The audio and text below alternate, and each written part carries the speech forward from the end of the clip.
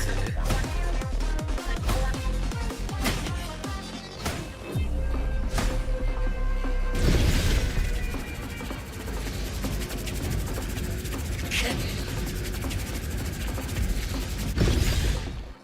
ああ、やだやだ。これがターボババアの力かよ。なえるぜ。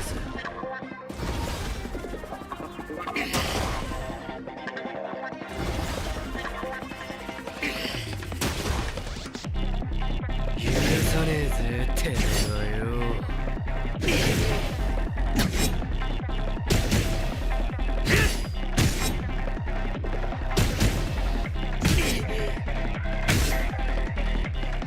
やれやれ、本気出すぜ。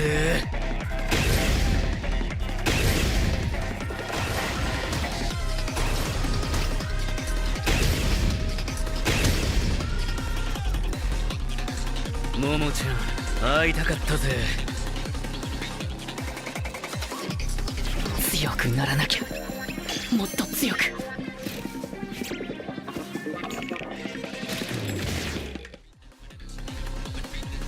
そういうことかよ。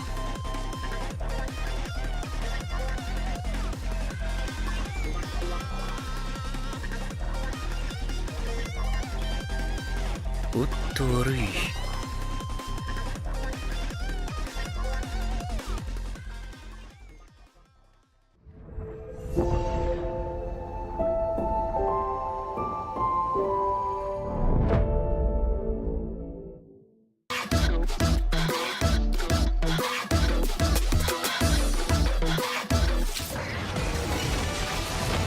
この器は我のものじゃ。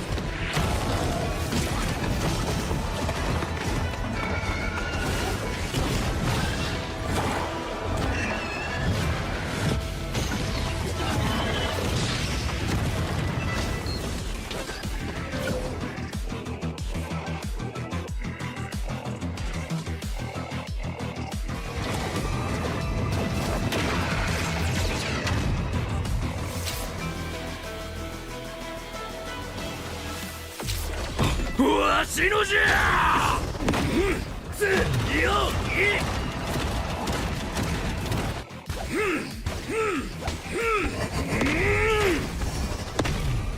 楽しいのう、呪いの家。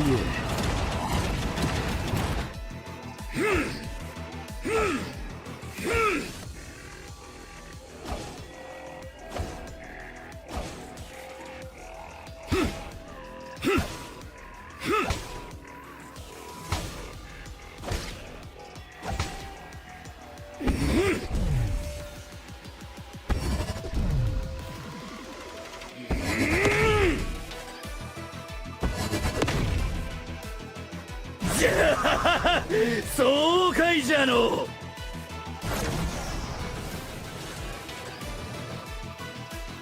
見つけた。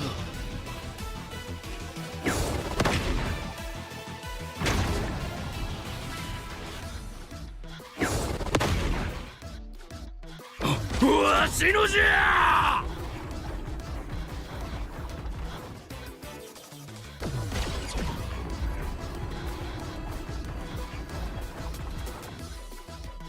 楽しいのう。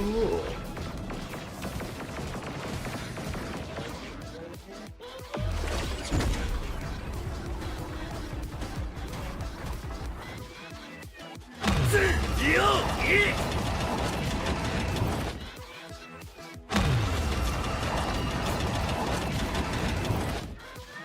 呪いの家。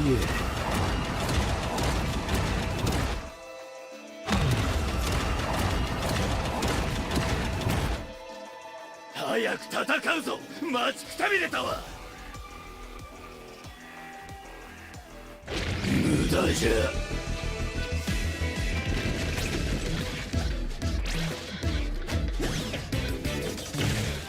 これから人間にとっての地獄を見せてやるからの。早くしろ。我は待たされるのが嫌いじゃ。なんじゃ貴様、ぶち殺されたいのか。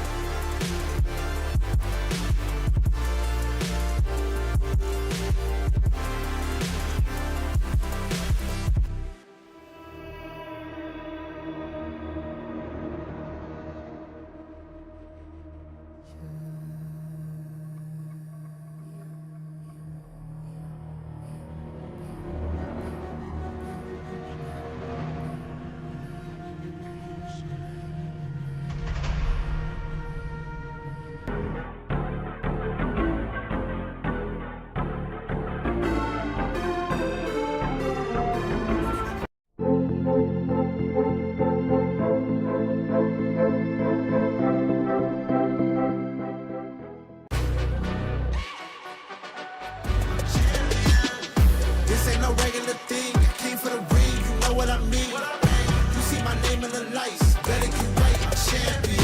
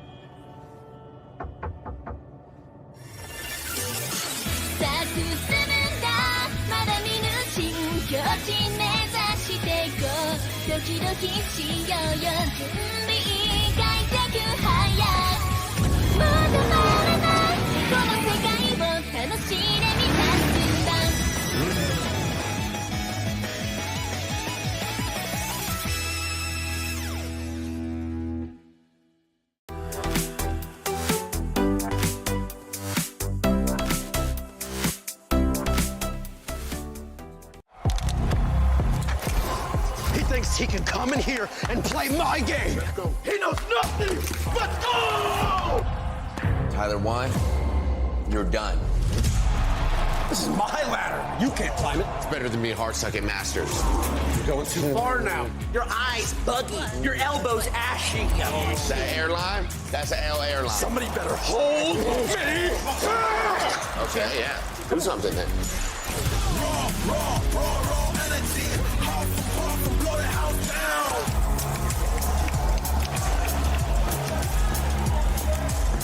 You look nervous. You look short. Everything's good? Mm-hmm. Fight.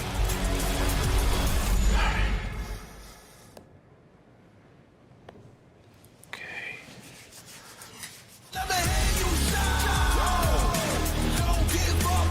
Do you really need the wraps? Yeah, that feels like overkill to me.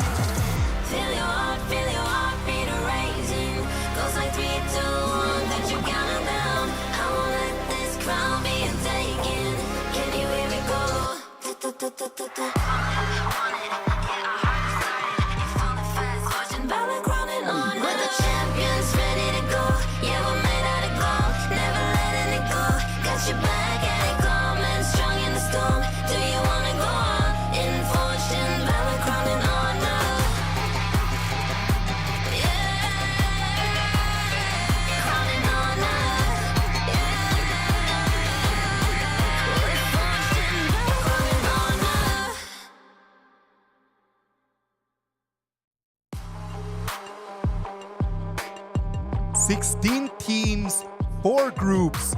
8 teams will make their way into the playoffs, and 8 more teams are gonna come in today just to say goodbye and go back home. I am Isaac Peña, your host. This is the KWC 2026, live from Paris, France. We're gonna bring you the action of the group stage day 1 with me, Holler, Sagi. How are you guys? Good. I'm super excited to continue on, especially after the fire games that we saw in the play-ins thus far, and happy to be moving into the group stage here. And so far, after the 2 days of play-ins, right, it has started to shape up how the tournament structure looks like here. In simple terms, play-ins format is really similar to our group stage format, where you win 2 series, you're up there. You lose 2 series, you're on a plane home. And then both of them are BO3s, right? Like that's the most important part in here. Like you're gonna really just have to toss in there everything that you got since game number 1. Yeah, and actually, I'm wondering if some of the teams that were kind of watching some of the play-ins and kind of, you know, figuring out exactly where the meta is and like with how the different hero picks are being used right here. No, and like the heroes are getting like the understanding of the meta, the understanding of the patch is getting clearer and clearer as we move forward, right? Like we already understood, like over there in the roam position, the Tramfei gotta be the pick. Downfei, Lapu, you lock that in the first phase, and for the farm lane role, you'll technically be looking at the 3 strong ones. Long, forever ban. You got the channel. Pretty decent win rate and performance thus far in the play-ins, and then you have the Chicha or Flowball Marksman rounding off that pool. But the interesting pick coming in for me is the top bans, where we have Pei, 50% win rate out of 4 games, but very insane ban rate of 75%. No teams want to play against that because that's a extremely strong early game pickoff here. And then Florentino, only 1 win. Yeah. But it was a really good performance coming from Champion 1 yesterday. Yeah, I mean, that was the one that kind of took them over the edge. But I think also not only is Florentino amazing, but the Lorian has had quite a number of picks. I mean, it's still kind of in the 50-50 rate or whatever, but I do think that this is a hero that a lot of teams need to respect as they move forward here. The KWC 2026 is moving away from the play-ins that just finished yesterday, and today we're starting the group stages. 4 groups that they're going to be battling it out in a double elimination format. So if you win 2 games in a row, you're moving straight into the playoffs today. But if you are to lose one of them, you still have 1 more opportunity to try to make it into the top 8. That is going to be really difficult because this is going to be the last time that they play best of 3s. Yeah, and actually going in, I mean, continuing with the play-ins, like you lose twice, you're out. Some of the teams have not had that warm-up, if you will. Now they're just playing and they have to go, and they might essentially just be going home 0-2. It's a double-edged sword format, right? Some teams prefer the BO3 and then they can actually push into top 8. Some teams, they don't really enjoy that format here. So technically speaking here, it's coming down to who is much more prepared in a short format in this specific case. The heavyweights are starting to show up right now, as right now the groups have been set since yesterday's draw. Group A, that is going to have action tomorrow, has AGAL against Team Vitality in that first matchup, and MIBR loss against Blacklist International. I mean, all of these teams, I mean, unfortunately for Team Vitality, they're in a familiar spot in going up against AGAL on the top. But I think that they're also looking at the bottom side already because MIBR LOS, Blacklist International, those 2 games that game will be fire as well. I'm just thinking for the side of Group B as well, you got this specific bracket here. Of course. I would say this is one of the group of deaths. One of it, because we are going to have another one. This group features Aurora Gaming, our first match of the day, taking on Titan Esports Club, ROC Esports taking on Influence Rage. So you have 2 MKL teams, the first place and the third place coming in for this specific group here. So if you're a Titan Esports Club and Influence Rage, you gotta be wondering, where am I? Yeah, where am I? I think that's the number 1 question, especially since we saw the group draw. Danny was there, and he was just like, okay, I hope to God I'm not in Group B, but unfortunately for them, they did drop there. Group C, as you can see on your screens, is going to have the KPL Spring Champions KSG against Revenant X Spark. And Virtus Pro is going to be facing face that we have already seen in these play-ins, Buriram United Esports. Actually, for me, this one, I mean, obviously, Revenant X Spark, a little unlucky going up against KSG to start things off. But I do think that this is probably one where, I mean, if you're looking at the other teams, Virtus Pro is definitely a strong one, and BRU has definitely showed up. But I think that this is one where you can maybe eke out and hopefully look at it as maybe one of the weaker groups. All right, so you think that the gap over there is a little bit wider? Now, back to your point there, Caller.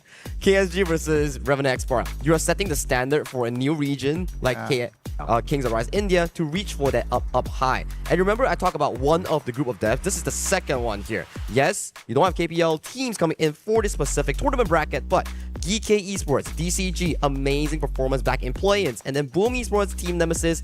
All these teams are so neck and neck close in this Group D. From what we've seen from DCG, I am actually really looking forward to see them play today against Geekay Esports. I believe that's going to be our match, the highlight of today's match. Agreed. And I think that even Geekay Esports were like, okay, any of the other teams, I think that they would have been a little bit more comfortable with. Yeah. There's a lot more familiarity, but DCG is one that can potentially upset here in this, of course, as you mentioned, the Group of Death. Exactly right. And then we talk about Group of Death. You can't forget there is always the PKL IKL rivalry here. You have Boom Esports going up against Team Nemesis, and Boom Esports has a good historical track record against IKL teams. They beat Kagendra, they beat BTR back in KIS4, but the only team that they haven't beat was dominated by Nemesis, which is their opponents coming up. They lost to them back in KIS4. Yeah, and I also think that Nemesis are going to look to prove, right? I think that they were a little upset in the fact that they didn't actually come out the top seed in the IKL. They had a lot of potential, but unfortunately for them, I think it's a chip on their shoulder, and they're going to come out firing today.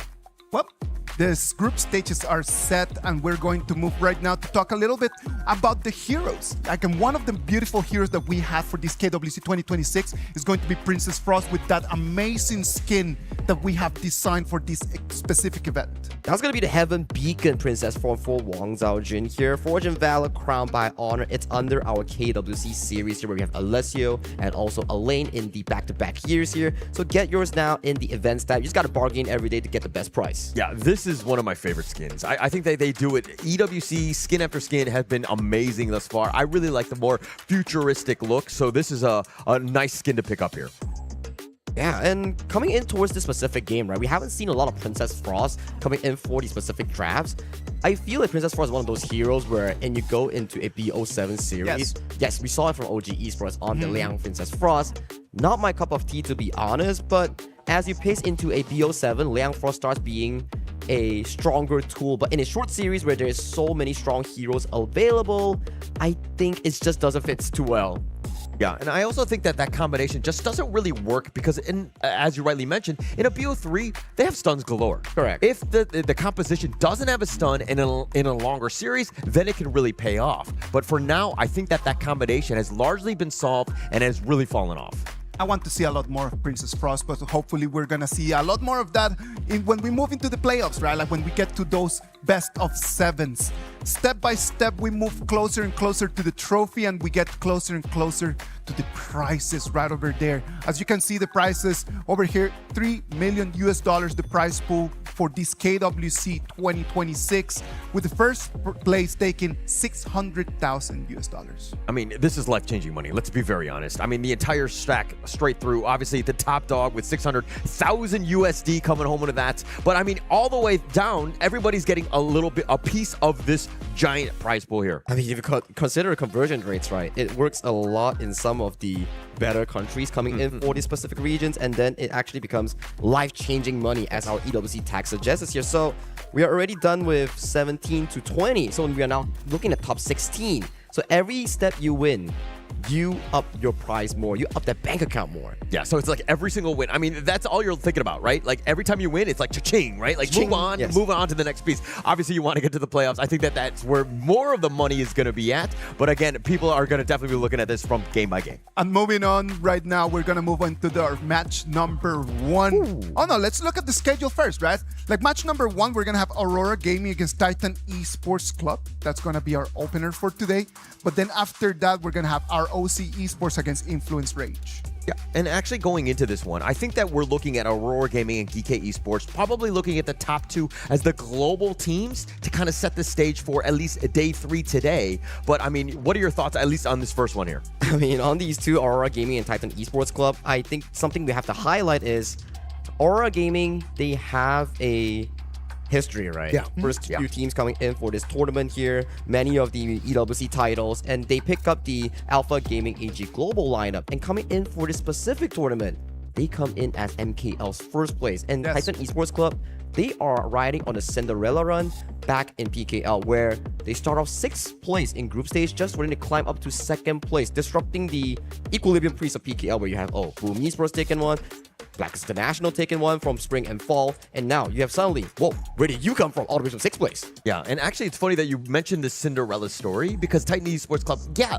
they got the slipper. They're getting married, but now what? Now we have to live in this household. Like, how do we adjust? How are they able to take it to, of course, this EWC and to continue on with the Cinderella story when they've already kind of achieved it here?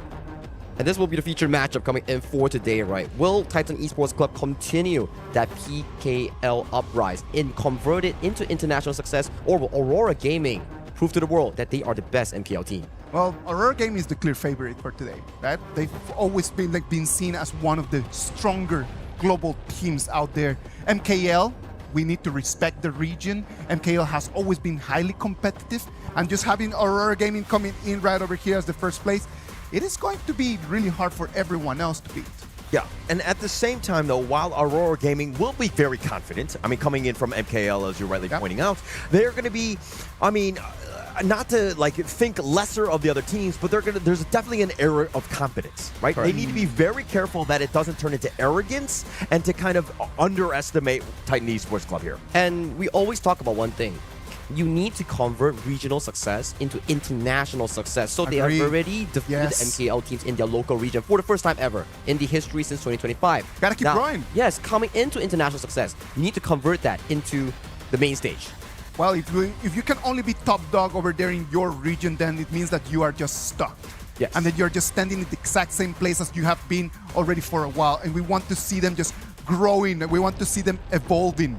And if we talk about evolution, Titan Esports, they have been doing a lot of that this year. A lot of that. I mean, this is a team that was formed this year. A lot of the guys have been kind of, 3 members from PKL. They actually had a couple that, from Gushing and, taken away from MKL as well as the KML. So they have a lot of experience in terms of just putting it together. But if they're able to kind of play as a team, yes, they had an amazing run in the PKL spring, but can they continue with that, momentum here?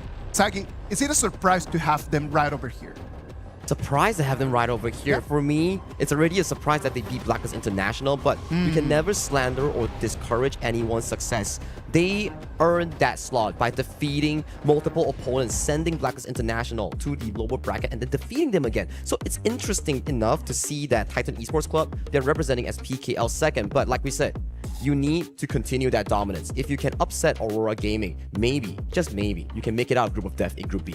Just keep on expanding over there about Titan Esports, right? Like, for people who have been looking at our matches already for a long time, when you think about PKL, you've always thought about like the two teams, right? You think about Boom Esports, you think about Blacklist International.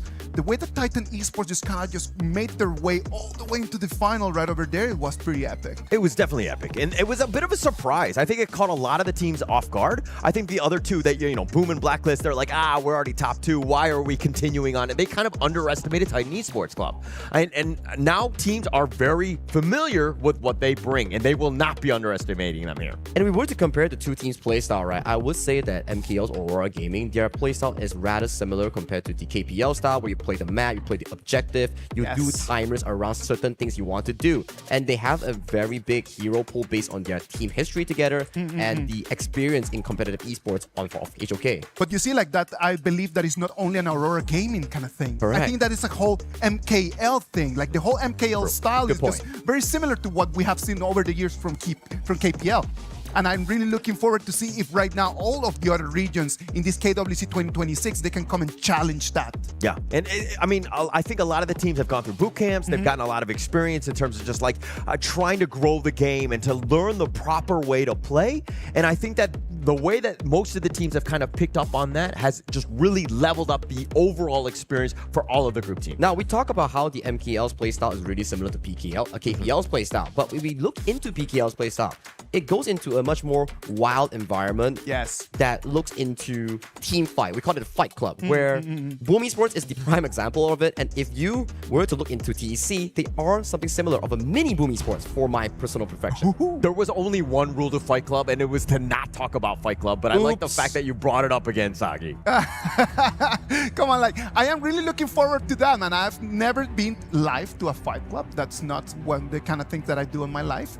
But I would love to see some fights today. From the experiences that we have had in these 2 days of play-ins, there's got to be a very fast time, like a really quick pace. A lot of fights. Everybody wants to just really come in already swinging as the time goes in. You're talking about pace? This is the perfect place. I mean, in the sense of a best of 3, now is the time. If you want to shake things up, you want a surprise, you can do it best in a best of 3. And for specifically me in this coming these 2 teams, right, for Titan Esports Club and also Aurora Gaming, if there is a featured matchup here, I think it heavily goes into the mid lane here. Yeah. I think that all eyes will be on that one. You're looking at two very different sides of this coin, right? You're talking about Jihong. He's, absolutely, he's the KIC champion 2025, bringing that experience over into this team. Then you're looking at the other side, Katsu. He's a rookie, right? The first time he's been showed up in the PKL, and look at what he's on. He's playing on the international stage. But it's going to be like a 2 battle of philosophy, right? Is it going to be calm, collected, cool on the control mages that Zihong is so good at? I've heard from some of the players that's been commenting on Zihong as this player here. He's the central core of Aurora Gaming, and his mid lane, especially that Lorien pick, will be the most nastiest one out of all the players here. I'm looking forward to that. I think that that's something that, we haven't really seen too much. I mean, if he's scrimming with it and he's kind of showing off with it, but I think that you can give him almost any mid and he's able to have a large amount of success because, again, all roads, in my opinion, this team revolves around Jihong's play. It's just the playstyle coming in as a whole here. So for Titan Esports Club, first thing to disrupt is the pick and ban phase here. Bring something that's unconventional or hidden, your pocket pick, so you can disrupt the flow of Aurora Gaming here. They've seen it all. So if you can disrupt that expectation, maybe you get a competitive edge going into this game 1 as we start off the BP, Mai Shiranui, Diadia, Pei, Zhangfei locked away. And we talked about the Lorien here that has been amazing in play-ins.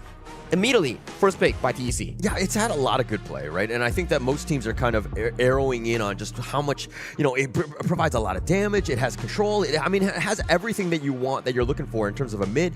Plus, it's in, dare I say, probably one of its finer forms right now. And being able to pick that one first will really set the tone for this draft here. And for the side of Coach Quinn's here, it will be the priority coming in for the side of JR. The Alien will be picked up, and Lapu Lapu. So I like how Isaac mentioned just now, right? In this tournament patch of KWC 2026, Zhangfei Lapu, extremely high priority on these 2 picks, and then you will come down to the other tank roamers here. So if you were to look at this right now, Zhangfei locked away, Lapu Lapu picked, and then the first trade from TEC, there's no real tank roamer in mind. And then you look at the crowd control available. This is why I talked to Kin. When you have a Lorien, you want hard engage, and hard engage comes from picks like the Guan Yu. And so far, in the first 3 picks of TEC, there is no hard CC to lock down this horse. Yeah, it will be tough to kind of lock down, right? And I think that if we're looking at just kind of how they were looking to ban here, Coach Quinn's right now, you banned out the Pei, which is one of the most banned in the entire EWC thus far, and then also the Zhangfei, #1 picked. It's very popular, and plus you've picked up the Lapu Lapu, which is kind of like a, almost very similar in terms of playstyle. But that's the question, right? Can play-ins data define the group stage data? Because sadly to say, the power rankings of the play-ins team doesn't measure up to the group stage teams where they are higher in towards that standings. So do you think the play-ins meta will define what is being shown on the stage right now? I think that, not to disrespect the teams that have played in the play-ins, I think that they were very honed in on what the meta was, right? What is very strong, and they're continuing. They were not, completely off base of what heroes are good and everything. They've kind of figured that out. Most teams have, and I think that's why we're seeing the same sort of heroes here. Yeah, it's very similar, just in different priorities, Agreed. right? Usually, when we were to look back into the play-ins, Lorien is more on a second and third pick, first phase, but never a first pick on either of these teams here. And coming into the 4th pick, I'm pretty surprised that Haya is still up and available up until this specific point here. Yeah, actually, I was like, oh, Lorien, what a great pick. And then I'm like, oh, yeah, I forgot about the Haya. It hasn't been banned. This is probably my favorite mid hero pick because of the fact that it adds so much. That Mirage really dictates the entire team fight and sometimes the games because of how he's able to literally abduct you. It abducts you and then forces both teams, the 4 remaining members outside of the Mirage, to come together like, hey, guys, We got to group up here. I don't know what's going on inside, but once they come out, we better be ready to fight or actually like evacuate and disengage. Yeah. I mean, it sucks to be that guy in there that's stuck in there. It's like, oh, are you okay? Do you need water? What can we do? But I think that the rest of the team, they need to kind of have the little waiting in wings alts that are going to be there. It looks like the Lianpo and Ying here. I am really, really scared for Titan Esports Club. Yes, on an overall view, it's an amazing draft. You have crowd control, you have engage, you have strong laning phase, but yet again, you don't have hard CC to stop the Luna and the Guan Yu. Once these two picks pop off coming in from Aurora Gaming, TEC's backline is gonna be in a heck of a favor in those team fights here. They'll be coming at you in all different angles from those flanks. Oh, so this is scary. I mean, Yulong finally gets his Luna here. He's going to dictate so much of the pace. He's going to be on top of these squishy backliners. He's going to be all over your face. So it's all about kind of just making sure that, hey, maybe they can steal his blue buff away. They can kind of take away some of that farming efficiency, if you will. 100% right. You need to disrupt the Luna's jungle clear. Make sure you have the timers. Engage, invade, that is all you need to do. So far, if you were to observe the draft coming in from inside TEC, yes, maybe in terms of team fights, it will be slightly difficult, but at the very least, Clash Lane and Farm Lane, very strong two laners here to actually try to lock down the priority in assisting the side of Guxing in entering the jungle of the side of Yulong. Yeah, I mean, that would be best case scenario, but they need to do it against a team that is, I mean, from the Aurora side, you're looking at these heroes and you're kind of thinking, oh, they can be very aggressive. They can be doing a lot of damage. They can control with the Guan Yu. You have a lot of different ways that they just want to be in your face. Exactly, right? And if you think about it in that perspective, right, Holler, I'm really, really worried for South TEC. If they actually suffer any single casualties in the early game, the game will be wide open for Aurora Gaming because in terms of team fights, it's Aurora's game all day. Yeah, I'm going to have to agree with you. In terms of this draft, I'm kind of liking where they're at with this one. But let's go into this one. It's going to be match number 1, game number 1 to set things off. And of course, Titan Esports Club going up against the beast that is Aurora Gaming. Is this going to be enough? What do you think about this draft here? For me personally, right, after discussing and looking through all the specific pickoffs, for TEC, it's not to say that, oh, this is a very bad draft. No, it's still okay. If you can let the channel find proper scaling here. Use the big two bodyguards that's loaded crowd control, for example, the Ying, for example, the Lianpo, and then you slowly but surely play it to the 14-minute mark. Yes, then we might see TEC look for those big laking team fights here. But if you do allow Aurora Gaming, especially Xiang and Yulong, to scale into those items and levels infinites, then that's going to be a problem here because so far, at the very least in the early game, I don't think in the team fights, TEC has anything to stop those two. Yeah, it's not going to be easy. I mean, the lack of CC is very worrying. If they're able to somehow find the Luna and they get lucky, they might have a chance. But I mean, you're kind of like, you know, what are the chances of that, right? You know that Yulong is going to be very elusive. But for me, let's go back, you know, in terms of this draft. The final 2 picks were the Lianpo and the Ying by TEC.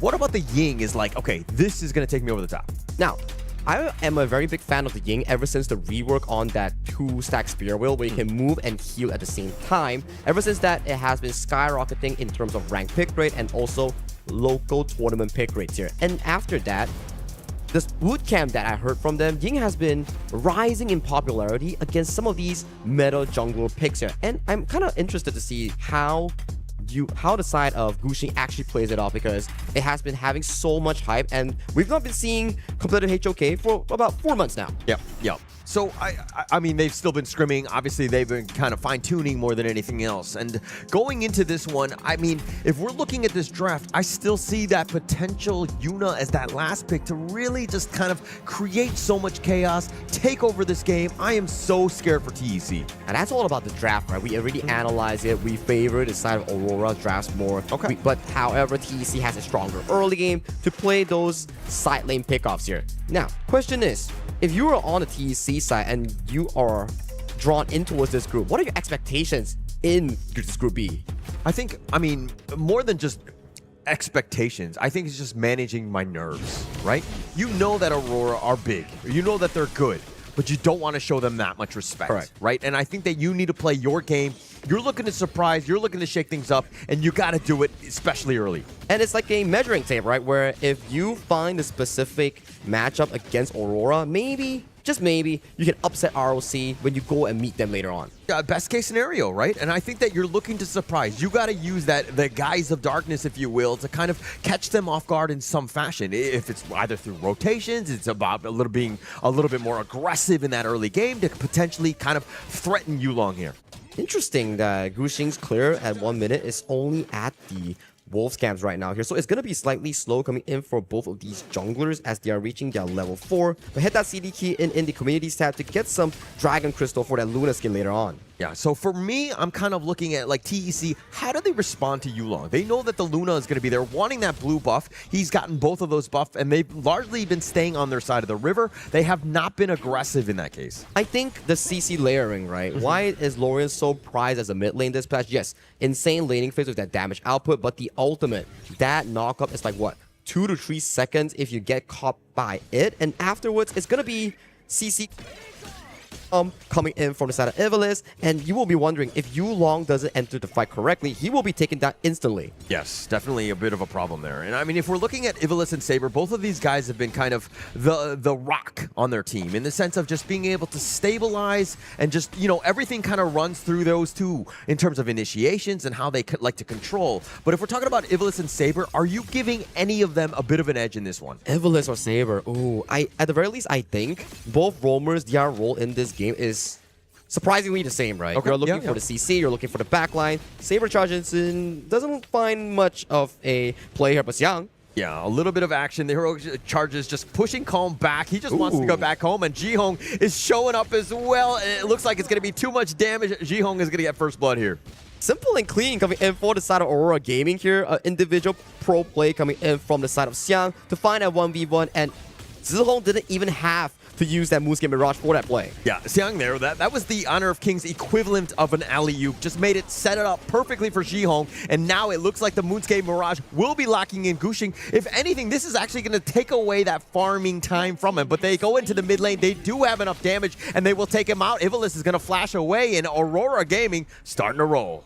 And it's at the timer of the red buff respawn here. You win out that fight. Jungle is open for your buffet here, and this pulls on the goal lead so further away. You won that fight topside without using the Moonscape Mirage. It sort of just leaked through, affecting that mid lane 1v1, making sure that Guxing drop there, get the buff, and you were talking about like, oh, we gotta control Yulong. We gotta make sure that this Luna doesn't scale out of control. But now, look at it. It's trailing 2 levels above Guxing already. So you can't panic. I mean, if you're TEC, if anything, just stick to your guns. Find a way. I mean, Guxing did die. Yeah, you're gonna be slowed down, but you need to find a way to kind of, again, accelerate his farm, use that gold sharing to, again, get yourself back into this game, because it's kind of, you're starting to grow to a 2K net worth lead. That's a terrible time, especially at 4 minutes. And that's not the only thing growing here. The fan votes are also growing in favor of Aurora Gaming here. You'll see that little Overlord pit with that Aurora Gaming logo later on. And at 4-minute mark, Tyrant has spawned based on the movement coming in from the side of TEC. I don't think they have what it takes to actually go for this contention here. If they go for this contention and if they lose it, ooh, oh, he gets what the a steal! Oh, Chinxi over the wall. The Soaring Signal says, not just yet. I'm still here. Sending a signal, right, with that spell one shot coming in for the side of Qingxi. But it's still questions. How do they scale? I know you got the Tyrant, but you still need more than that to actually reach the equilibrium point here. At the very least for me, if Qingxi is able to hit that 3-item Shadow Ripper, Eternity Blade, and also the Daybreaker here, maybe TEC has much of a chance at the 10-minute mark. But for now, we gotta observe first. The next upcoming play, potentially at the top side. Yeah, and I think that was a bit of a mistake by Aurora, right? Just going on to the side. But now the Moonscape Mirage, it looks like he's been locked in. This is so scary. As a physical melee hero, he's going to be stuck. Calm has no chances. They had 3 members of Aurora they're looking to clean up, and Ivalice taking some shots as well. But that space created for the bottom, the Raging Sea is not actually going to connect. The Infinite Vastness catches him on that U-turn. Qingxi running for his life, and he will fall. A bit of an over-aggression coming in from the side of Qingxi there. I would say, yes, you have more members there, but you were like, what, in front of the tower here, positioning in a very difficult place for your team to actually save you there. Overall, it's still a good trade-off here as Xiang was falling in towards the hands of Gushing in that top side. Yeah, that positioning was like you're so far past the tower, it's like, oh yeah, actually I'm gonna die. There's no way for me to come back. If he was on the bottom side, he might have been able to get out. You do have a little bit of mobility with that channel, but just not gonna happen in this case. Yeah, it's gonna be difficult, right? So far, Zihong has been the prime guy in setting up all these plays. Out of the 4 kills, he's 100% kill participation all across the map. You see him top side setting up a play against Calm, then he teleports down to defend JR against that dive. So he's everywhere on the map right now. And look at his position in towards that bottom side here. He wants to catch Ting and slow down this channel's growth. Yeah, and it looks like Aurora are starting to make some moves. They find Ivalice, at least for now. The pullback from Yulong. He's going to be hiding under the tower, but space created, and you got to just fear Yulong wherever he goes. There's just no signs of life so far coming in from TEC. All 3 waves are simultaneously crashing into the towers of Titan Esports Club, and this leaves the bottom side open for the taking here. Very clean map movement coming in from Aurora Gaming. Next up, what is it? It's going to be the Crimson Golem here. If TEC takes this and loses the fight, it's going to be over. Oh, the Raging Sea onto 3. The Tremor Smash in return. Now they try to go on to Ivalice, who gets under the tower, but he will fall. The Moonscape Mirage is going to be used as well. And they have the pushback onto Calm. They take him down. Aurora with 3 kills, and they want to go even for more. They're not going to die the bottom T3, though. But it's at 6 minutes 50 seconds here. With a 15 seconds death timer, Aurora is already knocking on your tier 3s. I mean, Yulong just chasing it down. He doesn't care whose base this is. He's going in uninvited as they take the bottom T3. Aurora Gaming starting to roll. Extreme dominance coming in from the team in blue. Aurora, they are exerting a 5,000 goal lead, and it is not slowing down at all. Gushing coming in towards the mid lane here to actually clear out the wave. But how long can you hold on? It's just like this voting in this Overlord pit here. It is all in Aurora's favor. Yeah, I mean, they took the bottom T3. They take that entire lane. But, I mean, check out this fight. Exactly. It started off with Zihong finding the Flash Moonscape Mirage on towards the backline here. Your only singular tank is already in that backline. Without him, you have no sort of any teamfight material. You're back towards live. Yeah, but now with this Azure Golem, that's a little bit of contest there. Jihong does end up finding Katsu. The pull away by Yulong. You cannot get away as Gushing falls down as well. 4 members down. Calm is nowhere to be seen. And it looks like Aurora, again, with this flawless gameplay. I think TEC is just falling into the rhythm of Aurora right now. Every time they want to defend an Azure Golem or Crimson Golem, yes, you secure it, but at what cost? Every single time it's either an ace or 4 members going down, and this just accelerates Aurora control over the game. And right now, at 8 minutes, you have 8,000 goal lead. Absolutely huge. I mean, they've been in full control of this game. Aurora Gaming just taking everything from them. But the way that they're able to kind of dismantle you, even when they're taking towers, their players are in the perfect position to protect. Nobody can even defend the tower, and Aurora Gaming, they take the initiations, they take the fights that they want, and again, they coming out with a lot of success. Very disciplined gameplay coming in from the Aurora Gaming side here. MKL's champion debuting in the KWC stage. In the pregame show, we were talking like, hey, can they convert that local success into international success? So far in this game 1, they seem to be having it. Yeah, I mean, they haven't won this game yet. They haven't won any sort of championship. We're still a long way there. But Aurora Gaming right now, definitely impressing, right? I think that this is what they wanted to do, especially to start this. They're like any other team that's looking at this game, they're like, oh my gosh, Aurora Gaming, incredibly strong here. It's a redemption arc. Aurora Zihong taking a bit of a damage here, has to flash away towards safety. Not going to happen on this one. And now Saber looking for that play. It looks like the Infinite Masses. He wants to go aggressive. Beautiful. JR has not been scared, but they already found Qingxi. Xiang with the play as he drives on out of there, almost untouched, with Qingxi down for 25 seconds. This is a huge opening as the Moonscape Mirage. Jihong locking in Calm yet again. He's stuck in the prison, and it looks like Jihong gets yet another kill. Already godlike, 6-0 and 5. Xiang on towards the side lanes here with 3 minion waves marching in. The tier 3s will be no longer available coming in for TEC. The pullback, Yulong not scared whatsoever. Xiang with a little bit low life. He was thinking, oh, maybe we don't dive this one, but they're going to go slow and steady in terms of how they want to siege. But it looks like with the respawn of Calm, I think that Aurora Gaming will regroup for now. They're so disciplined. Even with such a gold lead, they're like, okay guys, it's nearing the 10th minute mark. There's still the enemy jungle camps that we can pick up. Once we pick it up, we go for that double objective and go for that clean and easy win. They are taking 0 risk, and this is what I like about their gameplay here. They can guarantee the win without forcing unnecessary fights. Yeah, don't need to do that. But at the same time, they're so far ahead. They're like, okay, we're going to take both the Shadow Variant Tyrant and the Overlord at the same time because we do whatever we want in this game. Yeah, and you can see just Saber just hustling with the side of the Gushing on that Ying, just making sure that he has no way of going in for a surprise might steal. And so far, with this specific goal lead and objective lead, 9,000 at 10 minutes 30 seconds here. Once that release of Shadow Overlord is potentially the final push coming in from Aurora Gaming against TEC in this game 1. I mean, when you've got these Vanguards, the lanes will definitely be crashing. And Aurora Gaming, the way that they've been able to just find players. I mean, Jihong has been an absolute maestro on this Haya, able to just take away Calm. He's the only tanky guy that can deal with this. And Jihong looking to go in. The Raging Sea is going to be used on the side, and the Razor Cavalry as well, but they've already taken down Jingxi. Calm has been killed as well, and Aurora Gaming just looking to pad the stats as it looks like they're going to take the game number 1 here. An absolute masterclass coming in from the MKL champions in their spring season 2026. A very good way to open up their game here in the group stage of KWC 2026. Just a really well-played game by Aurora Gaming. We kind of expected nothing but this, and the way that they're able to just dominate, control the game. I mean, this is classic in terms of Aurora Gaming here. And for this specific part, right, you got to be wondering, TEC, yes, the draft wasn't that good, but in terms of boiling down to the execution here, Aurora was not just 1, but 2 and 3 steps ahead of TEC in every single play. Zihong was everywhere. Like we do say, like, okay, numbers advantage is really important in Honor of Kings, but when you have your Haya making a play in top side against Calm multiple times, teleporting mid, getting Gushing, the second time, go top, catch Calm again, go bottom, and then defending Jigger and getting the side of QC, you gotta be wondering, how does this mid lane appear everywhere? Yeah, Jihong was just like controlling the game. He did whatever he wanted. I mean, look, if we're talking about some of these stats, I mean, a lot of, donuts, dare I say, in terms of the Titans Esports Club, they weren't able to get at the kills because Aurora Gaming was not getting out of position. But, I mean, we've already talked about Jihong, but the 708 insane, clearly cementing that MVP performance. I think that it's not only the fact that Jihong had such a great performance, but actually just the strategy that they had.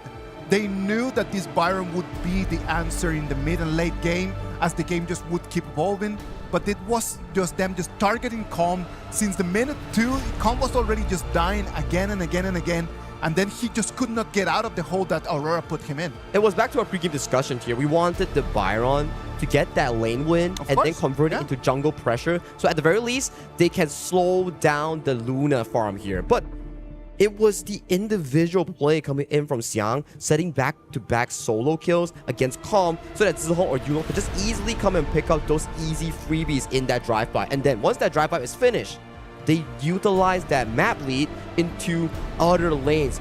Usually we see that, okay, QC is doing a really good job against JR, but due to the fact that all your other lanes are winning, QC can't expand that lead at all. I mean, if we're checking out some of these games, it's if you are a Titan Esports Club fan, please close your eyes. At this point, I think it's all about Aurora Gaming. The way that they, again, all of the team fights they find, they just completely control and dominate you. They take you down piece by piece. It looks like a horror film coming in from the side of the PKL fans. You're having to face right off the bat against the MKL champions here.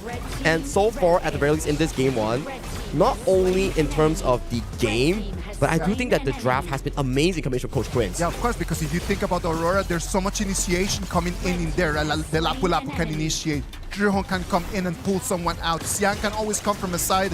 And then there's Yulong on the Luna, just jumping in and out, just you can see on your screen. Yeah, just completely dominating here. And I mean, JR, I don't know if it's like a little salt on the wounds, but he's using the infinite vastness aggressively. Like, he sees them grouped up and he's just like, I don't care. I'm just going to go in because we know that we are so far ahead. I mean, if you look at your buddies here in towards the mid and top side here, it's like, oh, you guys are having so much fun. And then he's like, man, there's like 3 or 4 people from TC knocking on my door on my tower here, guys. When can I get out of jail? This is farming jail. All right. Thank you very much, lads. Right now, Aurora Gaming already with a 1-0 advantage in their match number 1 of this KWC 2026. It was an amazing performance by them. We're going to break it down a little bit more after we come back from this break.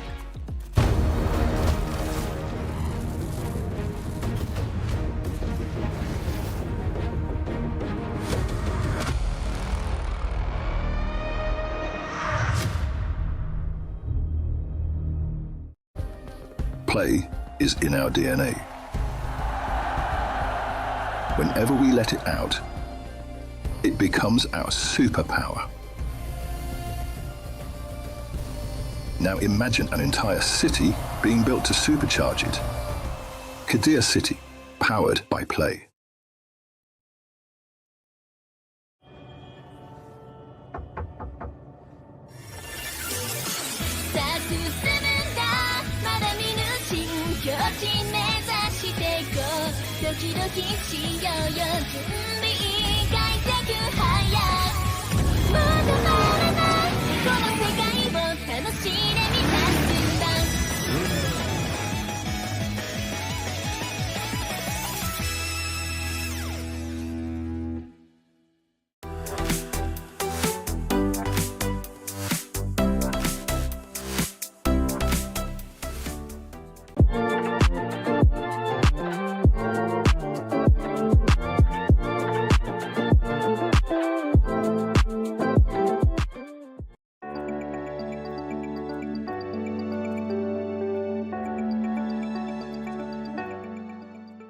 He thinks he can come in here and play my game.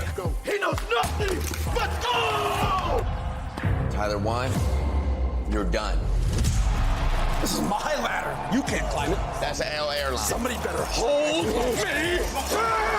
Okay, yeah. Do something then. Raw energy. House for parts, blow the house down.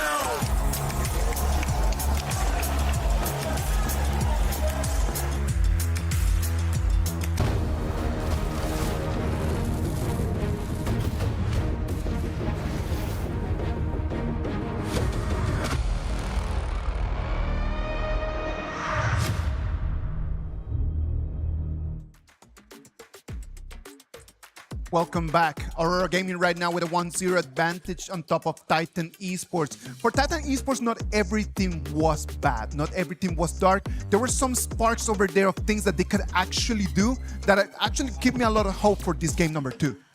I mean, I'm kind of struggling. It wasn't too much lightness, I would say, in terms of being able to find some of those moments. I think that this is more of like a reset, in my opinion, right? I think that there were definitely moments where you're kind of like, how do we kind of deal with this? I think it's more of the adversity and kind of the mental state more than anything else. Because right now, Aurora Gaming, they were completely in control of that one. Yeah, but Titan Esports they showed resilience.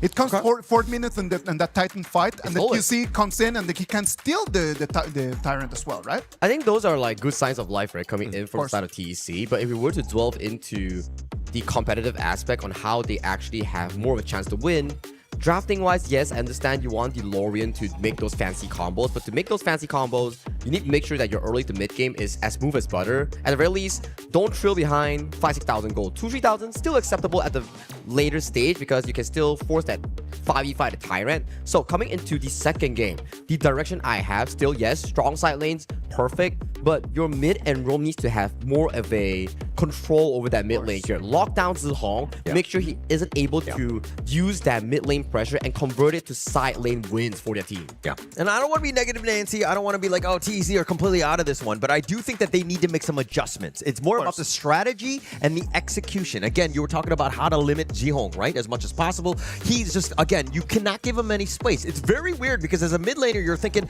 like, he's roaming around, he's doing his own thing, but this is one where, again, I think you need to lock him down so that he's not able to kind of roam freely as he did in that last one. I'm certain that the coaches have the same ideas as we have right now, right? Like the coaches have been doing a lot of work for this specific matchup. I know that yesterday, as they knew that they were going to be fighting against each other, they went back to the hotels, they checked on the footage, and then they checked on what their teams can actually do. What do you think the coaches are going to be doing differently for this BP? I think for me, at the very least, Aurora, they're still going to be sticking to what they have trained. Like, let's say the prime first picks like Long has been used, or Pei, or even Jing, those has been amazing for them. And Lorien, still one of the best ones so far. Zhangfei was banned as well, so I think both teams might want to get that Zhangfei to, at the very least, secure that crowd control and safe laning phase. Yeah, set themselves up a little bit more for success. They've used some power picks already. I think that going into game 2, you're going to see even more aggression, right? And I think that the Aurora Gaming, I mean, unless you stop them in some fashion, unless you're aggressive yourself, there's really no way for them to kind of stop this train on that strategy of being able to be aggressive themselves by Aurora. Well, Aurora Gaming in the previous game, in game number 1, they not only were aggressive, won the fights, but at the same time, they just slowly started piling up gold, right? Like, it comes to the 7th minute, and then they already had a 5,000 gold advantage. When we hit on the 10-minute mark, there were no high grounds for Titan Esports. They were already a 9,000 gold advantage.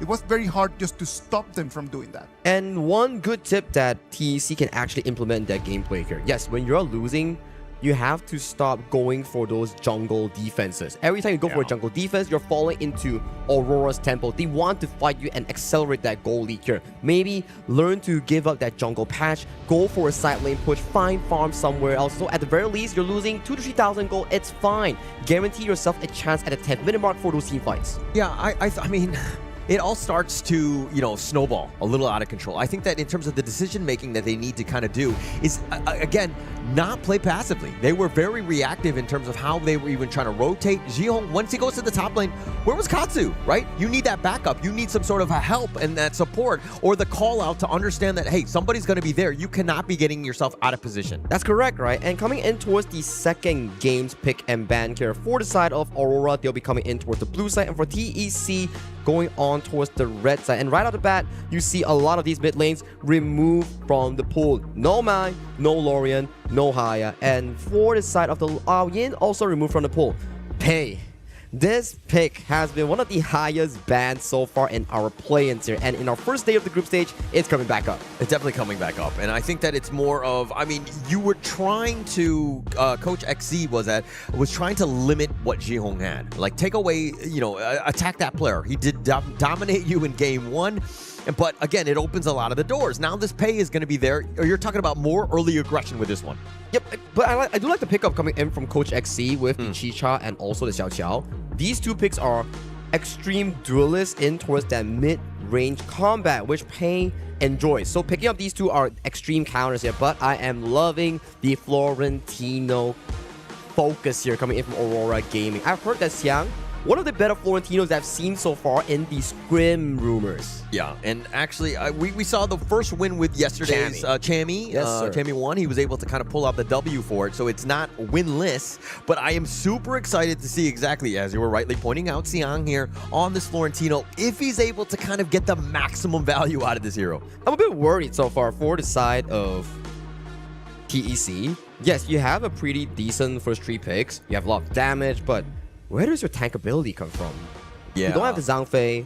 Potentially, the Lapu Lapu might be banned out later on. And then you gotta be wondering, am I strong enough in the early game to sustain against the Florentino and Pei combination? Because this is like Pei plus Byron Pro Max. This Florentino, he's strong from level 2 in that 1v1 matchup here. So for the side of TEC is not only about protecting their own jungle, it's also protecting their side lane for a comfortable matchup. Yeah, it's not looking easy. I mean, the Florentino and the Pei, both of these guys are looking to invade, right? Jing is not going to have the free farm that he's looking. So at the same time, now is the time, all right, for TEC to, again, round it out. You need some sort of early game heroes that can potentially help you defend your own jungle. That's correct. I think something like a Lapu Lapu. Ooh, I like it. Anet, our second one of the tournament thus far. The only win on Anet that we've seen and the only pickup was the one with DCG, where they pick it up on Sin on the Roamer role. And coming in for this specific game, I am kind of wondering, like, what's the purpose of Anet? Because we know for a fact that Anet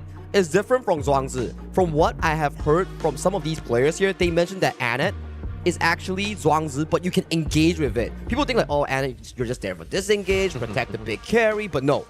You can actually ult flash on this thing to get that stun off. Okay. And again, I kind of want to see it, right? We haven't seen too much Anet, at the EWC thus far, and having that potential to kind of counter what, again, Aurora Gaming are looking to do, but they're going to pick the counter U and in the U1. And I'm loving the draft coming in from TEC, because it's like we talk about, you can't pick conventional against a team that is, or that has mastered the conventional playstyle. So you pick something that you have mastery on to catch them off guard, and they go with the Jing, Liu Bang, Shicha. So all these are prime carriers for the Liu Bang to access towards the backline to pick off those squishy targets that you mentioned. Yeah, and it's going to be delivery service, right?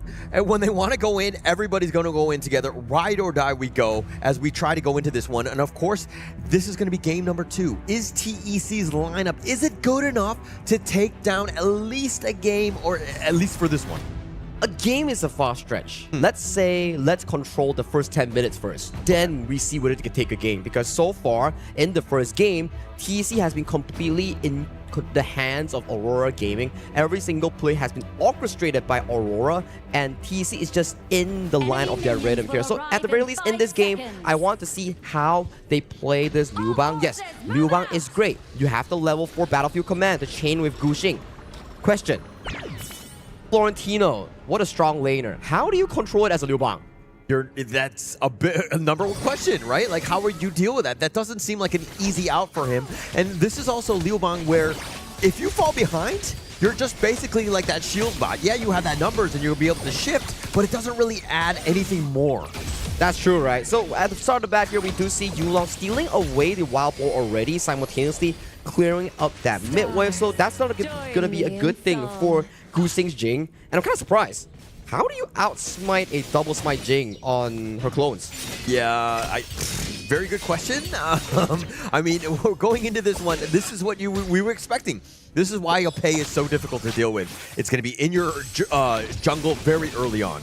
Yeah, exactly here. Oh, nice pickup of the clear here coming towards the mid lane. So that's going to be wave directly in towards the mouth of Yulong.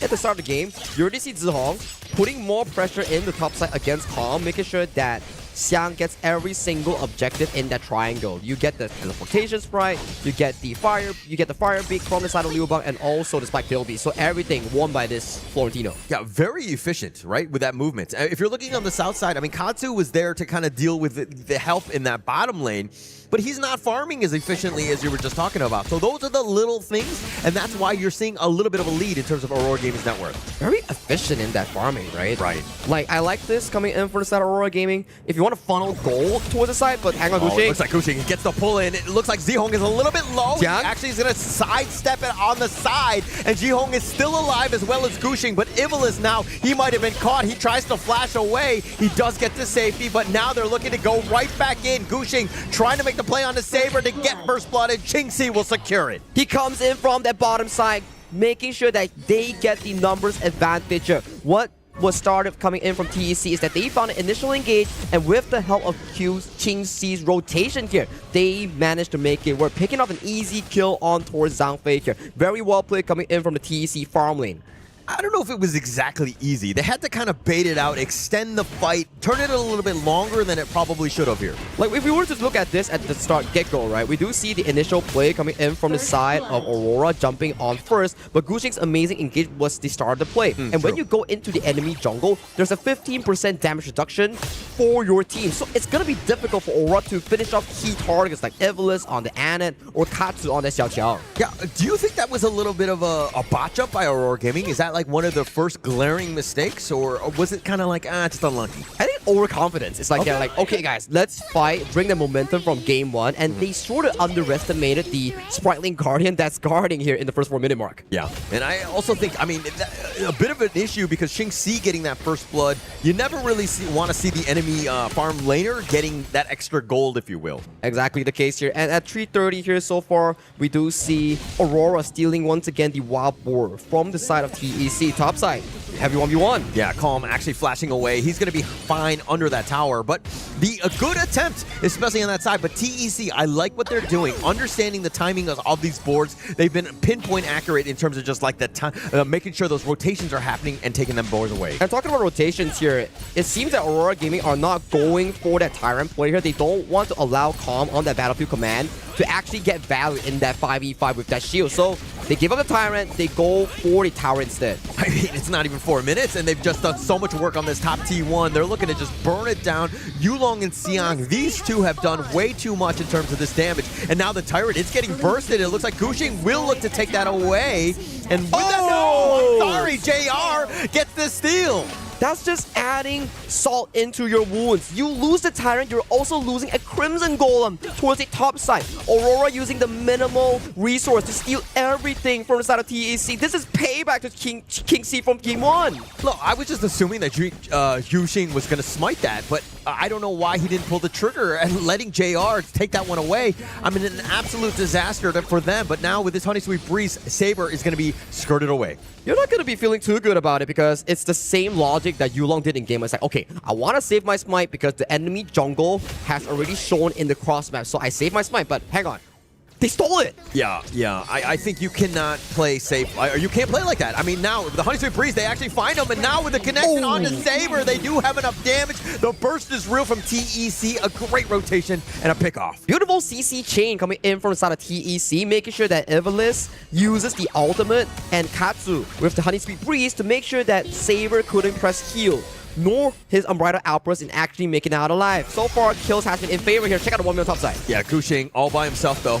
Looking to just dance around. He actually steps out, and now Xiang, too much respect in that sense. Yulong pouncing forward, gets the smite onto Gushing, and he says, "Where are you going?" as Yulong smites him down. It's a bit of a bait play here, but Calm having the force flash ready. He's so low. He tried to flash. He got slowed down. Jihong is on a train. The Unbridled Outburst will connect, but they're all out running, and now here comes the cleanup. Yulong on the side. Ivalice, he too will fall. Jinxie is all by himself, stuck between a rock and a hard place as well. He goes down. Is Yulong going for fast food or something? He got a kill in the top side, immediately went towards the mid lane, and everybody is serving for their jungle here, setting up quick back-to-back kills for the Aurora jungler. Aurora Gaming, they look absolutely possessed, and they just want to go.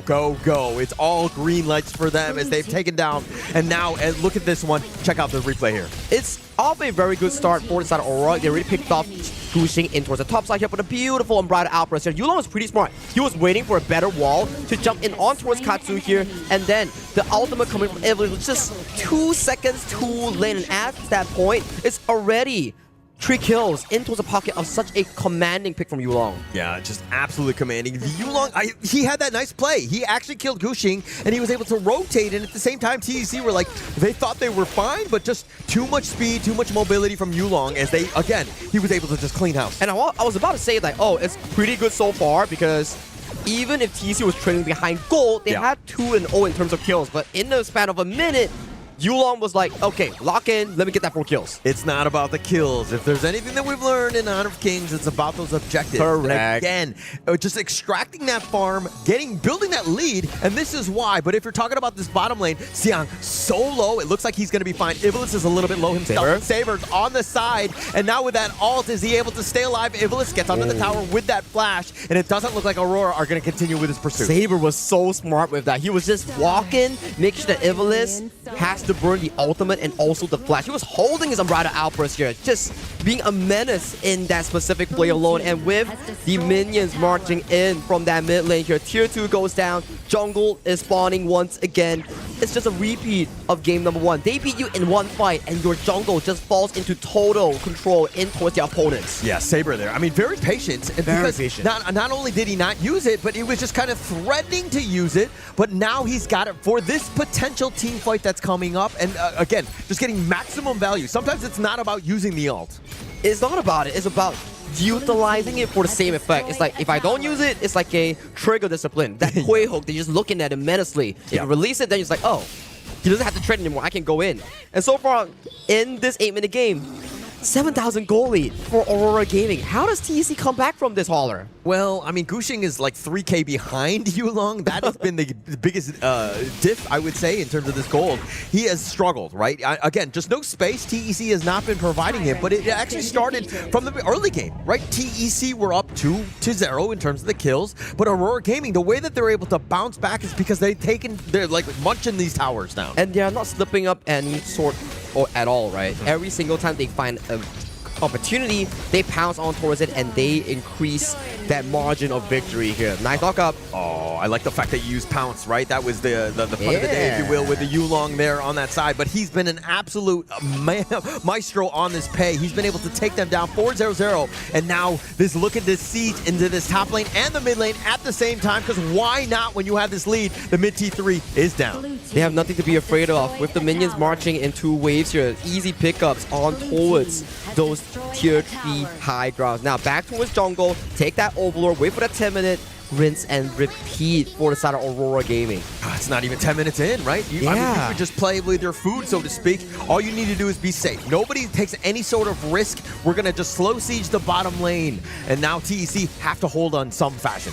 They need to find some way, somehow, some way. But it has been really, really difficult. Zihong just playing in such aggression here, utilizing the ultimate to make sure that he finds a play. Trying to engage on Zihong. He takes a couple of shots from Xingxi though here from the bottom T3, and now the ult, that's gonna actually do nice little stun with the Umbrella Outburst. They actually can return it onto 3, but Gushing is gonna be killed here. Xingxi is on the side, tries to at least go for Saber. He's not gonna find him, and Aurora Gaming, not a single member down. But that was a good engage coming from TEC. It's just the goalie that is just too darn high from both people. Nice engage! Nice stun yet again! Yulong just cleaning him up on the backside, taking him all down. That's gonna be an ace, and Aurora Gaming are gonna take the series. Zihong is on fire, man. That 4-man stun with the Melody coming in from the Yuhuan, just catching all the members coming in from the side of TEC, and that's GG going into Aurora Gaming in this best of 3 series. Aurora Gaming look good, man. Beautiful. Looked so good right now. The way that they were able to just control it, just completely dominate it, even when they were behind. We were talking about resilience. Well, boom. That shows a lot of resilience by Aurora Gaming there. Do they need boom esports for that boom, or what are you in trying to... You know, I'm just kind of, you know, a little bit of inception, just getting in their heads a little bit. Now they need to fear boom as they move forward. But again, I think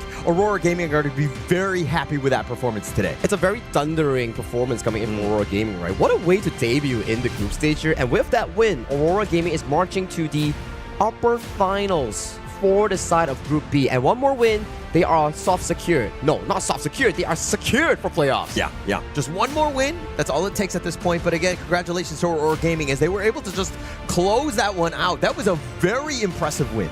I love that because the way that the pay was played in there, like the tempo, like the momentum, just completely controlling the jungle coming in from the other side, just does not allow a way for the Jing to actually be played in this game. It started off from the early game where we've seen how they went for the aggressive Wild Boar steal, and probably from my observation, Gushing probably used his double smite on the Crimson Gold and just like, oh, he's invading. I already used my smite. I can't steal that. And what about now? What do I do? That was the last time that he saw that buff. Yeah. Actually, that would really slowed him down. And then also the fact that they were leading and then that Tyrant fight, that was like the tipping point. Once they gave that away to JR with that steal, it was kind of like, oh my gosh, that they were so discouraged and they were not able to get their headspace right to come back into this one. And I've been liking the Florentino pick, right? Instead of focusing on that 1v1 purely, what Blacklist International and Aurora Gaming did is that, okay, we use this Florentino and make sure that it generates a strong enough lead so that strong junglers like the Pei can consistently invade with that wave priority. So are we just saying that right now Florentino has become a bait? And people just are taking it, and then since everyone is just hyper-focused about that hero, then right now it's opening other doors for everyone else. It's to your point, right, Isaac? It's, yes, a bait, but it's something like a Byron Pro Max, where you are so dominant in lane that you can actually convert that lane priority into map pressure and jungle pressure for your team. So once you lock in that Florentino, your opponents have to be wondering, like, what pick can actually defend me to at least ease out that matchup so that my jungle doesn't get invaded? Because we saw from that replay, it was Florentino and also Yulong on that Pei, getting that tower and then getting the Crimson Golem. So what is that counter to the Florentino in terms of the laning phase at home? I think so far from what I've heard, it's lane swapping. Okay. You lane swap your farm and roamer towards the top side and bully him with a strong matchup. It's not any sort of 2v1 that can actually achieve this, but you need strong laners like Aoyin, for example, Chicha, for example, paired with like a Diathea, Mozi. Okay, and also if we're talking about, you know, future games with Aurora Gaming, all of the coaches and teams that are watching this, like, what do you do in terms of this first phase ban? I mean, the Florentino is definitely very strong. You're talking about like a Pei that got through, and then you're seeing that Jihong like striving on every single mid hero. Like, how are you dealing with this? I think it's no longer about picks, right? As we advance towards these stronger and stronger power ranking teams, it's about what you do in the game. Yes, draft decides a lot, but when you're locking in a 50-50 or 60-40 draft, the decision that you make in the game is very important, because TEC, what they did wrong is, yes, they're wanting kills, but they're not capitalizing on the map objective. And when they're losing, they are always fighting in Aurora's terms. Like, jungle buffs are spawned, oh, they're like, let's fight. I'm like, oh, we lost again. Double down. And then the goalie just expands very quickly for the side of Aurora Gaming into infinity. Well, right now, Aurora Gaming, with that 2-0 victory, they are going to be waiting for the next team that they're going to be facing them in the afternoon. Look at the highlights, just the way, how dominant they were in this whole matchup. Absolutely dominant. I mean, like, it looked good for TEC. This is probably the best start that they had, but then you're seeing some of the kills that turned it around. Yulong, once he pounces, this is the one. They were all out retreating. They thought, okay, we're going to be diving, we're going to be fine under the towers, but Yulong comes out of left field, cleaning them up with Saber to just back them up. I mean, this is just Aurora Gaming at its finest, all in your face. It's just drive-by for fast food, right? It's like, oh, pick up for Yulong for 4. Gushin, Katsu, Qingxi, Ivalis, thank you for coming towards the Aurora Express. Taking them all down. I mean, they were just completely on the defensive. TEC, they were not able to amount any sort of comeback. But again, stuns after stuns after stuns. What a nasty one coming in from Zihong. That was just beautiful on the mid lane of Aurora. Just really well played. I mean, what else can you say by Aurora Gaming? I think that that was a flawless one. I think that they're going to be very happy with that as they create, this momentum as they continue on even later today. Well, let's wait and see what they can show us different later today. I'm very happy to see Aurora Gaming. Just we said about like how in this group stage we're gonna have already like the heavyweights coming in, and I do believe that Aurora Gaming might be ranked in the top 4 of the teams that we have over here in this Kingdom 6. Yeah, definitely expectations are very high, right? I think that for Aurora Gaming, I think that if you're a fan of Aurora Gaming, you can continue to ride that flag because I think that you're going to be in a fine spot. They look nigh unstoppable on this one. I mean, the next step is for them to challenge the KPL teams, but that is still very far away in towards the playoffs here. For them, it's about moving on to the playoffs here and potentially facing off the winners between the series of ROC Esports going up against Influence Bridge later on. Yes. Right now, for Titan Esports, they need to go back to the draw board and they just start checking exactly what they want to do, what to change right now. Maybe this matchup against Aurora Gaming was just going to be only just too one-sided, and we needed just to get someone else out there. Right now, they get to go back to the hotels and start thinking about that, but the next match is going to be really vital for them. Now Mara has the players from Aurora Gaming right over there on stage. Let's go to Mara and let's see exactly what she got for us. From the winning team, Jihong, congratulations! First match and you already dominated the opponent. Game number 1, it was 16-1. Game 2, it was 10-2. Great rotations, great mobility, and you kept your opponent always one step behind. What allowed you guys to be so dominant for this first matchup today? I think we are very confident, and my coach just said enjoy the game, so we just play at screen, play at normal, so that's why we win the game. So enjoying the game, it really is the key. Now, you found your group, Group B. When we did the live draw announcement yesterday, and you took a look at your opponents for everybody, what did you think about your group, and who do you think would be the toughest challenge for your team? I think it's quite interesting because we meet Nova again, we meet ROC again. There's a Malaysia with strong team, but I don't care who they are, so we just play our best, then win easily. You said it was quite interesting that you're meeting the previous teams that you've met before, including Nova. Do you think that you can sweep them, just like the strong, dominant performance that you showed today? I think it's an easy game, and a message to Nova, and message to ROC or the Influence. Make sure you are ready to meet us. We are very strong today. Make sure you are eat well, make sure you are sleep well to meet us. That is a very challenging message, but you know what? A lot of your fans also want to hear from you. Invite them to support you. Thanks for your support. This winning show that we are closer to our target champion. So thanks for your support and keep supporting us. You heard it from Jihong. Watch out for them. They're waiting for you. Now we'll head back to the casters. Lead the gorge.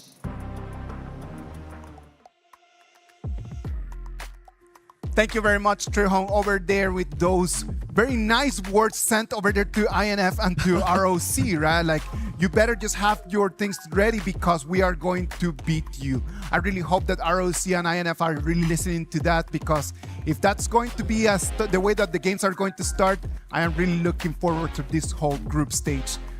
Match number 1 of today is done. We're going to move forward into match number 2. Let's go for a quick break, and when we come back, we're going to bring you the action of the KWC 2026.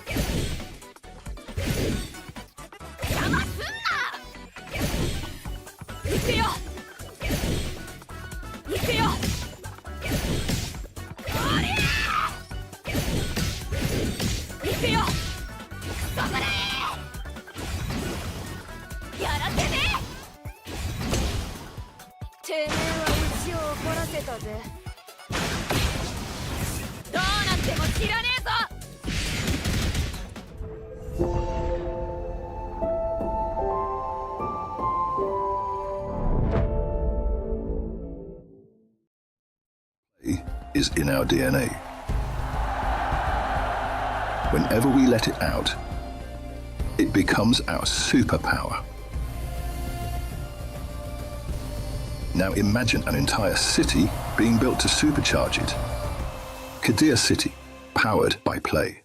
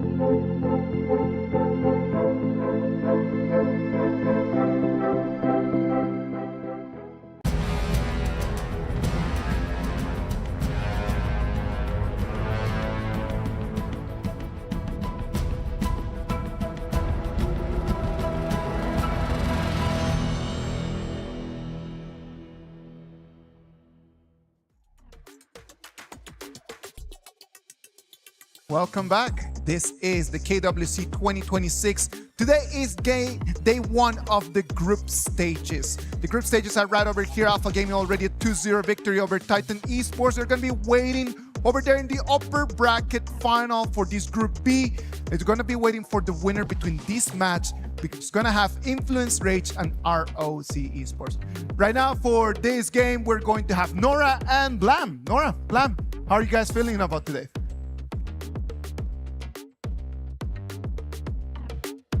To get here, obviously we have the play-ins, which I want to just hark back onto briefly, saying that those play-ins games, those play-in teams were definitely not like a low kind of entry into this group stage. And I feel like it's only going to get better.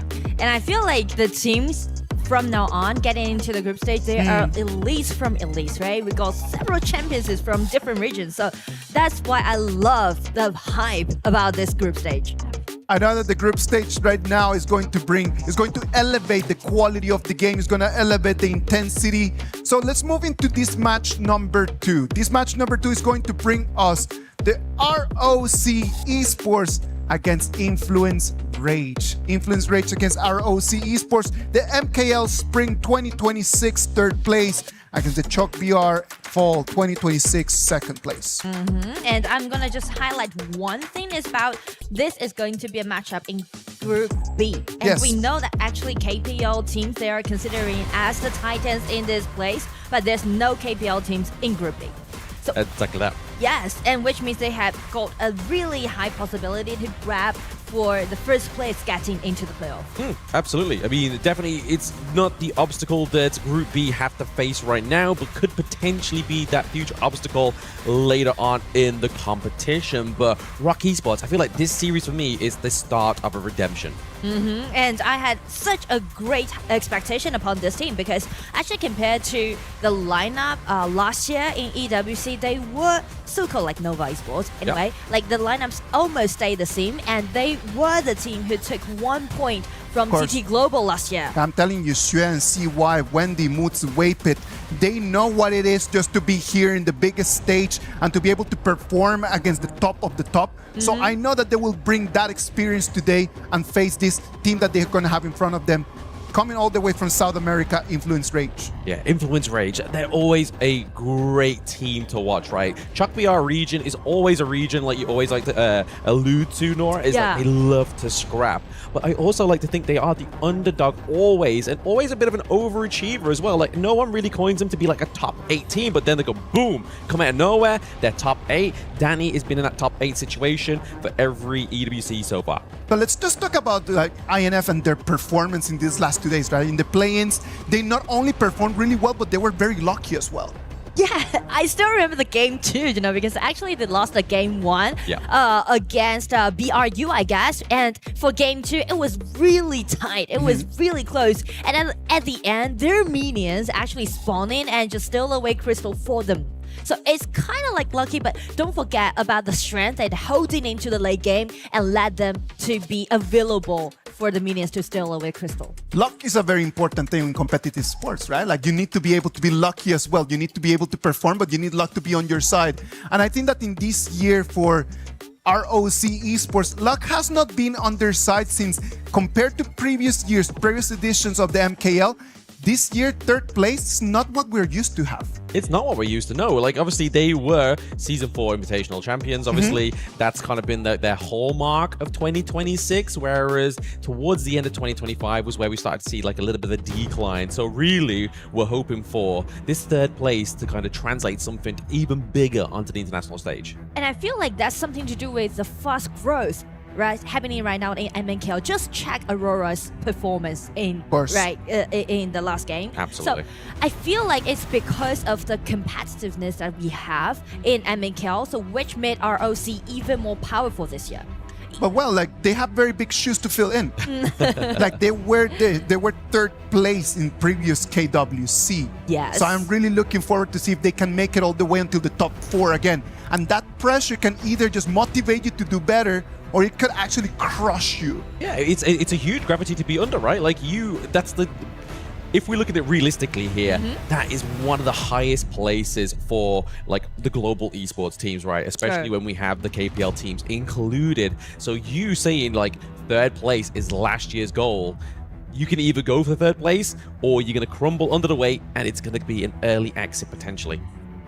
And I feel like in that case, you need to make sure that you need to get the first place, right, throughout this group stage, which allowing you to pick the opponents that you want in the playoff. Yeah, absolutely. And definitely speaking of picking up things, we're going to be going into the BP of game number 1 here. Influence Rage going up against ROC Esports.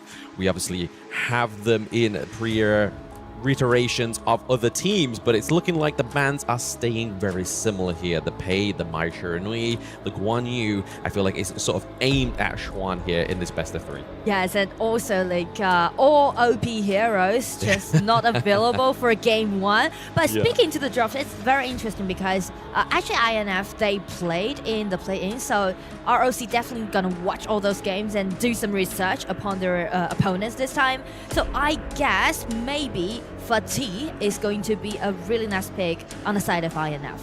Absolutely. I mean, if we're looking at like exterior kind of like variables here, the thing that's going in favor of towards Influence Rage, they're used to the French air, right? Yes. Like they've been in Paris for a little bit longer than ROC. They're still kind of like right in the honeymoon phase here. Maybe we have the grounded Influence Rage in this best of 3. It's going to be the Aoyin being picked up here for them, looking to lock into Leffy, because Leffy has been very impressive into that farm lane. Yes, I still remember when they reached the match point, and the last game, Leffy just carried it with that early play. That was like fascinating play. Yeah, and I mean, Ali is obviously a hero that is very sort of like high ceiling mechanically in terms of skill. Not anybody can just pick up this hero. It's definitely a finesse here. But if we're looking a little bit further into this draft, we have seen a little bit more of a shift towards the mid lane, right? Obviously, Garuda in the first like day or so of the play-ins didn't really make an appearance, but now we're getting that long range poke here, really kind of like setting up a team fight before you go in. You're going to do a lot of damage to either the front line or the back line if you catch them or are looking to catch them. Yeah, and it can be a good partner with this channel at the bottom because it can pushing forward earlier, maybe around like 6 minutes, and that's going to be a good pace, good tempo for ROC to set for their actually like the debut in AWC this time. Absolutely. Go for something a little bit more comfortable, right? You don't want to kind of like show all your cards this early on within KWC because there is still plenty of days to come. We're just getting more carry bans here into the jungle. The Jing follows suit with the Luna. I feel like this is just kind of trying to focus around Kong Ling here. Obviously, we do have Kong Ling as well as CY for the side of ROC. But we've been seeing previously that Danny has the potential in the jungle to carry also. That's the reason why they just banned away this Musashi from Danny, because Danny is a big fan of this Musashi play and also allowing him to initiate. Yeah, I feel like Musashi's kind of like, it's a gamble. Like, it can either work really well, especially when you have so much healing potential, but if you duel to the death a little bit too far and you have no means of escape, you kind of like in the lion's den. Like, it's a very scary situation to be in. And speaking of being able to dive into the backline, the Yang Jian is going to be taken away here as well. So it just gives me that feeling that they are targeting at both junglers, and both Danny and Kong Ling is definitely gonna be their core player for their teams. So Byron, nice pick. Civic, you could never go wrong with a Byron pick on the top, and also with his Labu. I feel like ROC is trying to build up a really well-rounded composition for game 1. They just want to do it in a pushing way, but in a safe way. Yeah, in a safe way, absolutely. You've got the kind of sustainability, as you were just alluding to there, Nora, with the Byron. Lapu Lapu, we've been seeing some fantastic ultimates, right? Like, I feel like we've yet to see a Lapu Lapu ultimate not catch onto at least 3 members of the enemy team. And if that does happen, the reverse, happens, it's a wasted ult. It's a wasted engage. But if you look towards Influence Rage's draft here, they've gone for the Agudo for that kind of like early game tempo lead that they want to build for themselves here. And I feel like with this in pick, actually allowing ROC to do some early invasions, because Agudo can be quite vulnerable in the early game, right? Because you can just instantly interrupt his farming pace by just attacking on this Agudo. So I feel like it's pretty like a mid-late game on the side of INC, but for ROC, they can do a lot of things in the early game, maybe like before 6 minutes. Yeah, I feel like the Ying is a really good kind of like counter towards the Agudo as well, right? Because obviously, if you put down the Wild Growth, you're basically spawning minions for Ying to get that passive up. So she can build up that combo and come up with something crazy combos there in terms of obviously not only self-sustainability, but that CC that's also included within Ying's kit. But that is the draft for game number 1 here. We obviously saw the Dharma onto the side of Influence Rage. It's going to be down to Tempest. Can he coordinate with the Zhongfei to get that big crucial crowd control into these team fights? Well, if we are looking for those big crucial team fight, I'm talking about 4 minutes mark, because after they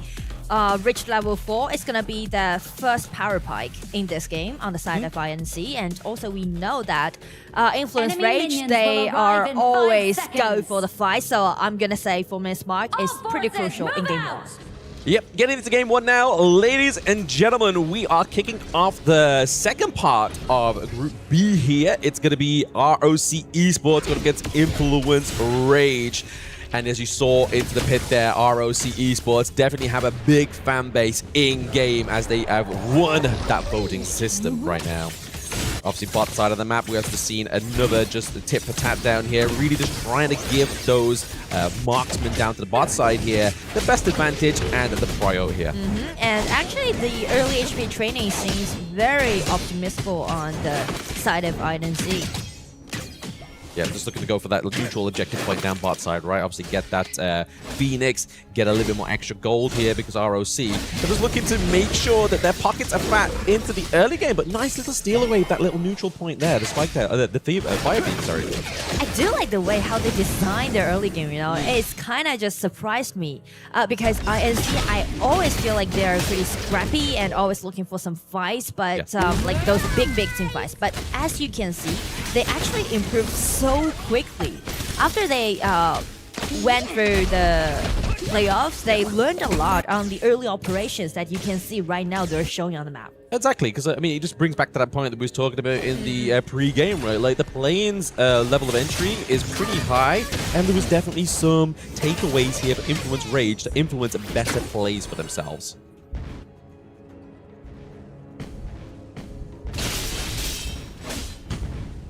Currently between these two teams, not quite a lot happening into the side lanes, right? Obviously, a lot of the magic is happening here into the mid lane. Just obviously, once again, creating that map control here. Okay, into the wall here. Wave Pit is actually taking a lot of damage, but he's able to actually have that charge out thanks to Lapu Lapu's kit. I do like the way how Tempest just foresee what ROC is going to do, because the vision shows that ROC is going to rotate into the mid. So Tempest just ambushing in that left side of the bush and just make that happen. Yeah, exactly. Just trying to get some kind of way in, or maybe even try and force somebody for a recall at this point. So obviously that's going to then mean that somebody is away from their lane. Fury there, taking a few punches. Too many for my liking. He has to kind of make sure he's here for the takedown of the Space Sprite, using the flash there as well. That's an important common skill being used here by the side of Influence Rage. It means their mage is going to be a little bit more easier to catch here. But speaking of the catch, we see Tempest looking for an approach here for Swan. It's just some like nice trace, some skirmishes right now. Waiting for the night moment. I think they're just building that calm before the storm, right? Obviously, Mayna here just using that intel. Just like, guys, we need to see where the rotation is next for Rock. Like, where is the priority going to be leading here into that 4-minute mark? I feel like if they want to prepare for that 4-minute mark, then they should unleash both side lanes, actually, especially for the top lanes. They need the Dharma to be at the front, help them to initiate, so does this Biopig. Speaking of which, Dom is actually taking a bit of a trading blows top side of the map here right now. It's definitely going to put them into a little bit more of an interesting situation when it comes to trying to get him down to the mid lane, use the Space Sprite so he's there for that neutral objective. But it looks like Swan is going to go for the lane cut off here as well. So when it comes to this next minion wave, it means that Tempest has to be top side of the map. This is a small trick that they did, right? Before the 4 minutes mark, you should just cut the wave and help you to gain the priority. Yeah, you're expecting just like the Clash lane just to go one-to-one all the time. Yeah. But when you have these calculated moves here from such experienced players like Schwan, it makes it a little bit harder for the side of Influence Rage. And now, speaking of hardships, it's going to be Ying getting knocked into the wall there. Con Ling, you don't want to be losing your smite as the 4-minute mark comes up here. This is a problem for ROC Esports. This is a 0-2 trade around 4 minutes mark, and just check Tempest ulti, right? He just ambushed him again in the bushes, and Pony didn't see it, actually. Yes, the feistiness is what we were alluding to here from Influence Rage. Like you were saying previously, Nora, they picked up a few things here from that playing stage. They are playing very dominantly, and they're not just happy with that Tempest Dragon, right? I mean, the Tyrant, they are taking the T1 down bot side as well. And I feel like the way how these two teams are playing right now, INF, they are continuing their momentum that they gained from play-in. But as for ROC, this is their first game, right? Maybe they are just, I don't know, just not that into the game right now so far. You mean, like, yeah, they're just warming up, right? They're just getting a bit of a used to what they can do here onto the court. That's it, testing the limits of their group right now, but oh no, Danny goes down there. That is going to be kill. Given over to Muchi, he is going to be looking to amass some more kills here, trying to get that late game online, but Xuan playing the Byron. He's taking the damage, and just a bit of damage over time there from Fury on the Lurian. Just means that they traded 2 for 1. And ROC, they are fighting back by just concentrating, pushing on the top. Yeah, they're looking to obviously just replicate what the damage has been done down to the bot side of the map, right? Obviously just playing the other half, but this is not the game state they really want to be giving over here to Influence Rage. That mid-tier one falling, I think this could be a probable cause here for the victory of game number 1 going to ROC just by that moment alone. Exactly. By taking down this tier 1 tower in the mid, ROC can gain great vision control due to this Lapu Lapu and also this Byron, because Byron actually prioritized Pierce Sky in such an early age. So I would say they will just use their tankiness and try to draw more vision control into their side and let this Garuda to pushing forward. I think this is just ROC Esports knowing the limitations of their roam, right? Because obviously, if you look at Lapu Lapu, if you look at Zhangfei is definitely more tankier. So we saw Xuan make that consecutive decision and be like, you know what? I need to be tanky as well. Taking that Pure Sky, I think is a very good call there. And they just keep their composure. They just stick into their original play. They didn't just disrupt or annoyed by INF's attacking rhythm. Yeah, and then we're just looking for Influence Rage, but more pressure down to the bot side of the map here. This Agudo is the reason why they're able to do this. T2 getting taken down here, but it looks like it could be a favorable engage here from ROC Esports. You do see Xuan here, literally just roaming around the mid to bot side. He's looking for a pickup. He's looking for some weakling here. He's waiting in the wind. Danny may be the suspect to be taken down, but Lefty actually gets the pickup here. Danny gets the pickup onto Xuan. And Maina is just looking for just anything to make a means of control here. I mean, like, you know, Influence Rage, they're never afraid of going head-to-head, right? You're ambition, all right, let's just fight. That's Chuck BR specialty. Like, yeah, it's pretty Chuck BR playstyle, right? Yeah. Like, it seems to be like an encounter that they did around the ambush. But the thing is that with ulti, with a double knockup from INF, they just can easily fight it back. Just check the double knockup, right? First, it's gonna be ulti from Zhangfei, and then it's gonna be Dharma's ulti, and it's like really nice combo that they did, help them to turn it around.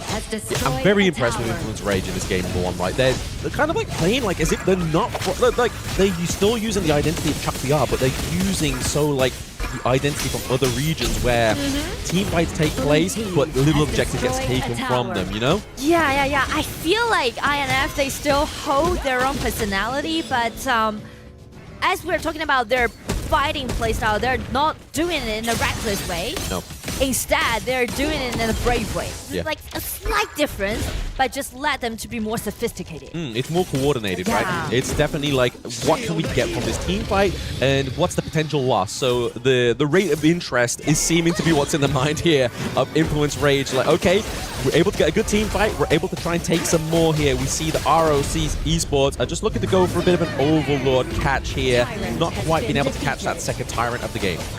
It's because that ROC, they spot that it's gonna be impossible for them to confront INC in this case, so they just make some dragon trade happen, trying to brought them more time, buy them more time for this move, for this channel pick. This channel haven't died yet, right? Got a 100 KDA, so really nice. They're just gonna play around with their channel and give him the rebuff, give him the priority, give all he wants. Yeah, I think giving the attention over to the KDA board is probably a good means of making sense of what's been happening here. Because if you look at Laurie and Fury as well as Leffy, this is the backline that ROC Esports should be accessing, should be taken down. But the fact is they've had no deaths, which is probably why they're struggling to actually get these team fights to go in their favor. Especially Alan is one of those marksmen have the survivability, right? Use the ulti, he can easily just take care of it. Yeah, he's an independent boss lady if he wants to be, you know, like he has the dragon to take him out of these sticky situations. But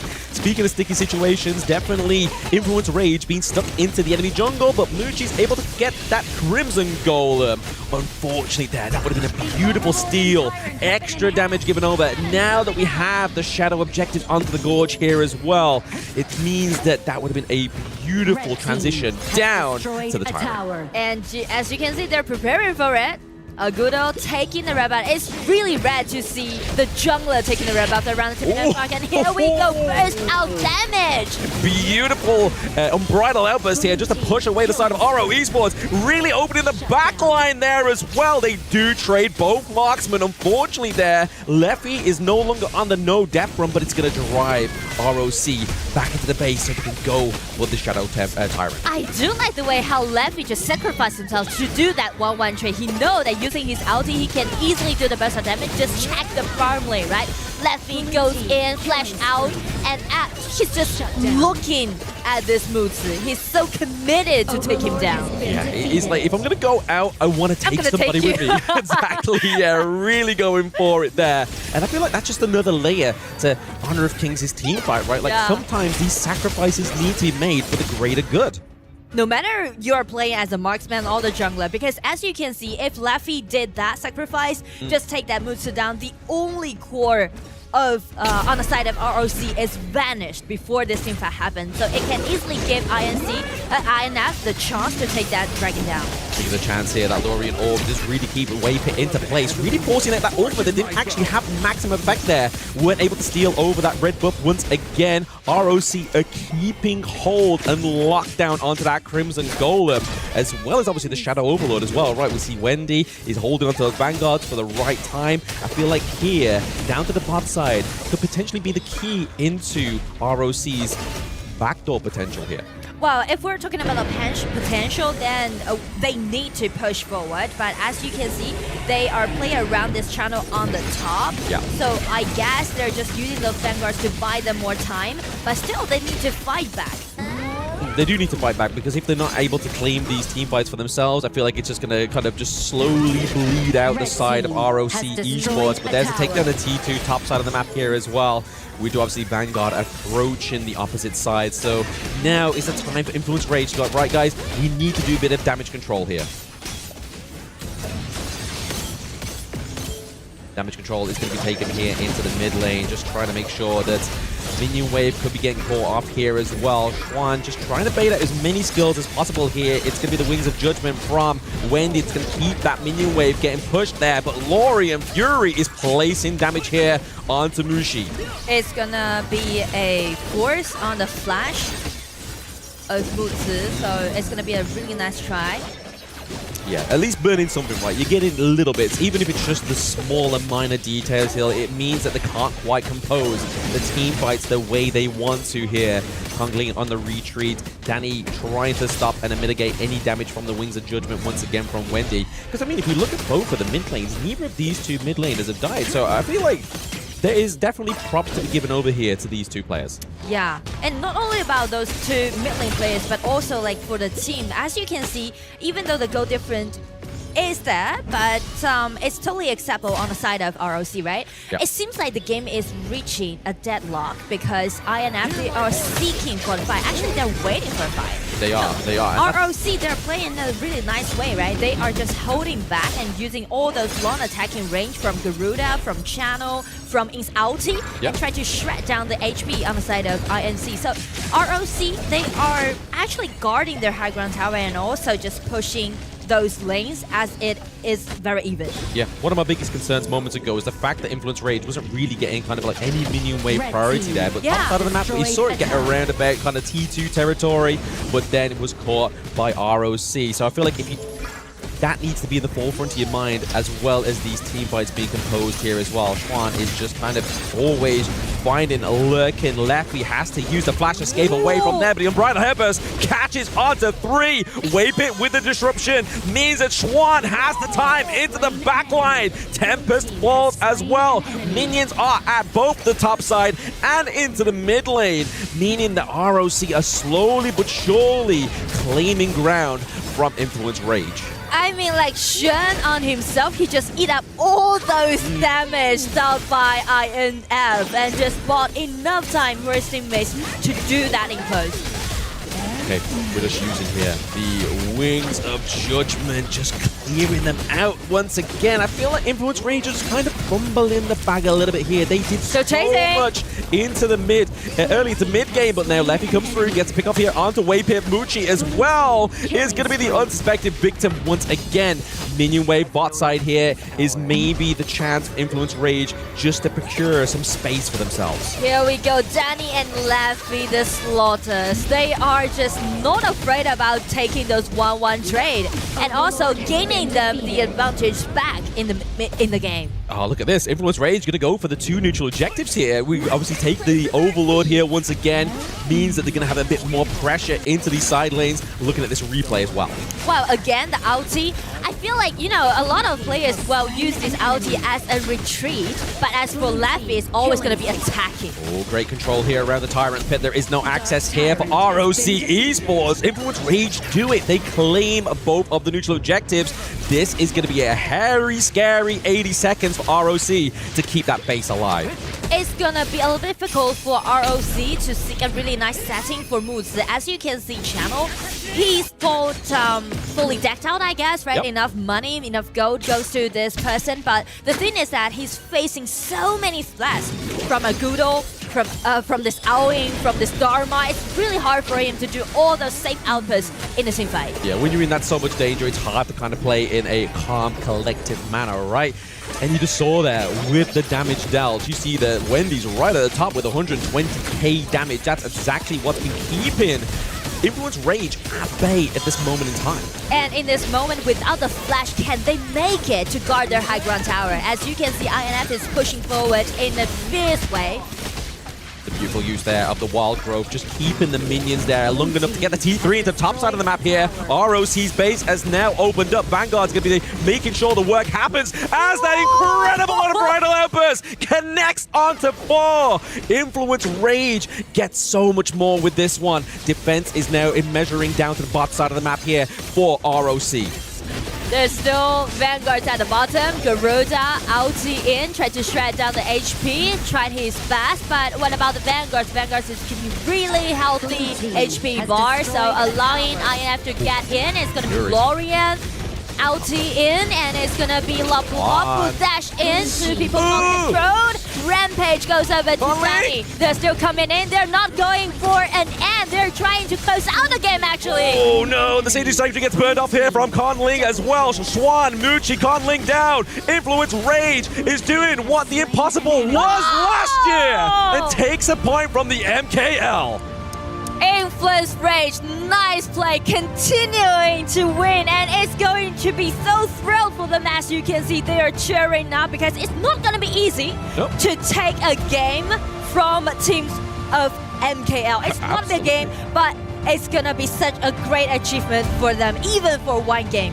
Ooh, I mean, Momo-chan was moaning that it was cold today, but it is heating up here, right? Like, that's crazy. Chuck BR taking MKL in a best of 3, 1 match up. That was no shy of a great match. Yes, especially like the game is pretty like a one-way game in favor of INI. I feel it that way, right? Because we mentioned about the point about ROC, how they're going to execute their play is that they need to keep pushing. But as you can see, all those pushing that they did is all for consolation effort. I'm gonna see it in a different way. Okay. I don't think that it was a one-sided. I do believe that INF played an amazing game, one of the strongest games that we've seen them play in these last 3 days. That's for sure. But at the same time, ROC always had answers to all the things that INF was tossing at them.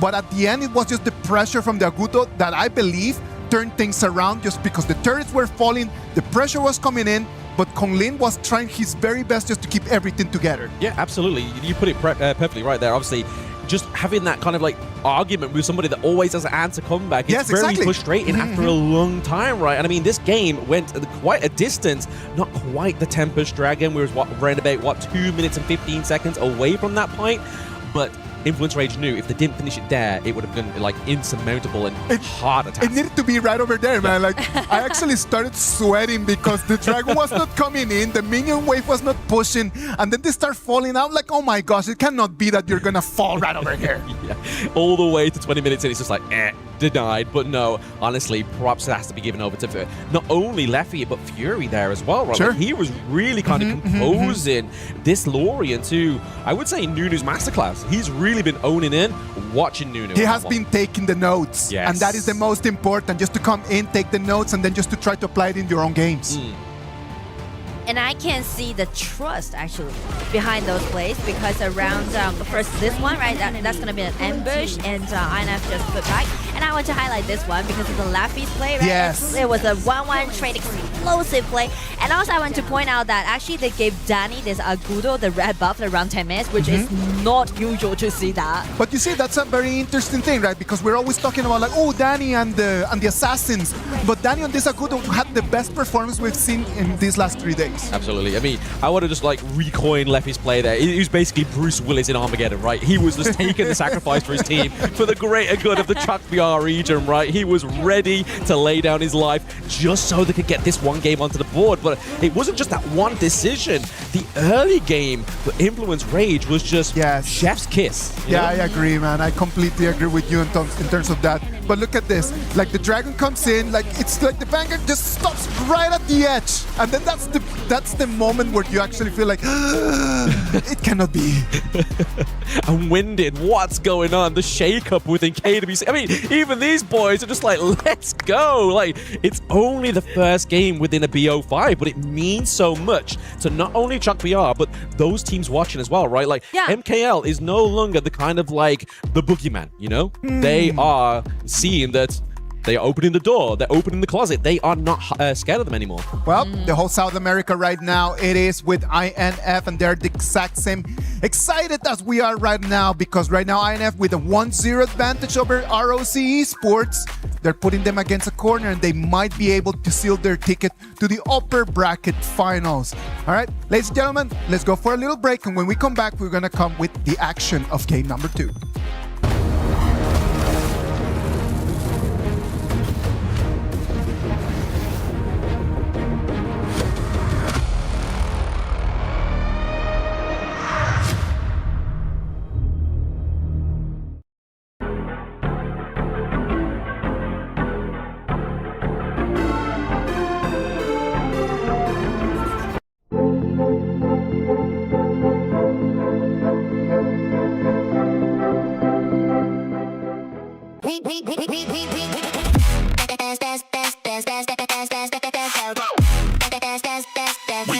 Esports World Cup.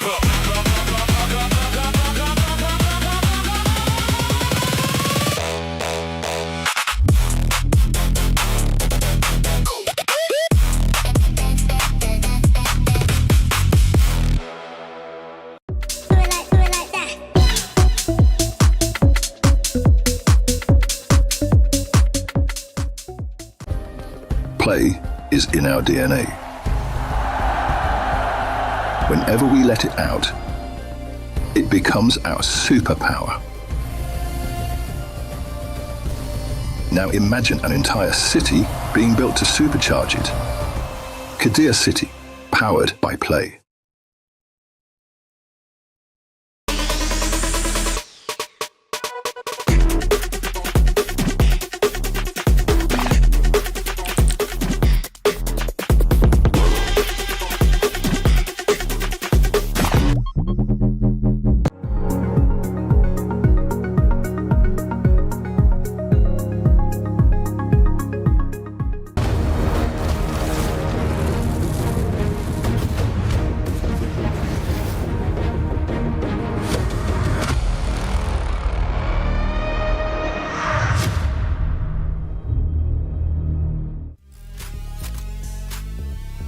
Welcome back. We're live from Paris, France. This is the Esports World Cup, hosting here the KWC 2026. This is going to be our game number 2 of match number 2. Influence Rage right now with a 1-0 advantage on top of ROC Esports.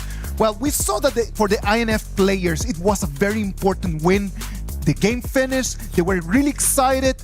What do you think is going through their minds right now? I mean, I have to come down. I mean, I'm not even playing and I have to come down.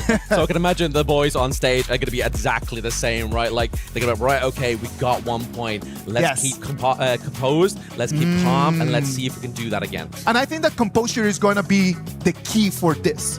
Because if you're just really excited about just getting your game number 1 in a best of 3, then your head might not be in the right place. So they need to really take 2 steps back and start taking some deep breaths, Nora. Yeah, that's so true. But at the same time, I feel like they should be proud of themselves. Because sure. what I see from the game is that a lot of detail moves that I can see that I haven't seen them play before. Yes. Like, we know that they're good at killing. I mean, like pushing forward, right? Doing those all team fights. But the thing is that they are presetting for the team fight. That I never seen that they did before. The whole setup for it, right? Like, because we're always just very sure about the fact that, okay, the INF is going to bring in just fighting, they're going to be throwing punches, but that has always been the area that they've been lacking, not only for INF, but for most of the Chalk BR teams. It has always just been like, how do I really set my fights for success? Not only about throwing punches, but what do I do 3 steps before? Yeah. It's not looking for the killing blow straight away. It's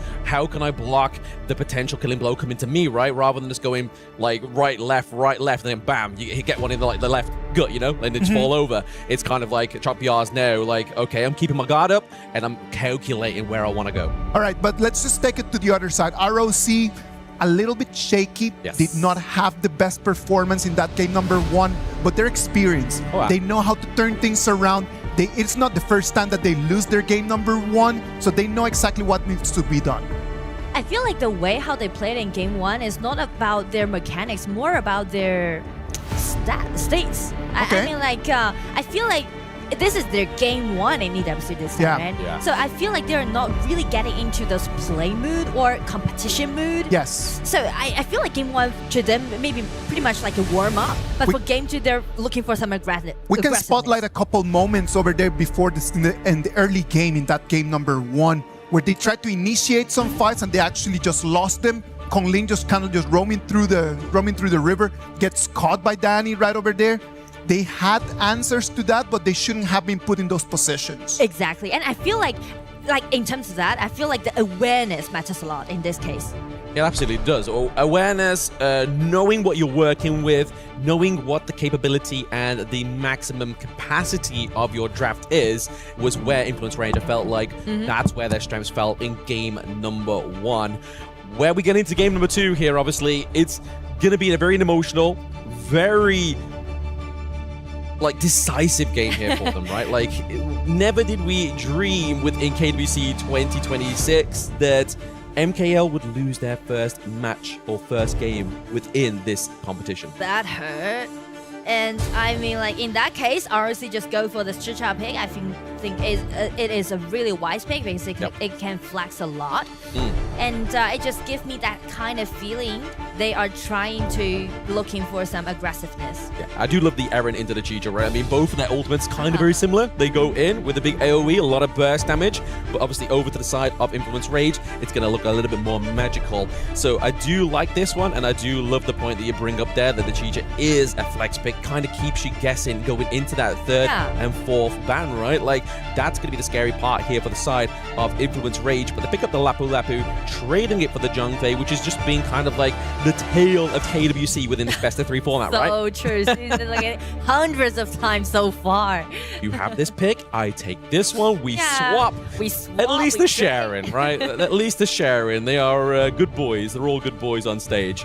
But the Lorien go to the side of Wendy. I mean, Wendy has always been coined as one of the greatest mid laners within HOK Esports. So to see him here on the Lorien, as well as how Fury navigated this pick, I feel like this is going to be a very interesting matchup here. Lorian can do great versatile damage in the team fight and also speak to Wendy. Actually, in this MKL spring regular season, Wendy got 12 MVPs in total, which make him to be the second place of those MVP ranking. Yeah, I mean, he definitely has the Valor, right? He has the Valor, he has the accolades already built up. I feel like he just needs that moment to shine, right? And maybe this is it with this Lorian. But we always say the way to kind of go for against the Lorian is you go for something like the Xiao Qiao, right? You have that extra poke as well. Use your first skill just to try and outrange him. But then also the most important thing is trying to synergize those knockups. But with this Xiao Qiao pick and also with this Iron pick, it gives me that feeling that it's kind of be a little bit squishy, right? Yes. Because check those 3 heroes that picked already been picked by ROC, allowing them to do a lot of team fights and also gonna just directly aiming, targeting at those backliners. Yes. So I would say if INF need to do something to answer to that kind of drop, they really need some hero like Byron on the top or Sun Tzu on the top or Xiao Qiao on the top and just, you know, buy some time for his backliners in the same fight. Interesting, yeah, interesting point here. Obviously, we've been seeing a lot of where they kind of need to demand that front line. Like, if you only have one frontline hero, it becomes a very hard team fight to navigate, right? Because if you're before the team fight even happens, if your support gets run down, you kind of say, oh, this is going to be the point where we just reset, go to lanes, and see what we can do. But it's going to be the Baichi here. Oh, yeah, same feature, actually. Into the top side for the side of Influence Rage. Definitely going to be able to kind of I'll let Tempest's suit, right? Like, we saw a lot of the time, Mayna as well as Danny were kind of dictating the fights, whereas now it's going to be up to Mayna and Tempest, I feel.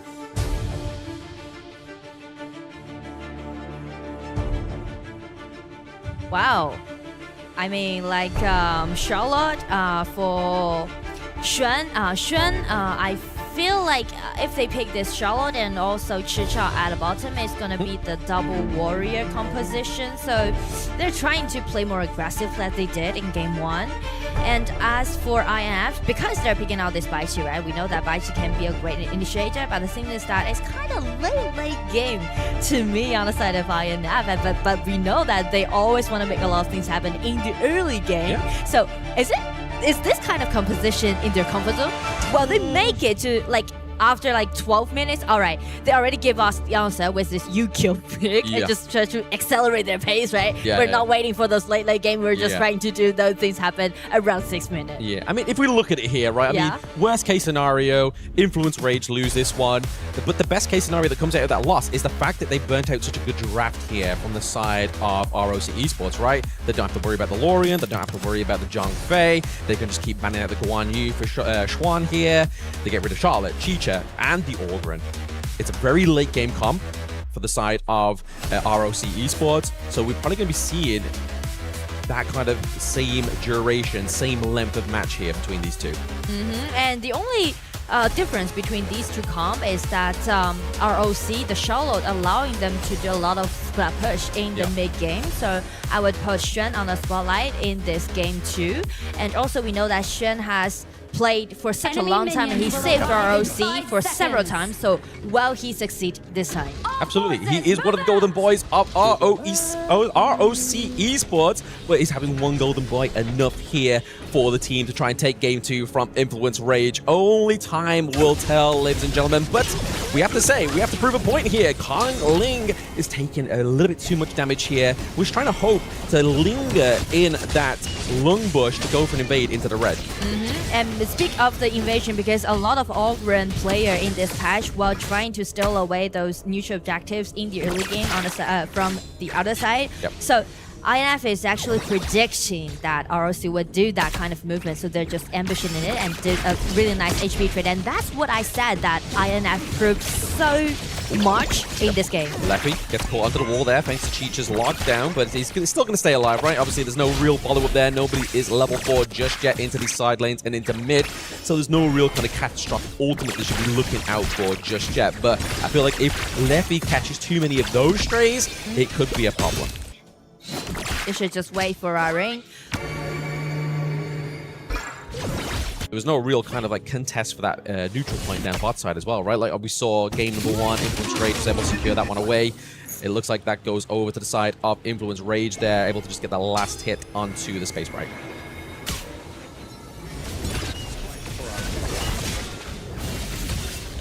Massive focus here, top side of the map. Like you were saying in the draft there, Nora, like they're looking to kind of just make sure that the early game state here is for Chuan, right? Setting up for success, because if not, I feel like the failure of ROC Esports could be riding on that one. And speaking to the power pack, I would say with this UQ, actually INF can do more versatile damage than ROC in the early game. But ROC, they should just wait for the 4-minute mark because of the Zhangfei pick, right? Allowing them to just push all those opponents away. It's going to be a nice setting for them to do so. Yeah, I mean, the best opportunity here for Influence Rage is to try and bait out that ultimate from Wave Hit, right? Try and get him down to a low mark before that time. Oh, double knock up there from Lorian. Ulti forcing the flash from Fury. They were really hoping for something there. That's what we're talking about, right? Wendy, he got so many MVPs in his regular season in this MKL Spring. So this time, picking out this Lorian, allowing him to do a lot of versatile damage in this case. Yeah, exactly. I mean, it's early on. He hurts no matter where the tempo is within this game. Like, as he's building items, is going to kind of just scale with the respective scaling of the defense of the enemy team here. But right now, we are still a minute away from that important point you made earlier. They're waiting for that 4-minute mark. But the thing is that, well, INF to take that 4-minute mark team fight against ROC, or, well, they just go for some Dragon Trade. Yeah, they might do. Just secure your own objective, secure your own jungle, and then just like, you know what, we can just try and outlast that 80 seconds, right? Just make sure it's not going to be a domination here. Just keep making sure that your lanes are in check, making sure the priority is not onto the enemy team.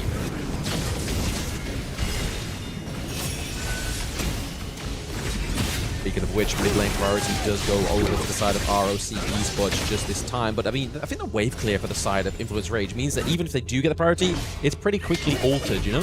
Yeah, exactly. Yeah, the mid lane priority is definitely very important. But I'm looking forward to seeing that, what kind of movement that Danny will do, because he's the only pace leader on the side of INF in the early game. If you want to go for that Dragon fight, he will call out for Tempest. And it seems like they want to do so. They are not seeking for a Dragon trade, they just want to compete it head-to-head. Potentially trying to get the lockdown here. It's going to be Tempest coming up from the Unbridled Outburst. That's not going to be the position there that Influence Rage really were looking for. And down goes Tempest as well. That's a double kill going over to Conlink on the Augur, the raid boss himself. The only good takeaway there is the fact that Lefty was able to keep a hold of that Azure Gold. I mean, like ROC, they are very confident about their power pack around the 4-minute mark, as we just mentioned, right? Because they know that it is very committed for them to do so. But the thing is that as the positioning, it was Tempest trying to flash in, use the ulti to get the control. But with the ulti from this Zhangfei, just totally turned the table around. Blue team. Definitely not what you wanted pre-4 minutes, right? Just as that started to activate there, they've lost a lot of health for the T1 turret, top side of the map. The T1 into the mid lane is already gone, so game state is already switched up here for the side of Influence Rage. We know that Fury cannot be sticking around in that mid lane, or else he's going to be a prime target for a pre-kill pickup here. And now they're targeting on this Lorian. Instead of an insta-kill. Nice try from Tempest. I mean, like, Tempest is really proactive today. Very proactive, absolutely. He's had his morning cereal, clearly, and his morning coffee, but I have to give props, though. Obviously, ROC are like, okay, you got the kill, but we got something a little bit more important. We're still opening up the map of Influence Rage. I mean, the game is still in advantage of ROC, since this Augur already got 2 kills, and another skirmish is happening in the mid. If you want to take my Lorian down, you're gonna pay with your life. Yep, just burning out this Tempest here. They're like, you know what? Yeah, you can go for the Baichi, right? Obviously, we saw Isaac's expression onto the Baichi pick. Not quite the favorable one we were looking for here, but definitely a true tell. Shot here. Flash. Fury is looking very low. It's gonna be a flash trade. As you can see, Shen already level 9. He can do a lot of things. A lot of potential play actually can be seen or expect from Shen in this game too. Yeah, he's definitely looking to be the playmaker, right? But I mean, you have to give over props to Conlink He's 3-0. Obviously, on an Orgrin, that's definitely the early game you really want to be having here with this pick. Some teams generally fail when it comes to the Orgrin, thinking it's going to be a free cash win there, but it's not going to be just so much here. We are seeing Kongling into the backline once again. Danny's going for a 1-for-1 here. Wendy does get taken down, however, but Moochie comes through with the burst potential, but it's going to be a 3-1 trade. Influence Rage was like, okay, you're entering at our home. We are going to punish you. I mean, like, INF, they are really... They're polishing their mechanics about doing team fights. I'm like, just highlight this one. Check Xiao Xiao, right? This Fury. Even though she died, but she unleashed his skill too and got control of several people and allowing his team fight to fight back. Yeah. I mean, kind of, you saw there, Moochie was kind of trapped in the pit of the Red Golem, right? So he had to use the flash. So a little bit of a bittersweet farewell there for the team of ROC Esports in that last team fight. But Danny here, you don't get caught out in the early part of the team fight. Maina is looking for a bit of a flank here into the back line. We do see some parkour here from Danny, but it's going to be enough to get him out of this one. Moochie gets taken down, but it's going to be for the trade of Danny. Can they get a little bit more? Health bars onto the side of ROC Esports are looking a little bit too full here for my liking. Double kill once again. Triple for the side of ROC Esports. A possible play for ROC. It was incredible. I mean, like, everything just went so chaotic after they're just trying to chasing that Fury down, because Fury is kind of lost in that kind of positioning, and just open the window for ROC to make that team fight happen. And because of Kongling, he already got 6 kills in his hand, right? Yeah. Just check the highlight. First Tempest, again, nice control, but just check Kongling's position. He's so safe. Like, no more burst damage can be seen, or like damage can be seen upon this Kongling, so he just break out his ulti and got enough HP restore, and then just chasing down all of those opponents that he can see. Yeah, like, you can see that Tempest is just trying to basically soak as much damage as possible from Wendy, obviously trying to block those orbs, as you saw there within that team fight. It was literally just kind of like attracted to him. He was like, they had magnets in their pockets, they were stuck together in the backside. So like you said, Kongling was not going to be at the behest of any real big damage anytime soon. The way that how you're gonna deal with those Orgrin in game is that you need to use burst out damage to take him down as soon as possible. And right now, I don't think Influence Rage has enough burst just yet. Obviously, Leffy is still looking for some more kills, looking for a little bit more gold to go in his favor. And the fact is that overall, the gold leads shifted over to ROC Esports. Means that there's going to be some real deficits in terms of itemization for Influence Rage. I mean, 4,000 gold advantage, allowing ROC to play in a more bold way. As you can see, Loria. He uses the Radiance, he slows him down, forcing the flash. Actually, no, Maina still has his flash. He's going to use that ultimate for a retreat mechanic here for the side of Influence Rage, but it's just going to be too much damage. Kongling leads the charge, but it's all just for that T2 into the mid lane here. Because of the gold advantage that they have, so you can see like Whippet, he's playing a quite fierce way, and also Wendy, the pre-poking was really nice because he just take Tempest into a really low HP bar and just shred down the only initiation that we can see on the side of INF. Yeah, the fact is they're still obviously the 10-minute mark, but they've still got 30 seconds or so still on that pre-10-minute tyrant there. It means that I feel like this is going to be a very hard situation for Influence Rage to even try and intercept the takedown here. It's going to take a miracle to get that steal. But how they're gonna make that miracle happen? It's gonna be Tempest first dashing in, but the thing is that no more burst damage coming up against him, and it's gonna be Kongling again breaking out his ulti, being legendary, and Leffy found a really nice spot take, shut down first, and he's just chasing in. Yeah, trading clash for clash, and the tyrant is pretty low here, but one wrong move. We see the come through there for the Unbridled Advance. Is it enough to drive away the side of Influence Rage? But no, ROC Esports punishes them. They get them fish in the net. Leffy with a red buff, can he make it? He's trying to do some poking damage. Maina sacrifice himself and trying to do it for Leffy, but Leffy being the only one surviving, need to retreat as soon as possible. Yeah, you don't get caught here between Muchi and It's not the way home! It's not the way home! It's the homing missile there from the Chicha is going to be enough to get the takedown here for the side of ROC Esports. Really putting that depth spawn timer here in a disadvantage for Influence Rage. But this dragon is so crucial to this team fight because like it seems to get to a pulse around 10 minutes mark. Everyone's just waiting for this dragon and waiting for the man to claim the dragon. It's gonna be Mutsu. And he survived till the last and doing whatever he can do with his Chucha play in late game. Yeah, he can't do pretty much whatever with Danny went once again down. He was pretty much just out of the base and now he's back at the spawn timer now. So he's definitely not going to be influencing any kind of play here for the side of Influence Rage right now. 12-minute mark onto the board. That gold lead is just too far away, I feel. Yeah, it's kind of significant right now. 5,000 or even up to 6,000 gold lead, allowing those double warrior composition aside of ROC to push even in a more furious way. Very furious here, happening for the side of ROC Esports. They're able to get the takedown T3 into the mid lane. Looking to replicate that damage into top side of the map here as well. All members of Influence Rage are still alive, but they aren't quite confident with that minion wave they currently have for the side of ROC. They're looking to gain help from the Shadow Overlord.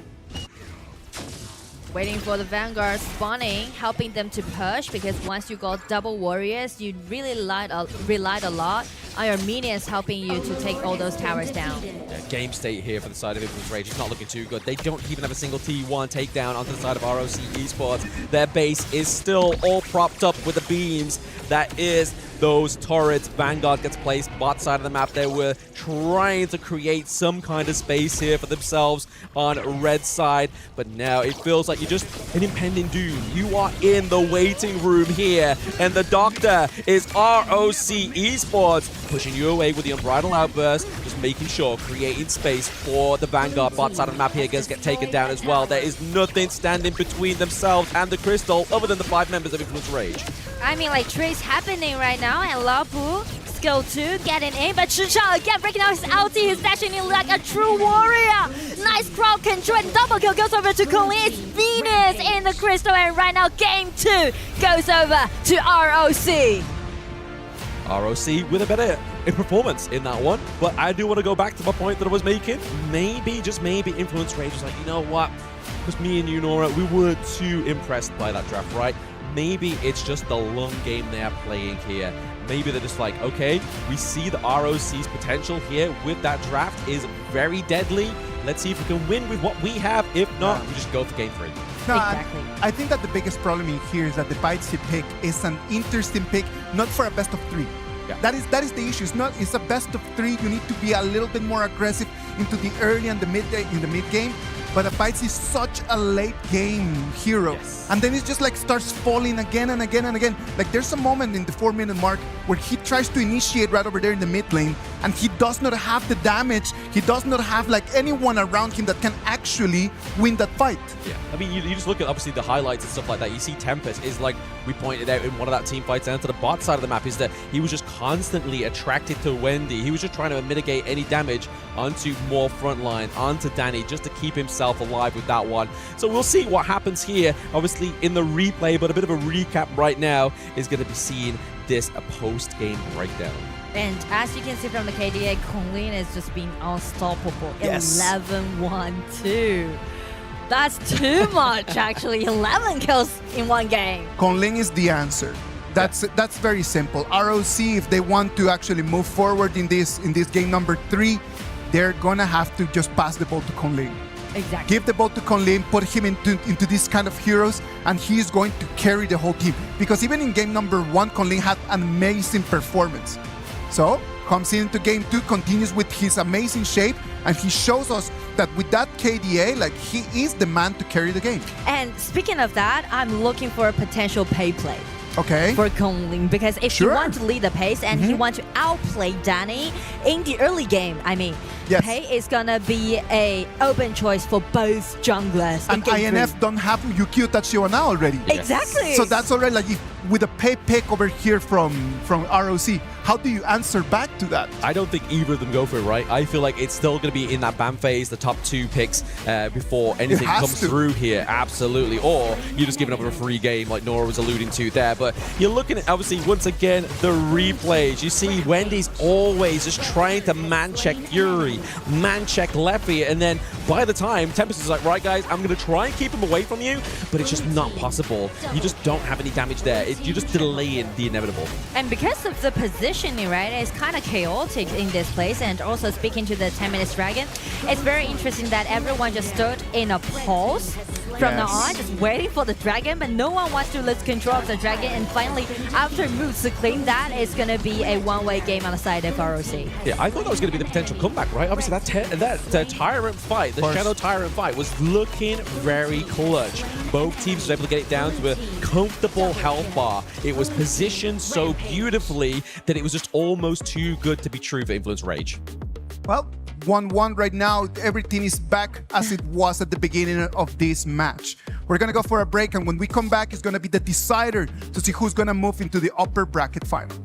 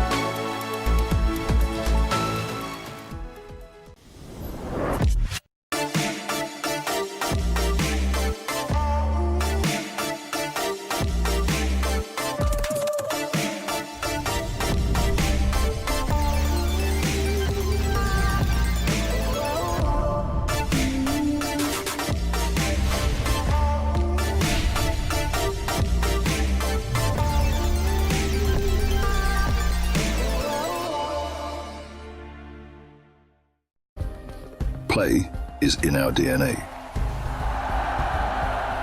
Whenever we let it out, it becomes our superpower.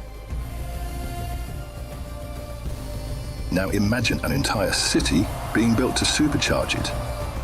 Kadir City, powered by play.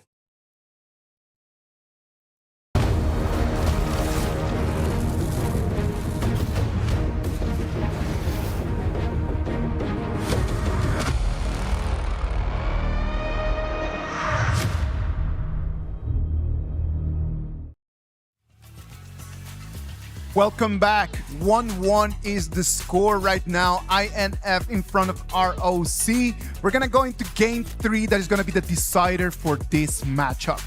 We said that Konling is the one that needs to have the ball over there for ROC. In front of them, INF, the ball needs to go to Leffy. I think it either goes to need to go to Leffy or Danny. I feel like the matchup here for me is so much centric into that jungle, right? All right. We saw obviously the leader of the pack. We saw Agudo into game number 1, and that was the clear direction that I feel like Influence Rage needed and lacked in game number 2. I mean, like potential play can be seen of this pay, right? Yeah. So the team on the red side in game 3 might just ban this pay away. And speaking to Leffy, if you're talking about Leffy being the hero, I would say Arlie with the idea at the bottom will be the best choice for them to pick in game 3. Arlie and the idea over there, that would be a nice matchup in there. Like if we can have that combo in there, like the early game, that the laning stage is going to be for them for sure. Absolutely, and the fact is, like we were alluding to, obviously the pay pick and the fact that Yukio's gone. But if they go for the Diadea and the Arlie, the Xiao Chao's gone, which is obviously a good counter down to there. To obviously, if you're waiting for Arlie to recall back to her umbrella or a parasol, get the knock-up, and it's a hard way to actually try and navigate that team fight. So maybe it's a 4D chess game that we've been seeing here between these two teams. ROC Esports will just limit testing in game number 1, like Nora was saying. Right now, the players are already set on stage, waiting for this game number 3 to start. Right now, the nerves gotta be at the highest. If you win, you stay here, and then you wait to play against Aurora Gaming later on this afternoon. If you lose, you need to head back to the hotel and start practicing. I know that whoever that loses this match is not going to have the day off today. No. They've got the work cut out for them, right? Yeah, like, for sure. You're at ROC. You're at the 3rd level right now. You're skipping 2nd, you're going straight to 1st, right, against Aurora Gaming. That's quite a feat here. And not only that, the fact is you've gone through already quite a not a very well-paced game. You're playing, you're pushing your limits to see if you can actually just beat that 3rd place in the MKL. And there's a saying that the more games you play, actually you just expose more techniques that you have. Especially we are still in group stage, right?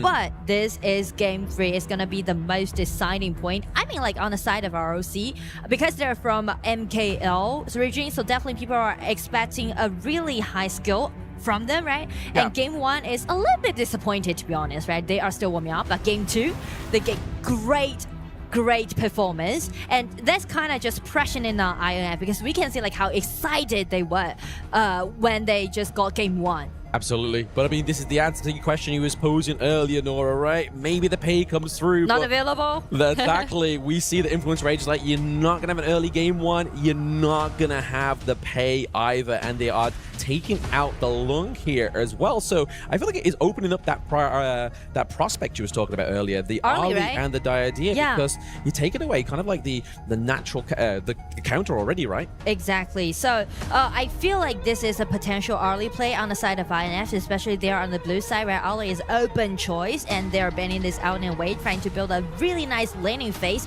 if they want to go for the this Ari pick. Ooh, but the problem is, like, if we take Ali, Xuan gets Guan Yu. Oh. Because Guan Yu's not been banned. So that is a scary potential here. Obviously, they don't have the Lapu, they don't have the Zhongfei to pair with the Guan Yu. So they'll be looking for something else to make a difference here. But the Flowbun tank being prio ban on the blue side is... interesting. I wouldn't do it if it was me, but I'm on the caster desk, they're on the stage. There's clearly a little bit of a method to the madness here. But it's very interesting to pick out this Flowbone tank because it's kind of well-rounded because of its tankiness, but we are talking about those outplay between those jungles, right? That really matters. But after all, it's only a tank. How you're gonna lead the pace by using the Flowborn tank, right? Yes, it's gonna be hard. And the fact is that they actually didn't take the bait here. I mean, to be honest, they could have gone for Ali and it would have still made sense because we saw the matchup yesterday where Flowball tank went against Arnie and Ali just shredded as long as Ali gets that early game lead and that power spike when she needs it. But they're gonna go for the Haya. So Haya doesn't get banned. Haya's job is to take the tank out of the team fight. You're playing at a handicap there. Your front line's already looking a little bit messy, but they're gonna go for a little bit more of a anti-tank farm into the bot side, the D-Ranger, and then also the Annette as well. Well, Annette with Flowborn tank can be really strong when they're doing those team fight, and also because of the DRNG, I kind of feel like they're trying to highlight their bottom at the same, and also DRNG the skill 2 purifying Haya's ulti. Those all 3 heroes are kind of being the answer towards this Haya. Very interesting. Like, to me, this seems like an alternate reality version of like the Kaiser and Sunbin combo we used to see, right? Like, you see that Annette's able to speed up the side of Influence Rage, but also when that Tremor Smash comes through here for ROC, you have that cleanse. So really, Leffy here with the DRNG can use that cleanse to just get out of some kind of ultimate here as well, especially if he happens to be the target for Haya. Use the cleanse, get out of that one, you're not going to take it to the Moonskin Mirage. And if they want to complete this kind of composition to play against this Haya, then Byron is open for INF. So I'm wondering whether ROC is going to take this Byron away or just leave it as an open choice, because we've seen how proactive that Tempest is, and also what he can do in the early game, and Byron definitely gonna be the hero for him in game 3. Yeah, taking away the Florentino here. We haven't quite seen Xuan on this pick just yet. We saw obviously Siang for Aurora Gaming pick it up and get the first win within KWC here as well. So giving it over to another MKL Clash Lane Titan. You don't really want to be seeing that if this is your 3rd game in a BO3, right? Yeah. So Hopefully, maybe they're going to take off the Byron here for the side of ROC because they've already used it before. Because really, they don't want a second front line here. Actually, they are maybe potentially trying to be like, you know what? Take it. Let's see what we can do with it. And if they try, they leave it as an open choice, then I think Fatigue will be a possible play on the side of Shen and also Guan Yu. Yeah, Guan Yu still hasn't been banned. Can be such a great threat to this Direnji.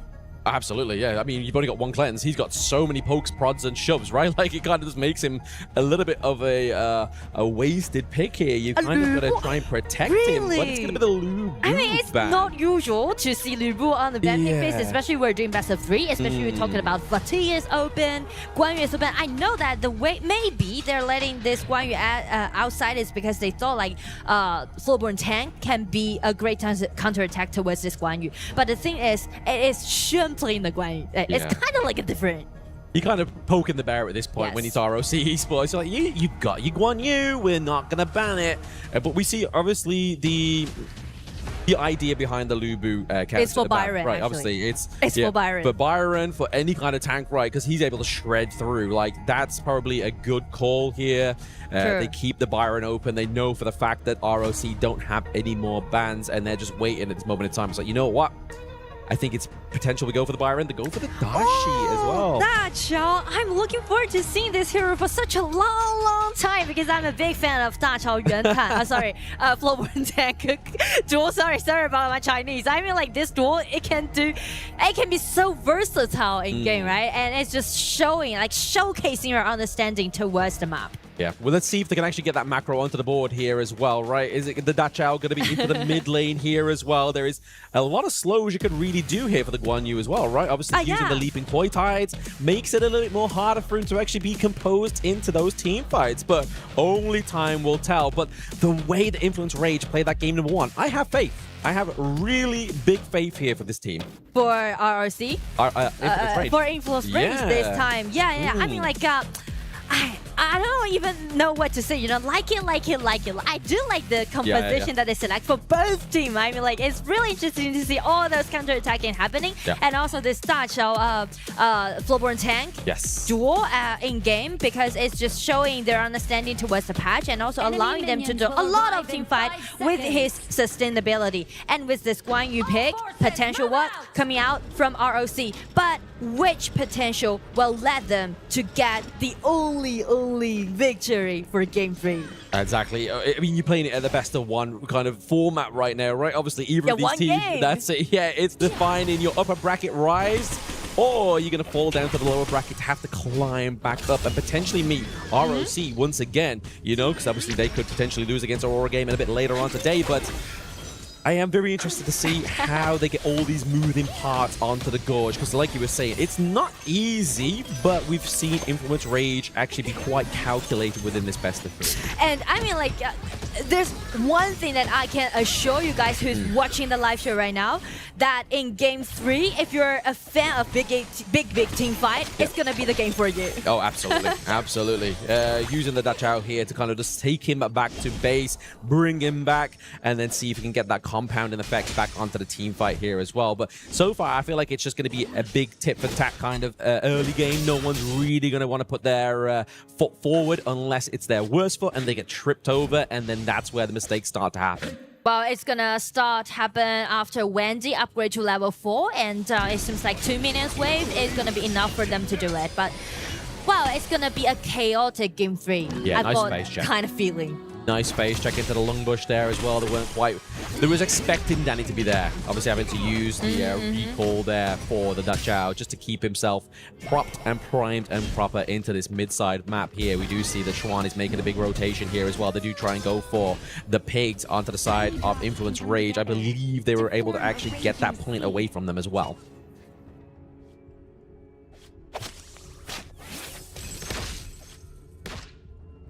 I must keep my posture.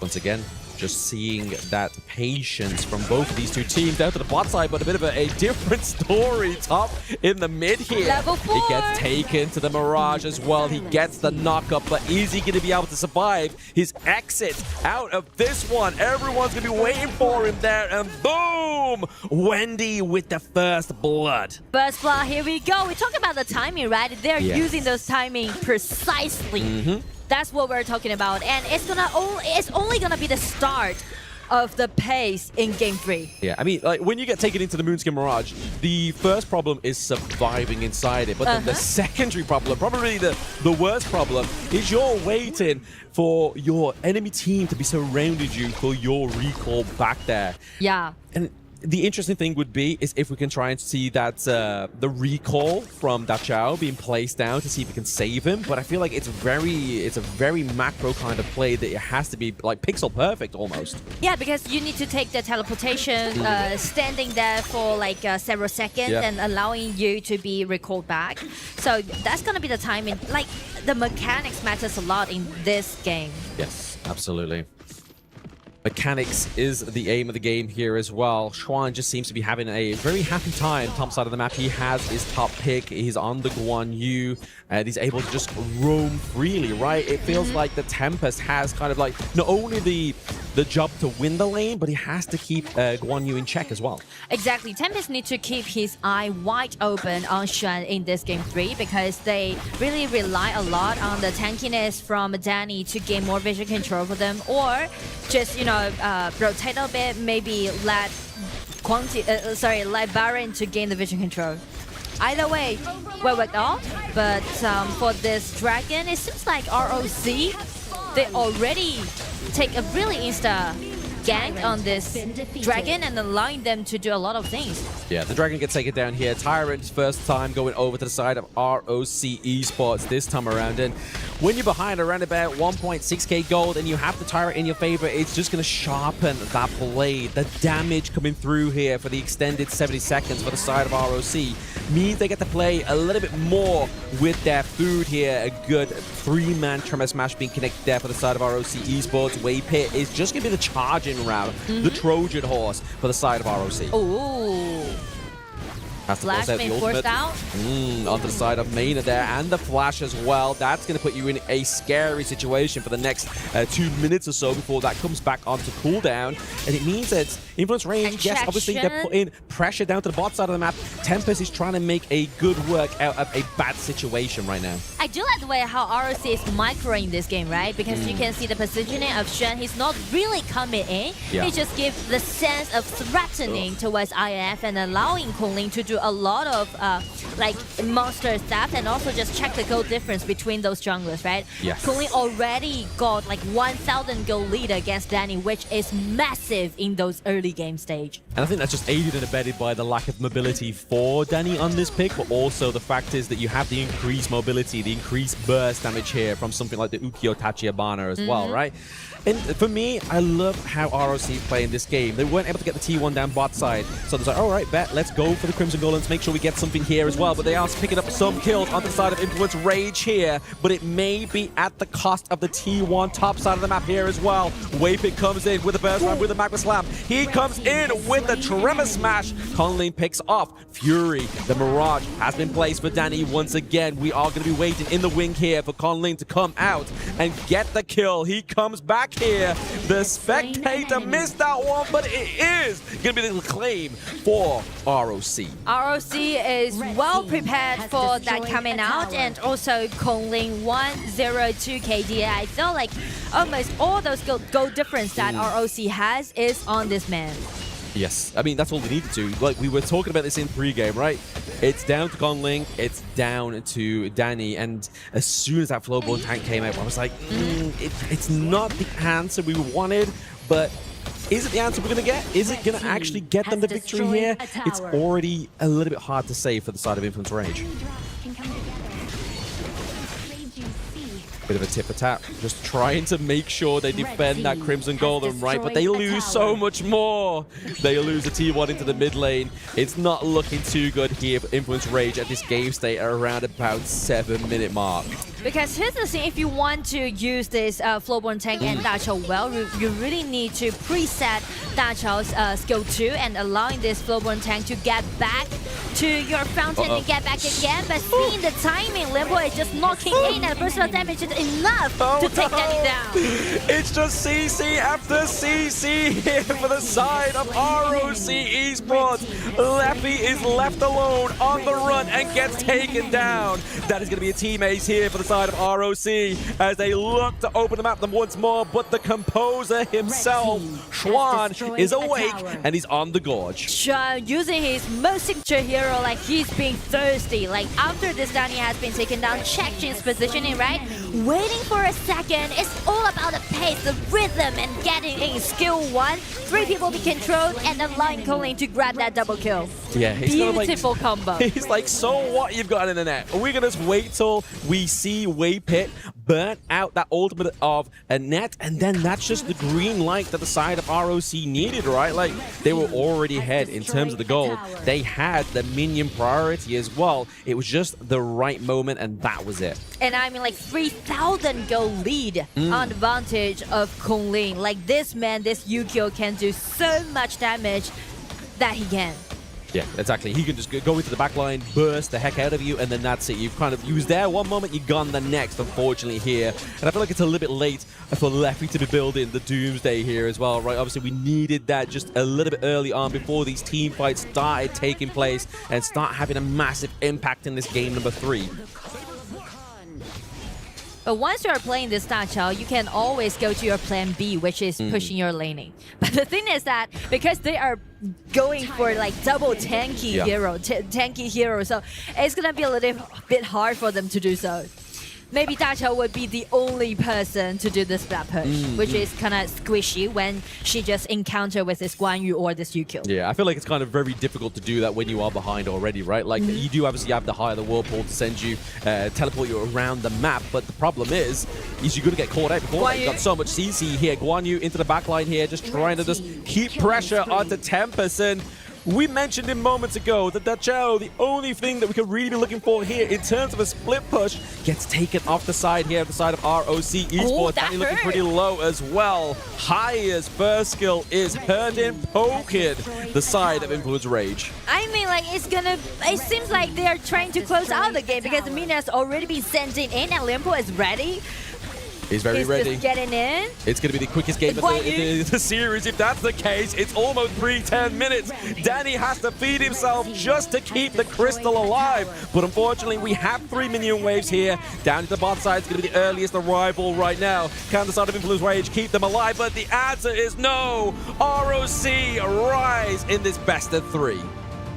2-1 win. It seems like they faced a little bit of trouble them at the beginning of this matchup, but they quickly pulled themselves together, showing their synergy, showing their coordination, showing their pure mechanics. Just check game 3, right? The understanding towards the patch, not only towards the patch, but also this duel that their opponents selected.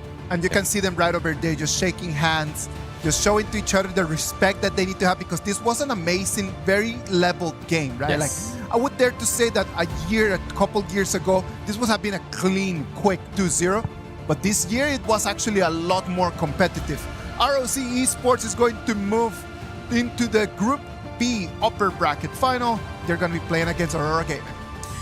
Yes, it's going to be pretty much like an MKL matchup again, once again, right? Obviously, but I feel like going into that one, maybe ROC doesn't quite have the confidence that Aurora Gaming had, right? Aurora Gaming's match, very clean, very quick, whereas ROC was kind of like, it took a while, but they got there. And I feel like if I was either of those two teams, Aurora Gaming would be where I want to be. But I mean, like, because of the familiarity that they had, right? So it's going to be a great game to see these two teams like, play against each other. One of the things that made ROC so dominant in this game was just the way that they just forced INF into making decisions. You want to protect your turret? All right, I'm going to jump into your jungle. You want to protect your jungle? Okay, I'm going to take your turret. So it was just INF just very passive, just trying to react to all of the different curveballs that ROC was tossing at them. Yeah, absolutely. But I mean, I have to give props to obviously Chuck BR again. Like you were saying, as we came out of that game, this may have not been an outcome literally a year ago if we thought about it, right? Yeah. But the fact is, these teams are leveling up at a pace that is very commendable. And I think Influence Rage just needs to go back into that lower bracket just to gain that confidence back in themselves and ride that lower bracket. They had some very good moments in Game 1 and in Game 2. In Game 3, what I believe is that the Tat Xiao and then the Flowborn tank, it is a composition that you need to be a lot in sync. Like you need to be able to understand those timings. And since the minute 2 when Danny falls, then he just kind of just tosses away everything that they had planned. I totally agree with you. I mean, like, the synergy is really important when you're playing this kind of pair. So I feel like they need more practice about this game. But like, potential can be seen from this kind of composition. I think that's all that matters at the end of the day, right? Obviously, this is a double elimination. If you've got potential in the upper bracket, it just means you have to just analyze that last series that you had. Analyze what worked well, what didn't work so well. And I feel like that Game 1 draft was definitely their top form. I think, but there's just that prio pick for Flowborn Tank in Game number 3, right? Like, this is your upper bracket life. Yeah. I don't quite understand that one. Maybe it's just limit test and see what Rock does when they meet them potentially in the lower bracket. And I mean, like, speak of the potential play, I mean, just neglect this Flowborn tank. I would just give one thing to RNF, that forget that Baichi pick. I mean, like, they already lost 2 games about that Baichi, because I know the reason why they're picking out that hero is because they're looking for those initiation. But the thing is, Baichi is quite like a mid-late game hero. So I mean, like, if they want to make comebacks from the lower bracket, maybe more aggressiveness is what they want. Maybe what we need to do is just to keep that Baichi over there in check all the way until best of 7s. Yeah. Just leave him and just like, no, just don't pick him. It's not the time for Baichi. Exactly. I mean, best of 7, it's going to be the time for Baichi to shine. Exactly. It's only a best of 3. But we're going to see in this, obviously, highlights here. The fact is that they tried to bring out components that was going to try and just hinder the bleeding here from the Xuan on the Guan Yu, right? Yeah, it was like hoping that all these little mini components would stop his impact. But unfortunately, it just wasn't even enough. I mean, like, Xuan is definitely an artist about how to pilot in this Guan Yu. He's been riding this horse for over like 7 years, I guess. It is his main hero, right? So when you're in the VP and ROC is not choosing the clash, and he's not choosing the clash, you know that at the end of the day they're just gonna choose that Guan Yu. That's it. It's not even a question no more.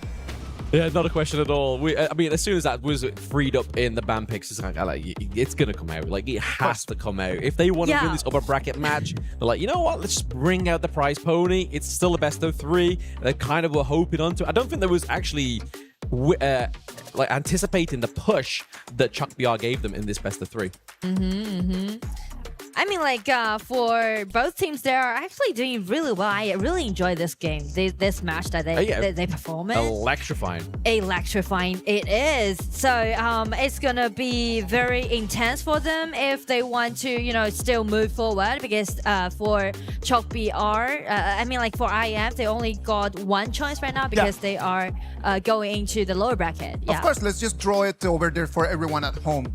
Right now, we're going to have Aurora Gaming playing against ROC later today, this afternoon, to see who's going to take that first ticket into the playoffs.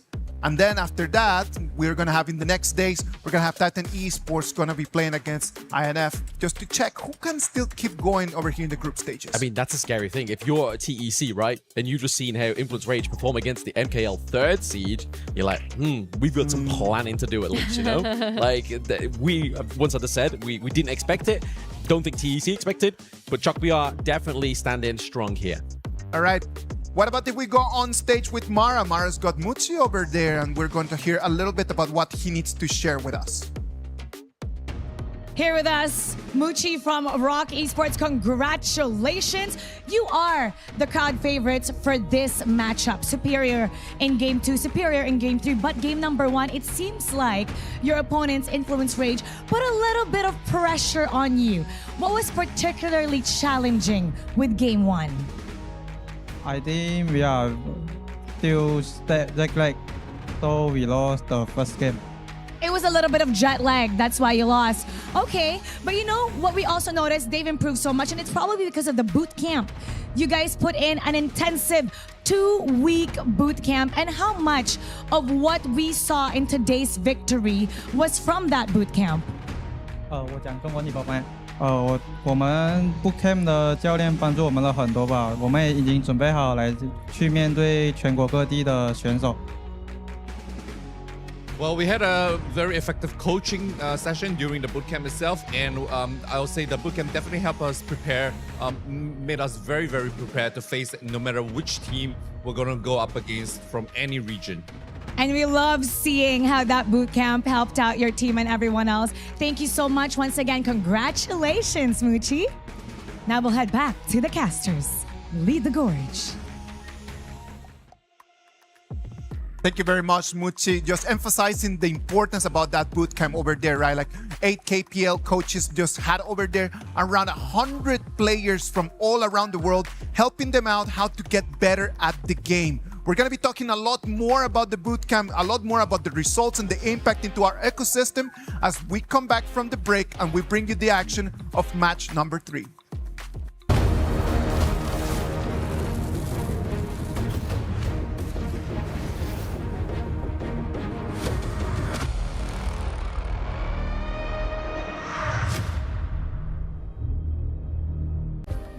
Play is in our DNA. Whenever we let it out, it becomes our superpower. Now imagine an entire city being built to supercharge it. Geekay City, powered by play. We were there. For every click, every clutch, every respawn. We were there for the years of grind, and we're here. Now, the proud founding partner of EWC, powering the biggest event in gaming, shoulder to shoulder with the world's best, making history. Greatness deserves a stage. Lenovo Legion, reach your impossible.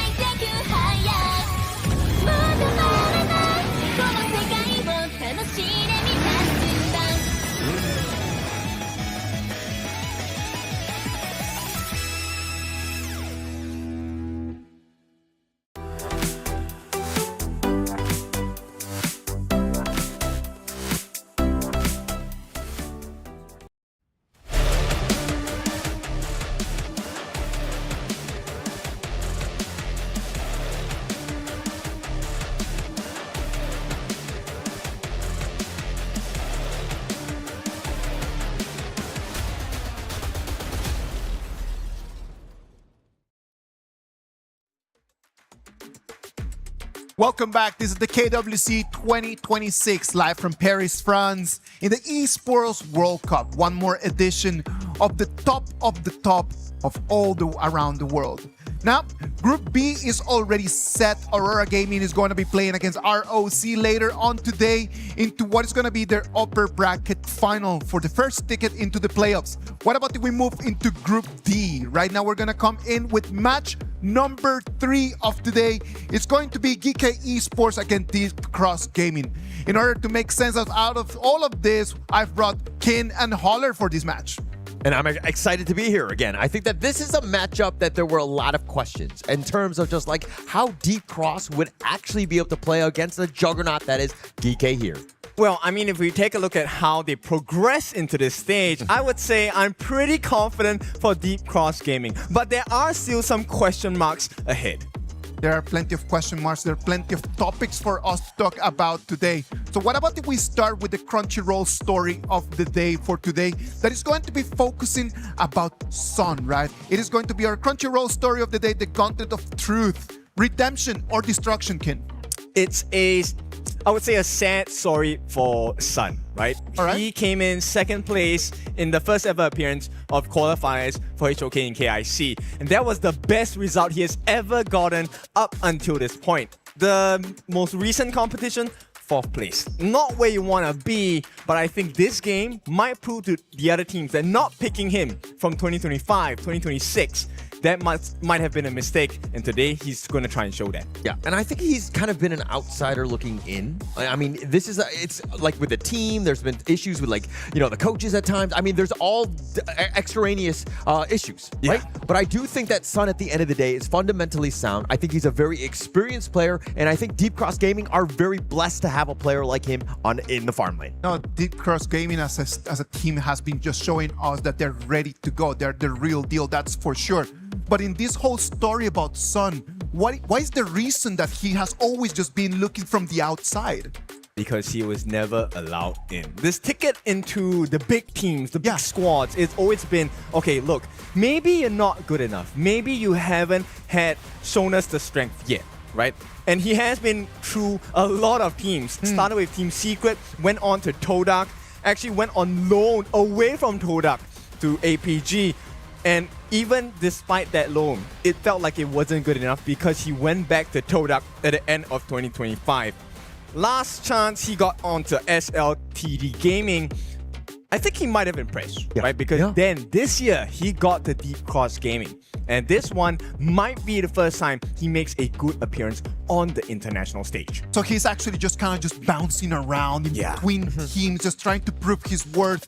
And this might be the first time that he actually has a spot over there in the starting lineup to show his real value. There's a lot of that value that will be shown today. And I think that, to Kin's point, it's not about revenge or anything like that, but it's like proving all of those teams wrong. Like, why did they create a super team or whatever, and he was never included into it? I mean, he's going to be, again, this might be a villainous story, I'm not sure, but I do think that, this is a time to really rise up. It could turn a sad story into a very happy one here. We can already see Geekay Esports jumping in over here. They're going to try their very best just to do better and better and better compared to their performances around. Of course, they come in here as the second place of MKL Spring 2026. I got to see them in the Challenger Cup in Beijing where they lost. Actually, they lost 0-3 to E-Star Pro. It's a tough pill to swallow, but in terms of the global standards, GK is definitely on top, right? We talked about the boot camps that all these teams have taken part in. GK were the champions of that one. So that is a huge mountain to climb for the side of Deep Cross Gaming. And if we go back to Sun, his first challenge today is actually to go up against Gem, who is the farm laner. And for Gem itself, this guy on paper, he was non-existent in the global scene, right? Came in 2025, but he has consistently gotten first place finishes with Geekay Esports. He's impressed, and I think that that's kind of what you need. You need to solidify that farm lane, and I think that if you're looking at the rest of the one, they have a lot of championship roster. Like, this is a very strong team. You have Guyu in the Clash lane, Finals MVP. He's going to have that skin from Vati. He has, he's clearly been able to make plays on his own. Then you're talking about Musan King. They call him the king for the reason, right? Because of the fact that he just absolutely dominates from the jungle. This is a very solid lineup with a lot of all-stars, and again, it will be tough, and I love Sun, and I want that redemption story arc to happen, but man, this is a formidable team. Yes, I mean, it's not a one-man show at this point. I mean, I hope for Sun it is a one-man show. He needs to step up. But that matchup, the Guyu versus Clean, this one I'm super curious because Clean in the Deep Cross game so far, he has shown up. But those teams, were they strong enough? Same power level as Geekay Esports? I don't think so. So today we have to take a look at the 1v1. So many of them, one in the Clash lane, one in the farm lane, one jungle as well.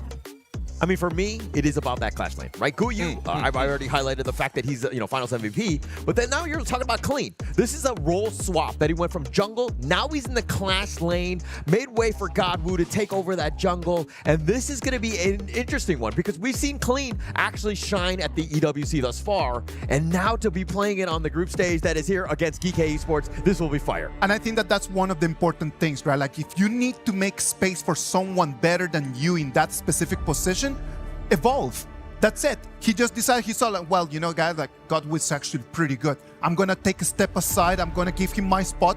but I'm gonna rotate to a different position. Instead of just saying, like, you know what, he could actually just sulk in there just because he's gonna go bench. He decided to change himself, redefine, and then just move into the next position.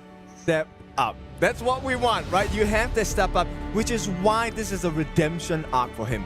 All these years of being on the bench, all these years of not getting the shot that he wanted, if he proves himself good today, he is going to be the new superstar, and his team is all behind him. This jungle matchup will also help define the results of this particular match, because yes, a king, Musan King, he's pretty strong. But we have seen a god in the jungle, God Wu that is, and so far he has been pretty godlike. Yeah, I mean, he comes from the KGL. He had a bunch of MVPs even when he was there. He has definitely made an impact there. But this is a team that has kind of had a lot of other people kind of throw them off, where they've created this hodgepodge squad that when you look at it on paper, you're like, wait, why are these guys free agents? Why are we able to create these teams with these players?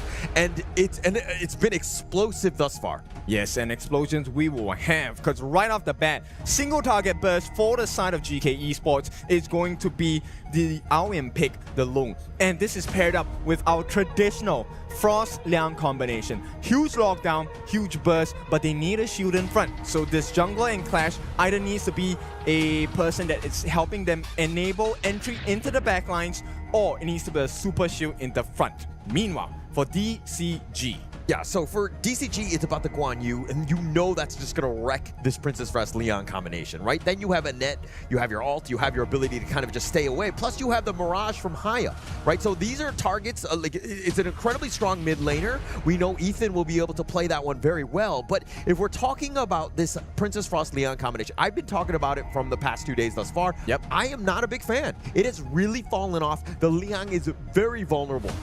Yeah, I think it really comes to the point where who pulls the trigger first, right? Because if you get that combination in and it's not onto the Guan Yu, he will push you from the back and you're not gonna like it too much. But on the inverse, if we take a look at the Guan Yu flank, if the Guan Yu comes in too early, then the Liang and Princess Frost actually gets whatever they want. And side note, I really hope they're picking out EW Sin for skin for our Princess Frost Heaven Beacon. Yeah, we just love that Heaven Beacon skin.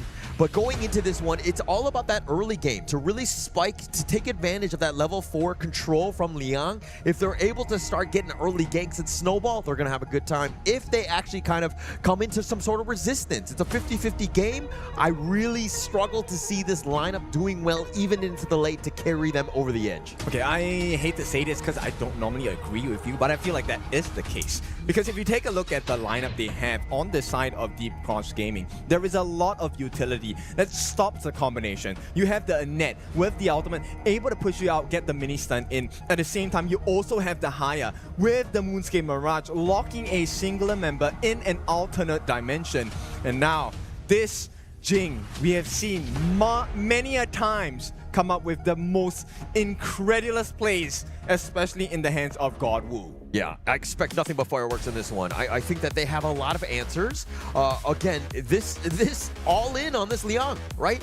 To set things off in a best of 3, I think that is incredibly scary because for me, I'm looking at this more, this hero as like a best of 7 tile, where they might not have as much CC and control, and then you can kind of maybe get that pick off. You can kind of catch them off guard, if you will. It's a 50-50, right? True. Because if the combination works, you get really good snowball effects where you can just keep using the combination over and over again because they can't take you out in one shot. But if you're playing from behind, then it's you're gonna be caught in no man's land every single time. Yeah. I mean, he's literally late game and he's very squishy and like he's like a dude with just glasses and you just want to punch him in the face, right, Kin? No, I fully disagree. I wear glasses and for good reason, and I do not want to get punched in the face. Now, with that being said, this time, Geekay Esports, let's see what they can do, because while the stats in terms of the draft may not stand in their way at the moment based on what we see, this is Geekay Esports we're talking about. Yeah, you can't really count them out. I do think that, you know, at the end of the day, we're talking about the pilots of these heroes. And I think that if we're talking Geekay Esports, they're number 2 in MKL for a reason. This is a formidable squad, but they're going up against Deep Cross, who has surprised time and time again thus far. Surprise is definitely a good choice of words because I was not expecting this level of proficiency coming in, right? Especially having to come together in, a very short amount of time. And now they've pulled off a nothing short of a miracle coming in here. Going up against Geekay, this result is going to be something that all the teams have to look at in their group. Yeah, and actually we already saw a little bit of a surprise earlier. I mean, not to say that Influence Rage, I mean, they pulled off that one game, right? And that they stole that one. And I do expect to see a little bit more of that type of style where they want to be, taking the fight to them. And, these play-in teams looking to surprise throughout. Yeah, I think this is all dependent on Clean. And they know the answer here. They're pushing Clean back all the way into his T1, which means they will get this Primal Portal, they will get this Space Fight as well. Initial rotations is a big win for Geekay. Yeah, big win for them, but DCG already up, 200 gold, it's not the most at this point, but any sort of win, you're looking at positivity in terms of just how they're able to build. On the other hand, Geekay understanding that we get Jih level 4 as quickly as possible. Let's start the gank train early. We haven't really spoken about the roam on the side of Geekay, right? So I feel like unsung hero, this guy has always been very consistent and very adept at making sure that Geekay is well protected. This time, I think it's more aggression than defense, especially when you're playing a Liang, right? Because you want to get the CC down, and with the suppression can only be stopped when you stun the original hero. So this is going to be a game where just positioning is monumental. He needs to be the core of the team in terms of positioning. Yeah, and I like it how you bring that up because it's not about him. Early it's going to help in terms of that initiation to get that control, to lock down, flash control, right? Yeah. You blow him up potentially. But come the mid-game to late game, he needs to completely change his style in terms of how he wants to proceed. If Godwu goes in, you're looking to lock him down. He's target priority #1. Yes, and while that is one of the things they have to consider, the second consideration that, this combination, ideally you want to use it fully onto one person.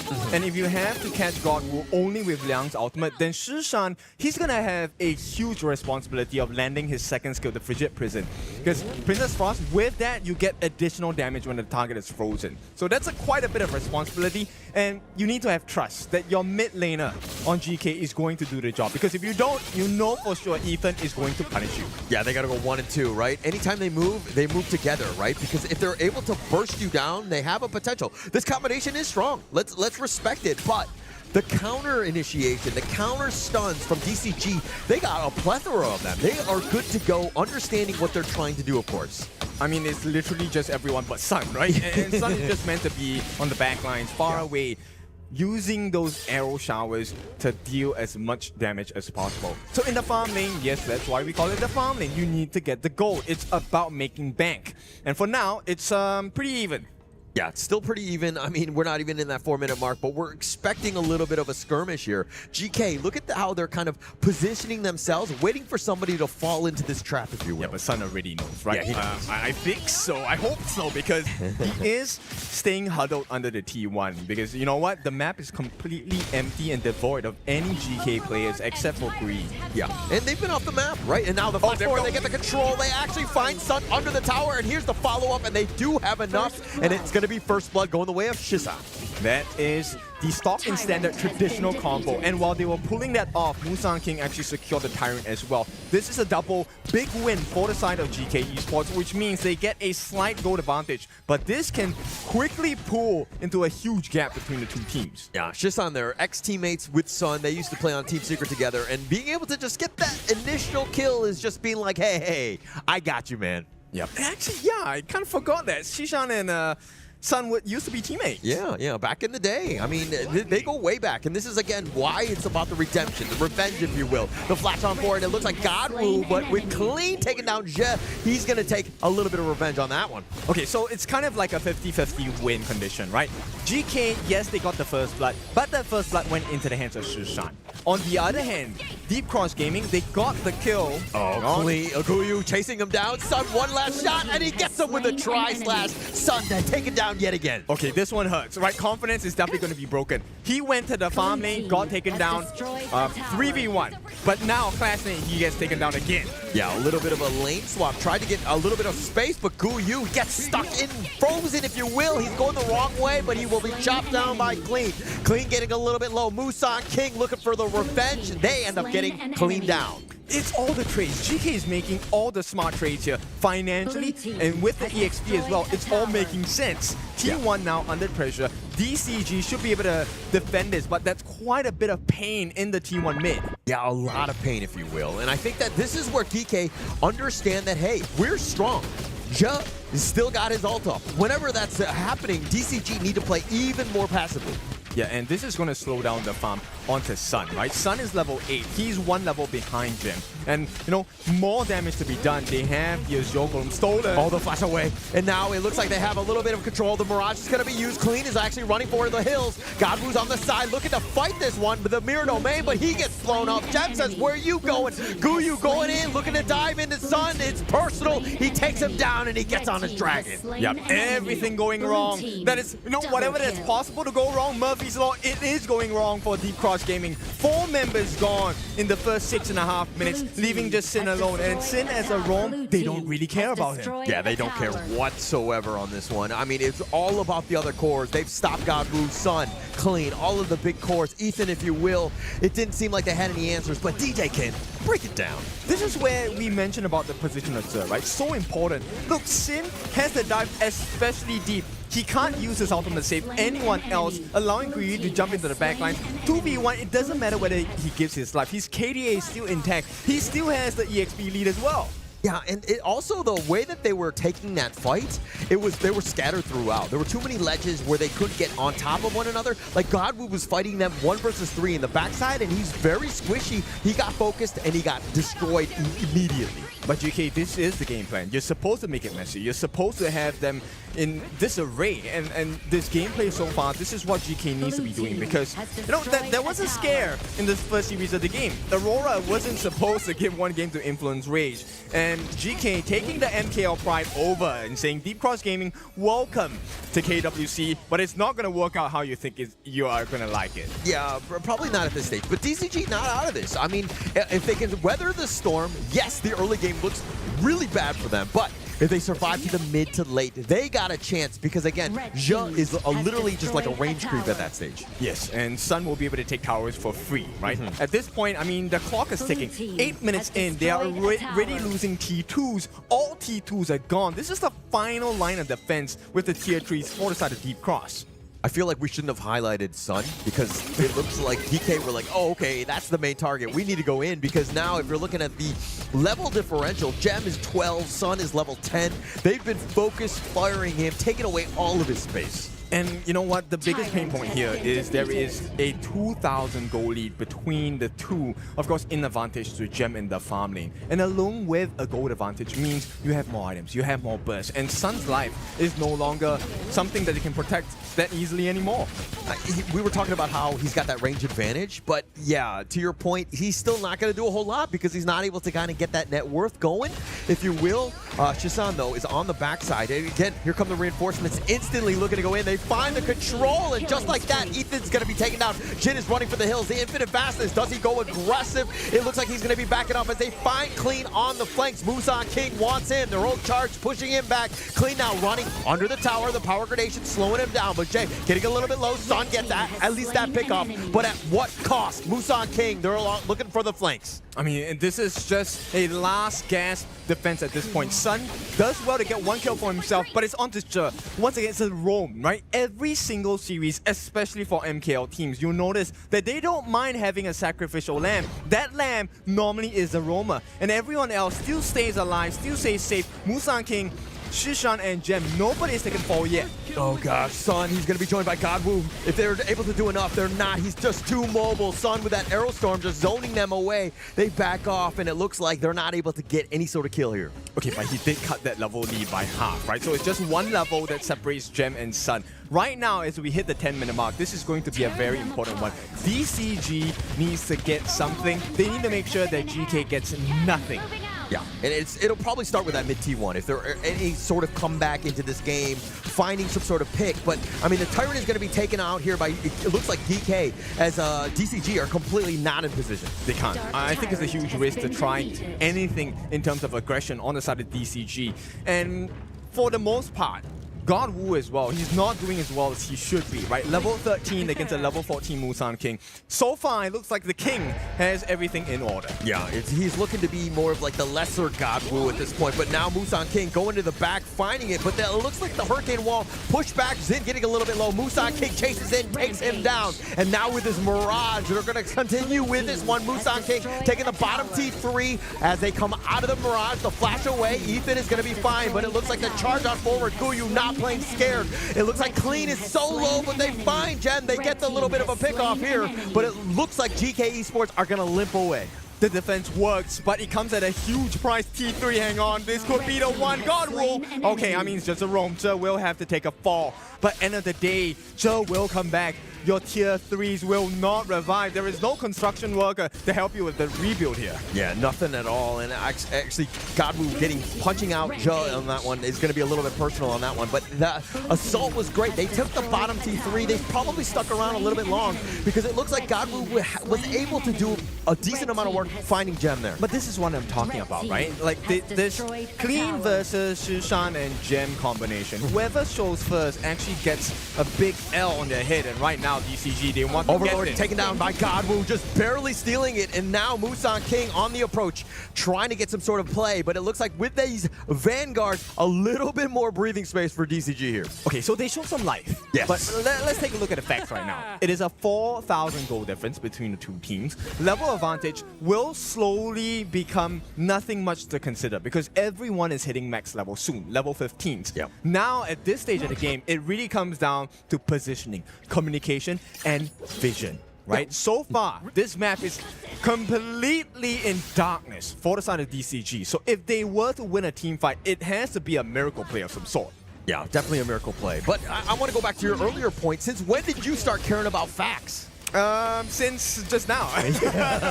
Because, you know what? You know, opinions matter, but sometimes you cannot ignore a fact. And the fact is, Geekay now are in a pretty good position. A very good spot. But, I mean, DCG still finding ways. They're, like, hanging around.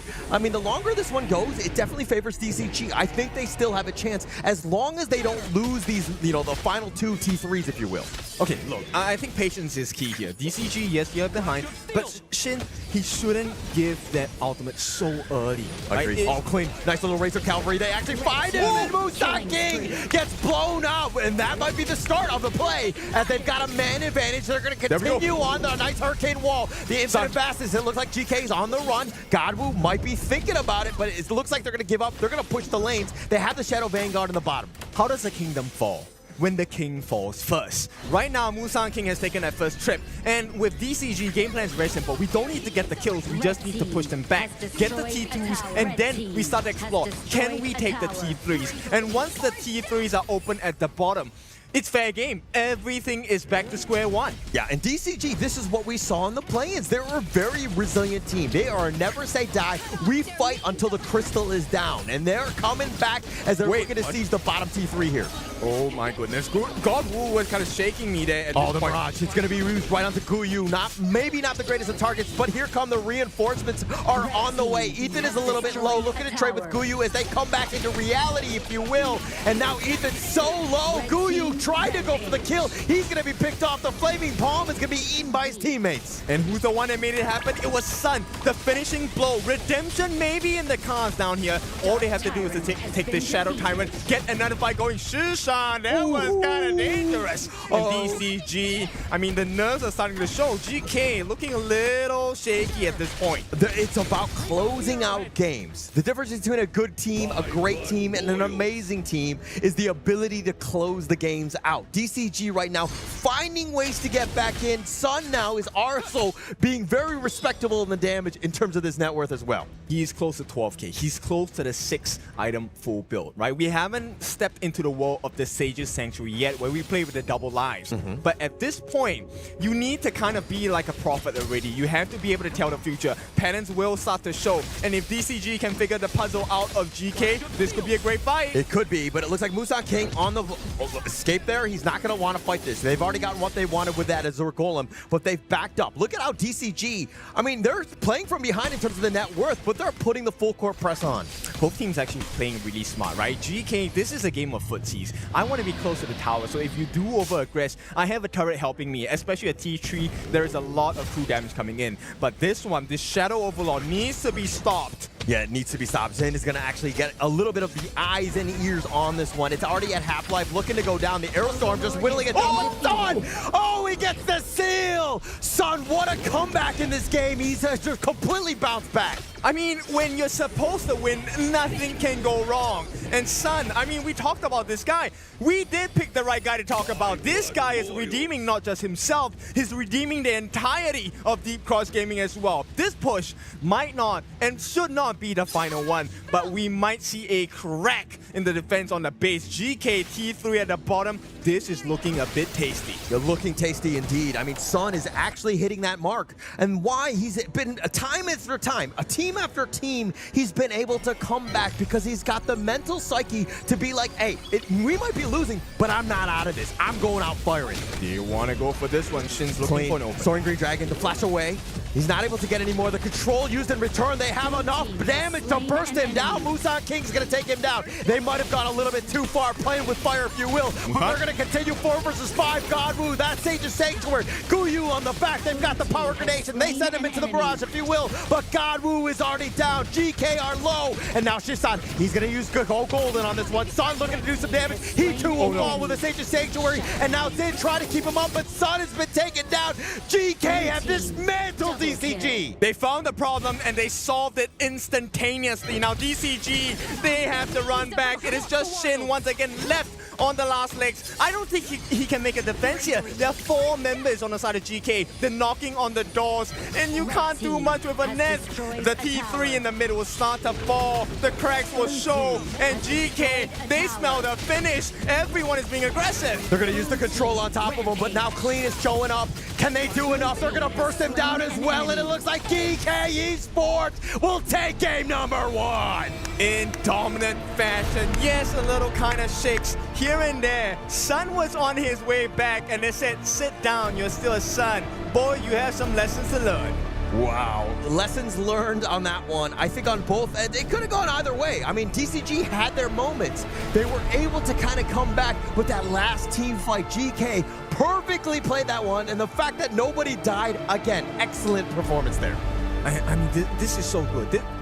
Okay, I'm gonna use this as a reference. Being a picky eater might save you sometimes, right? They completely ignored Shin because the rest of the teammates are the problem on the side of Deep Cross. The moment they got rid of Sun, the moment they got rid of Godwoo, who do they have left? Nobody has CC, nobody has damage anymore. Yeah, and that's kind of why they found that moment, right? When they were able to take that team fight. And again, it seemed like, you know, DCG were like so ambitious. They were like, oh, we're winning. And then all of a sudden we're like, actually, we're kind of losing this one because we're not on the same page. It didn't seem like the target priority was there. Okay, so Isaac, I'm gonna throw this to you after this, but you were shaking it's your all right, head. Don't mind me, don't mind me. I can just stand over here. I'm gonna chill. You were shaking your head, and I saw it because I was shaking my head as well. When Clean got caught, why? Why were you there? I mean, you showing first. Yeah, exactly. If the team had backed you up, Sin was nowhere near to stop the CC and the suppression. If they were close enough, this would have been a completely different result. They were riding the wave, right? And that is the issue. Like, you're riding the wave, you already have like 90 seconds where you have already like taken the dragon, you are already winning the fights, you're pushing on the high ground. Maybe that was the right moment just to push back. But well, Clean goes in, he tries to go for the flank, and everything just disappears. The 16-minute mark. Look at that dip. That was the moment they were looking for. And I mean, you can't blame them. It looked good. It looked good. The Shadow Overlord flying down on the bot lane. That open wound at the farm lane on the side of GK Esports' base would have been the winning moment. They had that opportunity. Things were looking in their favor. And while I understand the fact that you think you're good, let's end this game, but you got to go slow and steady. You had those Vanguards. You could have taken your time on this. Yeah, you can get to play with range, right? Like Sun, he dealt 32% of the team's damage. That was 88,000. And this is even after the horrendous start they had, right? Gui, this guy, super good. He was a menace in the early parts of the game. And you would figure that during this middle part, 11 minutes in, where Clean was consistently caught because he showed first, that he would not show first again. Yeah, this is the beginning where things were looking very good for DCG. This team fight, I believe, is towards the end, but they find Guyu and like they disengage. These are the initial pickoffs. You're chipping into that lead as much as possible, and then that's what the tipping point to get you over.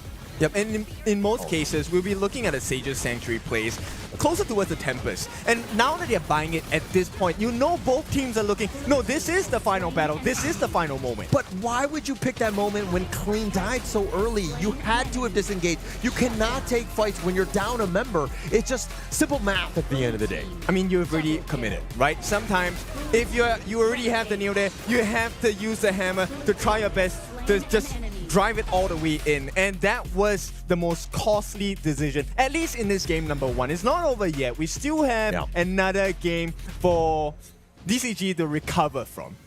Come on, you gotta remember that Geekay Esports is the 2nd place in the MKL, right? Yeah. Like, so they're top of the top. Like, they came in here, they were already seated over there as head of the group. So, like, the way that DCG played right over here was so amazing. Ladies and gentlemen, we're gonna go to a little break, and after we come back, we're gonna go into game 2 of this very, very interesting match.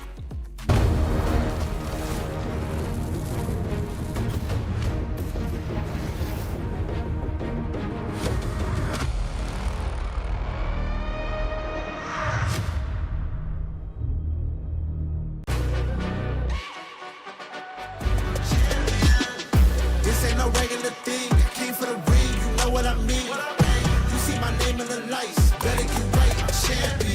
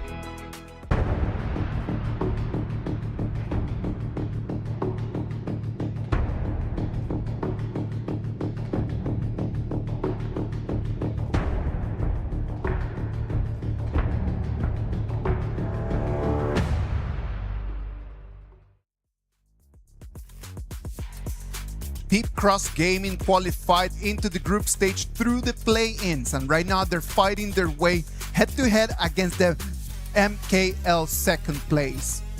Ken, what is going on in here? Like, what do you think is the key that has been leveling this matchup right now?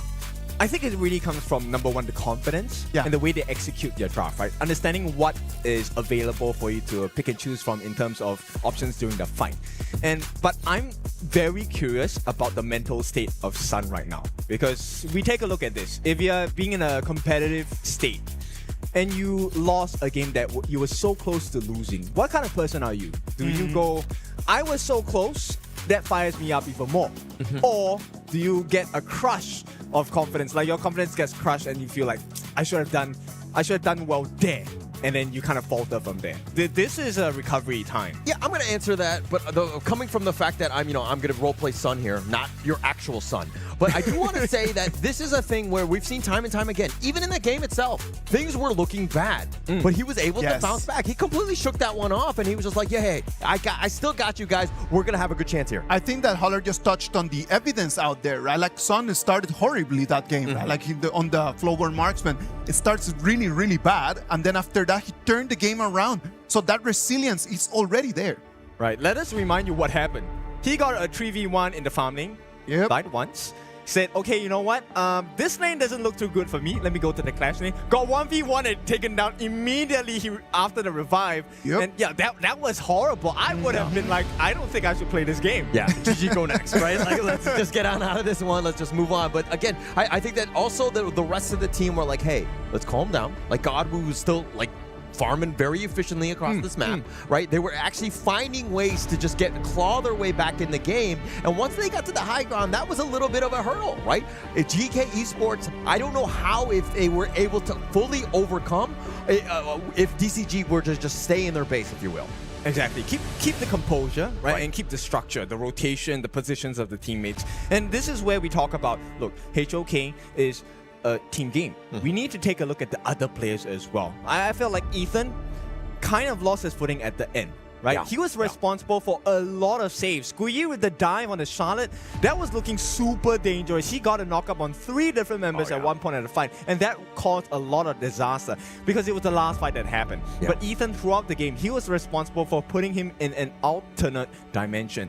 And I'm wondering, Ethan, what other things can you show us in game number 2? Yeah, well, they need to step up. And I think that it's about that coordination, that last call. Again, I hate to keep stressing on this, but if Clean dies, you got to back on out. There's no reason to continue to fighting 4 versus 5. The amount of risk that you're taking is just way too high, and you're going to lose a game just like we saw here. Yeah, and I think the second thing to really notice in teamfight patterns is when teams start buying Sage's Sanctuary, you know they want to double down. Yes. So you know what? They're burning so many resources. Get out. Let's not take this risk unless you're 100%. In fact, at this point, I wouldn't say 100. Make sure you're 300% sure you're going to win the team fight, and then you go back in. I mean, let's be very honest. 300% probably not going to happen. Nothing is 100% even in this game, right? But I do think that you need to take, again, calculated risks. It's a simple thing. If you have 5 members, I have 5 members, we Gucci, right? We can fight, especially if we feel strong. But if we're down a member, you're talking that's clearly less than 100% in terms of these odds. Not good ones. I mean, it also depends on the comms, right? When let's say a shot caller says go, go, go, that is 300% because he says it 3 times, right? Each go is 100%. I am pretty sure that's not how it works, okay? I mean, in my ranked games, it works. Okay, but yeah, that's a ranked game, right? This is what we're talking about. But jokes aside, we'll take a look at what this is looking like. GK Esports, they're going to remove half of the combination that they showed, which is the Aoyin, the Lung, not going to be available for the pick. Second ban, the Liang as well. This is going to open up so many doors. Florentino is open, Lorian is open, and Chicha is open as well. This one, a great one. Win your first pick, let's go with the flex. You don't know where we're going to put this Chicha in. Yeah, this is very confusing. It's hard to play around because, and also, they might be thinking it's in a specific lane, but then they're like, okay, we can just change it based on what you choose, right? And they're going to go with the Lorian here, as well as the Lapu Lapu, who has been very successful. Number 2 most picked at the KWC thus far. Okay, I'm a little bit 50-50 on the fence on this one, right? Because we have seen the Lorian combination being used in conjunction with the Zhangfei. Zhangfei is not banned, and I feel like the Zhangfei provides a little bit more security with its Unbridled Outburst. For the Lapu Lapu pick, yes, Raging Sea is great. You get the continual damage as well. But, you know, the setup is so obvious. Yeah, you know it's coming, right? And I think that if you're looking at the other side, Geekay Esports are going to pick up the Annette, and they were like, Guan Yu, we're like, okay, we're going to show you how it's done. Okay, the Annette gameplay is really about number 1, positioning, and secondly, about the timing, right? Who is this Annette trying to go on? Here, at this point, I feel like the Annette is used as a deterrent, a shield, if you may, ultimate to keep everyone out. In the other side, in game number 1, DCG were trying to use it as a disruption towards the Princess Frost combination. So the way that this Annette we're going to be seeing in this game number 2 is going to be played in a completely different fashion. Yeah, very different, but at the same time, adding to the CC plethora options that the Guan Yu also is looking to bring. So they've kind of got the lockdown on, you know, on set, right? Like they're pretty much good to go as they go into the second phase here. If we're looking to the other side, it looks like, you know, Deep Cross Gaming are like, hey, let's pick the Charlotte ourselves. Let Clean get to that back line. Okay, and now I want to focus on the last 2 bans coming in from GK Esports. I feel like respect has been given, right? even if you don't win this game, I feel like the redemption has already been half made. They're paying a lot of respect. 2 bans on the farm lane. They don't want Sun to have a good game because they gave him a horrible start in game number 1. Yeah. He recovered, only lost because Yeah. there was a slight mistake made in the last fight. Yeah, and actually, it looks like he's going to go to his tried and true. He's like the Alizio spammer, like the only one that plays it at the EWC, but he's very comfortable on this hero here. On paper, you would not pick this guy, right? Like, why would you pick Alizio? Yes, late game damage. He, in the laning phase, if you're all grouped up together, he's a menace to deal with. But in the early parts of the game, if you get ganked 3v1 and they have quite a bit of CC and control here, it's not gonna look good. The Noir locking you in with the Matrix, it's not gonna be fun. It will not be fun, but again, trust in Sun. I think that that's the biggest thing. The MO of DCG, they feel like it's comfortable. They think that the Chicho was going to be the farm laner. They are in fact correct. So they're rewarded with this. You have a little bit of a range advantage. If you want to group up and team fight, which is looking like what Geekay were looking to do, especially early, this is a good pick. I feel like, you know what, someone on the side of DCG should just go up to Sun and say, Sun, you're a man now. And then, you know, the self-growth, okay, that does not happen in real life, but who knows, everything is worth a shot. All right, look, I think he would be a little offended. He's just like, I think that that's just his actual name and not like, he's not going to be calling anybody daddy any day of the week. Well, right now, he has a potential to really lay the law down, if I may, on the side of Geekay Esports. But this one is for Geekay Esports to lose, right? Everything is in their corner right now. They have the advantage. They have the momentum. They have great picks as well. Yeah, actually going into this, I mean, the Musashi looking for that auguring, right? Another win condition. The Chicha might have a problem. The range is, you know, he's going to be up front so that, you know, the Duel of Death could be targeting them. If they want to group up, you have the Alizio. So you have options from this DCG lineup. Okay, it's a very specific situation here, but I'm kind of worried because if you do use the duel on the duel to the death from the Musashi on any singular member on the side of GK, they might actually just pull back into their 5-man. And all Gui has to do on the ground is push everyone else away. And suddenly you're caught in a 1v5. Yeah. Again, it comes back to the execution at the end of the day, right? I think that if we're looking at this one, but Kin, who are you giving the edge to? Just look at the draft. Now, don't look at the players. I still like the GK draft at this point. Okay. Now, because with the Noir, that's late game insurance. You are able to take down Sun with ease. Oh, Shisan taking a decent amount of damage. Zin with just not enough. He's a little pillow-fisted at this point. Ethan looking to go for that steal. But GK, this is what they like to do early. Again, just, you know, prioritize for Musan King with that gold sharing. Yeah, you know what? I feel like GK might be just a little bit too fast in mobility against the side of DCG, right? For Sin, when he wants to land the Raging Sea, that takes a bit of wind-up time. For Ethan as well, yes, I believe he should be able to get a couple of catches, but ideally what you want on the side of Ethan is I want to get a 5-man out. I want to get a 5-man lift. And the way that GK's composition has, they get to run around, ring around the rosies, right? They don't really have to stick around in one small tight circle. They can enter into the same spot from 5 different angles.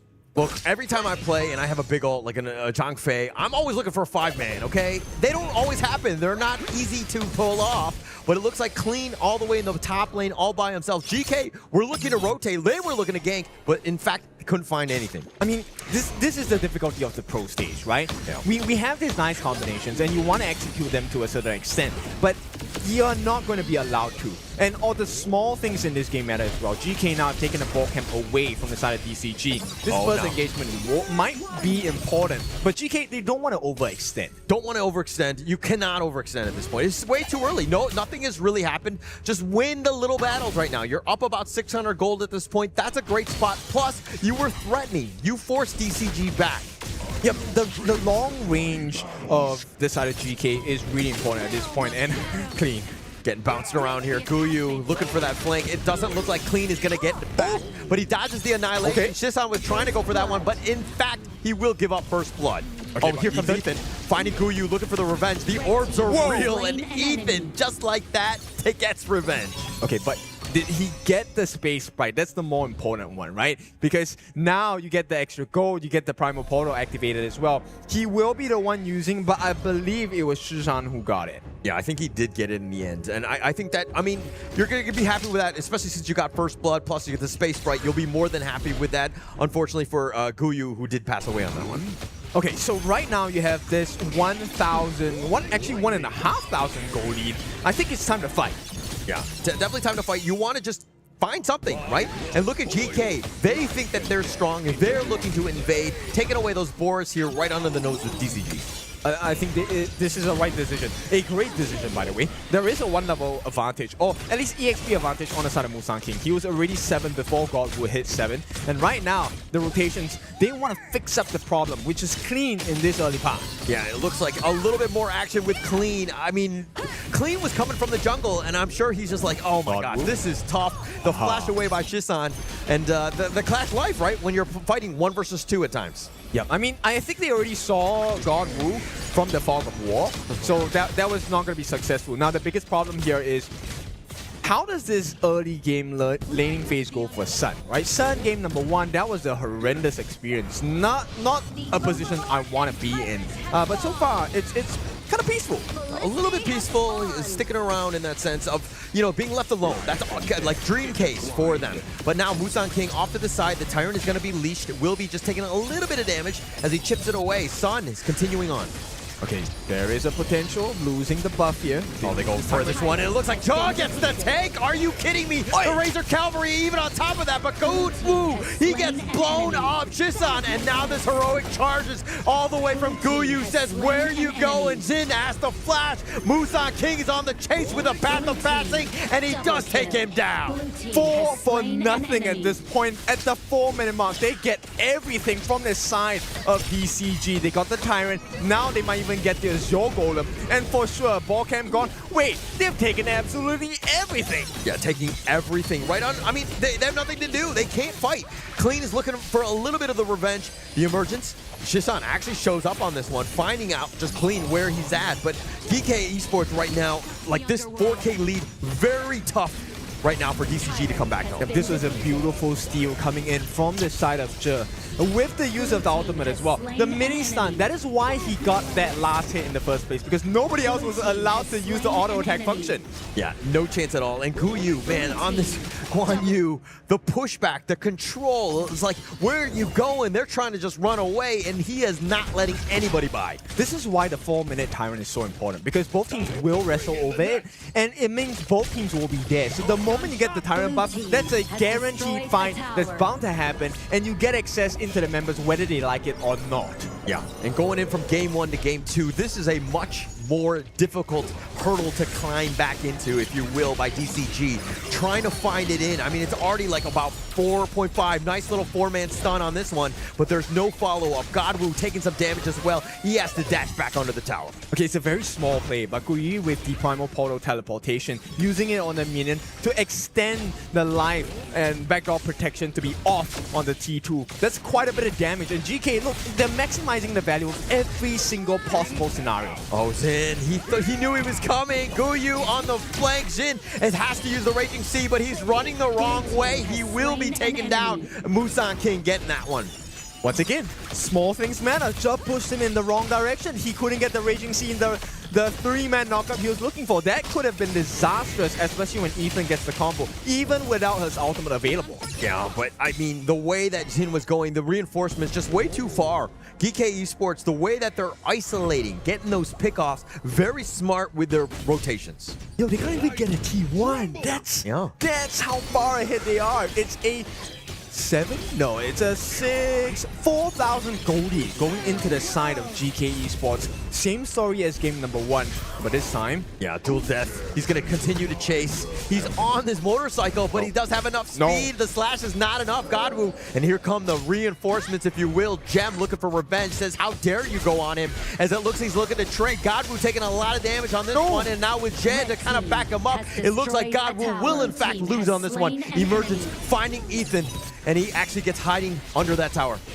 This is the exact situation GK wants to find themselves in. Godwu, he's meant to be this huge monster that you can't deal with, but a 1v1, and here we go, Musang King, he's confident. Yeah, very confident indeed. The Conductor of Souls finding it, and he wants to go for Shin. The easiest target, if you will, the Hurricane Wall on this one. And now it looks like they're going to dive in. The Soaring Green Dragon and Guyu there, but Sun gets annihilated, if you will. And GK taking them all down. 2 members down from DCG. What do you do at this point when you're DCG? You're supposed to be the ones going deep into the base of GK. You're supposed to make them cross. But right now, everything is going in the way of GK Esports. Jungle is practically in their hands. And we'll take a look at how this moves. Look, Gui, I love this movement. Making sure that he pushes them in so that the annihilation lands on its target, even though it was already perfectly aimed. It was absolutely perfect. But let's kind of address, oh my gosh, Godwoo getting killed on the bottom with Shisan and Gem. They just had too much.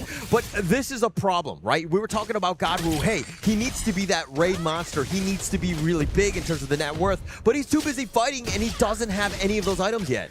Because he's not allowed to, right? At this point, GK, they're so strong, they will invite you for a fight every single time. And you can't do anything as God. You have to fight. Goyu with the Razor Cavalry. That was on point. Ethan trying to flash away. And now with that Conductor of Souls, Musan King looking to dive. Gets the execute on the Zin. They're going to continue to chase. Ethan is back in his base. DCG can't even defend the mid T1. And they took that fight while they were under the T1. That is the most impressive part. And that shows you how far ahead they are. 8,000 gold and building upon it some more. Musan King takes another camp from the side of Deep Cross Gaming. And this one, it hurts. Definitely hurts on this. Goyu, even in the bottom lane they go. They're just the threatening from all angles. They can't even get close to defending. Look at where Godwoo is. He's on the other side of the map just trying to find any little bits of farm. And that's the only space he gets to have. 9,000 gold lead at 9 minutes. This is the GK remember. This is the GK that showed up in the boot camp. And this is the GK that might make it to the next stage. Oh, Godwoo uses the dual death. He has to dance, if you will. He's taking most of it, and it looks like Gem gets the outplay. Yep, superb usage. This is why you buy the spike mail on the Shisha. You want to fight, we can scrap, but if for every hit you land on me, you're going to get some damage in return as well. And this means your jungle is left fully open again. Nobody deal with T2 at the bottom. That is probably going to be gone by the time they reach there. Yeah, no chance. This bottom T2 just barely hanging on, if you will, by thoughts and prayers. But this Overlord is going to be started here by GK. When you control the map, you're going to take everything from them. Maximum efficiency, and the king stands tall. The questions that we asked at the start of the day, how does GK do? How does Musan King do? How does Guyu do? They will do splendidly for themselves. Yeah, GK came prepared, right? I think they weathered the storm of DCG, even with that ability to come back. But I think that this game has gone too far in favor of GK, where DCG need a miracle. They need multiple mistakes from GK to come back. That is not a miracle. That is a complete different reality at this point. DCG, they're staring death at the face. The loss is coming through. And right now, I mean, Godwoo, he can't even be back in the base to make a 5-man defense as well. Yeah, Godwoo, I mean, he's trying to get farm. They can't defend the bottom T3. Ethan is all by himself. Musan King literally just running it down, but spaced away, if you will. Zin looking to go in for this one. And now with that wage, you see how much damage can they do. Sun gets picked off. GK just running over all of them. Yeah, defense becomes aggression, and it's going to be the end. They will take the win. And GK show what's up with MKL.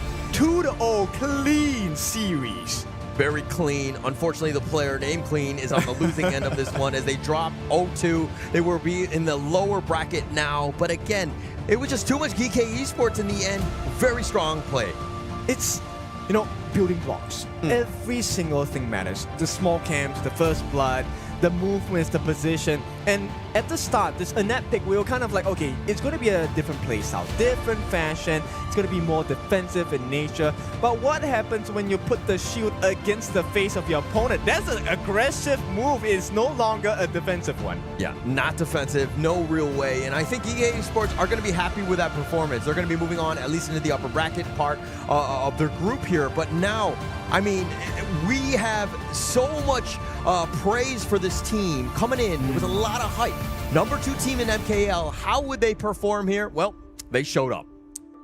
This game number 2 just showed us exactly the level, right? Like, they did not like their performance in game 1, came into game 2, really very aggressive. Yep. I think it's important to recognize what you don't like, right? And after you recognize what you don't like, what are the changes you're going to make? And GK, I love that you said that, because GK was like, I don't like game 1. I'm going to show them how powerful MKO is. Second place, no, this is how a first place team plays. Of course, you gotta remember that in the boot camp, they were the ones with the best performance, right? And we're talking about the boot camp where the best teams were invited to talk to the best coaches, right? So they took that learning, that understanding, and immediately just started transforming it to wins. Yeah, turning it into wins, that's a good way. I mean, it was just completely on another level. And the fact that they were like, hey, this is our play style, come at us, right? You know where we are, we're an MKL, let's go. So this truly is the gauntlet of truth. And the truth is, Sun, he is still in this redemption arc. There is still a long journey to go. Lower brackets, it is, but I think Sun did impress today, right? The recovery, he's resilient.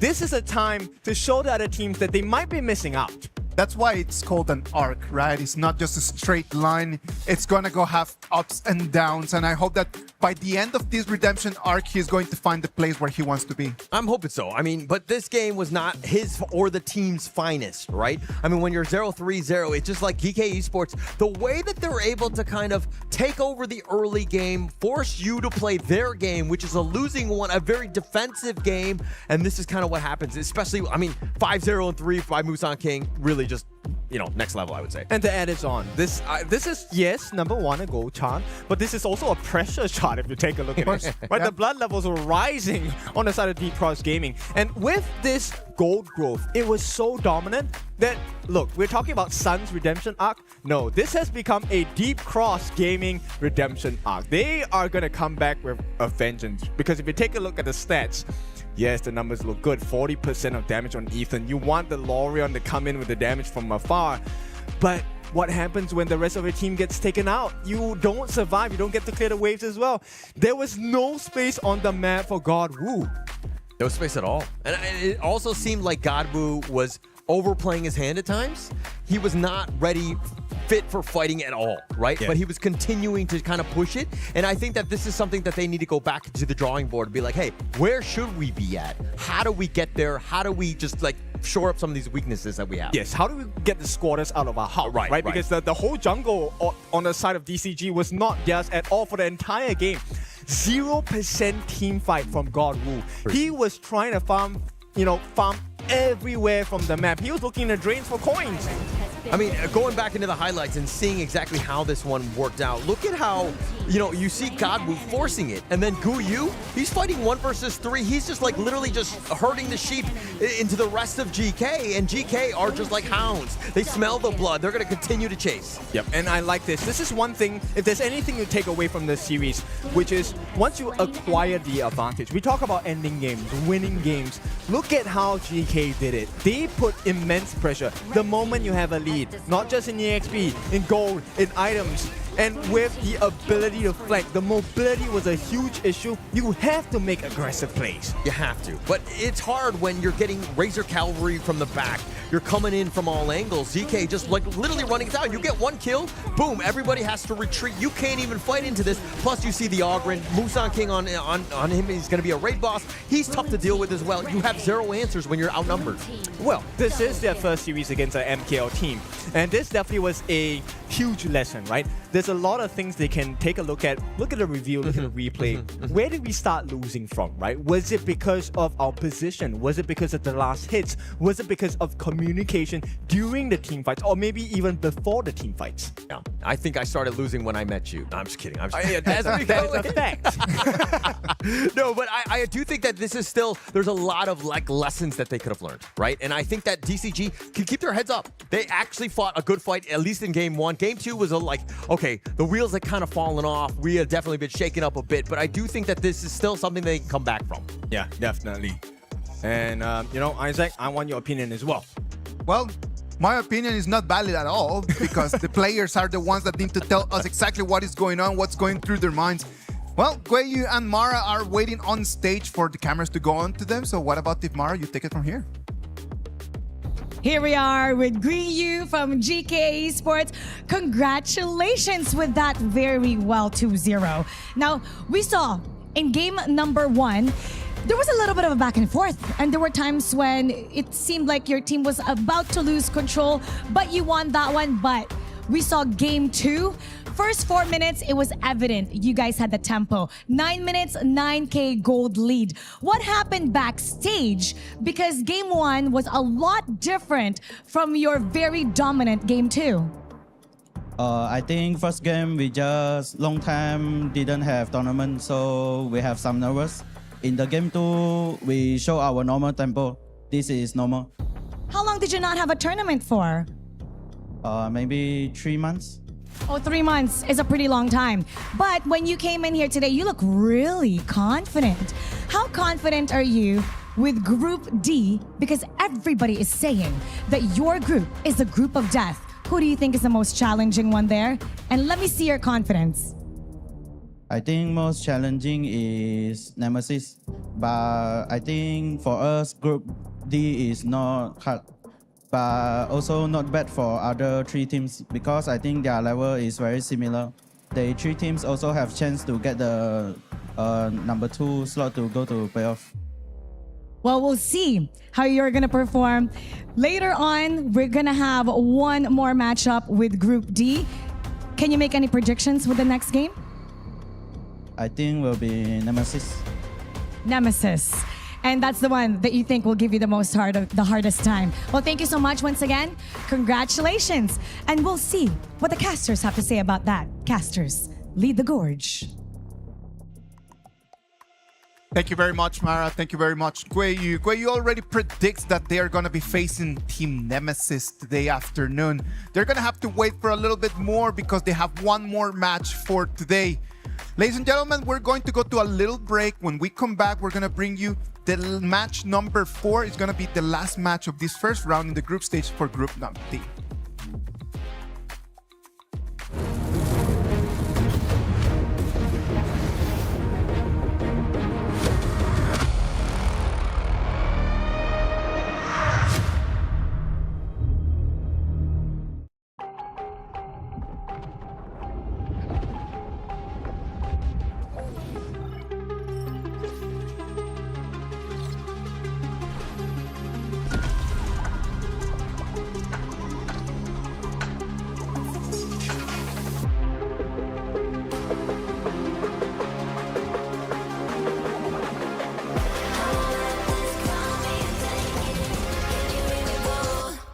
We're the champions, ready to go. Yeah, we're made out of gold, never letting it go. Got your back, yeah, they coming, strong in the storm. Do you wanna go up in fortune, Valor, crown and honor? Yeah, crown and honor. Yeah, we're fortune, Valor, crown and honor.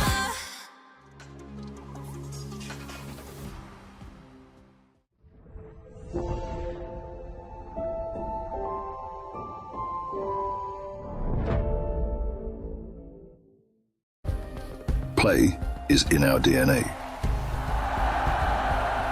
Whenever we let it out, it becomes our superpower. Now imagine an entire city being built to supercharge it. Geekay City, powered by play. We were there. For every click, every clutch, every respawn. We were there for the years of grind, and we're here. Now, the proud founding partner of EWC, powering the biggest event in gaming, shoulder to shoulder with the world's best, making history. Greatness deserves a stage. Lenovo Legion, reach your impossible.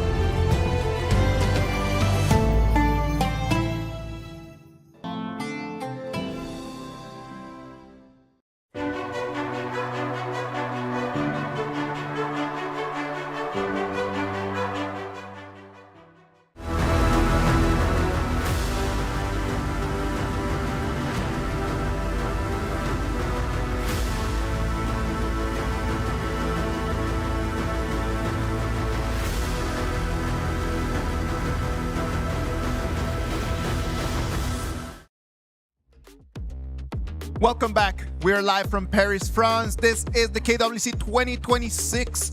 We are in the group stage. We already had the first game of Group D, where Geekay Esports already sealed their ticket to today's upper bracket final. Their contenders are going to be the winners between this match, number 4 that we're going to bring between Boom Esports and Team Nemesis. With me, Sagi, Noram, how are you? Good. And I really enjoy the matchups today because, last game it was like a pretty clean, like 2-0 and show the dominance about Geekay Esports. And I kind of like it, right? Considering the fact that all 3 MKL teams coming in from all their respective groups of B and D, they all made it to the upper finals here. So that's going to be an interesting one later on. But coming over for this series though, Isaac, what do you think? Well, it's going to be PKL against IKL. Like, this has been history. It's been always that rivalry between the PKL and the IKL. Like, they look at each other. They might be friendly with each other, but friends? I don't know. On the battlefield, there's only like one winner for the game. So definitely it's going to be a very classic battle between Boom Esports and Team Nemesis. And I would call it a very even matchup, actually. All right. Yeah, I think it's pretty 50-50, right? Considering these 2 teams, they have a very long historical record in the scene of KWC as well. As we talk about these 2 teams, right? What kind of historical value have we seen so far between these 2 teams? Like Boom Esports, how is their track record against IKL teams? Well, I feel like for them, definitely they are going to play against teams from IKL. It's going to be a question, but still, I do believe that they can do very well. For KIS4, like we had Team Nemesis beat Boom Esports during the group stages in a 2-3 fashion, right? But Boom Esports, they have a really good historic record defeating IKL teams like Kagendra or Vitality. Is Team Nemesis going to be part of that record as well? I mean, it's pretty difficult to say, right? If you were to base it off of 4 months ago from their respective pro league, at the very least, Boom Esports, they were the champions of PKL Spring 2026, and for Nemesis, still yet to break through the 2nd place curse going into IKL. Well, let's wait and see. I know that I got to see Boom Esports over there in Beijing, China for the Challenger Cup this year. I actually took all the kids over there to go and watch it, and it was such a cool experience. The result was not the best for them, but at least they gained a lot of experience. Yeah, and actually I interviewed them in Beijing, and I thought like throughout the journey they were in the Challenger Cup, I feel like they grow really quick. And also I feel like a lot of techniques that can be seen, and I'm expected to see them pull out a lot of like different techniques that we've ever seen. Well, Team Nemesis in front of them, what do they have today that they can show us that could impress Boom Esports? I think it's their flexibility in towards that mid to roam pool here, especially when you talk about the double L combination, Gerald and L in that mid roam. I do believe that yes, as a team, they are very well constructed, but it is always revolving around the mid and roam, opening room for players such as TNX and also CC to get that domination that they're looking for in the mid game. Well, let's wait and see if Team Nemesis can actually surprise us with something very IKL-like, right? Like, because IKL has a very interesting, a very unique style to the game, right? Exactly, right? For me, IKL as a whole, their playstyle is very traditional, slow, steady map play. And PKL is on the entire flip side. They are looking for wild fights. It's like how we referring back to TC, the mini Boom. This is the actual Boom Esports here, so I'm expecting a battle of fights versus a battle of calm strategies throughout map play. And speaking about calm, I would say Team Nemesis, I would highlight the farm laner actually, CC, because I know that he's well played, and also he already been very famous back in China actually. And I would say like he joined to this team this year, and he actually got 13 MVPs in the regular season back in the IKL Spring. So yeah. Right in front of him, he's going to have Danny, and Danny is a name to be reckoned, right? Yeah, I think the pool of farm lanes has always been a discussion for us, right? When we talk about BP, it's about the first phase farm laners here. We have the Lung, we have the Chicha. Yes.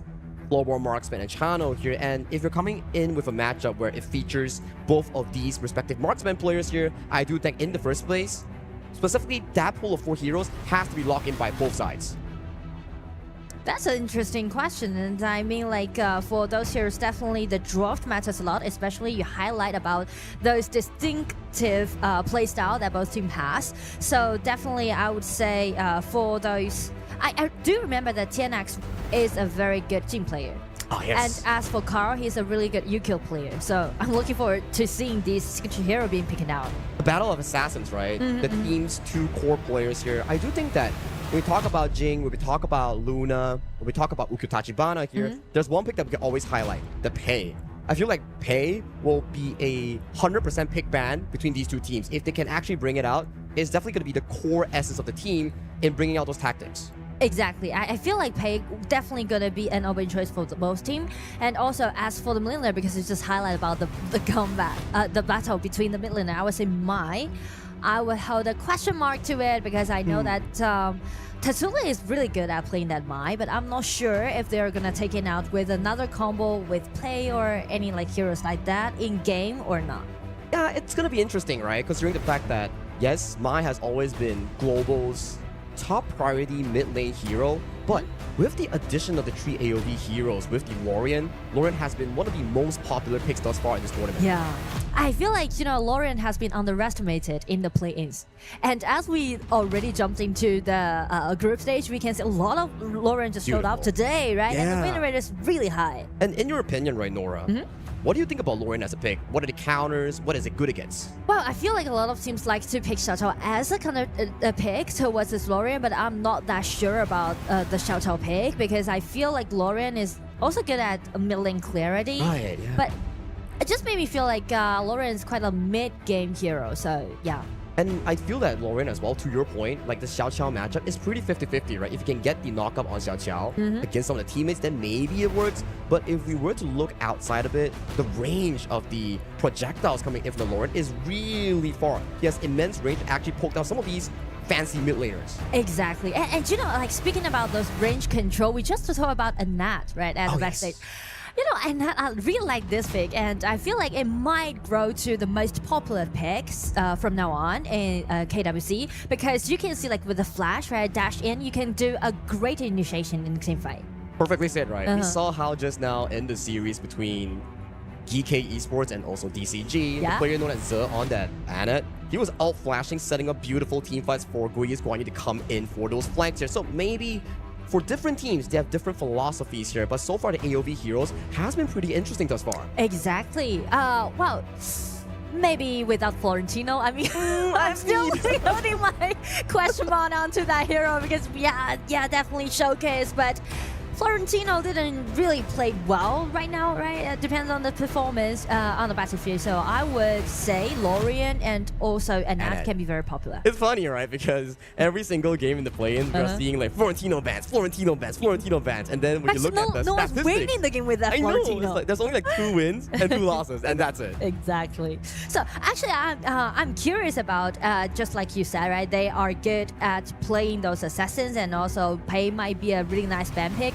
And how do you think about Haya? Because a lot of people just took that. I think Haya, like we featured the matchup between Tatsuri and also Jurl.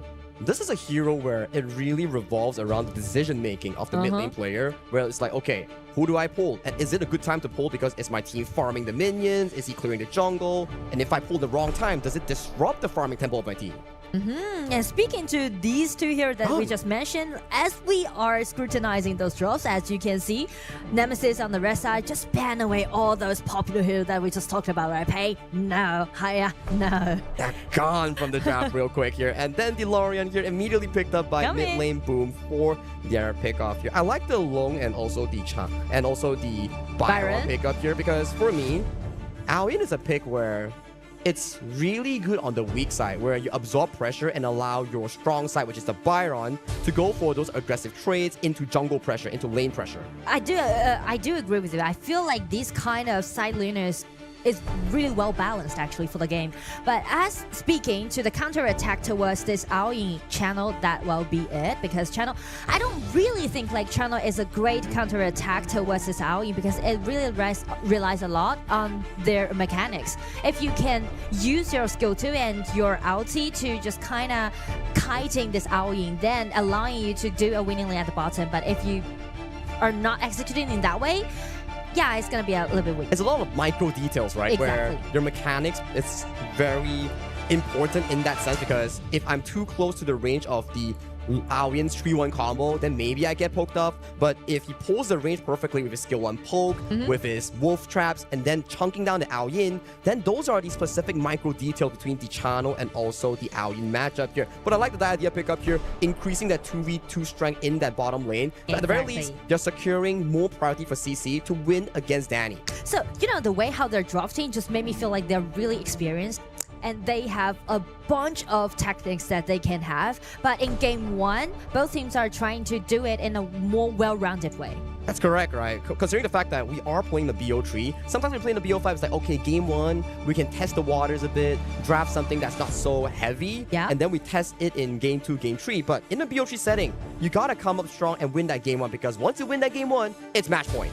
And as for game 1, as for those initiation or burst out damage, we can see Nemesis on the red side just going for this red hero Angela.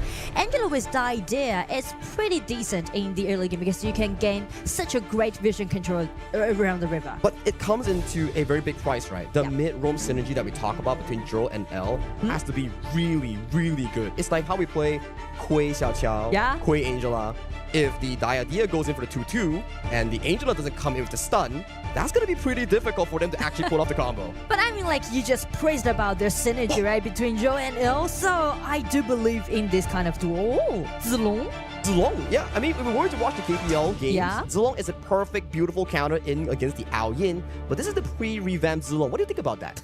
Well, because the patch is a little slightly different, so I would say in this patch, Zilong kind of great combo with this Dharma's ulti, but about the burst of damage, I'm not that sure. I agree, right? But one thing's for sure, there's a lot of crowd control coming in from Boom Esports lineup here. You have the knockup coming in from Lawrence Ultimate, the Raging Sea from Lapu Lapu, and then the knockup galore again coming in from the Dharma and Zilong. So if you are on the side of Nemesis, those 5v5 team fights, you better watch out. Exactly. But the powered pike seems to be a little bit different. But I mean, like on the side of Boom Esports, they're picking up those heroes pretty like mid-late game. Agreed. I would say mid-late game. Maybe after 6 to 8 hours. Minutes.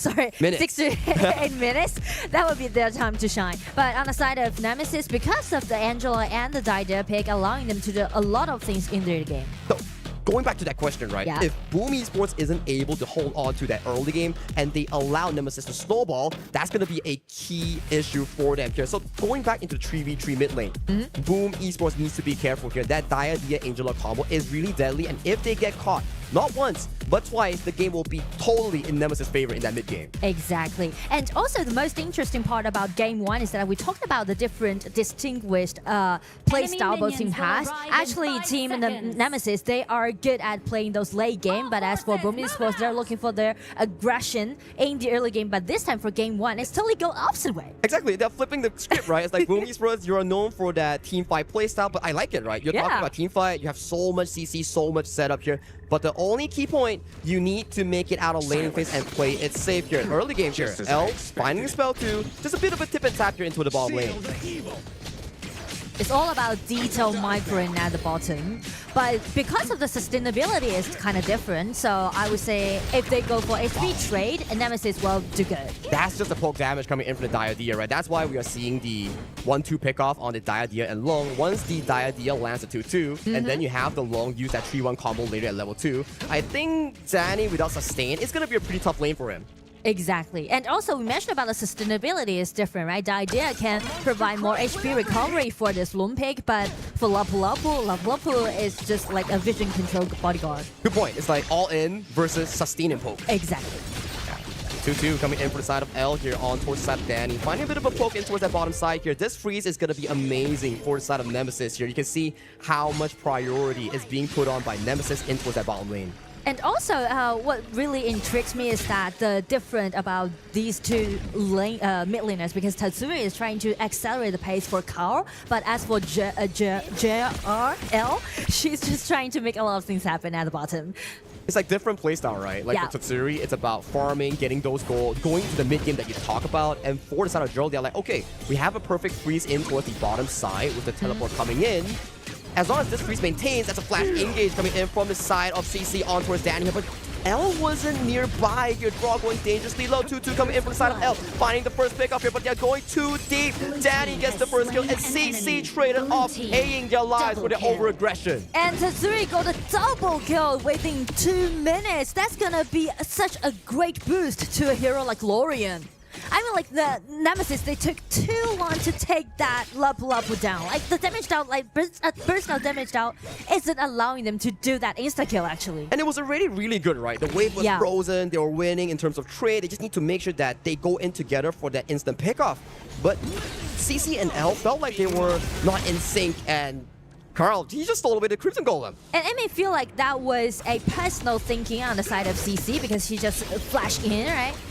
Alright, it's gonna be for Miggy, putting under the spotlight and getting the news that there's a killing happening at the bottom. Yeah, well, he'll feel happy for Tatsuri get that double kill. I mean, yeah, right. We're talking about how he needs to farm towards that mid game for those crowd controls, but all of a sudden he's like, oh, free kills towards the ball lane. Don't mind if I do. Exactly. Slow mid-game thus far, right? And we are looking at like a 50-50 goalie between the two teams. At the very least, if you are on the side of Boom Esports, you're pretty happy, right? You want Channel to actually scale over to that critical item trinity. We talk about the Shadow Ripper, Eternity Blade, Daybreaker. That's where you can actually take down tanks like TNX and also Top-Z. Exactly, and even better is that with this Lapu, they can actually gain the vision control at the bottom. As you can, they just kinda lock gel up, right? Yeah, I mean, we're still missing a bit of the 2v2 combo action coming in from the Angela and also the Diadea. Yeah. Like, L has been fantastic in towards that bottom side, but when you talk about the 2v2 combo, not much from the mid roam coming from Nemesis. So it pretty much, like, to me, it seems like L is trying to concentrate in at the laning at the bottom, right? Instead of just complete those combo with Angela. That's true, that's true. And with the 4th minute mark here, Tyrant has been spawned. Take a look at the positioning coming from both teams here. We do see a charge coming in from the side of L. Raging Sea catching on towards L here. L has to escape towards safety, but the river has been won over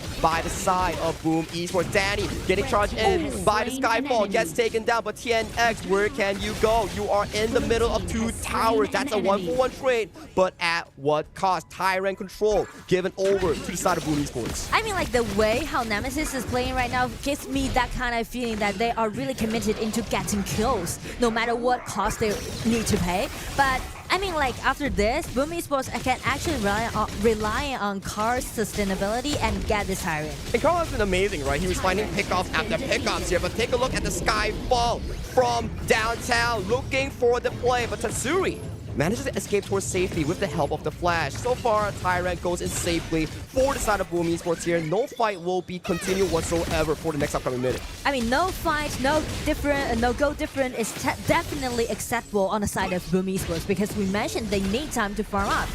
So everything just went very optimistic on the side of Boom. It's a ticking clock for Nemesis, right? You don't really have a lot of late game. True. Allian's late game is not the best when you compare it over to a Channel or towards a side of the Tatsuri's Lorian, for example, right? So as the game progresses onward, Boom Esports, their team fight is going to get even more deadly as the clock ticks. I feel like they were trying to do something, right, before the Tyrant, right? They were in the bushes and trying to make that burst out damage happen. But the thing is that the synergy is kind of out there for the first movement they did. Yeah, we don't really see the 2-2 combo here. That's the first time we've seen, but the mistiming is just really difficult, especially when your roamers or tanks start getting that boost of resistance. And that's the reason why we talk about the synergy between the mid lane and also the support. You need to be very synergized to complete your kill. Like, as of this point, it's slowly starting to shift in favor of Boom Esports. Yes, the goalie is dead even, but Skyfall towards the backside here. CC finding knockup on towards Danny. Danny the first casualty. Nice 2-man knockup, but where's the follow-up here? There is the difference in manpower advantage that is in favor for the side of Nemesis. But that's the thing. It's only a kill. It doesn't convert into minion wave wins or tower wins that Carl is actually doing right in the top side. Yes, I mean, like, no one's actually curious about Carl right now. Carl is having his good time, actually. He's just farming up and taking whatever he wants. But actually, I do like the ambush that Nemesis just did because CC was hiding in the bushes and trying to gank with TNX. So they really succeeded, right? Take that down as soon as possible. But the problem is that Tatsuri, again, just making those conflation effort again. Just a very comfortable situation thus far for the side of Boom Esports. They are going in for the aggressive jungle take. We do see the Skyfall tagging on towards Tatsuri, who gets the Azure goal. It will be going on towards the side of Carl. Nice combo coming in from Nemesis mid-end roll. Top Z finds a knock on towards Danny. Danny is forced to fall. Skyfall coming in with infinite fastness, finding multiple targets. CC finding the Tree Dragon pops on towards Tatsuri. That's a 4 for none in favor for the side of Team Nemesis. Plus the potential kill on towards Carl as he is tagged by the Skyfall, and he will be taking that killing spree over to TNX jungle. It's gonna be an ace! What an explosive teammate that Nemesis just did. I mean, like, that was a triple goes over to CC. Like what we mentioned, he's definitely gonna be the core player of this team. And also, I do like the flash down by Byron, right? That knock up just kind of fixed the spot of the team fight. Yeah, he found Danny in the middle of everyone, and by the time Danny had flash, he couldn't react. He was already tagged by the Diadea spell too, and if he flashed, he's gonna die still. Exactly. So it's kind of torturing for Boom Esports to have those team fights happening around those narrow spots. It's mid-game, right? It's gonna be even more difficult right now for the side of Boom Esports. At the very least, if it was a 50-50 game with good resource going over towards Danny, it will be really good. But now, if you're on a channel and you don't have your Daybreaker by 10-minute mark, you're really weak in team fights. Exactly, and then just check the gold. I would say CC actually got a decent, like 1,000 gold lead against this channel, so definitely. And I do like Nemesis, how they're reading their own composition, even though they fell behind, but they still know that there's alarm setting for them, so they're just playing really aggressively. It all started with the Azure Golem invade, right? Yes. They all overstood, they got the Azure Golem, but the Skyfall tagging on towards Danny, resulting in that big comeback of team fight for Nemesis. And as of this point, Nemesis, I would say, they're in a comfortable position here. If they keep on rolling the jungle, getting the Tyrant, 10-minute mark, Boom Esports might start to choke out. And there's only 1 minute to go, so it's gonna be kind of painful for Boom Esports, especially they are kind of suffering from those lanings. The only way that they can do is let Zilong to do the splat push and try to buy them more time. But that's also a problem for Zilong, right? It's not the best late game hero like the Jane, Luna, all those for example here. But going back to live, there's a bit of a tip and tap here, but I don't think there will be much of a fight. And for this Zilong pick, right? Yes, you get a lot of farm. It's like a floorborne tank. You're strong early to mid, but late game, you start to fall off because you don't really have that much pressure and you have to play with the team more. And especially just highlight about the Skyfall feature again and again by TNX, this Nerja. So it's easily for Nerja to use his skill 3 and just catch this Zilong at the side lane. Exactly. And it's starting to be really difficult for Danny, right? He's so far behind in terms of gold. Every time the Skyfall pops on towards him, you don't really have a lot of crowd control to fend off the Nerja against the channel pick. Exactly. Their lack of controllability, actually. But still, they're feeding Danny with this red buff and trying to play around this channel because they know that channel is definitely going to be the core in the late game. But still, 10 minutes mark is going to be the most deciding moment. But so far, I think like Nemesis, they didn't recognize that it's going to be the 10 minutes mark. So it's going to be a little late, but still on their way. Oh, Skyfall coming in. Tatsuri once again being tagged on. Has to use the mobility to dodge away towards safety. TNX barely dodging the ultimate coming in from Lorian, but that is a lot of spell expended by Boom Esports. Getting in, trying to get a touch. Slowly resetting the Shadow Tyrant. But the thing is that you can see Danny, this channel, he's low of mana. He's out of mana. That's the problem. Like, that is a problem. They're poking a lot, but it's like out of mana. It's like you're poking, but there's like HP regeneration coming in from the Diadea, constantly amping Tough Z. I like the little play here coming in from Carl. He tries to sneak the Shadow Overlord, but Ring of Fire pop, you're seen, you can't trade, and this Shadow Tyrant goes in freely for the side of Team Nemesis. Exactly. But still, Nemesis needs to hurry up because since the time just goes on, it will be very difficult for them to close out the game. Yeah, a bit of 2-2 combo coming in from L. TNX forced out the Skyfall, but the damage has already been done. Tower down for that bottom tier 2. They just need to wait for 3 waves to march in simultaneously for the upcoming play. You know, I can see some potential play maybe by Tubes. Like by this Baron. I feel like with the Pure Sky and also the Flash and how he's using his go-to, just give me that kind of feeling maybe he's gonna be more like, I don't know, explosive. It's like how you say, too flash. Hammering, like hammer. Hammering.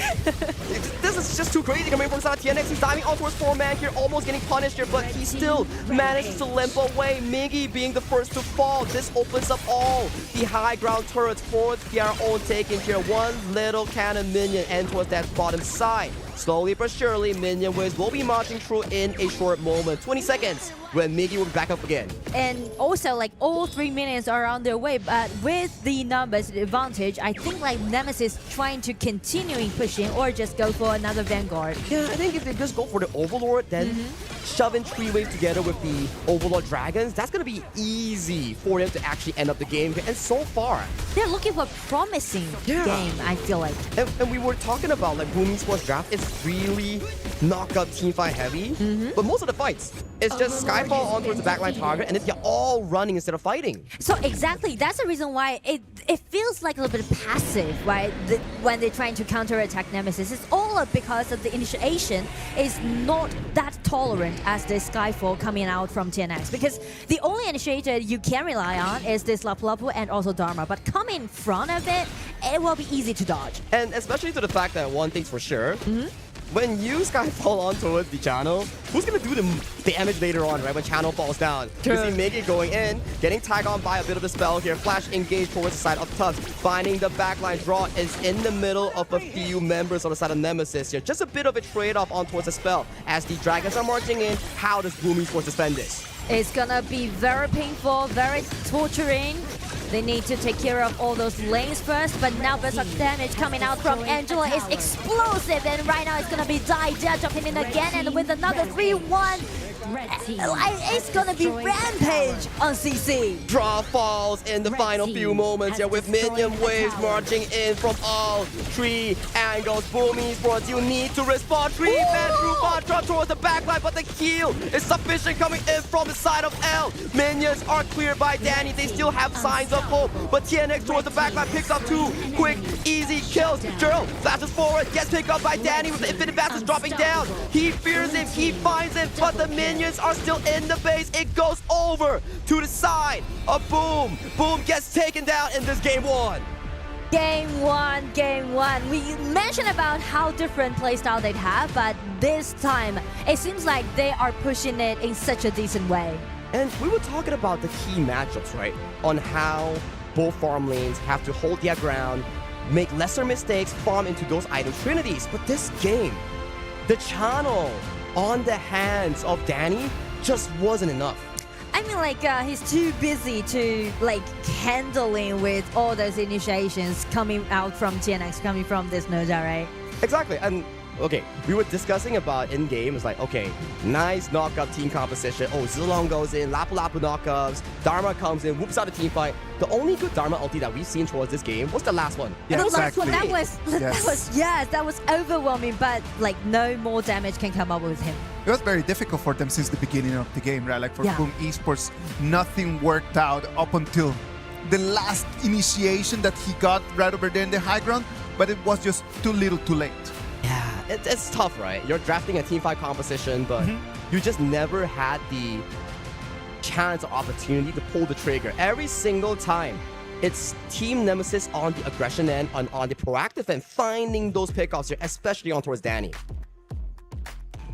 I feel like, Boom Esports they really comfortable with those kind of farming or scaling composition, right? Just because you mentioned before the matchup that they are known for their aggression, but this time, as you can see, they suffered so much in the late game, right? They can't push back. I mean, like, Dharma is trying to find a nice angle, but all the time, he just blocked away by the ulti coming out from Angela. It was always just very, very, very close to each other up until about like the 6th minute when things just start turning bad for Boom Esports, right? Like Team Nemesis completely got control of the game.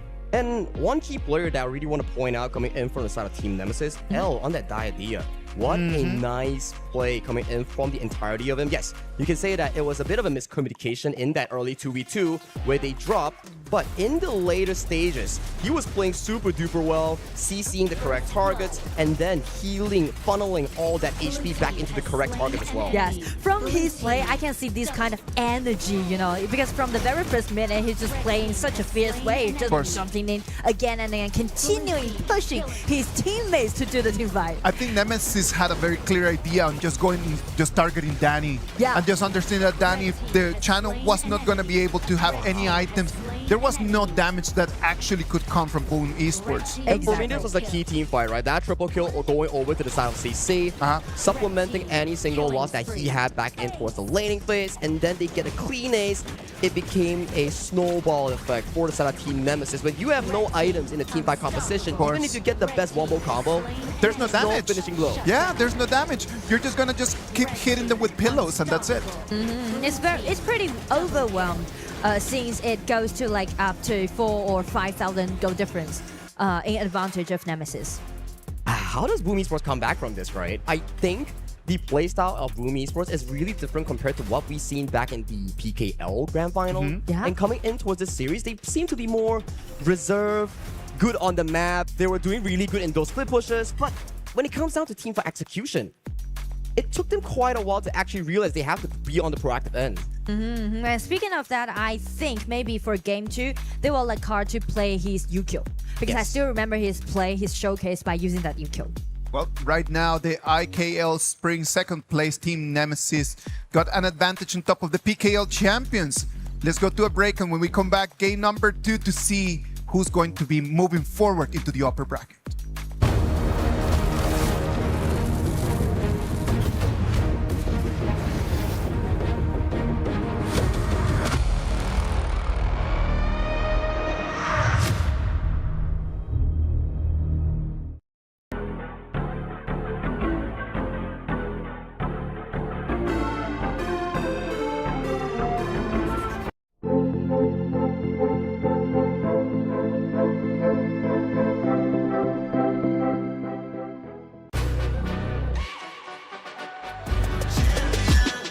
This ain't no regular thing. I came for the ring, you know what I mean. You see my name in the lights, better get right, I'm champion.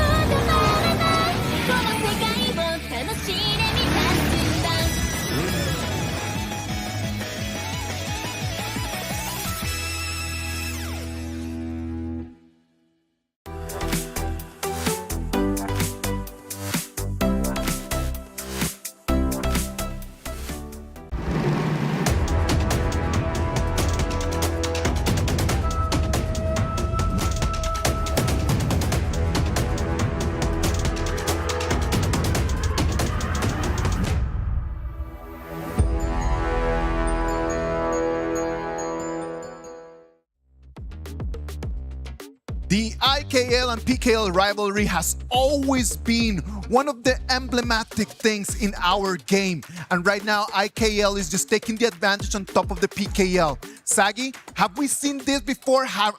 What are your thoughts? Because the game, it just felt like Team Nemesis had better answers than Boom Esports. They were more daring in taking risks, right? Yeah. We did see Boom Esports, they had the first few moments of excellence in that small little goal lead. But after that, every single play with such an offensive knockup team composition, it was just fights after fights after fights in favor of Team Nemesis. Always starting by a Skyfall, never by an engage coming in from Boom Esports. So, Boom Esports drops because of their fault or because Team Nemesis had a better strategy? I feel like it's pretty much to the draft that they picked. Okay. Because the draft just pushed them or forced them to farm up. So you can see like they play really passive. I feel like they put a lot of efforts on accelerating Zilong's farming pace, as you can see Lorian's positioning, right? So actually they just neglect the strengths at the bottom. So you can see like Danny suffered so much in the early game. No, like Danny, like he was 0-3 all the way until the last fight. Yeah. Like in the last fight, like he kind of like just polished a little bit his KDA,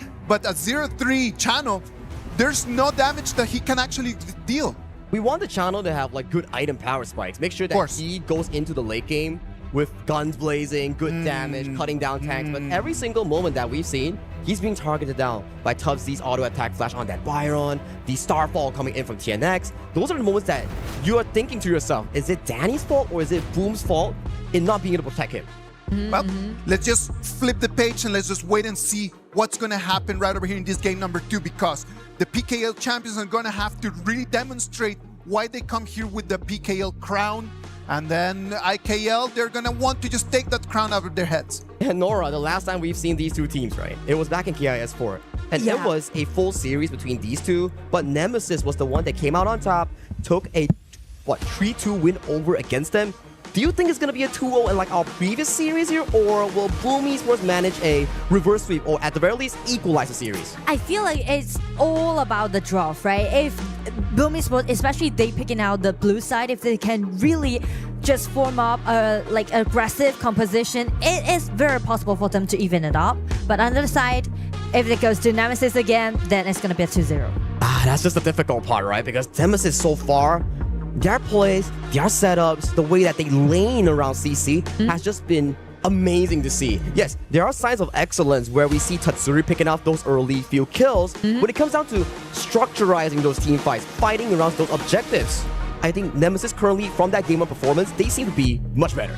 Exactly. So I would say just highlight the Tyrant fight and also just trying to build up a more aggressive composition in game 2. And as we can see, they're picking out this Lianpo quite good with this Haya, because like Zhang Fei was banned away. I'm not like take away on the side of NMSS. So it's a really nice draft, and also with this Flax Chicha pick, I would say they are looking for fights. Yeah, with the Haya especially, yes, game 1, Tatsuri had all those kills, couldn't really convert it into big catch. It's not his fault. It's much more of a team effort in being able to structure those fights. But now, when you are on the Haya, one ultimate, you force 8 people to come towards you to wait for that. Well, I feel like I'm crowned if I can do that. I mean, like everyone is waiting for my ulti coming out. Outside.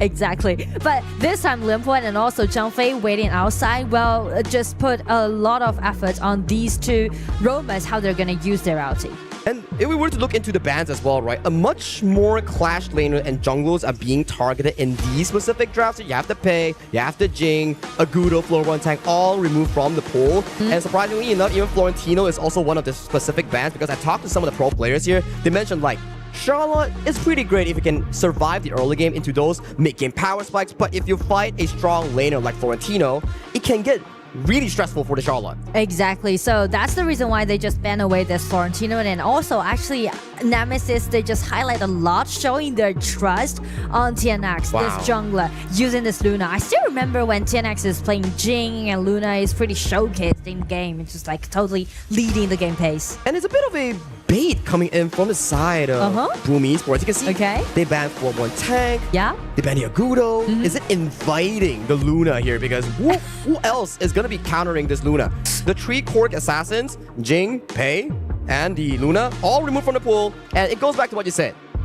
Carl's Ukyu Tachibana. It's here. Yeah, I really held my high expectation on this Yukio. Like for Carl, Yukio is definitely one of his signature hero. But this time with this Luna, I'm not that sure actually, because both Luna and also Garuda and even the Shadow, they're quite like long attacking range hero. And that's a Devara farm lane. Even longer. I mean like 4 poking heroes. Yeah, 4 scaling heroes here. If for the side of NMSS, they lose that mid lane push, that Ukyo Tachibana is gonna eat the Luna jungle. Oh, exactly. Because it has a like stronger power in the early game play against this Luna. So definitely it forced Carl to play more aggressively in this game too. And also, because of the UQ play, they need to, save the time. I mean, like the alarm is setting for Boom Esports this time. And we go into the Boom Esports draft. You have the Chicha, Haya, Lianpo, Ukyo, and the Clash lane is Ata. These 5 picks, I don't think there's any single late game. So if they don't find a lead in the first 8 to 10 minutes, it could be difficult of them. But where there is risk, there is reward. If they explode the early game and make TNX fall behind, this is definitely their early to mid game to make that snowball. So while they make it, it all relies on Carl this time. Can he rescue his team? Or it's going to be Nemesis with a clean 2-0 getting into the upper bracket.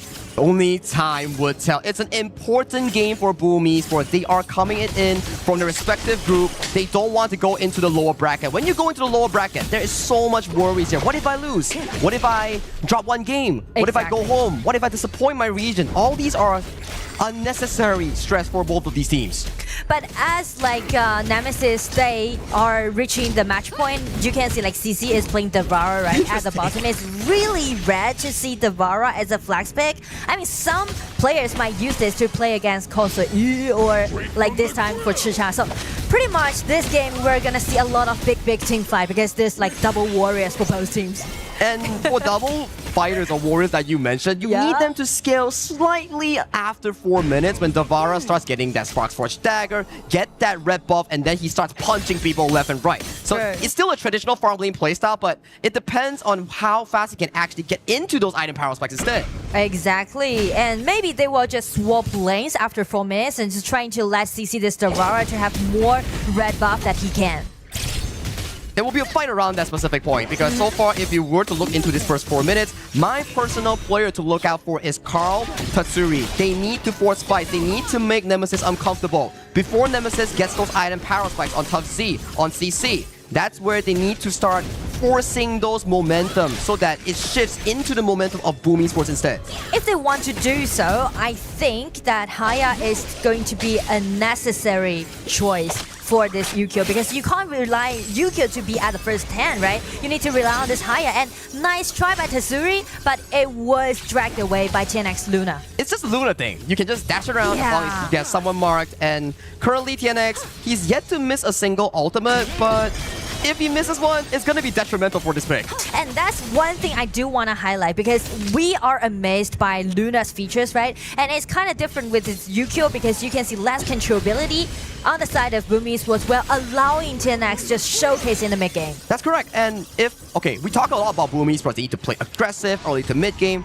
What about Nemesis? What do they need to do if they want to win this game? Well, trust Luna. The only thing that you need to do is just trust Luna because you can see a lot of poking damage on the side of Nemesis, right? You can just let Garuda just gently poking down the HP bar and just let TNX to shine. Okay, that's a pretty interesting one. Trust Luna, trust TNX. That's one of his signature picks here coming in from the IKL. And so far, not a lot of aggression coming in from Boom Esports. Yes, they have the goal lead, but it's still... How do you bully him? You're on a ticking clock, Boom Esports. This coming 4th minute mark on that Tyrant is going to be really important for the side of Nemesis. I mean, just watch out the positioning of Miggy. He's trying to make something happen. He's trying to do something upon this 10x because usually when you're taking out those assassins, you need more items, you need more ghosts. You are just going to share the mid lane with your mid lane. Miggy is the one that has the crowd control. You have the spell to enhance basic attack. Luna flying, pull him back. Maybe that's something that they can actually do. But so far, nice flash coming from Gerald, canceling Tatsuri's ultimate here. That's going to be an important spell not available coming in for the upcoming Tyrant fight. Exactly. So for Boom Esports, they really need to buy a little bit more time for this LT to be ready again. It's around 20 seconds, so no worries. Yeah, you break the chain. It gives you 80% refunded into Haya's ultimate. So that's going to be a good trade-off here. Tatsuri's position is very peculiar. He might be forcing a play on the TNX right here. Wait, where's Tatsuri? Tatsuri just rotates down and let Ada to gain the veteran control. And sneak into another bush, actually. That is a very good position coming in for the side of Tatsuri. He can find TNX. He found TNX. It's a 1v1. Brought into the Mirror Dome in the Broken Mirage.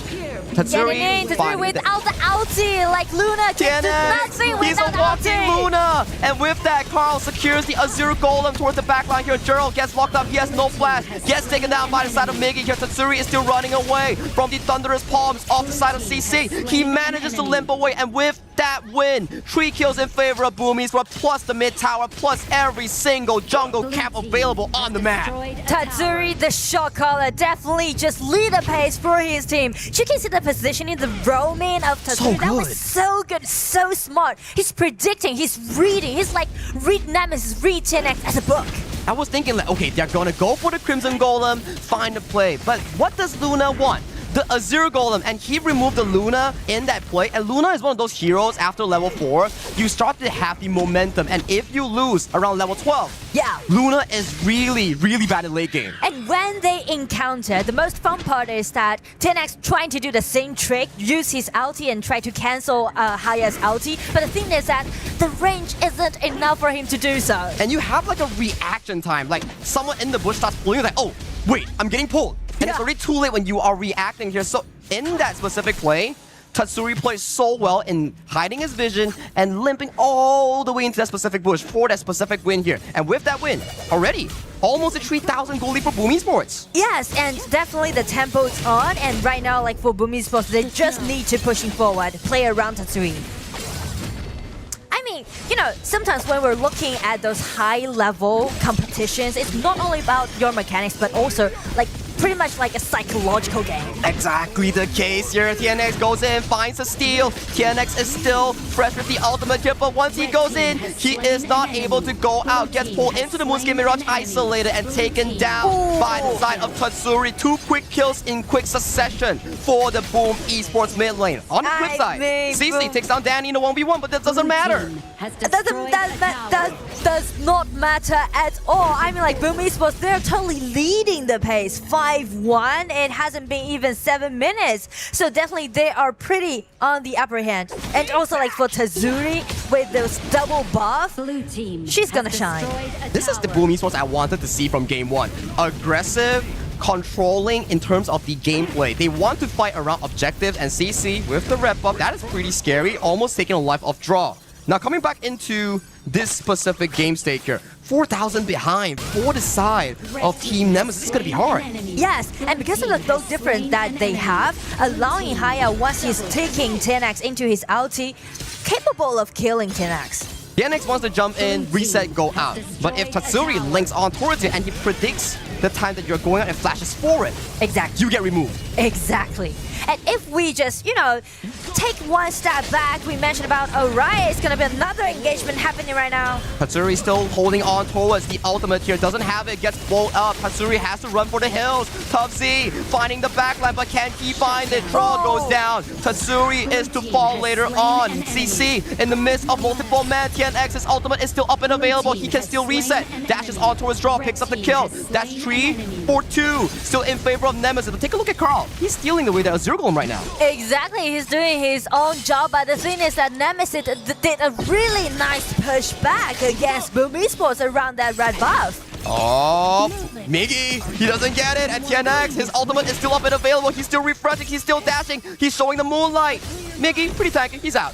Yeah, since the tier 1 tower is still standing there, and also it's a little bit terrifying for TNX waiting for that higher. But just check this initiation, right? Zhang Fei got a nice breathing control, and also after Devora ulti, with the ulti coming out from Joe, you can see that the poking damage is totally enough, and then just leave the field to TNX. CC did so much damage this entire team fight. Yes, he almost fought, but in that specific moment, he flanked towards the backline, got Danny, got Tatsuri, and from that goal lead, yet it's still not the biggest, but at the very least, there's still fighting chance for the side of Team Nemesis. Exactly. And also, I mean, like, just take one step back. It's all about the logic between those engagements. It's totally different. For Nemesis, if they just landing those poking damage preset, for the preset, then it's gonna be the time for them to use TNX and just trying to win against Boom Esports. 2 fighters as well from the side of both team compositions here. Chicha, not the most traditional marksman. When it comes out to the late game, it doesn't shine as well compared to Charlotte. That's at the very least for my take. Umbrella Alvarez catches on towards multiple targets here, but is removed by the Moonscape Mirage. from the outer side. CC secures the Crimson Golem here. He has strong fighting power. Pops to Frenzy. Looks for a bit of a poke. Stampede towards it. This is where the moment the Thunder's Might comes in for the side of CC. Finding towards the back line here. Tatsuri first to fall in towards hands of Tubbs. Tubbs Z goes down towards the side of Danny. Danny still charging, still ripping apart all the members from the side of Team Nemesis. CC so low. Gets taken down. That's 3-4-1 in favor of Boom Esports before the spawn of the Shadow Overlord and Shadow Tyrant. I mean, like, everything just went so optimistic on the side of Nemesis at first, but after Haya's ulti was broken, you can see like how Miggy and Carl just enclosed the whole team fight. And for me personally, alright, CC on the Devourer, that was amazing. You were chasing down multiple members here, but you're not hitting the same target. Yeah, you got Tatsuri, but what's next? You run out of your ultimate, and then Danny is still ripping apart of the multiple members in towards the backline. That's not what you want. And with that loss of the team fight, it's going in favor of Boom Esports for the next, at the very least, 2 minutes. Exactly. And I mean, like, Carl, you can't just neglect Carl, right? We mentioned about how good he is playing with this Yukio, not even mentioned to he's with a 2,000 gold lead right now. You did your research, Nora. Ukyo Tachibana on Carl, one of his premier picks, and he is definitely showing up right now. 2-0-5. Yeah. He even has the Frigid chart just in case he wants to lock down TNX. Exactly. Beautiful. So, like, double preparations made for TNX. Highest ulti and also Carl's equipment. Not gonna be an easy game for TNX. At the very least for now, all 2 minion waves will be marching in simultaneously in towards the high ground. CC trying to fix a wave in towards that bottom side. At the very least, try to slow down the momentum on the side of Boom Esports. Boom Esports, they are almost chipping down this top tier tree. Melee form coming in from the side of Danny's. They got it. They're backing away.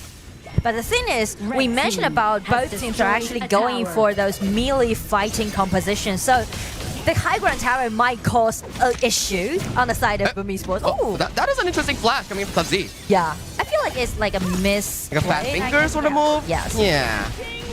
Oh, Miggy goes in, finds a play towards TNX. TNX has to use the ultimate, has the refresh still. Tatsuri walking forward, pressing for vision. Tyrant has already been expired here, Boom Esports. They want to clear one more wave before moving to the Shadow Overlord. Exactly. And we mentioned about the item that Carl made and another Splendid made by TNX. Just put another more, like one more layer to the team fight. Can you explain more on the Splendor coming in from Luna? Is this specifically for the Haya? Yes, exactly. Like when just for the Haya. When you go in, you can use the Splendor to break the Haya chain, right? Yes, yes, yes. You can trigger it out and also allowing you to just slash back with your ulti in. So it's gonna be like put one more layer to the engagement, but because the vision control is so huge, like the whole map is controlled by Boom Esports right now, so it's kind of a bit hard for Nemesis to push back so far. They need to find a perfect team fight. My perfect team fight is Haya misses the ultimate, gets picked off by CC, then TNX gets the free unlimited dash towards the backline. That is my dream scenario for Nemesis. But whether or not it happens, it depends on Carl whether he hits that CC. Exactly. Blue team has destroyed a tower. Vanguard's at bottom with a red buff. I mean, Carl can do such a great insta-kill right now. Slowly, Overlord double waves in towards that bottom lane. TNX finding a bit of a poke, but good wave clear, good defense that's being held up by the side of Team Nemesis here. So, at the very least for the side of Nemesis, they still have time to farm. Let CC, let Tubbs skill into the late game.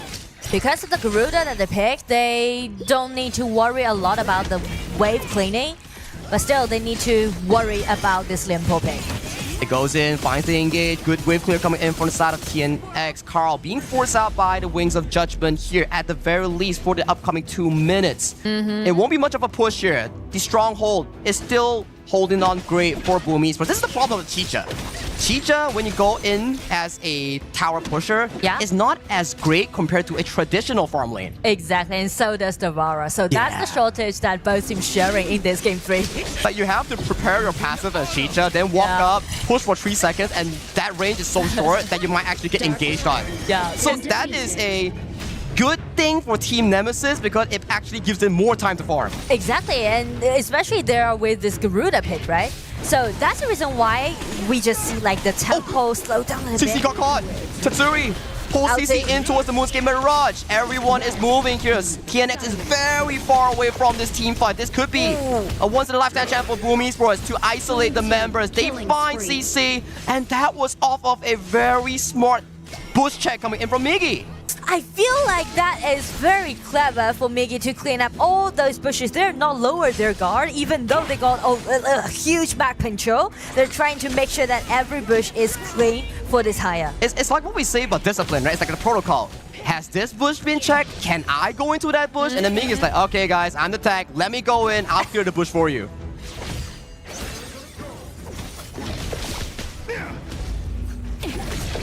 Bottom wave coming through.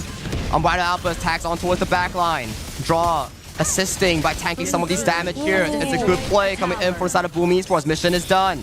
All two Clash Lane and Farm Lane towers have been taken down. TNX gliding, trying to look for a potential comeback play. But damage has been done. Boom Esports, they pull off cleanly, and they will reset for the Shadow Overlord. I mean, like, this is totally enough for Boom Esports to push right now, and they just trying to design another promising engagement around the camp on the top side of the map. But as for Nemesis, both side lane, high ground tower has been taken down, so they need to get out. But since Zhangfei without any ulti, there's no initiation can be seen. Ultimate Flash coming in from the side of Boom's Draw. Not a lot of follow-up here from the side of Boom Esports. They want to take the safe route and go for this Shadow Overlord.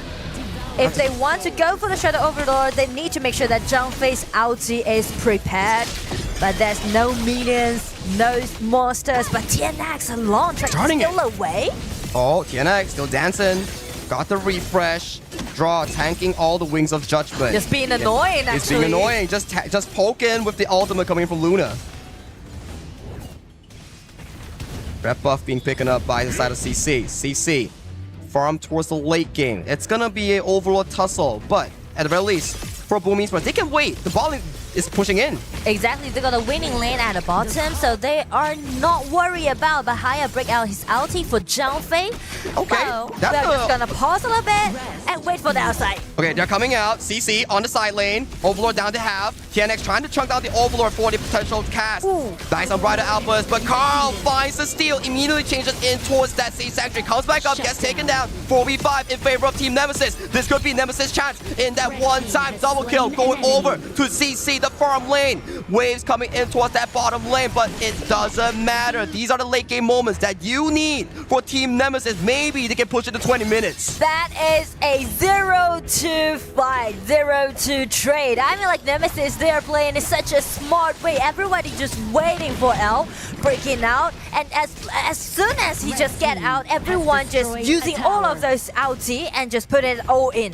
And this is Devara's main power spike. We talk about how Devara is a hero that needs so much items, so much gold, that sometimes doesn't work in rank. But when it comes to competitive, every single one is giving CC the room to farm, and with this specific late game here, is looking to be back in control for the side of Team Nemesis. And it's still continuing. As you can see, they're doing something onto this Tyrant. Haya, this ulti has been cancelled by his opponent, so it's gonna be such a great threat upon this Haya. Haya has been taken out instantly, and it's coming out the ulti from this Leopold. 3 member has been knocked out, but here comes Zhangfei with this well-prepared ulti. Getting it seems to be as a close on the side of Nemesis. CC is still chasing towards the backline here with minion waves marching in towards that mid wave. 30 seconds on 3 members of Boom Esports. It was looking good for the Hungry Wolves, but now Team Nemesis, they have the shot in going for that game-winning push. Yeah, 3 gets taken down. Come in, because the minion is also on the top side of the map. Limbo is trying to sacrifice himself, trying to rescue his fine time, because there's Vanguard spawning on the top side of the map, but there's still a little minions coming into the crystal, and it is going to be a victory.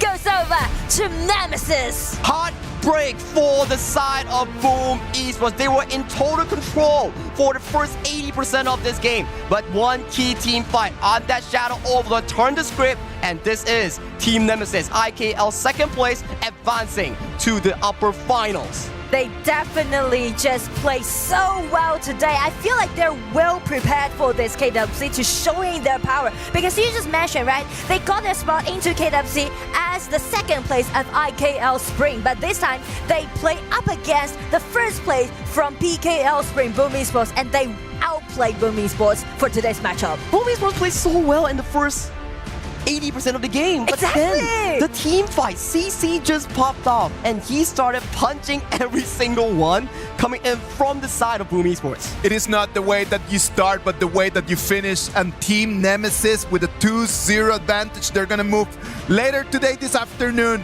into the Group D upper bracket final. Congratulations to Team Nemesis on that amazing victory. Oh, wow, that was a breathtaking win, right? Every single moment that we see, like, okay, Boom Esports, you're doing good, Tatsuri, finding those flanks. But this is the thing. For a all-in or nothing composition like Team Boom Esports, you can't afford these mistakes. I think Haya broke her ultimate 3 times. And all that 3 times, it led to disaster. Exactly, and also because of the splendor that we mentioned 10x just made. And also when it comes to like late game, actually nothing is really promising. That's difficult. Like, for Boom Esports, what do I tell them? You already play so well. It's just, patience is a virtue. If you just slow down your tempo, potentially wait for the Tempest Dragon, then you can use the 2 silent advantage in winning out the game. But they were too hasty, unfortunately. I think that the Devara was just coming in that moment of the game, just was going to become just the spotlight, right? Yeah. It was just going to become the main hero over there in that specific moment. Because the Luna over there, like as the time passes and after the other team just start making the magic defense, then it's going to start dropping a little bit more. So, because of the Devara, this hero, you can't just treat it as a normal warrior. I mean, like, taking on those backliners. As for Devara, you need to use your own body and just dash in and just separate. I mean, like, scattered the whole setting. That's the point about how you're gonna play this Devara well. And it was a shocking one, right? We only had 1 or 2 Devara in towards the play-in tier. I remember one was by Noxious Red Force on the side of Rattel. That played pretty well. And one by Chami won. It was like a 50% win rate. And we never had a first ever Devara from lane coming in HOK. Yes, that's what I mean. You know, I really enjoy to seeing those flex faces. It's just like, use your imagination, maximize your possibility. Come on, like, that is really amazing that Team Nemesis is going to move forward into today's game. For Boom Esports, they're going to have to go back to the hotel. They might not be able to enjoy a lot of the Paris, a lot of the sightseeing, because I'm totally sure that their coaches are going to send them directly to start practicing. Curtains closed, log onto your phone, it's time to train and review for your mistakes here at Boom Esports. But congratulations once again to Team Nemesis, because that was a really good showing. They did not give up until the very end in that game too. It is not all negative for the PKL champions, right? Because they did have the game in the bag.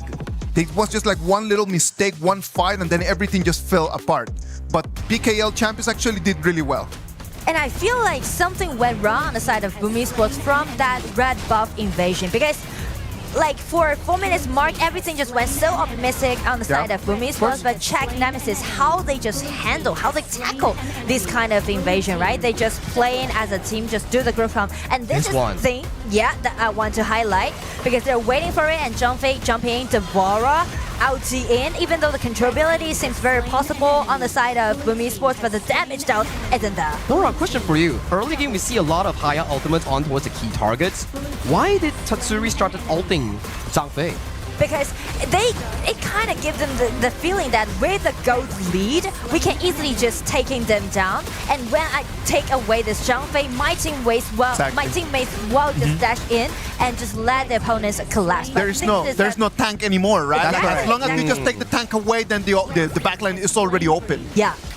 What a comeback instantly. I mean, we were looking at CC, we were thinking like, how does this Devara farm lane work? And he showed you. Super tanky, with the ultimate shielding and spell 1 shielding. He soaked so much damage. I think the full burst coming in from the Chicha, and that made it such a big problem. If you can't use the Chicha to break a double fighter and a singular tank composition, you don't have any damage. And I do like the way how they're using their own understanding, helping them to create advantages both on laning and also in teamfight. So I do feel like not only the mechanics but also the resilience that we can expect from Team Nemesis. Nemesis, yeah. Nemesis, sorry. Nemesis. I'm so thrilled about their performance. I'm so sorry. No worries. Team Nemesis L is right over there with Mara, waiting on stage to share a little bit about their thoughts. Mara, take it from here, please. Here with me, the smiling L. Congratulations. Now, your opponent, Boom Esports, wanted to dictate that game, but eventually they were the ones reacting to everything that you guys were doing. How were you able to turn their aggression against them? I think for the last game, the second game, our early game, it's so bad lah. So I think we just need defend with our item, and we know when late game, we can beat them easy. Previously, the Indonesian teams normally have a hard time against the Philippine teams. In fact, this Philippine team placed 4th in the Boot Camp Cup, and you placed 16th, correct? Last place. So what did you learn from that boot camp that's being very effective in today's match? From our boot camp, I think we learning more discipline, and we lower our ego, and we more trust each other lah. And for sure, me and Jero have good history against PH lah. We never lose against PH team, so we're very confident this game. Congratulations, and it's always great to lower that ego and to have more discipline. And you know what? It's paying off. You defeated Boom Esports once again. Congratulations. Thank you. I say to supporter Dominator, thank you for keep supporting us, guys, and I hope we can going to playoff lah. So yeah, and also fighting to Team Vitality lah. Let's go playoff together. Job well done. Congratulations once again. And now we'll head back to the casters. Lead the gorge. Ego is not a bad thing. It's something that just needs to be kept in check, right? Like it's something that you need to learn to understand. It's something you need to learn to control. Patience at the same time is something that you need to always keep in there. And Team Nemesis, even though they did not have the best performance, they were able to take that patience and just at the end just cash it into a victory. All the 4 first matches of this group stage are already done. Today we still have 2 more matches that is going to be the upper bracket finals.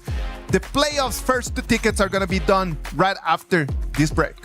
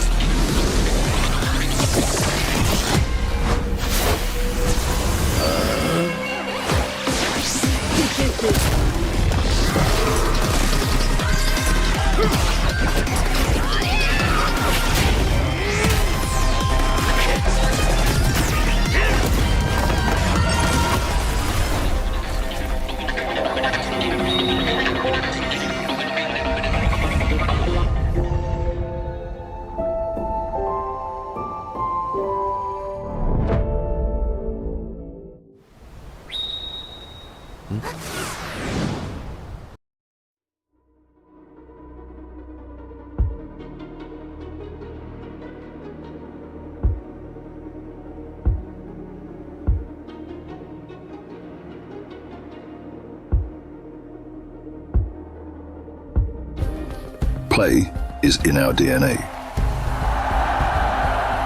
Whenever we let it out, it becomes our superpower. Now imagine an entire city being built to supercharge it. Geekay City, powered by play.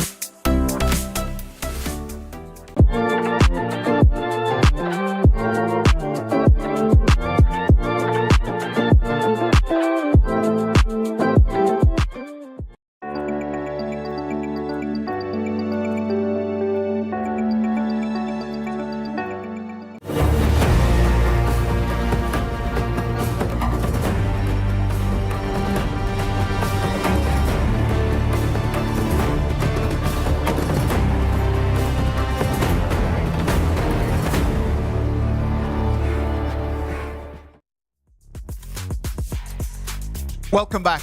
The KWC 2026 is a beautiful tournament that we are hosting here in Paris, France. It got the play-ins, it got the group stages, the playoffs, and all the way to the grand final. There are 20 teams that they have been invited all over here into our tournament. In order to know a little bit more for those of you who are not very clear on how this is going to work, I have a video right over here for you to understand. Welcome to the Honor of Kings World Cup, happening right here at the Esports World Cup 2026. Before we get into the action, here's how the tournament works. The global ban pick system will be implemented, and there will be 3 stages: the play-ins, the group stage, and the playoffs.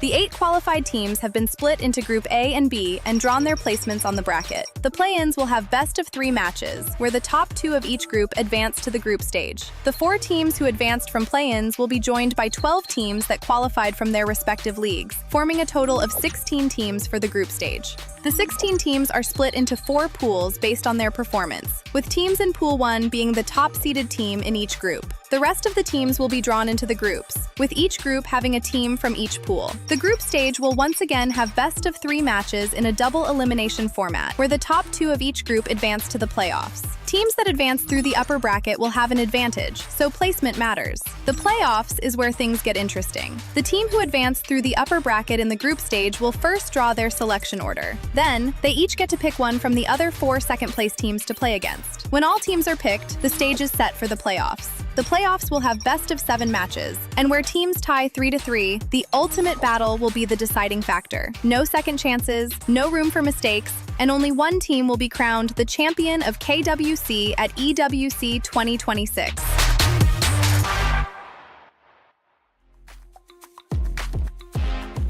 Thank you very much. I hope that everyone is very clear about how the tournament is going to work. And if you still have some questions, just put them right over there. We want to hear about what you're thinking about, what has happened in these last 3 days, what is clear, what is not, and then we will always help you out. Now, in order to explain all of those things, Blam, Ken, what about if you guys explain a little bit about the global ban pick? I love the global ban pick because it means you can only use that hero once in the entire series, unless we go into game number 7, but we'll talk about that another time. Yeah. So, meaning if you pick a hero, you must find success with it, because if you don't, there is a price to pay. Absolutely. And then also, if you do pick that hero, generally like something like, I don't know, the pay, if you get that first game, you generally get to ban that away, and the enemy team is kind of like left without this tremendous pick. Yeah, you'll actually get lesser and lesser choices the longer the game and the series goes. So you want to start off on your best foot, and you want to start off on the right foot. The tournament bracket for Group B on your screens is going to determine our next match of the day, match number 5. It's going to have Aurora Gaming against Rock Esports. Aurora Gaming with a 2-0 game against Titan Esports Club, and Rock Esports against Influence Rage at 2-1. Okay, now let's talk about this one, because you know what? Both MKL teams, Aurora Gaming and Rock Esports, they are the powerhouses of MKL. And MKL is a very difficult league. Yeah. But what surprised me today was Rock Esports. They actually had to take 1 L against Influence Rage. Talk BR is coming up. I mean, they could have just had the morning coffee, right? But no, instead they took a bit of a beating on the gorge by the Chuck BR team, Influence Rage, which, to be honest, very, very emotional. We saw the players on stage. It was definitely one of the displays that we love to see in KWC. Okay, so we'll give you a little bit of a background for this before we head into the match. Yesterday, when we were doing the draws, the coach of Influence Rage was actually really scared. He was like, I do not want to be in Group B. And hello, behold, you go into Group B and you go up against the one team you did not want to play against. And we can see why. Because the opponents, Rock Esports, are really strong. Very strong team indeed, absolutely. I mean, we saw them actually playing against them. They are the 3rd seed, now going up against the 1st seed. Aurora Gaming against Rock Esports. One of these 2 teams is going to be our first qualified into the top 8.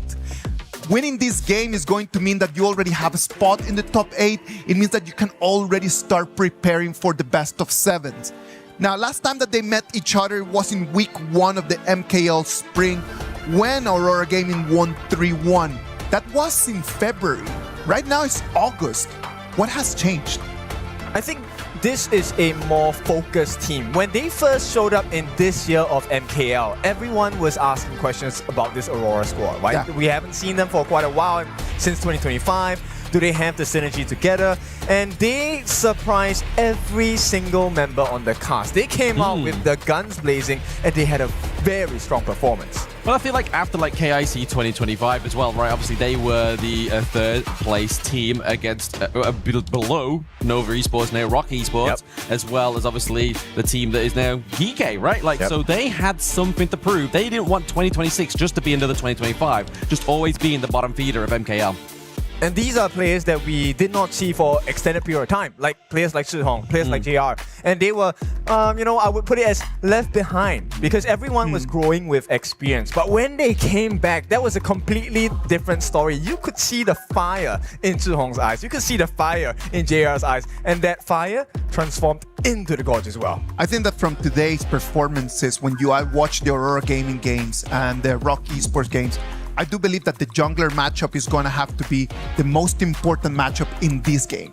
Yes, it is. And I think we've seen the prowess of both teams' junglers, but I prefer the side of Aurora because I sense a little bit more consistency on his end. Absolutely, yeah. I mean, it kind of depends on like the time of the day, the match itself with Conling is, but with Yulong, and you expect and get what you expect here with this jungler. And to be honest, I have to give obviously props to Zhong as well. Obviously, Lorian of that first series.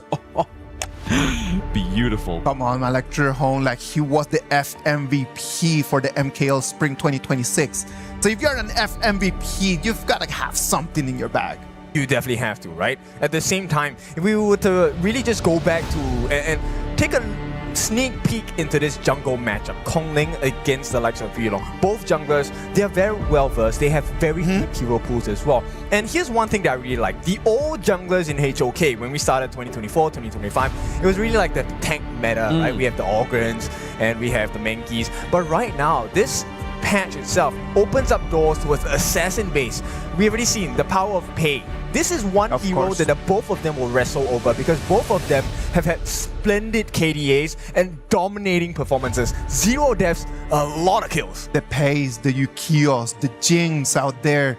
It is just going to be a patch right now for the assassins in the jungle. Yeah, I mean, it is going to be, but I mean, there is obviously teams and comps that obviously happen with obviously the junglers as well, the jungle tanks as well, right? Obviously, we've seen a bit of Nurture come through as well into the jungle, generally just kind of giving more of a global presence for the team, being able to kind of play the macro from anywhere across the gorge. Yes, and one thing I'm curious about, because we finally have its first win, the Florentino. Do these teams bring it out? Because Xiang did pull out the Florentino today. He is the one that has given this hero its first win in KWC. Yeah, but I mean, I want to go back to the point. What's more impressive, Xiang's Florentino or Zhong's Lorian? Oh, okay, that's a good question, because you know what, both of them have performed really well. But here's the kicker: both of them are the same team, so it doesn't matter what you pick because domination is in store. Now, we won't get that option. We won't get this storyline. Lauren has been banned. They're gonna pick up the Haya first. What do you think about Haya? I think the Haya is a great pick, right? Obviously, especially if you want to go for what we've been seeing down to the bot side of the map as well in terms of the support. Support is always going to be Zhongfei, Lapu Lapu first games, right? So being able to have that Haya, you're able to take away that tag from that team fight and basically make it kind of more of a dance for the enemy team to kind of be like, right, okay, we've lost our front line. What do we do? What do we do? Make them panic? But the other way you can obviously get rid of that panic is if you go for a secondary front line here, which is going to be the Byron. Okay, while we have eliminated that panic for a while, I'm going to put it back in the picture because Florentino now is here. We also have the Agudo, and this Agudo is probably going into the jungle as well. So you have an isolation hero. The Haya, first pick Xiang here, able to isolate members away from the fight. And what does that give you? It gives you space. And who loves that space? Xiang does, because he's going to pilot this Florentino. And we know Florentino is a 1v1 beast. Absolutely. I mean, there's the unlimited refresh with those little flowers across the floor as well, right? Obviously, he has his own little mechanic within terms of CC, as well as a bit of a CC immunity effect as well. So, really, we're going to be seeing that, trying to obviously counteract something like the Zhang Fei if we see that Zhang is not quite as successful to take away this beast off of the Gorge. But, like we were saying pretty much moments ago, it's normally game one is kind of like a Zhang Fei, Lapu Lapu, kind of like who can drop the better ultimates. But Rock Esports aren't a fan of entertaining that one. They have taken the Lapu Lapu away. Okay, that's a big difference in terms of the role matchup, right? So, and with the Lianpo as well, they have taken out the big major 3 tanks, right? These are the standard ones we are looking at when we're talking about tank in the roam position. So you might have to go for utility, heals, recovery on the side of Aurora as well. But you know what? The healing comp in the farm lane duo actually works against Zhang Fei's favor. Yeah, absolutely. I mean, you may get the Unbridled Light Burst, but then you're going to get that kind of second sustainability, right? Like any damage that has been done can be healed up here. But it looks like the Yukio has been taken off here as well. Obviously, we did give props over to the Yukio in the introduction, but it feels like Aurora Gaming's like, okay, you took away our tank, we're going to take away those big assassin picks for you. Jing is still available, however, if the side of Rock Esports does want to go for that. I'm going to contest you on that. I feel like Alarm is a great position here. You have 2 big CC3 if you want to count the Aoyans ride the win as well. And the Lam is a natural counter against the Agudo, right? Able to use the space split into perfect synergy with the composition. And here we go. Rock Esports picks up the Nuwa. And Wendy, if you didn't know, this guy is one of the strongest players. He also hailed from KPL, and he's bringing his talents to the side of Rock Esports for years. He has found success, not the kind that they want, because he wants to win it all. And Aurora is standing in the way right now. What do you think this matchup is going to be? Because the mid lane wave clear, he's going to lose out. Wendy, that is. Yeah, he's definitely going to lose out there. Obviously, higher with her first skills. It's just kind of like slow cooldown refresh. He's able to spam from quite a long distance. But I feel like it gives you the late game here for the side of Rock Esports. You kind of already starting to see the picture being built here for them. They want to play towards that latter part of the game itself. But if you look over to Aurora Gaming, they're going to go for the Orgrin here. A little bit more frontline, which means that Agudo is going to fall into the farm lane for the first time within KWC 2026. Well, we are in Paris, so we talk about romance, and the romance is here.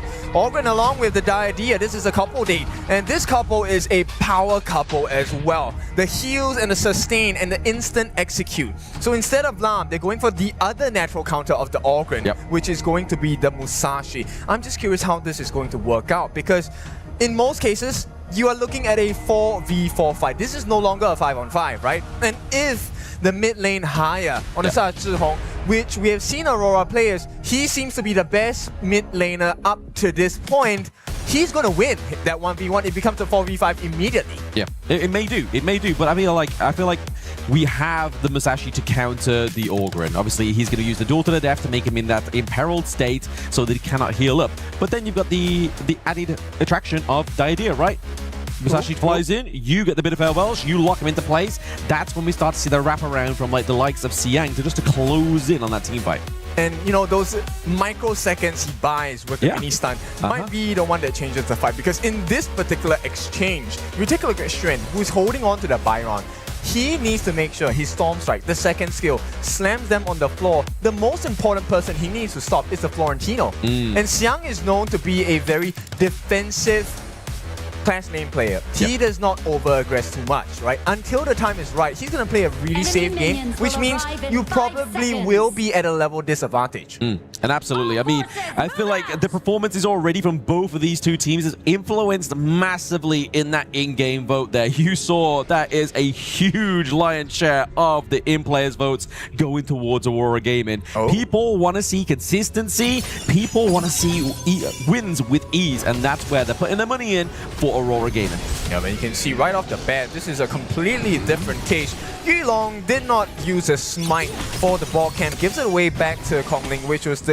original plan, right, for the side of Rock Esports, but this means they know that Kongling won't be able to invade. Oh, okay. We'll see Siang's actually taking a bit of a beat in there and a bit of a switcheroo for the side lanes, right? Obviously, don't want to be going Florentino against Byron in that early phase there.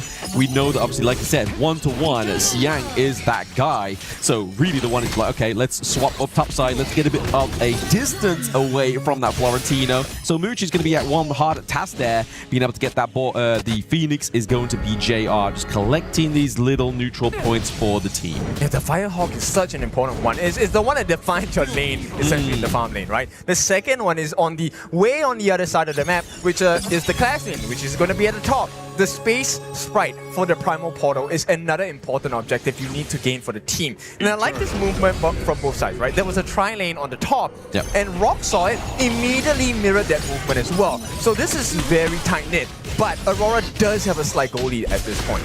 They have a very slight goal lead. I mean, it's nothing to kind of be like, okay, this is going to be the end of the game, but definitely a very brawly game one, right? Like you said, the top side of the map was definitely a trio. They're looking to be a very big buddy system going on here between Saber, Yulong, and obviously Zhang as well. Just kind of trying to share that gold in the mid lane. Yeah, the sharing is caring is very important, right? Especially when your opponents know how to do it up to the T. Yep. 3 members sharing the EXP and the gold is the ideal maximization of efficiency for our HOK teams here. It looks like they want to keep that pattern.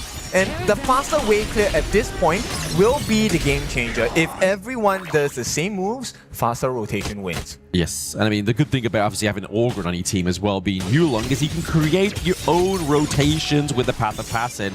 But it looks like they're going to go on the top side of the map just to try and keep a hold of that Spike Tail Beast here, try and stick around for the potential of the Space Bright as well. But you just see that they're both junglers are just going back to their natural rotations, right? They spent a lot of time in those lanes. I'm kind of concerned about the rotations. Wendy does have like the emergence, the TP up and down when necessary.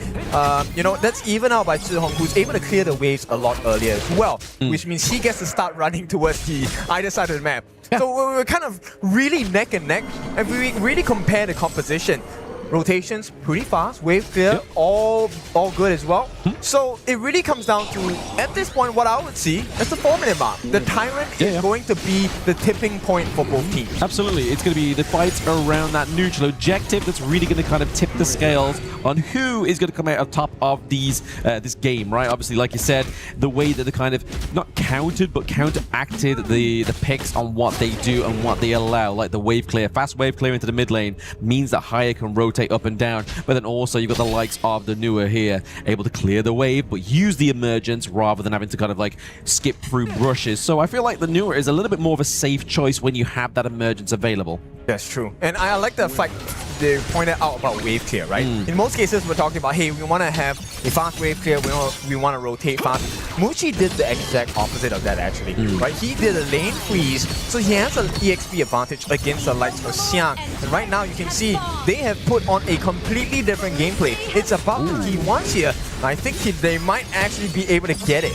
They potentially might be able to here as well. Obviously, the minion wave is still at the gate of that T1, but it just means they are going to be able to negate that push for now. But I feel like if everybody on the side of Aurora Gaming makes a focus down to the bot side, it just means that they're giving over that T1 for free. So what do they desire more? The Tyrant, the T1, it looks like Aurora Gaming are just keeping this one split. That Annihilation almost claimed it for the side of Rock Esports. Okay, Wave Pit, that was kind of overzealous at this point. Tries to get the Mirage down onto Muchi to try and force out the Infinite Vastness, which is the Dragon form. Was not successful. Rider Wind pushes him away. So you can see, right? It's the little things, but you can see the difference in terms of the players' mentality. They know how to play at the absolute limit. Oh, absolutely. They know the limits of these characters. They know the limits of their communications and team comp as well. Xiang being drawn back to the T1 there, just keep himself safe. Han Ling is looking for the duel to the death. He takes down Saber. First blood going up to Rock Esports as well as that T1 top side of the map. They were just waiting for that defining moment here. Rock are on. Yeah, 2 for 1. they get the T1, they get the first blood as well. While it is on Saber, which is a roam, not say the most valuable member on the side of Aurora, they have to also kind of watch out for the rest of the map, because at this point, while they have made the trade for the Overlord, T1 at the bot farm lane has been taken, and this one was taken by JR. They need to watch out for this Agudo, because late game, Agudo is a tower shredder, it's a tank shredder as well. Agudo with a frenzy as well, like that. That's an aggressive Agudo. Okay, the Umbrella Ledburst didn't quite catch on to them there, but it means that it is going to be the setup here for Rock Esports to come through. A double kill on Wendy. He is going to be the carry of this one so far. JR's able to get the pick off here onto Schwan. He's looking for those that he's protecting the backline of his team. Yeah, for Rock, that was a great trade. We can trade the life of Xuan any day, but we got Yulong, and Yulong is one of those MVP junglers we were expecting to have, and Rock Esports recognizes that as well. Right now, with a level deficit and a potential buff to steal from their blue side of the camp, Aurora is in a tight situation here. They are, but they haven't really overextended into... Rock's not overextended into Aurora here, and vice versa. We'll just see the Annihilation come through just to chip a bit of damage away from Aurora Gaming, just to keep them away from that mid T1 there, just making sure it's a bit of a stalemate. The replay here. Yeah, so with the emergence itself, this was a nice ultimate by Waypit. They were stuck in the air for 2 seconds at least before Wendy got the perfect timing and aiming of the Annihilation. That combination we can see here from the side of Rock is going to be so important, right? So Xuan together with Muchi as well as Waypit, the amount of knockups you have, you can't do anything when you're knocked up in the air, and this provides Wendy with one of the easiest Annihilation ultimates ever. Yeah, exactly. It was just a beautiful follow-up from each of the skills of their team composition, right? I mean, it's definitely kind of put a little bit of a wedge between the gold lead. It's just now thinned out a little bit there thanks to Aurora Gaming from their rotations, from their farming potential here as well. We got around about just under 60 seconds till that next new dual objective comes online here. I feel like the game state for either of these two teams falls when that mid T1 falls. Yeah, it's kind of interesting. They're going for the 1v1. Xuan caught in the middle of no man's land, but it's not the biggest moment yet. Zhihong though it's not. Has been caught. Ooh, yep, Zhihong is in the Moonskin Mirage. He's able to get the takedown into her own realm as well. He was invited. He got the takedown onto the side of Aurora Gaming. That's going to be a big takeaway here now as Rock Esports are into the enemy's jungle as well. What can they do to stem the bleeding here onto Aurora Gaming? Conlink has to get out. He gets out just with a lick of health. This could be the T1 takedown. Yeah, it's not working. Whatever they have in mind for the side of Aurora is definitely not working. And here's the thing. I feel like Wendy, he is super trigger happy with the Annihilation. Yeah. And for good effort as well. Why is Wendy doing this? Because he's going for the 25% cooldown build, right? Yep. So instead of going for the full burst damage with the Savant's Ra first, he's actually going for Venomous Staff, Twilight Stream, Mask of Agony. Yep. In total, you get damage over time, but you also have 25% cooldown reduction. You can keep throwing the Annihilation for free. Yeah, absolutely. The Untimization allows you to do that, and I feel like that pressure also, if you're able to chip away a lot of your enemy's health, or at least a chunk of it before a teamfight even happens, I mean, look at that. That's like, what, about 1/5 of a bar of the health there. I mean, they were able to get the Tyrant. It wasn't quite as successful as Annihilation in terms of stealing the objective, but it's enough to put fear into the hearts of Aurora Gaming. It is, and with the Matrix, it's not going to be fun, right? No. And right now, Zhihong, we talked about this guy. We were expecting him to be, high flying from the get-go. He has been currently, I think muted is the good word for him, right? He's been trying to get Muchi to use those Infinite Vases early, never in range. No. He gets the start of the ultimate. This is how close it is. Muchi allows him to get close, activate the ultimate, but pushes him away with the right to win. Instantly, you go into cooldown with your ultimate. Yeah, exactly. And I mean, it's even harder, right? Even if a Xiang is able to get into close range, there's so many obstacles. Obviously, you have the creation blocks. You have, obviously, Conling. You have Schwan to protect the side of Rock Esports' Muchi here, but it's going to be a big fight for the Crimson Golem, which really kind of puts into perspective the game state here for the side of these two teams. JR was able to get the last hit there. They didn't quite steal it, but it was just enough here to put the pressure into the mid lane before this starts. I love it. They wanted to put pressure on Yulong to get the smite out of him, but I like the patience from it, right? So they did not all, But at this point... Oh, okay, a double unbridled outburst onto 2 here. Saber and Xiang are looking down pretty low. The major Mirage is coming out into effect as well. He has taken Conling into that realm, trying to get a bit of a punishment there, but it's going to be Jha locking down Wendy. Yulong waited for the return and got the kill here as well, meaning that that Tyrant is going to be completely uncontested here now. 0% of a steal at this point. Conling is out, he does have his smite, but more importantly, Wendy is out of the fight. There is no Annihilation to try and attempt the steal as well. So the one thing they need to do now is to protect their resources, of which Rock Esports have already done. Muji said, it's okay, Conling, I'm going to have to hold this Crimson buff for you at this point. Yes. But the cost is the T1 in the mid. Now we talk about the fight. This catch from the Moonscape Mirage onto the backline, that was the important one, because this is where Conling was caught in no man's land, isolated. Exactly what Zhihong needs to do. Meanwhile, the rest of Rock have to deal with the backline. The aggression coming in from Yulong was perfect. The spacing, they split the fight perfectly for Aurora to get the win against Rock. Yeah, I mean, yeah, they were able to get the T1 into the mid lane, right? They just kind of like neutralized the game state at this point, right? Obviously, we saw that Rock before that point was definitely having a steady go at the lead on this game number 1, but now Aurora Gaming, after that successful team fight there, have definitely mustered up a bit of a gold lead for themselves. Conling is waiting in the winds there in that solo bush next to Lung Bush, but isn't going to commit any kind of go on to the Yulong. It's just, I feel like the fight's too splintered here. It is a bit difficult, right? Because the way that they have itemized on the side of Aurora, it's all to make sure that JR as well as Xiang have space. And it's working out perfectly, right? On the side of Conling, for his Musashi, he went for the Rapacious Bite build, which is a damage build. Yes. For Yulong, he went the complete opposite. He's going for the Giant Script. So he's going to be always consistently in the face of the Rock players. And to put into perspective, you also have Zhihong locking another player out.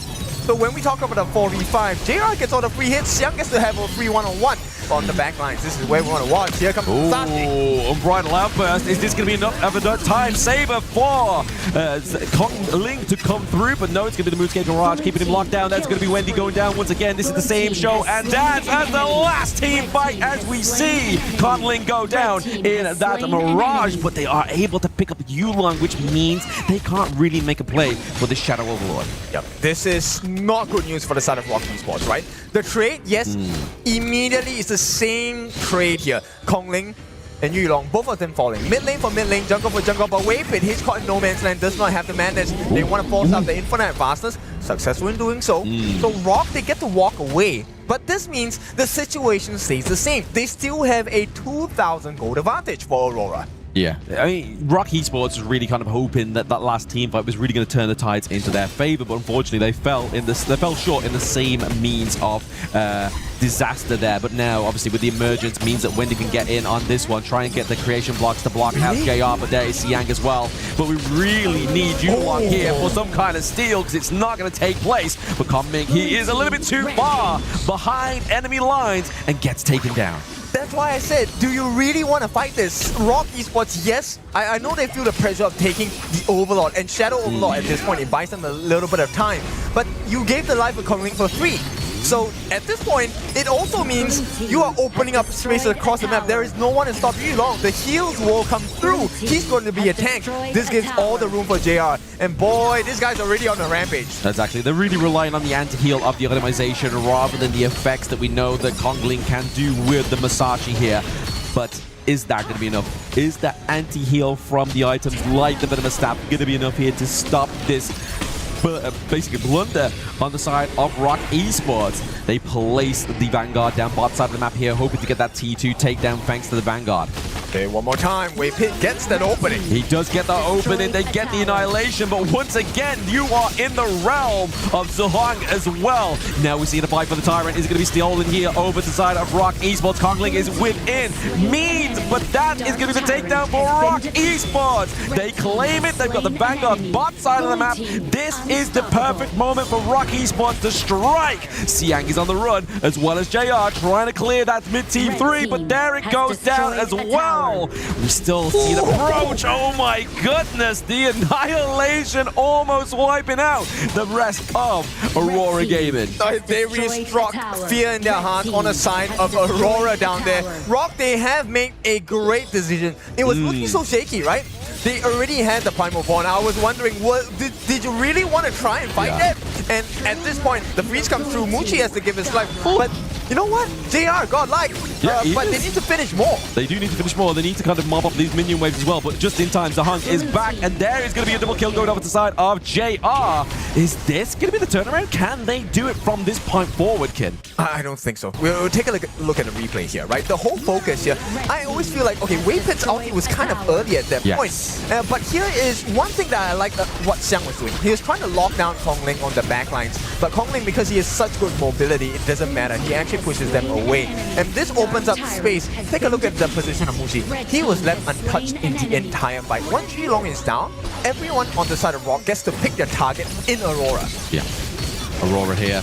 Just looking to try and get some kind of siege on the enemy base. They need to pay back the dividends that they just paid themselves after a non-coordinated fight there. Obviously, we did pay attention to Waypit, ulted a little bit too early there, but maybe this is just the result of that run play. No, I feel like maybe that was a good decision, right? Hindsight bias. If we take a look at it, Waypit actually allows Yulong to be in the midst of 3 different Rock members. They get the kill on him, and once Yulong is out of the picture, there's no one left for defense actually. Everyone else is really squishy. Yes, you have the heals, but so what? If Kongling doesn't have to use his duel to the death, it's going to be a freebie. He can catch multiple people, everyone gets imperiled at the same time. They do get imperiled at the same time, and that's going to be a potential problem here for the side of Aurora Gaming, right? But you can kind of see a bit of a Hail Mary play here for Xiang down bot side of the map. He's just trying to get some control there, trying to get some pressure to keep them away from that mid. But the Mirage is going to come back anytime soon, and the health bar is not looking low enough here for the side of Kongling. And there it is. They all collapse onto Zihang as well. He falls down there now playing a 4v5 matchup. I don't think that push down bot side is really going to give them the space that they need. Yep, that positional advantage. You could tell, right? The moment Zhihong used the Moonscape Mirage, and once our Rock members surrounded him, there was no way. You knew they had the ending in mind. And right now, T3s have been taken down. This is a completely empty base, and Yulong cannot fall here. If he falls, this game's over. Yeah, the raid boss, he is the anchor of the team right now, but he's into the backline here, just taking a little bit too much damage. JR has to buy and save Sanctuary as well. They do have the minions approaching the crystal. I think this is going to be Rock Esports taking game 1. Oh, you know this one means a lot to them. The screams of victory for the side of Rock. They had a very shaky series the previous time they played against Influence Rage. This was also kind of shaky at times. Oh, yeah. But they figured out the puzzle. Let's just get rid of Yulong. Once there's no more tank, no more shield, the backline is easy for us. Yeah, definitely not like the perfect display of what we've seen of Rock Esports prior to this moment in time, right? Like, they definitely have had more of a hand in perfection when it comes to handling their opponents on the Gorge. But this time around, I feel like Aurora Gaming definitely did trade blows for blows. I was kind of disappointed for the side of Aurora, right? We were expecting more from Zhihong. Yeah. We praised him. He has been phenomenal coming up to the event of KWC. Yeah. But I feel like Rock Esports have done a lot of homework on him, and they're not allowing him to play his game. No, of course, but Zhihong, what hero was Zhihong playing? He was playing the higher. But that's it, right? And how does Rock Esports reply that? With the Musashi pick, right? And then that makes everything very difficult for him, because then there's one person less that you can actually not pull in because of the way that Musashi works. So I think that Zhihong was just put into a very difficult position with that pick. Rock Esports shows us a little bit of how we can reply to that if you're going to allow that hero out. But impressively so, though. I mean, even though they lost, Aurora Gaming here, JR on Agudo, that normally isn't put down to farm lane for like since like a couple of patches. 7-0-3, man, and taking the frenzy, he knew what he needed to do. Just launch the furball into the enemy. He gets the on-it effect from all these items as well. It's kind of like having a 6-man at one point.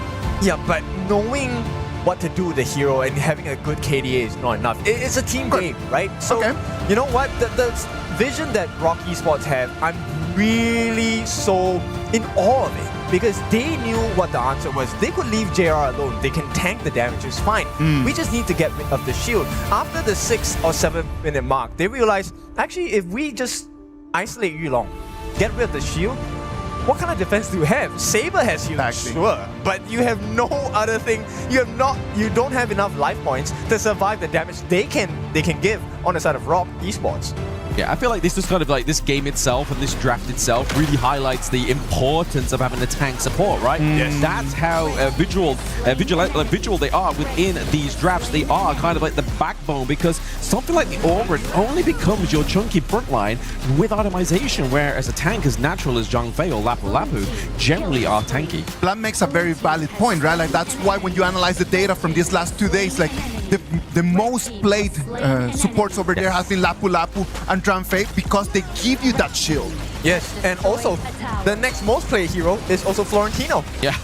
You know what? All our players here love Florentino because they're allowing him to come through, but they love him too much that I think it's suffocating. This is the third or fourth loss that a Florentino has had on our stage.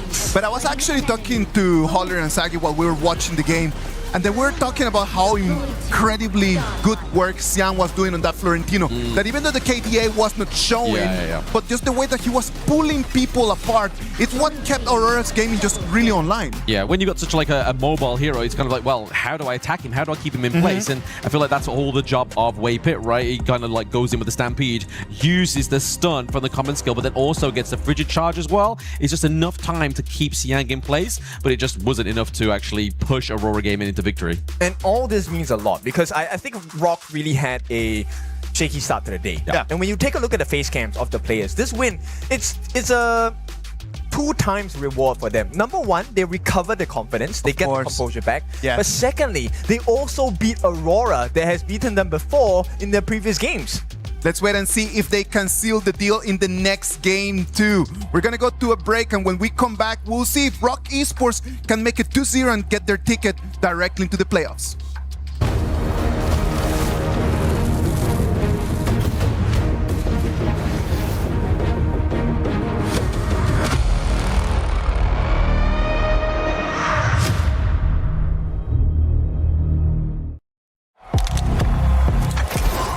Thinks he can come in here and play my game. Let's go. He knows nothing. Let's go! Tyler, why? You're done. This is my ladder. You can't climb it. It's better than being hard-sucking masters. You're going too far now. Your eyes buggy. Your elbows ashy. Is that airline? That's an L airline. Somebody better hold me. Okay, yeah. Do something then. Raw energy. Blow the house down.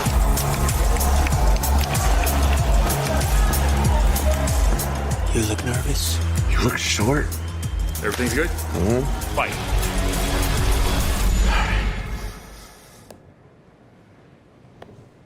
Okay.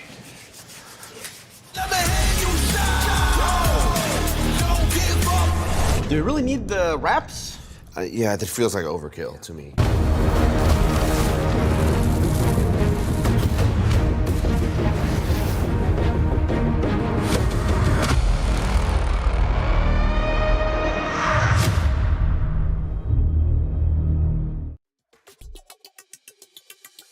Welcome back. This is going to be game 2 between Aurora Gaming and Rock Esports. Rock Esports, if they win this one, they're going to make it direct into the playoffs. They're going to seal their ticket into the top 8 of our KWC 2026. Now, we got to understand that for these players, for this specific roster, making it into top 8 is not going to be anything new. Yes. You got to remember that 12 months ago, they were the first team that was able to take one game out of a KPL team.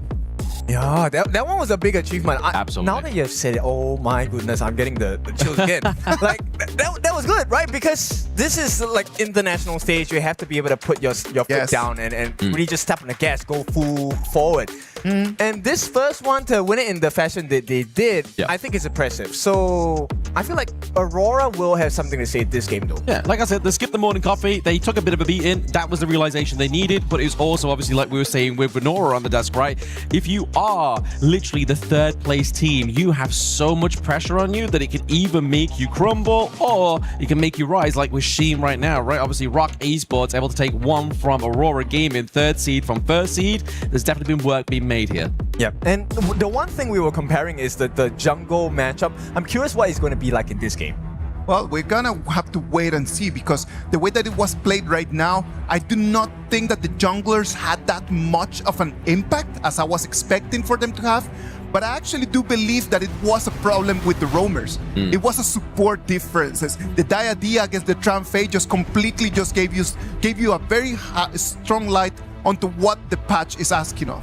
Yeah, I definitely think so. The Unbridled Outburst was a big set because the huge stun slam against the wall, you get like 2, 3 important members. Oh, yeah. They finish the fight. Okay, I'm not saying Diadia is weak, but hey, with the Destined Encounter, you can have it on the 5-man, but for that particular game, what good was that? Exactly, especially when you had like Masashi dancing around, you had obviously Nua be able to use the creation blocks, and kind of just being able to just move out of the way of the Destined Encounter. And we have to remember who was piloting the Zhongfei in this game number 1. It's Wei Pit. Wei Pit has always been renowned for that Zhongfei, especially like even casters like Sir Cloud absolutely love this player with this pick and always give him praise for it. For good reason. Yes. This guy has been really consistent, right? Him as a player individually, it's rare that Wei Pit doesn't shine in his role. He may not win all the MVPs all the time, but it's his input, the way that he structures the fights with CC, that sets the stage for Rock Esports, and he did set the stage for them to take this win. Yes, absolutely. I mean, this first ban here, right? Does this mean that Rock Esports, being on blue side, are going to go and try and lock in the Guan Yu here for game number 2 to try and just get that early 2-0 victory here?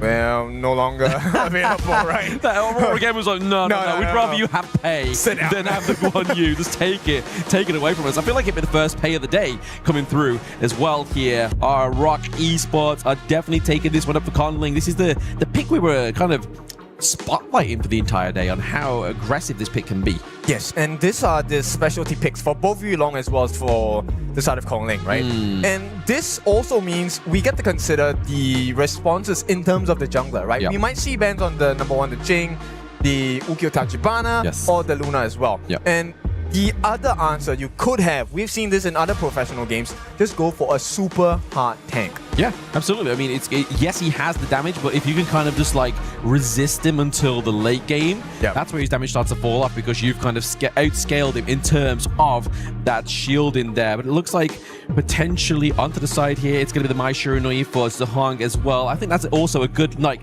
not lane counter, but definitely a counter for the pay. Yep. Early game, right? Fast paced. Not the best wave clear, but that's what the Lapu Lapu is for, right? It gives you the extra defenses, both physical and magical. At the same time, you're also able to wave clear a little bit faster with your first skill. The Chicha coming in though, they need some time for this Chicha. Oh yeah, Chicha, it definitely takes a little bit while, but I mean, it's also a bit of a flex pick as well, right? Obviously, the Chicha here is going to be able to be flexed into Clash, into the farm lane. Let's see how that goes for them as well, right? Like, I feel like that, for being on red side, you can kind of like perma-lock your support like they have done, and then giving that Chicha there just means that, right, okay, so what are we going to ban in phase 2? Well, if you did look at the previous series before this one, we had a Devara farm lane, right? Devara farm lane, that was a very fun matchup against the Chicha. And I feel like that is a consideration, but this is MKL we're talking about. I don't say that they're not creative, but MKL has a very structured approach. They want to show you domination in its finest form. So I'm curious, what does Rock Esports have? I mean, this is Mushi we're talking about. Yeah, it is. I mean, to be fair, they've probably taken the inspiration of Devara farm lane from me. I mean, I played it on stream once and actually won a match, so I think I'll take all purposes of the reason why they went for that one anyway. But like you were saying, yeah, MKL, they know they're a region that knows what works. They don't necessarily have to be creative. They just need to master the basically the prio kind of like compositions, the picks here that we know all well work on the Gorge. Yes. So let's discuss what a pay needs, right? Since we have pay as the prio pick for the side of Rock Esports, we have seen a couple of the combinations available. Normally it would have been the Mai, but this time they're going to switch it up. They're going to go for the Lorion. So Lorion wins in the wave clear department, but Mai wins in the early game burst department. Yeah, exactly. Which you would prefer? I mean, to be honest, we saw Wendy on the Lorion earlier, and I mean, I feel I would prefer this Lorien here, because again, like you said, Maestro, you were able to obviously not have the most effective wave clear, but you are able to traverse around the gorge a little bit easier. And when you're going to get something like the Arlie, it's something you really want to use to try and get that pickup onto that farm lane. Also talking about the Arlie and also talking about Muji, this is Muji's signature pick. Yeah. Right? We've known him for many months now. In fact, I think close to at least more than a year. Muji loves the Arlie, but he loves it for a good reason, because he is so damn good with this hero. Yeah, exactly. You know that a mechanically skilled player like Muji here is definitely going to have so much fun with this pick, and then pairing it with the Diadea as well, right? Like obviously if Maestro comes through, you just kind of just stop them dead in the tracks, right? Give time for Muji just to escape and just get back to a safe fit in here. But if we look at the rest of the side of Aurora Gaming in terms of draft, we have Siang onto the Charlotte here, a little bit more late game potential for the team, and then Yulong's going for the Zulong as well. I like the Zulong pick, right? The lower your health, the more damage you do. Yep. And you know, the recovery is insane. It's more like you're playing with more than 2 health bars at one point. Yep. But with that being said, one of the difficulties of playing with Zulong is that if you do get a good synergy of CCs down on him, he's gone. Yeah, exactly. It's a hard one to kind of like muster and master here as well, because effectively, until Charlotte gets into that late game, she's not going to be really much of a front line, right? She's kind of like, she needs to dive into the back line, do the damage, then get back out. So we're really looking at both of these two teams. Kind of, obviously we have the Lapu onto the side of Aurora Gaming. We have got like the pseudo front line of the Dharma here as well, but who also needs items to be effective into that front line. So I would figure that maybe, at least for the side of Aurora, from what I can see, Saber needs to be the one that initiate the fight. So you can't allow Yulong to start. Yes, he has more value when he's low on health, and then he gets a recovery through the fights itself. But here we go. Ooh, okay. He teleports out there. Wendy maybe just trying to pull them in a little bit too close for comfort there. So Hong has to use the Kachusans to get out alive. Yeah, that is not what you want to have as a Mai, right? You want to use the Kachusans to make sure that you get the damage in. One more round, maybe. Oh, okay. Double knock up there. Oh, and then followed up by Yulong. Oh my goodness. Double kill here from Siang. This will be even more impressive because they got out alive. And they got Kong Ling. This is exactly what you want to see, right? The Tiger, if he gets an early game, it's not going to look good at all. And right now, they have managed to tame this Kong Ling pay for the time being. Yulong gets a free growth in gold, in EXP. This might be a punishing experience. And also, obviously, on a minimal scale here as well, that all goes to Siang, means that obviously he's going to be already out-farming, out-resourcing Xuan on this Dharma as well, right? Like giving those 2 kills over, the extra bit of gold bonus for that first blood, kind of enhances that 1v1 potential here that we might see. Yeah, so 4 minutes is definitely one more moment we have to take a look at. Oh, that's quite a bit of skills thrown with, you know what, not much value. But I want to talk about the next thing of value. So, using that flash at that point, I think Rock Esports, you might have to have expected that, because that was pre-2 minutes. Yep. When it's 4, Tyrant comes out, Zheng is going to have his flash again. Absolutely. If there's a right time to use your flash and procure all those results, there is definitely that moment in time, because we are approaching around about 1 minute until those neutral objectives do come online, and the votes have definitely changed, right? Obviously, game 1, Rock was literally not even a sliver of votes, and now it's kind of shifting 50-50 here. That's going to be a big motivator for Rock Esports fans. Yep, and we'll see, because if Aurora manages to steal that Overlord, then it becomes the Aurora pit, and I think Aurora fans would love that. But for now, at least on paper, right? Rock Esports is the dominating force. Yeah, they have the point up onto the board, right? They have 1 score against them, which is always going to be a favorable opposition here. But there it is. Xuan's able to get the trick mantra, but he's able to get out alive, not even using the flash there as well. So they really wanted him to exhaust that common skill. 3 ultimates, 1 flash, 0 kills, and we are 15 seconds away from the first time of the game. Aurora, on paper, this should be in the bag. This should be the Tyrant take. Should. But we all know that miracles can happen and things do change upon the gorge once that Tyrant does spawn here as well. Obviously, we are seeing presence from Kongling as well as Xuan down bot side of the map here. Potentially going to go and try and get that Crimson Golden first before attempting this invade here onto the Tyrant. Okay, they want to buy some time on the side of Rock. It feels like they won't be able to contest this. Xuan is keeping the vision. He does have his ultimate, but no flash. So this is not worth the risk taking. Right, so Aurora will secure that first one in the game, but Xiang He's looking. He's trying to get out of there. Will he get out? Nope. It's going to be a 2v1 takedown. Top side of the map there for the side of Rock Esports. Can they represent the same thing down to the bot side? The poke from JR. And there it is. Minion wave here as well. Means they're able to claim that T1 down to the bot side here. But can Rock take something from the enemy jungle whilst that's taking place here? It's going to be the smite that gets taken onto Yulong as well. So they enter the enemy jungle and they don't get a single penny. I mean, at this point, I would think that that's absolutely necessary for Rock. Okay! We see the charge, we see the flash, we see the knock-up onto Kong Ling. That is who we want to be picking up. Yeah, this is an angry Aurora, and it's showing, right? Angry, they have channeled their anger into ferocious focus at this point. The combinations have been real, and we're taking a look at a 2,000 gold lead going to the side of Aurora. Well, this game did not start good for Kong Ling. It's not looking like it's getting any better. 0-2-0, not the highest of deaths, but he's far behind, 2 levels behind, in fact, from the side of Yulong. Yeah, this is like a homing missile precision for a grade of hate, right? Like, they were like, okay, we didn't take that first loss very, very well. We definitely want to be playing with our best foot going forward in this one. And obviously, putting that pressure down to the bot side there as well.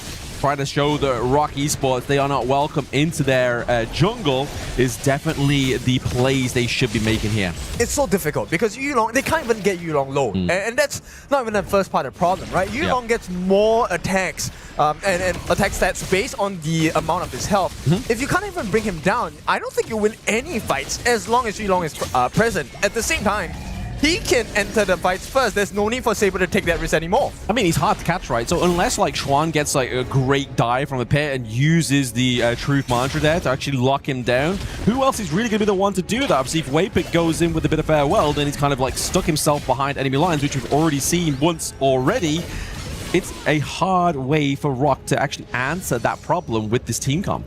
Yeah, I find like they need a lot more time. It's a 2,000 gold difference, but it feels like it's more than that. Yes. Look at Saber. He's waiting for the perfect opportunity to get the Raging Sea. If he gets it, I think T1 is gone for sure. Yeah, I mean, they don't have a minion yet, so I feel like that's safe for now. Using that phase check there, maybe they're going to launch up onto Wendy. It's going to be enough burst damage there from Yulong as well as Zhang as well.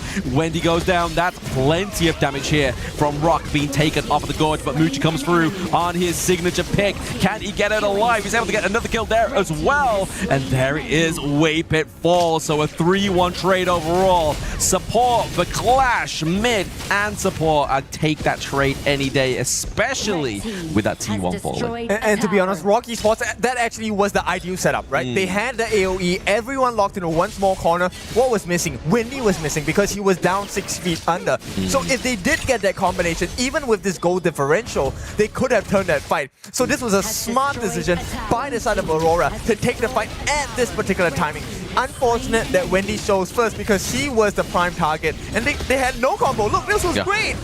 Absolutely perfect. I mean, the fact that he used that orb as well, right? Like, what was he going to do? Bring the orb back to him? Fly to him? If he pressed the wrong skill, he'd be literally behind enemy lines once again, and that's where, if you are Lorian, you don't want to be. And this is the biggest criticism I have about this hero. If you're playing from behind, it's much harder to orchestrate these big plays that really upset these team fights. It is, because he is responsible for the AoE. There's no one else. Nah. If Xuan doesn't get his Truth Mantra, what kind of AoE do you have? Single target burst, great, but look, okay, Saber gives his life for what? It doesn't matter, the rest of them will catch up. Yep, that's it. He's literally like, okay, guys, I'm trying to give you some hot meals here, but it's going to be Xuan here trying to get the lockdown onto Yulong. Sweat as well with a bit of farewell, but it means that he's now able to dive back on top of the team of Rock Esports. Take down their support, take down Xuan, and what was we talking about moments ago? That is their main access to CC to try and get any lockdown. Yep, divide and conquer, right? They have absolutely no team fight. It is a 2v5 most of the time at this point. And Aurora, they will keep playing this unfair fight because that is the winning strategy at this point. And there's nothing that Rock can do now. Nothing. No, it's very hard to play like a 2 marksman comp when you have no front line, right? Like I feel like that's where the kind of like the identity of Straps kind of faltered here with this idea. They only really had the chance of having a Liam Poe for this one if they really wanted to kind of have that sustainability, that kind of front line, so you can actually maneuver around it. And the biggest difference here is, okay, you know what? A lot of times we think if we want to defeat an opponent, let's get more damage. Let's get it all in. Yes, they can go for the damage, but right now JR already has a spike meal. He has both defensive stats and aggressive stats as well. And if you do not find the perfect, and I mean picture perfect combination of Xuan, Wendy, along with Waypit, you will never win a 5v5 against Aurora at this point. The gap is just too big, 7,000. Yeah, exactly. You put it perfectly there, right? Like, in terms of the way they could actually turn this into their favor is kind of not viable. They have to find a new means, whether that be macro. And what, are you looking for like single pickoffs? I don't think anyone is going to be straggling off on their own. And even if it is, it's Xiang. And Xiang is 2-1-4. He's level 13, already has the Pure Sky. So he gets a 30% damage reduction against anyone that hits him first. So does he care? No, he does not. Aurora, full control in the driver's seat. Hey, just like Justin Bieber says, never say never, right? People do wander on the gorge sometimes. So maybe that's what they're waiting for, right? Maybe they're thinking, okay, Aurora Gaming, we know can kind of get stuck in their own head. They know that they're ahead and get into that ego mind state, that they may be able to make these kind of mistakes and actually capitalize on that one, like they did in game number 1. But right now, Aurora Gaming is like, no, we see our mistakes, we've checked ourselves, now we're going to wreck yourselves.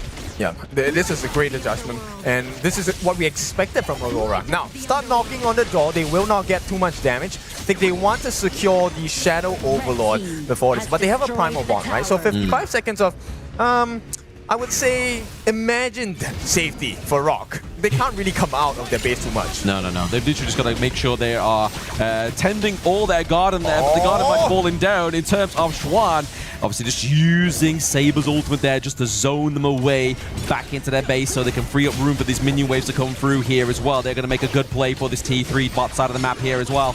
Saber tries to go for the Waypit, goes for the bit of farewell. Not quite as successful as it needs to be. Okay, so first target down, right? T3 at the bottom. They chase in though. Xiang, he will be happy to give his life at this point, but he doesn't even have to. Aurora, this is how far ahead they are. And they can't overchase, because what if the rest of Aurora are waiting for you in the brushes? Exactly. Someone would always be waiting in the wing. But fortunately for them, obviously, they did take that chase. 2 members obviously already into the mid lane there, kind of preoccupied. It would take a little bit of time to actually get top side of the map there.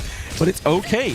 Aurora Gaming are looking just to make those big neutral objective plays here, looking for that final nail in the coffin. Yeah, and I thought, there was quite a bit of damage coming from JR. He hasn't even completed his 6th item yet. And with this, they have an 8,000 gold lead. Aurora Gaming, this is looking like the beginning of the end. That's it. Just put that Vanguard top side of the map, already kind of creates a need for Rock Esports to be there so they can now tend these other 2 lanes, right? Just try and put like a trifecta of these 3 lanes all together so it's a little bit harder to mount a defense for themselves. I just saw the item that Kong Ling bought. It's 12.5 minutes. He just got his Rapacious Bite. That's the final form of the jungle item. Normally you complete this by the 7th. You want that before the 10-minute mark. 8 minute, right? And he just got it. And I mean, okay, maybe that is a saving grace, but the Shadow Overlord is already flying down here.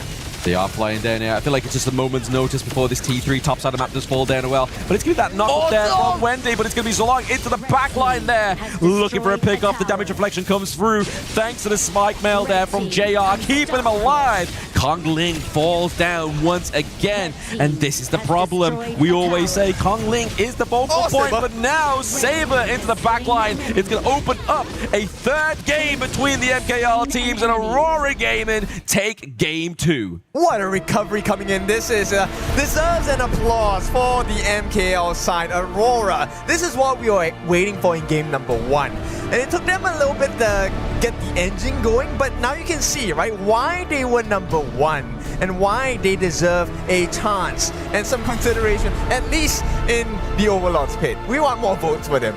Exactly. They definitely need to pay respects to the side of Rock Esports in that one. Aurora just knew how to dismantle that team draft, right? Like, as soon as they got the lead, they knew that there was nothing they could really do to play from that back foot, which is where that Lorien falls apart.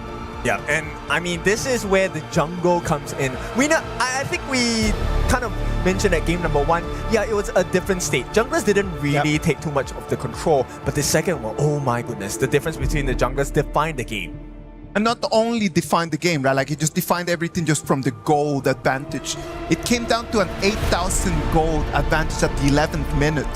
Just for everyone at home, if you are already that much in a bigger disadvantage, what do you need to do? Like, you're on the 11th minute, 8,000 gold behind.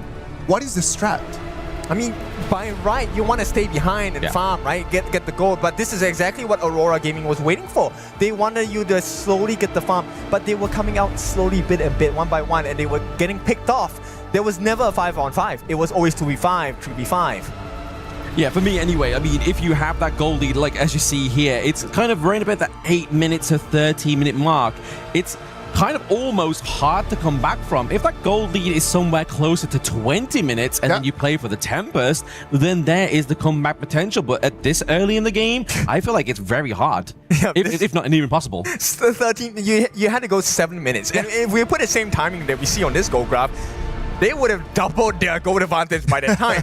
So let's take a look at the stats here. The important one I want to look at is, look at JR. JR is looking so good, 29%, close to 60,000 worth of damage. And it may not look too high to you, but bear in mind, this is within 13 minutes. Oh, yeah. I mean, it's very impressive for a 13-minute game, right? I mean, if you break it down, I think it would look even prettier by minute, right? In terms of the ratio of damage dealt. But you have to give props over to Wendy. I mean, you see where this Lorian really comes into effect, and it's all about that damage. But what really good is damage when you are playing from behind? Yep, the goal difference made life so much more difficult. Number one, they couldn't really check for vision. One of the main reasons why Wendy actually took a fall towards the later parts of the game was because Waypick can't really check the brushes, right? So Wendy, he unfortunately has to step closer to the brushes and be a victim. And once he's gone, there is no combination to have. This reply by Xuan was wonderful, but Wendy was not there to capitalize. They had no other AoEs, single target. The way that they position themselves on the side of Aurora,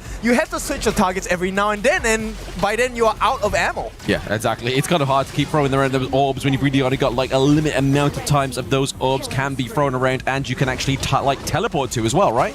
Yeah, so with that, this is a good recovery from the side of Aurora. What I'm curious now is, how does Game 3 go for Rock Esports? Because that was not good. That was not good at all. But you know what? Right now it's 1-1. We're going to have Game 3, and that's going to decide who's going to be the first team in our top 8. Let's go to a break, and when we come back, we're going to have the action of Game 3.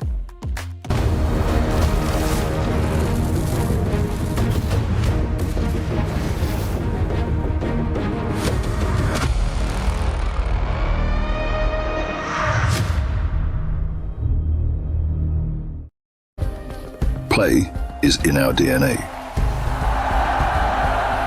Whenever we let it out, it becomes our superpower. Now imagine an entire city being built to supercharge it. Kadir City, powered by play.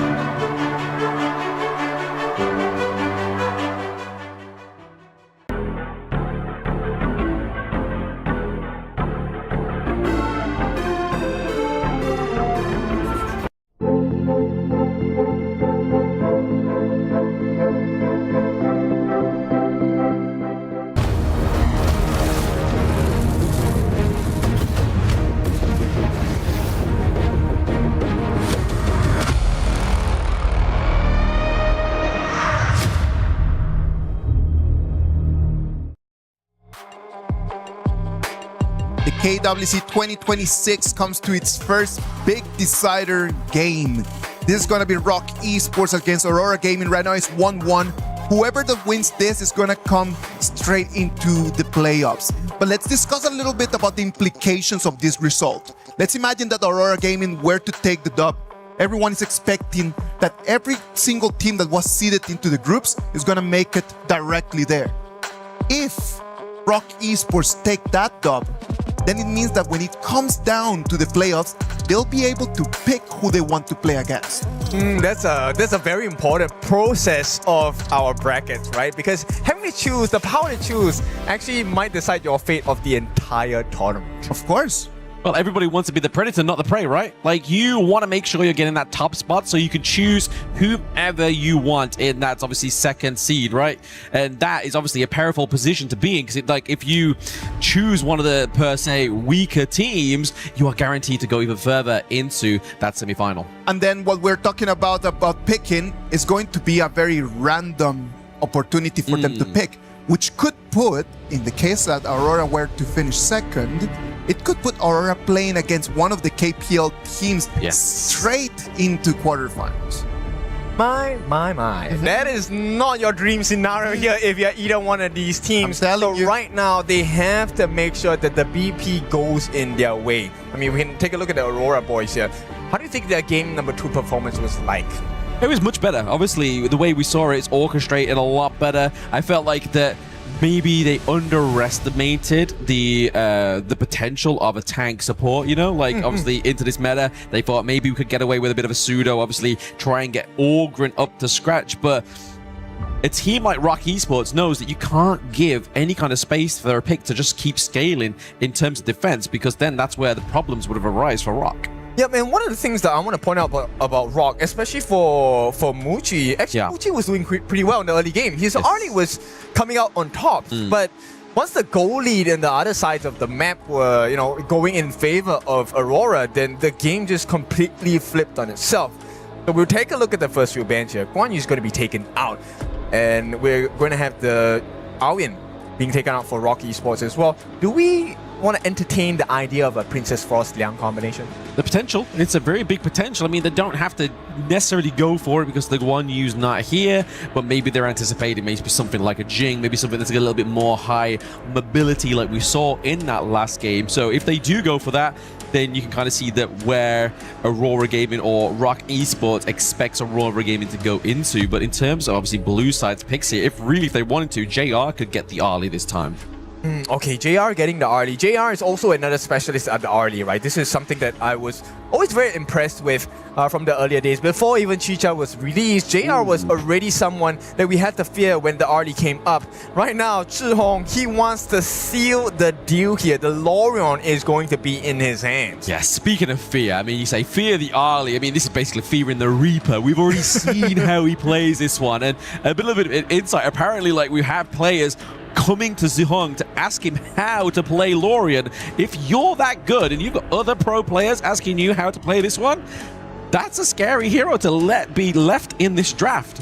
Yeah, for sure. If you want a guy to go to for advice, I think... How'd you play this hero? Let you pick that hero first. This is not something that's going to be favorable. Now, okay, on the side of Rock Esports, right, they can potentially go for the Haya, right? The Haya was not used.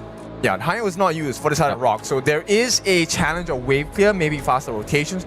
Or you can do what the other teams have done, which is to take Garuda in the mid lane, play from the super long range, and just get the Wings of Judgment to outpoke your opponents. Yeah, well, you've got the likes of the Xiao Qiao, but they're going to go for neither of those. Clearly, we're not quite there in terms of that one, but it's going to be the Mai Shiranui this time around.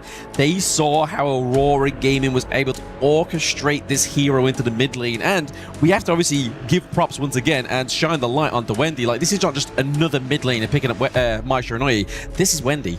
I mean, I don't want to shine my torchlight on him too much because it felt like he was blinded in game number 2.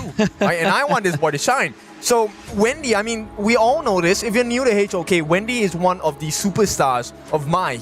If you want to learn a good Mai, you have to take a look at his gameplay. But here comes the problem that I see that arises from the Aurora side instead. The response, or at least the answer of Zhang Fei, a super tank. That is one of Mai's weaknesses. If you can't outburst a tank, you lose your value because your skills are pretty long cooldown in team fights. Your Kachosens and your Ryu engines, yes, the knockup, the fireballs, and your ultimate as well. Once you use that, you're kind of like not as effective. I don't want to say useless, but not as effective in team fights anymore. Just pointing your two fingers together like, I'm sorry for trying to do damage. I'm stuck here. Can you let me escape, please?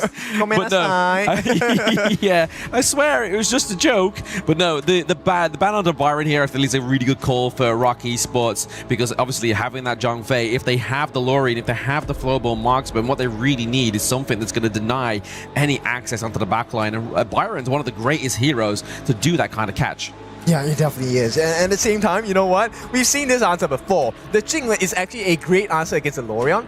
So Lorien's weakness, yes, he's really strong when he gets his combo off. But if you outrange him or you super dive him, the Lorien is easy pickings. So Jing is definitely a great ban. But we have to see, do we go for the tank jungles or do we go for the assassin jungles? And it looks like Rock Esports, Nerdza is the answer here. Yeah, like we did talk about this in the pre-game as well, right? Obviously, Nerdza for either of these junglers is generally one of the better tank junglers to go for, right? Because obviously, yes, you still need the itemization, but it's not just that what we're counting on here for the Nerdza. It's the intel his ultimate gives. If somebody's waiting in the wing, if you're trying to find the Zhang Fei to make a play, that ultimate's going to give you that green light go, right? And to add on to that, he can dive here from anywhere on the map, but the more important part is he's able to use his second skill, the bind, right? To jump and change his angles, which means this is going to be a distraction play. I don't think this Nerdza is going for the kill. This Nerdza is definitely going to be someone that he wants you to lock eyes with him while the rest of the team gets the damage in,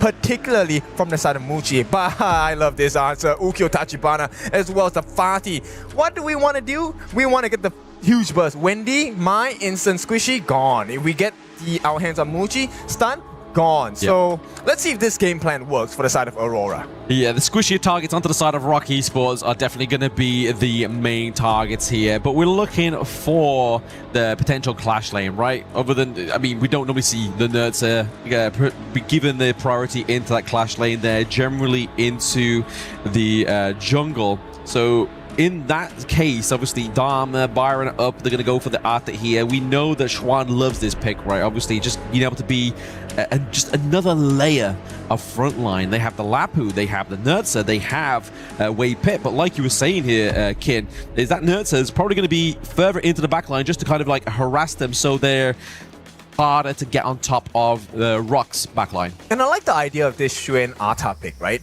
Okay, the Xuan Arta pick, if we take a look at the ghost ship, in most cases, a lot of people will be thinking, okay, that is like a container play. I'm going to lock you in a cage. But the way that I picture Xuan playing this hero of Arta, it's not to contain, it's to separate. The ghost ship actually will divide the backline and the front line on the side of Aurora Gaming. And if he successfully does that, I think the Nerdza pick is going to make a lot of sense.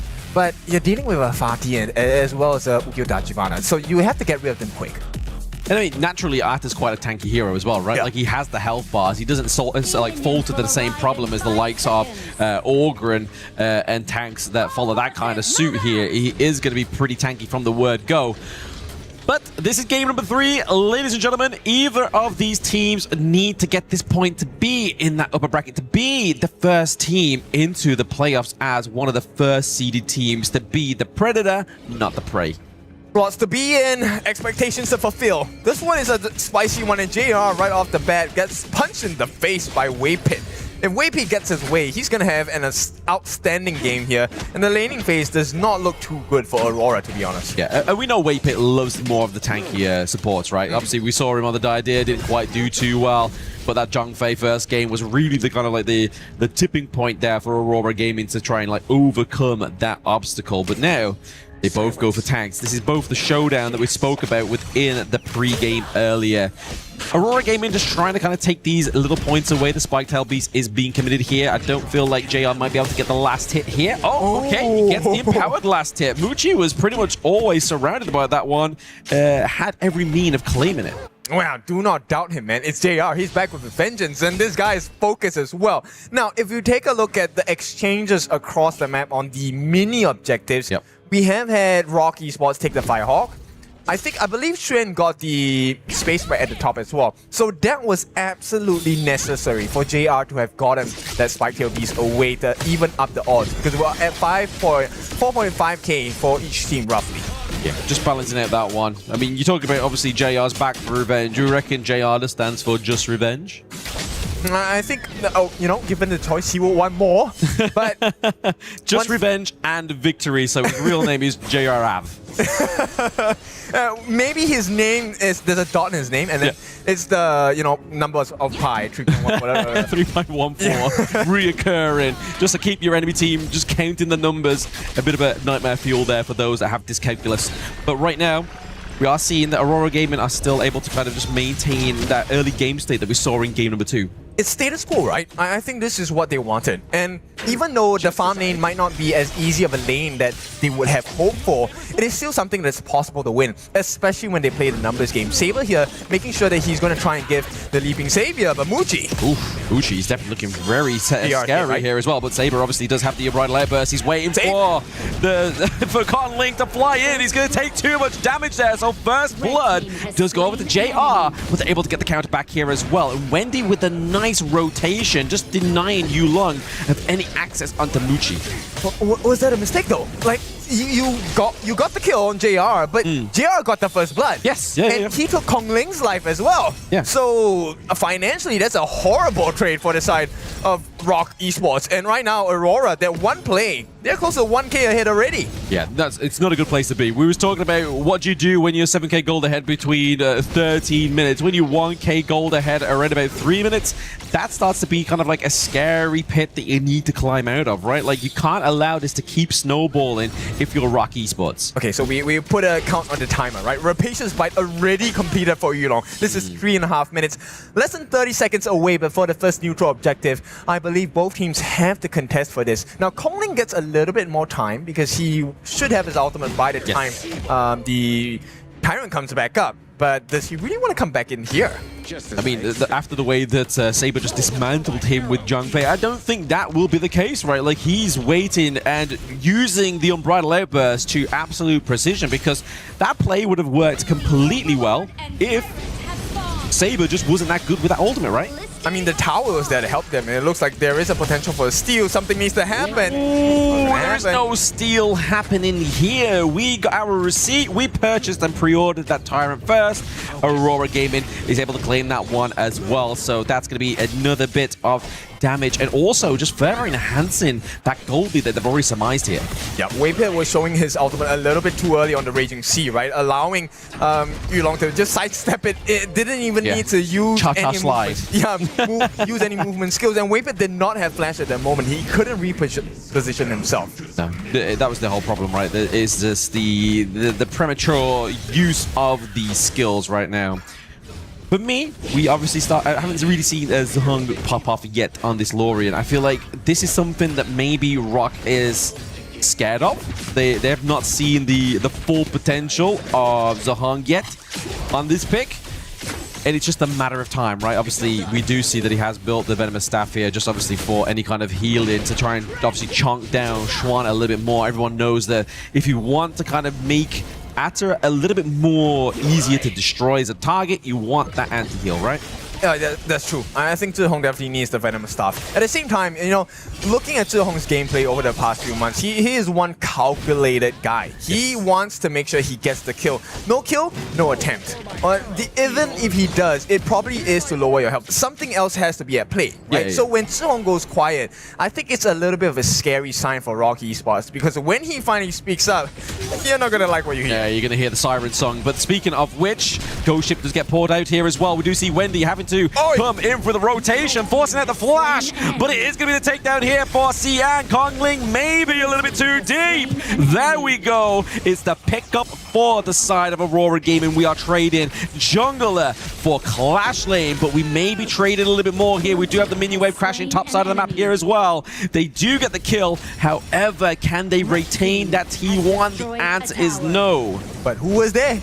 Zhihong was there, the Lorien was there. It was his setup that helped the team secure those 2 kills for the side of Aurora. And of the 2 kills you had, Kongling once again was part of the death roster. This is not what we want to see. This guy has already died twice. Yes, he has 2 assists, but you are the jungler. You're supposed to be the one pushing them back.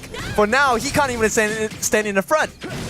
I mean, but if he doesn't push them back, who else is going to do that? Obviously, Schwan needs to kind of be there to chunk the damage a little bit, right? Obviously, just try and split the team fight into the favor of Rock Esports. So I feel like he kind of has to be this punching bag. And currently, judging by his KDA, whether it's mistakes, whether it's whatever variable, it seems like that is currently the goal here of Conling. He's just going to be the cannon fodder at this point. No, but Muchi's not ready yet, right? I mean, one of the things why you would want your jungler to jump in is there's damage to be followed up, right? Muchi has it here. The setup. Oh, okay. The setup does come through here. Muchi's able to get that red buff, however, so the claim onto the Crimson Golem is going to be enough. The Unbridled Outburst actually was just enough just to move Muchi out the way. Wasn't actually able to lock anybody in place to get a real setup here for the side of Aurora Gaming. Yeah, I mean, it was a sight to see, but once again, like I said, where is the follow-up? And in the meantime, yes, there was a movement from Conling, but he was getting shredded down by JR. JR is now close to 5,000 gold. Is it a lot? Not really. He's neck and neck along with his counterpart Muchi. But as a jungler for Conling, you need to have the level lead. You need to have a goal lead. He is the same level. No, he's under level, in fact. JR is one level ahead. He's one level ahead right now. Yulong's able to just skip out that one in a beat. But I feel like what Rock Esports are doing here is just kind of like a smoke and mirrors, right? They're kind of like, oh, obviously Congling's gonna dive in. Can we get the pick off here? But they're looking for something else across the gorge. So they're just multiple doing different things. Yeah, and no one's... There's no synergy here. There's no sync, right? The synchronization of thought process is gone. No, it may be not gone quite just yet. Schwan is looking pretty low here. Wendy's already took a chunk of damage there, but it's going to be the takedown of Yulong. That's a payback. He almost wiped out Wendy here, but now we're seeing this all fight around the Tyrant here. Schwan taking a little bit too much damage for my liking. We do see the Radiance being popped here just to slow them down. The stuns catch Muchi. Can they get the follow-up here? Siang needs to be in the back line, but also somebody else needs to be supporting because the Stampede comes through, locks him into place. Muchi gets the kill, and currently that is a good game state in terms of the team fight for Rock Esports. Okay, 4-4. Yes, Aurora still has the goal lead, and but here's the silver lining, right? They aren't able to go and take the Tyrant just yet on the side of Rock Esports. So Aurora, they have kind of taken a better part of the fight. They will start working on the Tyrant right now, and it feels like Aurora will give them this advantage. Give it over, but I mean, at the same time, they're able to get that T1 into mid lane, right? Mid lane is obviously a very important objective here within Honor of Kings. It just means that everything else opens up after the close of that turret. I want to point out Waypit's play right there.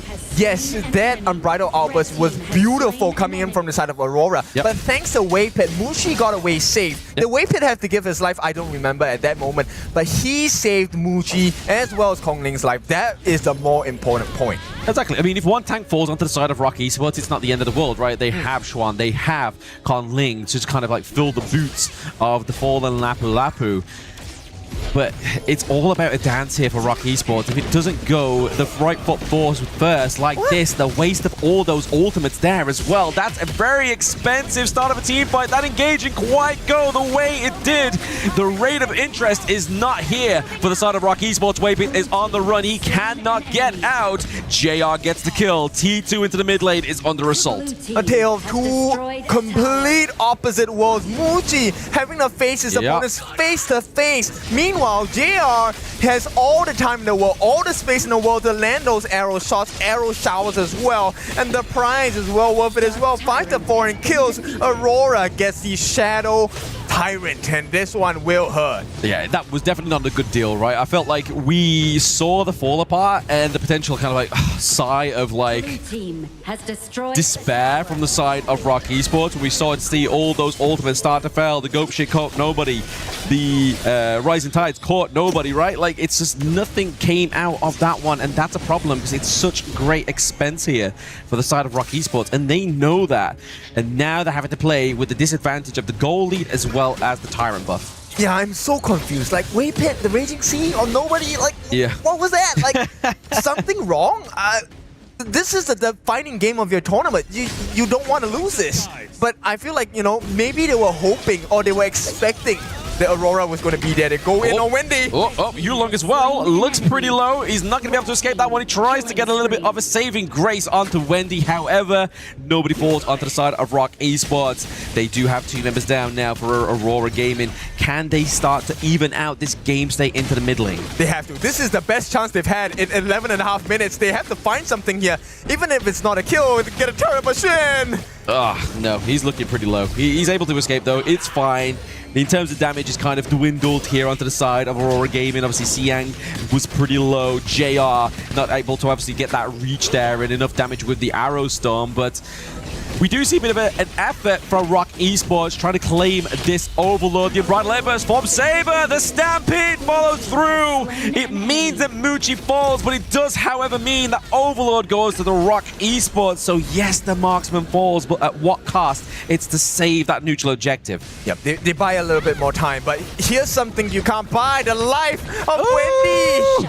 He falls. He was too high. How can you breathe with no air? And Wendy answered that one. You can't. You are sustained in a state of despair when it is Zhong on this Lorien. And it forces a very early spawn of the Shadow Overlord, right? Ideally, Rock Esports did not want to use that now. You want to use it when your waves were in sync, but it's to protect your T3s. And right now, even though they summoned it in the middle, the side lanes, pressure is coming. It's kind of like they made a good choice out of a bad decision. Like, it's like, right, okay, what lane are we dropping in? I don't know. It's coming at all 3 angles. We're going to lose at least 1 T3. Obviously, top side of the map is a little bit still more fortified here. They've got to be careful. But yes, that gold lead into the jungle there is definitely not the game state we want to be looking at around about the same time that the game ended in last game. Yeah, Kongling is not having a fun game at all. He has not gotten a single kill, 0, 2, and 5, which means his gold deficit with Yulong is starting to drag on bigger and bigger. It's a 2,000 gold lead, as you already said. And with 13 minutes, these are objectives you have to win, and these are the shadow variants. The more you lose them, you know, the chance of you losing your slot and your dream of KWC gets a bit too real. It does. You start to kind of have the prospect and the POV of the prey when you go into that next bracket of the tournament. But Aurora Gaming are just really holding on to the chance of being a predator here. But Zhong, he gets caught out into that lung bush. A little bit of a doozy play there from the side of Aurora Gaming. Yeah, and right now, Rock Esports, they are trying to get an advantage. It's a 4v5, Zhihong is gone, but Zhihong is one of the squishies, right? If there's anyone that's going to get caught and taken out, it probably would have been him besides JR. JR is still alive though, that's the main point. It is the main point, and there it is. It's going to be the full climb onto the backline of Aurora Gaming, but JR is being saved here by Saber, but for how long? The minion wave is coming through into the mid lane. There it is, the takedown! Rock Esports seize the moment and seize the mid lane. Yep, that's 30 seconds. Very long time before Aurora can actually put up the defense. They're going to clear this wave in the mid. So Rock Esports, they will have the backdoor defense unlocked. Aurora, this is their last chance. 2 members standing only. Oh, Godling's into the backline. He's just trying to put pressure onto Zhong here. He's like, yes, you're on the Lorien, but can he get enough damage here onto the enemy? He's able to clear out that minion wave. Maybe the pressure down to the bot side is enough of a saving grace here for the side of Aurora. I feel like it had to be ended right there and right then for the side of Rock Esports, right? Because if you take a look at what's left on the other side of Aurora's side lanes, they still have T2s. They don't have any more T2s on the side of Rock Esports. So if they make a bad decision, lose a team fight, Aurora might just end the game right there and then. Yeah, I feel like the focal point here for the side of Aurora is they need to pick up Muchi, right? Yeah. I mean, JR as well, he was a victim of this one, and I love this dive. This is exactly what you need to do. Muchi coming in, it was a cause of confusion. Aurora didn't know who to go for. Yeah, it's like, there's like 3 tanks at our door, lads. Which one should we stop? And they kind of just threw their hands up in the air like, I don't know. Let's just see what we can do here. But it definitely gave them the footing and the standing they really wanted to be in this best of 3. Game number 3 here, because this is the decider, Kin. If you're not putting your best onto the gorge right now, what really separates you from being the top seed or the second seed, when would you do it? I know, right? And Wendy, look, he's locked in. He has the most damaging item in the mid lane category, which is the Sage's Tome. This is my favorite build. 6 Sage's Tome, the library build, I call it. But, you know, this is a pro game, so we'll talk about it later. But Wendy, if he gets a knockup now, onto JR or onto Zhihong, that could be the end of their life. Yeah, they got to be careful. But normally waiting in the wing is normally something like a Byron, but when it's a burst tank, a burst assassin here, and it's Wendy that's piloting it, you've got to be careful. Yep. 3.5 minutes before the Tempest game. And you know what? It would be a beauty to end it in that way, but I don't think either one of them wants to drag the game this long. They can't afford to. They can't afford to because everything just becomes so even. It depends on who makes the wrong mistake at that point. Not itemization, not anything. Nice. It's a team fight, but it's going to be the big dive there. The commitment of the ultimate is not going to be enough. Saber has the unbridled outburst. He's willing to take that damage because he's going to get it back in dividends. I like that you pointed out because Waypit has already used his Raging Sea. So right now, Saber actually gets prio pick over the perfect moment he wants to get the team fight in check. At the same time, the waves are crashing. Aurora, they want to fight. They want to fight now. Yes, they have to force that one down to the bot side of the map here. It's going to be the takedown onto Wendy. The burst damage is lost. They have the ultimate here from the side of Saber. The Stampede JR is a little bit too left open in the wind here. They have to get him out. He falls with Saber, his counterpart, his buddy pal for the side of Rock Esports. This is definitely, if not the end here. Yeah, there is no more Tempest game on the card here. Rock Esports wants to end this now. All they have to do is to stay apart so that Xiang doesn't maximize his slashes. The damage has to come through. And with the first Vanguard, can they break it right here, right now? But who are you damaging? There's 3 tanks there with Muchi as well. He's keeping him alive. Keep Mr. President alive, Rock Esports, as they wait for the Vanguards to come top, come bot, so they can take the T3s here. Zhihong is back online. He is the saving grace here on the Lorien pick, but we have the Sage's Sanctuary. He forces the flash A from Muchi. He flies up into the air. He is down. Rock Esports are your first team to make it into the playoffs. Well deserved, and you could hear the shouts of the boys. This place is pretty noisy, but Rock Esports, they have done it. They have shown that they are here to play, and Aurora are their first victims. I mean, this is so wild. This tournament, you just can't predict it. I feel like I'm on a roller coaster of emotions. Like the loser game to Chuck BR. We look like it's going to be a complete switcheroo in terms of where the power is within HOK. And then they just come back within that series and be like, you know what? I'm going into the playoffs. Forget it. They came in here as the MKL 3rd place, and they're going to be the first team in our top 8 of the KWC 2026. Rock Esports, they have made history in the past. They want to keep making history right now. It's so difficult because, you know, actually, if I were to kind of try and remember the commentary we had, it felt like Rock Esports was always on the back foot. Yes. And Aurora was supposed to win the game. Yep. So Muchi, what a way to come back. That last fight, so important. Both JR and Muchi were on the sidelines. They were praying and hoping, is someone going to protect me? But for the first time in a long time, Waypit outperformed Saber. But you know what the thing is? The Aurora game in composition was supposed to just scale up stronger and stronger as time passed. But those 2 last fights, just starting minute 15, is exactly what just kind of like pushed them at the end. Yeah, and to be fair, you have to think of the opposite side of the team as well, right? You've got the Nurta scaling, but in a defensive measure. So that play that we saw in the first 4 minutes when we saw the goal for JR, which was unsuccessful, into the later game became much of an easier breeze, right? Just to be like, right, I'm coming flying in with a Starfall, and then just literally get the rest of Rock Esports coming through, able to claim turrets, lives, and the game. Okay, if you are watching on social media, I want to rewind the game back to like 4 minutes. Take a look at all the KDAs on the side of Rock Esports and take a look at the KDAs now. My goodness, what look at the goal, recovery, man. What is this? The gold was always for Aurora Gaming. They had an advantage. It came to a moment where they were like 5,000 gold on the lead, and then it just finishes in this way with Rock Esports making it to the top 8. If you didn't watch the game, all you had to look at was this goal graph. Yeah. This is a comeback game. Yeah. Where did it go wrong? Here and here. You know, like it's literally just point as those 2 there. But you do have to give props over to obviously Aurora Gaming as well. They did bring quite a lot of flavor within this best of 3. It wasn't enough to secure them the top plays within their respective group, but can they just ride that lower bracket now and get there? But they will obviously be at the behest of who gets to choose who. And you see the names right over there for Rock Esports. Muchi, man. what a lad right over there. Like, he was in such a difficult position, but he kept that channel going, always alive, finding the angles. There was a little fight where his position was a little bit off, and that was the one and only. And then after that, he decided to carry the whole team.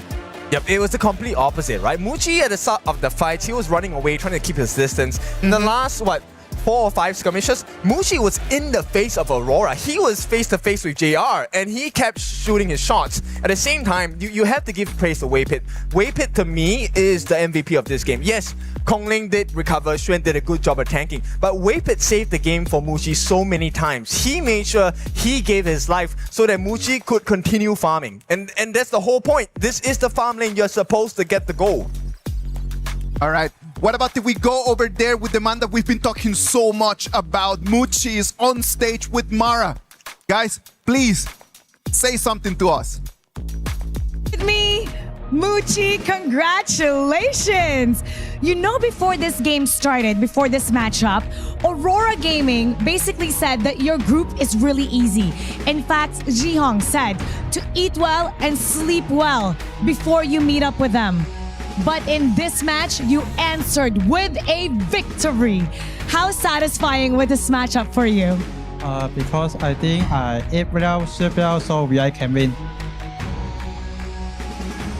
Okay, now, prior to this, during the past year, your team has always had a hard time against your opponent, Aurora Gaming. What has changed with Rock Esports? What is this new identity coming into today's matchup, coming into KIC?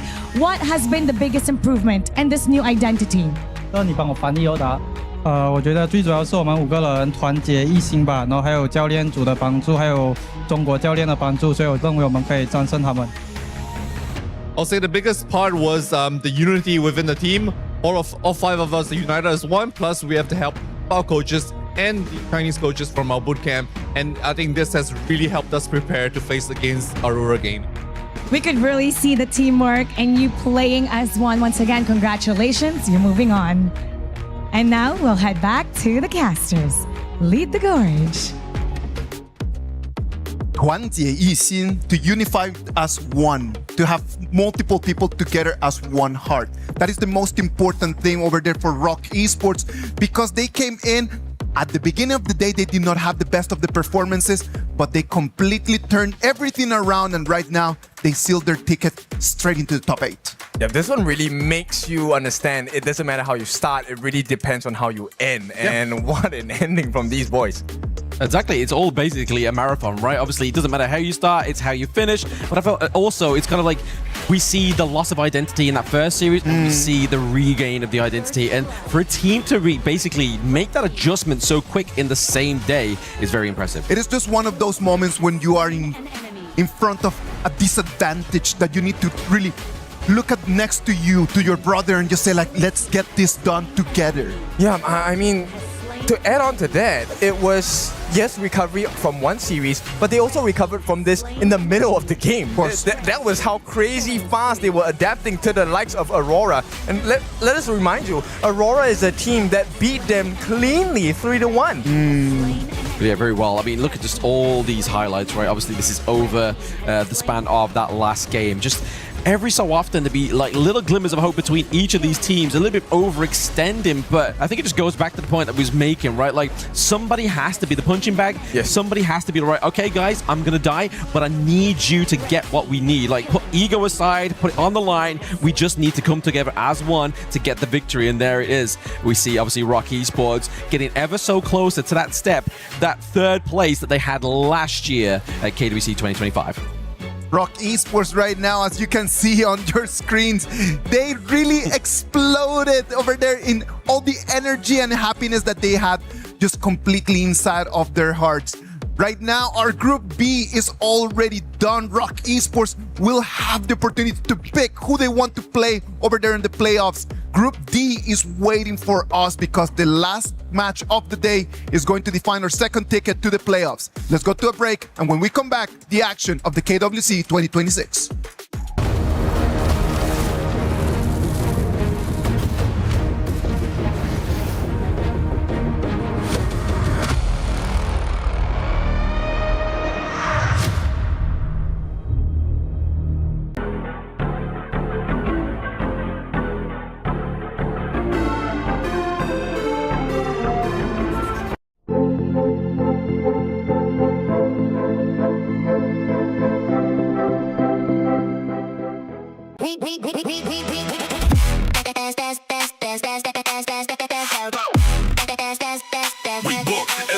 World Cup.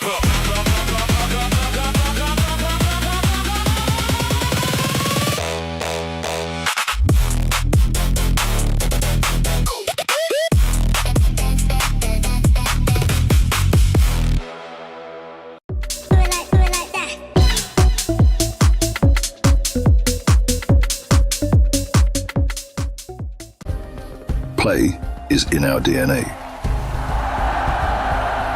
Whenever we let it out, it becomes our superpower. Now imagine an entire city being built to supercharge it. Kadir City, powered by play.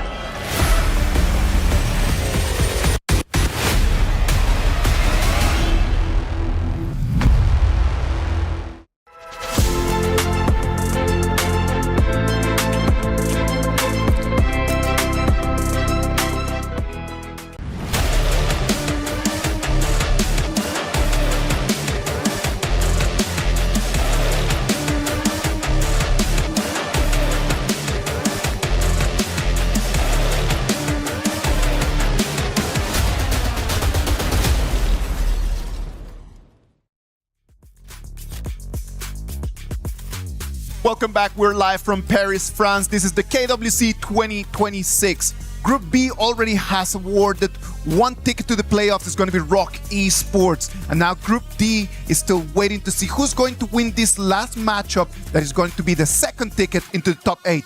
Sagi, Holler, what are your ideas from that last game that we just watched, Rock Esports against Aurora Gaming?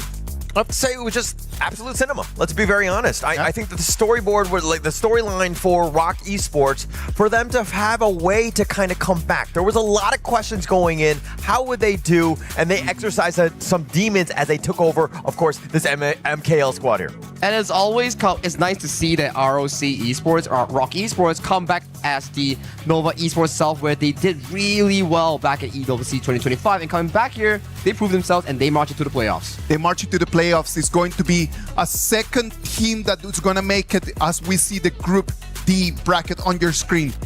From the performances today in matches 3 and 4, Geekay Esports beat 2-0 Deep Cross Gaming, and Team Nemesis beat 2-0 Boom Esports, awarding them the chance today in this best of 3 of getting their ticket into the top 8. Yeah, there were. For me, it's the Team Nemesis Boom Esports one, right? I think that they was looking to be very competitive. Boom Esports had the leg up, but Team Nemesis was like, no. We are the far superior team. Representing IKL, we will take you down, PKL. I think that this Group D has the closest teams in terms of levels. That is my idea. Right now, when you think about like these two that we have right now, and then you think about the fact that we have Team Nemesis right over there, we have Geekay, we have Deep Cross Gaming, we have Boom Esports. The 4 of them, very compact, man. All of them very compact. Oh, but you have to measure the opponents coming in that individually based off, right? Geekay Esports DCG, the level of gameplay showed. Can it measure against Team Nemesis against Boom Esports? We're going to have to find out. I think that that's what this is all about right here. I think that there were, again, going into this one when you're talking about, like, you know, for me, it's about the junglers. Correct. Right? Geekay Esports, Musan King, you know, the TNX from the other side, also from Malaysia, but representing Team Nemesis. These two have been going at it for quite some time, and to kind of bring it onto the international stage to see who's the better MKL jungler. And it's always a interesting one where you mentioned TNX. Yeah. He's been always trying to rival himself against Zhang Q, also from MKL, but he's stuck at second place. choice. But if he can topple and triumph over Musang King, known as the best jungler from Malaysia, maybe that status will come in towards effect. But you know what? Like Musang King is just have had such an amazing 2026 up until right now. He comes in as the MKL 2026 regular season MVP. 12 MVPs in regular season, 5 MVPs in the playoffs. When it counts, you can always count to Musang King. I feel like you can't be good if your name has King in it. And obviously, he's a durian right there with the Musang King. And obviously, he's representing. And obviously, he's one of the best junglers out there. And it's still kind of up in the air as of who the best jungler from Malaysia is. It's always a argument. It's always a competitive title that you want to gain it for yourself. And if we were to deep dive into both of these jungler-specific hero pool, and I gotta say, it's really, really similar here. They love the assassins, Jing, Luna, Pei. Those are going to be hot ones coming into our series. Yeah, it's about that impact, right? Yes. And being able to just be able to dive in, to get to the back line, and just basically control the game. I think that that's why the MKL junglers are so much fun to watch. And an important thing that we need to also deep dive into, Guiyu. Yes, FMVP from KSC 2025. But Guiyu was also part of Nemesis, or otherwise known as Dominator back then, with the roster of Jurl and L. So this is a reunion, but on opposite ends. But when you know your opponents that clearly, like when you have already played with them for so many years, for such a long time, does that give you an advantage or it actually works against you? I think that it's a bit of an advantage because you know the tendencies of those players. Yes. But I think at the same time, there's a little bit of a disadvantage knowing that, hey, you left me, we're going to go after you. And also puts pressure on Tough Z, right? Yeah. Tough Z is like running Clash lane. It's like, oh, you're the X of my team if I don't perform against you. What does my team think of me? It's like, do they go back for the X? Yeah. No, it's personal, right? I don't think the contracts were like that. But in this case, it kind of does in the sense that, right? like, I mean, it's personal, right? Of course. You want to be the best of anything, right? And being able to prove up, I think Tough Z, there's going to be a lot of eyes on making sure that he can perform. Can he outclass Guiyu? I think that is going to be a lane matchup to watch as well. Right now, all the 10 players are already on stage just waiting for us to start this last match of today. It's been a very long day, and right now they might be already start to feel that stress and feels already how tired they feel right now. Well, I mean, you may be tired, and yeah, this is your second match of the day, but you're in a great spot. Okay, the loser is not out. You can continue on, and you can punch your ticket into the playoffs. That is a big honor here. You want to go for that playoff spot because in the sense that you qualify as your group's #1 seed, you don't get to be chosen. You get to choose your opponent instead. And that is so important. Like when you start thinking about like the teams that you might be able to pick from against the teams that might pick you, that is a completely two ends of the spectrum. You might be picked by stronger teams like expected ones. We just saw Rock Esports. They made it to the quarterfinals, top 8 as the first seed. So they're waiting for the pool of Pool 2 teams, the second placers here, that qualified through the lower brackets. It's like, who am I going to pick today? Like, is it going to be you? Is it going to be you for the competitive edge? Yeah, and that's the greatest point, right? The competitive edge, because being able to select one and not being selected yourself is a huge honor, but it will really help you in terms of the final standings and avoiding some of these big dogs out here. Well, right now we already have Team Nemesis, as you can see right over there, sitting in front of Geekay Esports. It's going to be the MKL second place against the IKL second place. One of these two teams is going to have a good rest because if you win right now, you don't get your next game until 3 days from now. Oh yeah, you don't have to play after tomorrow. Okay, tomorrow is the group A and C. Yeah, exactly. And you get to rest like 2 days straight. You don't have to play lower brackets here. So it's not only qualifications on the line, it's also rest and observation. You get to see everyone. Yes. You get to take so many notes, man, and you get to at least tomorrow just get 1 day off and just go around Paris and enjoy the city. Yeah, but they're probably not going to be doing too much of that. They're going to be scrimming, right? It is a grind. I think that until you come out with a victory, I don't think that you should be going to do any sort of sightseeing at this moment. The only sightseeing that you want to do right now is check out the pick and bans. Nemesis on towards the blue side with Geekay Esports going on the red side. It's already a bit of an action here. That pay is still not available in that draft. Guan Yu as well. Some of the key picks in terms of that early game and also the team fights are not available for this specific draft itself. Yeah, and actually, I mean, for me, it's about obviously the banning of the pay. pretty key. Doesn't look like, Nemesis want to go that direction as well, especially since they've got that first pick. So, but I do think that early game tempo is going to be key. It's definitely going to be key always, right? You want to be able to control the game, make sure that you get it as much as possible. And so far, Geekay has been on a roll with the Princess Frost and Liang combination here. They are one of the few teams that can actually pull it off with a very high mastery rate as of this point. Yeah, and I mean, every time I'm like, yeah, I don't really like it or whatever, then Geekay comes out and they do it again and they win with it, right? Yeah. So they're always proving me wrong, which I'm okay with, but like, if they're not able to hit mid to late game properly and just end games, they really will struggle. This is a bit of a crutch and a bit of a weakness, I would say, on this team. It's high risk, high reward. Yeah. It gives you so much farming tempo on that Ogren that will be piloted by Musang King in making sure that he gets all the farm that he's looking for. And then the Princess Frost Liang, starting from the level 4 of the Liang, starts picking off those map pressures here. Because every time we see Princess Frost Liang being picked up, both of the side lanes coming in from the enemy team, they have to hide until the Liang shows. Yeah, and so also, now that you've kind of locked yourself into with this Princess Frost, it's not the greatest of mid laners, right? So it's also vulnerable in that sense, but does it, can it create chaos? Yes, of course, especially when Liang hits level 4.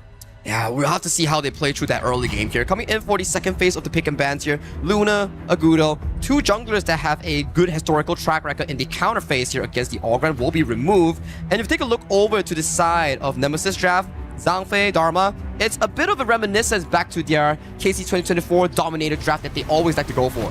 Yeah, but now, I mean, look I think that when you're seeing the thing like the Chano, okay, it looks like they're going to go with the Lorien. This is definitely going to outclass the Princess Frost in the mid lane. Then you have the Zhilong as well. Also ways to kind of get to that back line. And so now it's going to come back to this initiation. How is this Liang? How is Zhe going to find the perfect opportunity to lock somebody down? He has to find something, right? Any troll of any way, be it mid lane, be it side lane, he needs to open up the game for his team, set up the tempo, set up that snowball so that Gem, Guiyu, Musang King, these three core players get to play the game. And I'm looking at this Zulong pick here from TNX. We've had Carl play it, TNX play it, and also Yulong playing it, and has been having sufficient levels of success thus far. Yeah, definitely a bit of success here as we're going to go into the game. I think that the players are kind of getting locked in. I think that, if we're talking about draft, though, who are you giving the edge to here, Sagi? So far, in terms of proactiveness, you have to give it over to the side of Nemesis, and the difficulty in terms of execution.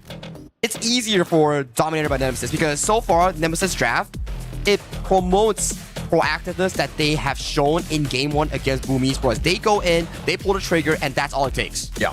I think that when it comes to playing a simpler lineup, not to disrespect the team, but when it's a very complex game and things are on the line, it's very competitive. You want something that's very simple come those team fights, so you can worry about the other pieces to this. And I think Nemesis lineup does that, but it's about that early game. If Geekay is able to kind of get going, get those controls and that lockdown and those kills, you're going to have a tough time. The first thing that you need to do is to check those bushes, make sure that this Liang doesn't hide in any of them. Once the Liang hits 4, it's Nemesis. They need to make sure that their side lanes are fully disciplined. If this Liang gets an ultimate after an ultimate after an ultimate, it's just going to be snowball galore and it will go out of control, especially Guiyu is on a Devar once again. Yeah, snowball after snowball. I'm not looking forward to that if we're going to be completely honest here. But if we're talking about this lane matchup here, let's talk a little bit about CC and Gem. I mean, the Lung versus the Chano, very classic matchup, nothing to worry about. But if we're talking about one of these two guys having a slight edge, maybe? I mean, historically speaking, right, based on stats, Chano is the better one going up against the Long, but it depends on how well the Long plays. If the Long plays extremely well, it's a 50-50 matchup. If the Long plays slightly careless, it could go in favor of the Chano here. We've seen it from time to time. The only bad part about Chano in this lane is that it has no built-in sustain like the Aoyin, for example. Okay. And now let's talk a little bit about the Devaro, one of the later, newer heroes that have been kind of added in. Going up against Tough Z, Dharma, right? Like, how does this lane matchup work overall? But before the main matchup here, we do see Tough Z going in for that specific play on towards Musang King, but Musang King stealing away the Azure Golem here. That's going to be a big punch towards TNX in that jungle. Yeah, and it looks like nobody's going to lose too much. Shisan coming along a little bit low in terms of his health. He's going to recall on back to kind of reset everything at this point. But now, if we're talking about Jurl, This has been the guy. Him and TNX and L have been teammates for quite some time. They have a lot of familiarity, especially even against Guyu here. It sort of reminds me of the roster coming in from Blacklist International, where they have so much success with together here. TNX missing the ultimate coming in from the Zilong. Gets taken down by the damage here. Just look at the level discrepancy coming in from Musang King and TNX. It's a bit much at this point. I mean, just to kind of start things off. Like, for me, it's about TNX in this game, right? Can he outpace Musang King? Is he able to kind of outfarm and create a little bit more pressure than Musang King, who is, let's be very honest, he's very efficient with his farming. Look at this. From mid wave to bot wave, back to jungle, back to mid wave again. Shisan holding the wave for Musang King's arrival later on. It's the King's service, if you were to say here. Everyone is serving Musang King. Yeah, everybody's like bowing down, kneeling to the king, if you will. Here's the farm, here's the minions, here's the gold. I mean, here's what they're doing. They're like lowering the health of everybody and just making it so that Musang King, I'm sure he's going to be very tired as he has to only hit the minions one time to get this secure the net worth. He's full of carbohydrates right now. All the gold going in towards his stomach. Like, he's already almost level 7 as of this point, and he has a timer of the Azure Golem coming from TNX. Level 5 versus level 7 here. Zo has already unlocked the power control. Where is the first play gonna be coming in from this Princess Frost and Liang? I mean, Musang King level 7, that's pretty high, Crazy. especially at 3 minutes. But they funneled, again, it's all about the prioritization. Plus, level 5. At a moment's notice, whenever they feel comfortable, and they don't need to rush it, but it will definitely help out when Musang King has those items, because they're going to just burst him down. Plus, Shisan is there as well. I'm pretty comfortable with Team Nemesis right now, right? Yeah. Just making sure that, okay, lanes doesn't go explode. They need to make sure that bottom side, Unbridled Outburst tags on towards Gem. Gem unable to flash away. The CC Galore stacks on towards him here. Gem forced to be sacrificed under the tower here. Beautiful and clean dive coming in from the side of Geekay. Oh, absolutely clean. Set up by L, and the way that they were able to do that, I mean, Gem had nowhere to go. He was actually going the wrong way. Maybe he did enough to kill L before he was killed, but it was just way too much in the end. And again, feeding the machine that is CC, never very good. Musang King back towards the farming goal, and I think it's a pretty good play coming in from L, right? He hit the vision, stick on towards the bushes here, use an Unbridled Outburst from away of the vision here. That's how they caught Gem in that play itself. Yeah, and now it looks like that 4-minute mark. You see the teleport into the mid lane by Guyu. Already set it up. They burst it down. Look at how fast Musang King took it down. The rest of GK were there, but man, you blink and you just took down a Tyrant. You blink and you miss it. At the very least right now, Nemesis, they need to start looking for these activate team fights here. Where every time you see Zhang Fei having the ultimate, you need to mark where is the Liang. Follow the Liang's tempo here. Wherever Liang ults, Zhang Fei needs to disengage for that specific champion hero. And you see how Nemesis, they usually farm at a certain pace. The pace is quickened here. Geekay here, going in. Geekay here going in, finds the power control on towards the side of TNX. TNX gets frozen up by Shisan's skill 2 on that Princess Frost. Coming up from below, we do see Guyu using the Thunderstorm going up towards the backline here. Every single one gets a punch towards their face. CC forced to use the Infinite Vast to run and escape towards safety with that 3 kills and above. This mid lane tower will just accelerate the growth of Geekay Esports. Geekay Esports or just Musang King. I mean, like, at the end of the day, he has almost all of the net worth. He is such a beast. He was just literally walking it down, executing anybody wherever they wanted it, and they've taken an early T1 mid at the 5-minute mark.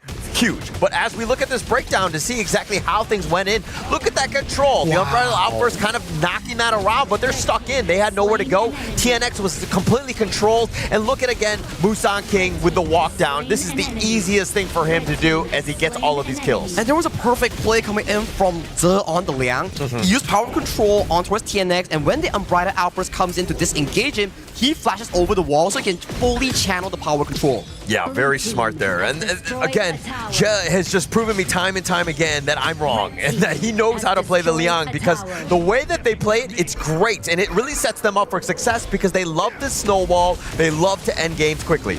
And that was the only first ever power control, and it just pushed the goalie into a 3,000 comfortable for Geekay Esports. And rinse and repeat, they're once again coming along in this Azure Golem. Yeah, and it looks like, again, they have the timers. They understand exactly when to be there, but you have Musang King. How do you even get close to him?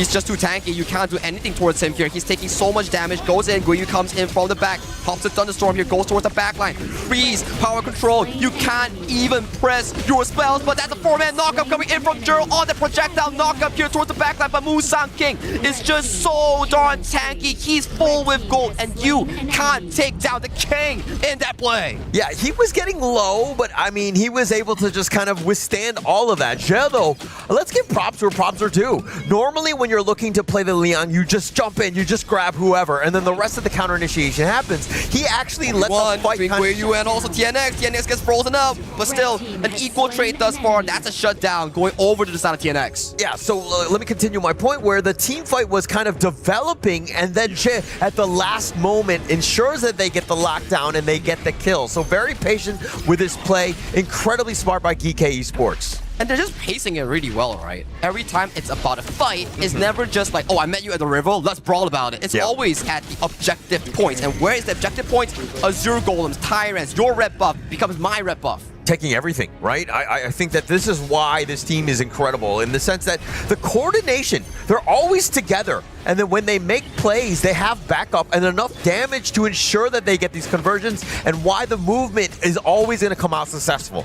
Yeah, it's just precision as of this point, right? Yes, Ze has suffered one death, but it's the death for the team, which allows Musang King as of this point. Umbrella Alpha towards the backline here. Shisan gets tagged by the Zillow Ultimate, is the first to fall in this team fight. But where is the follow-up here? Tough Z latches on towards Musang King, but that's the wrong target. Guiyu unmarked, coming in with the Thunderous Might towards the backline here, forcing every single one to back away towards safety here. This Crimson Golem still goes back over the side of Geekay. Oh, Guiyu, he's like a homing missile. He saw TNX very low, and he was away from everybody else. Geekay had no way to get on top of him, but he homes in, understands who is low, who needs to die. They get TNX. So again, another conversion for Geekay Esports. Very scary Ogren coming in from the side of Musang King. His damage calculation, how much he can soak, how much he can actually walk out for the team, and his calculation is just so on point.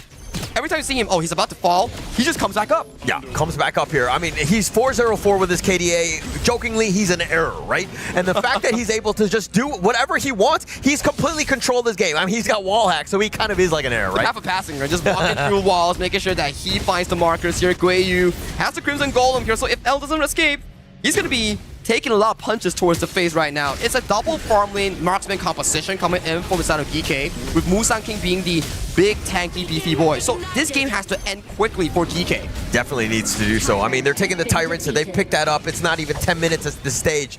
They've taken almost literally everything in this game. I mean, they've played so well, and the way that they've been able to kind of move across the map, you can see that 10 Team Nemesis are panicking. They don't understand or how to counter move the amazing movements of Geekay Esports. There were signs of excellence, right? Yeah. Where we see Nemesis finding multi-man knockups into big team fights, but they were just so far behind in gold that doesn't make it work. Yeah, and now it looks like the Siege. I mean, Geekay Esports, they might as well. They can just put the full court press on. You're not even able to go outside of your base. Team Nemesis right now just fighting for scraps. And Geekay Esports, they just have to clear up the waves, pick up the final few buffs, and then look at the timer right now. Shadow objectives here. These two will be game ending. Unbridled Outburst goes wide.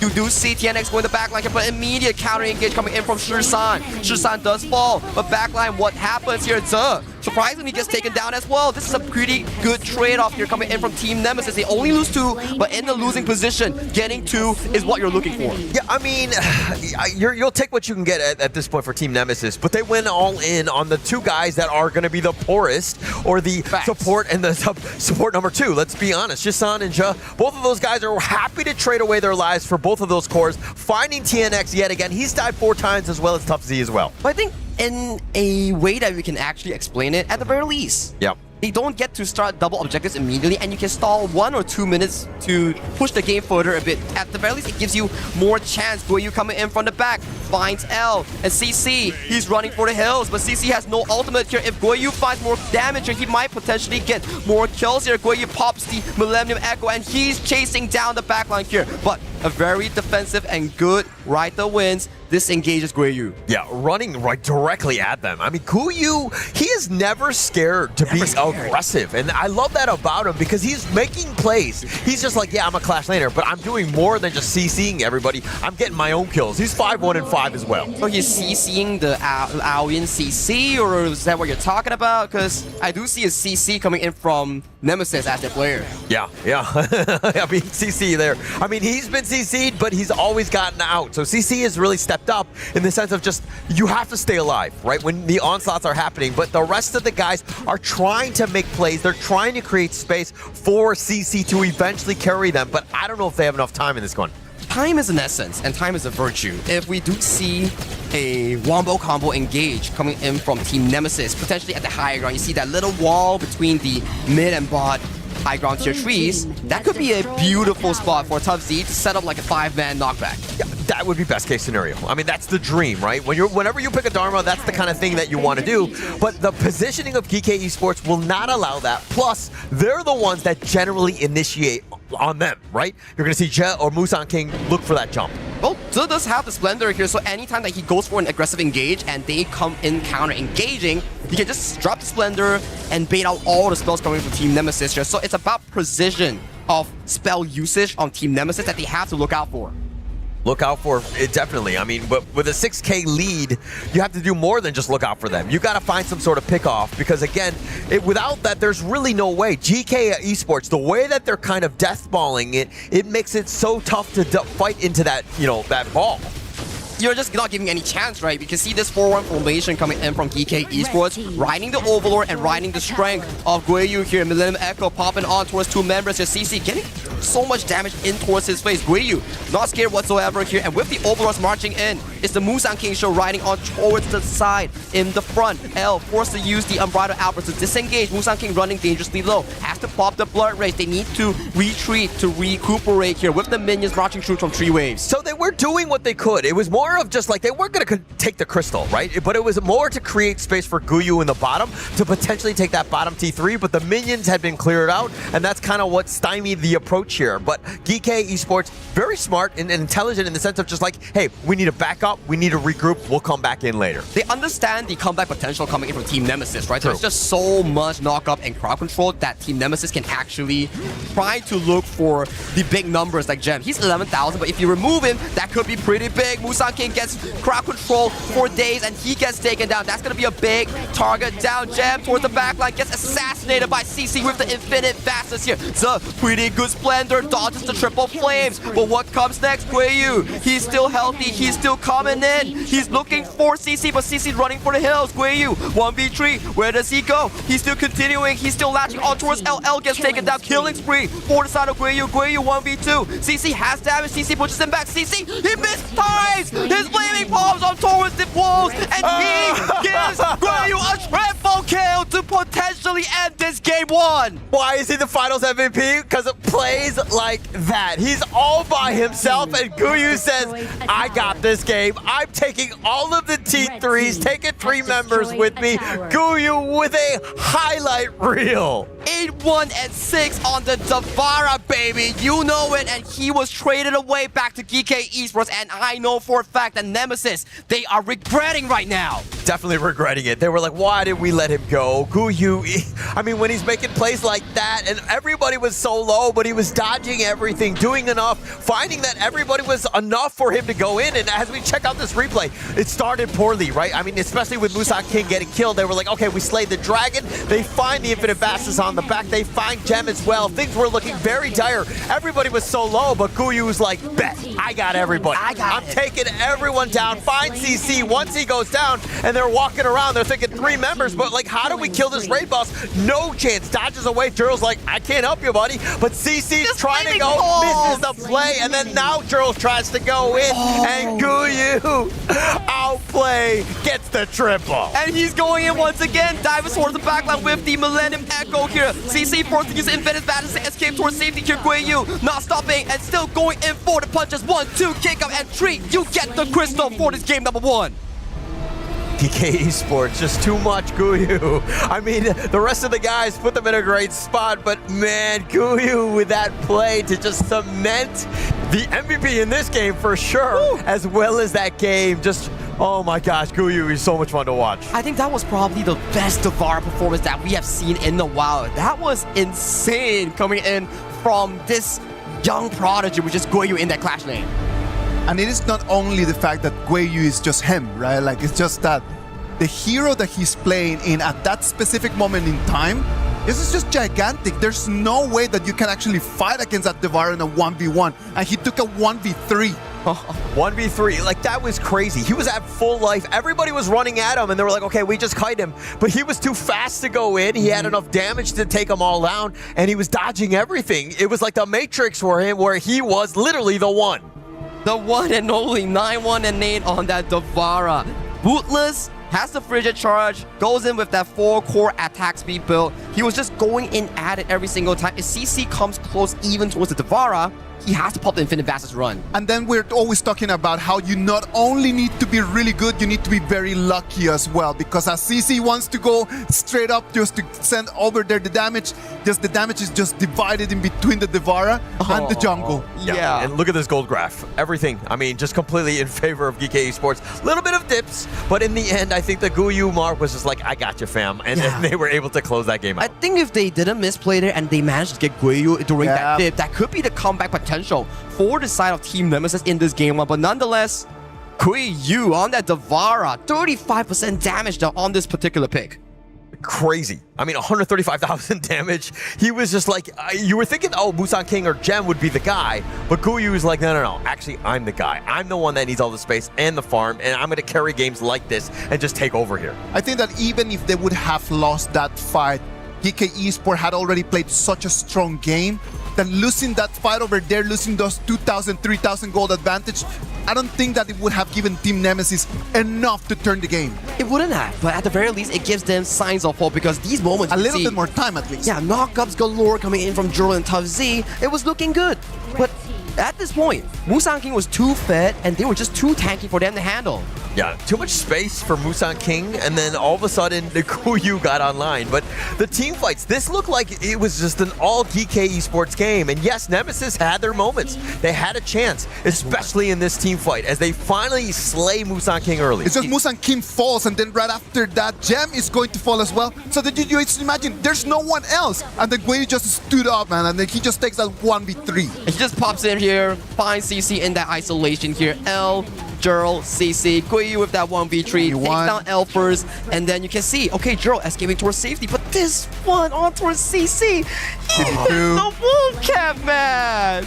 Give me 3. The flaming bomb, that turns it around. I mean, they get to go. And actually, Juro was like, oh, you got him? All right, I'm going to walk away. He was walking the other way, and then they missed the flaming palm, and then it was a complete disaster at that point. Well, right over there, Guyu just showed us that when you are him, you're him.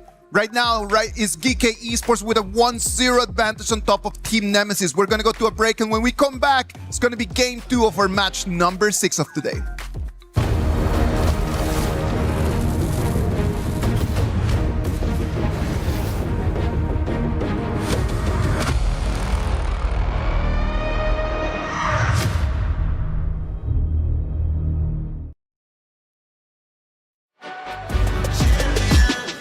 This ain't no regular thing. I came for the ring, you know what I mean. You see my name in the lights, better get right, I'm champion.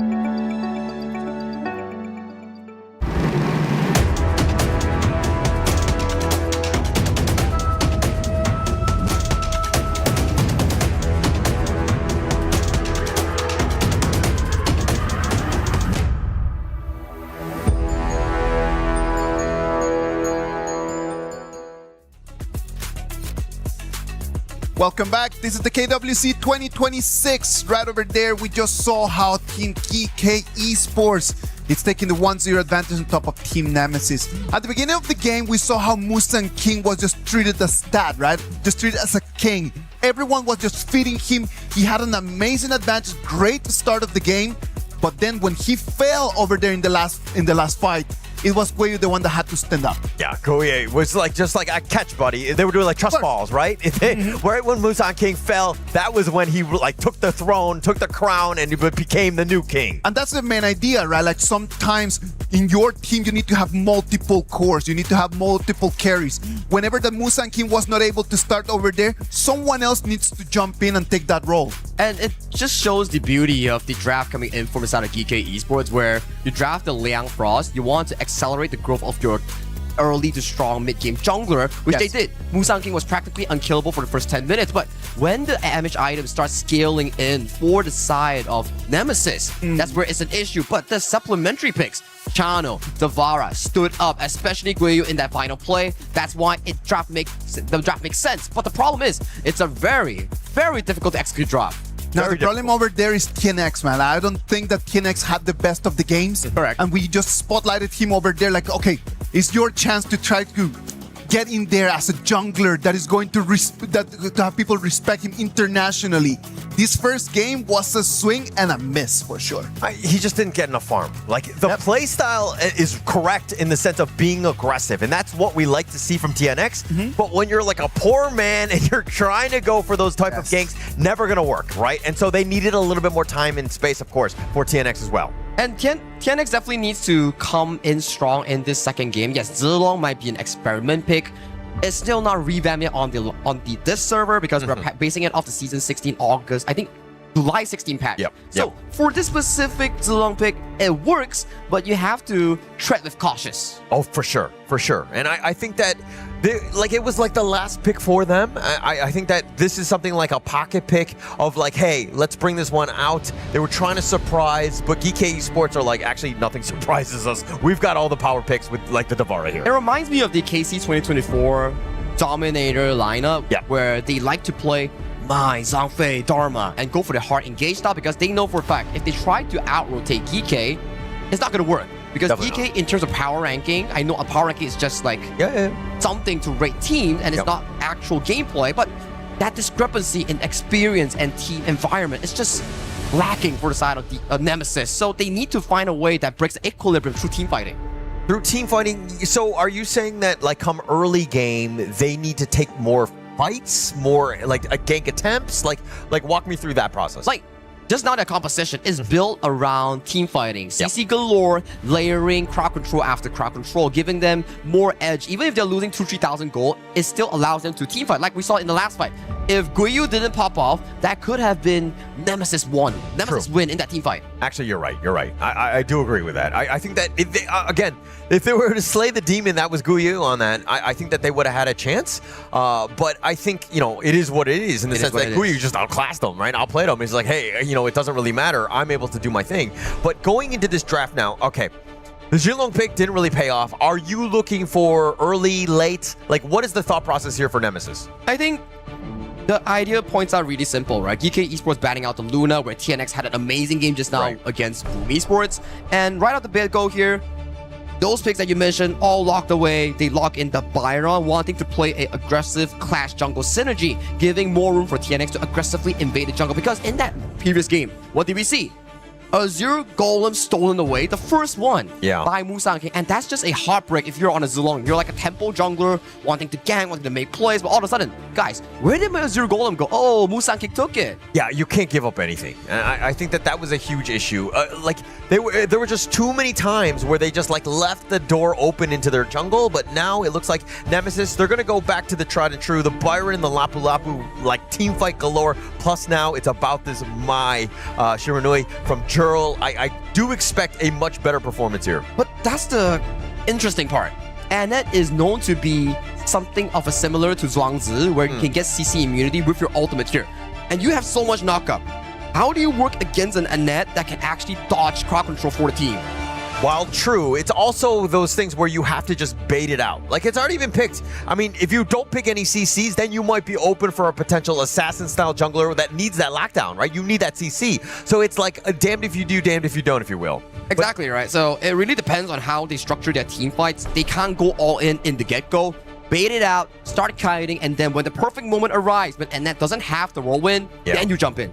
Best case scenario, assuming you're able to find that. Not easy, very difficult to do in terms of these team fights, but if we're going to this one where like the Agudo is going to be picked here to kind of counter some of that, they're looking for like one big team fight, maybe a pick-off, and then start taking towers down. Yep, one by one, right? And this is shaping to be a very, very aggressive early to making composition coming in from the side of Geekay Esports here. And you pan over to the side of NMSS. Who is your late game here? You can't pick a channel into a Chicha. That is a horrible matchup because Chicha can just utilize those spirit walls, get that spell to refresh and consistently poke out the channel here. So they need something to actually be able to side of CC to scale. And we've seen this specific matchup. It's going to be the Devara going up against the Chicha once again. Yeah. So, yeah, they're going to go with the Devara farm lane here and also adding TNX's Lam to the mix.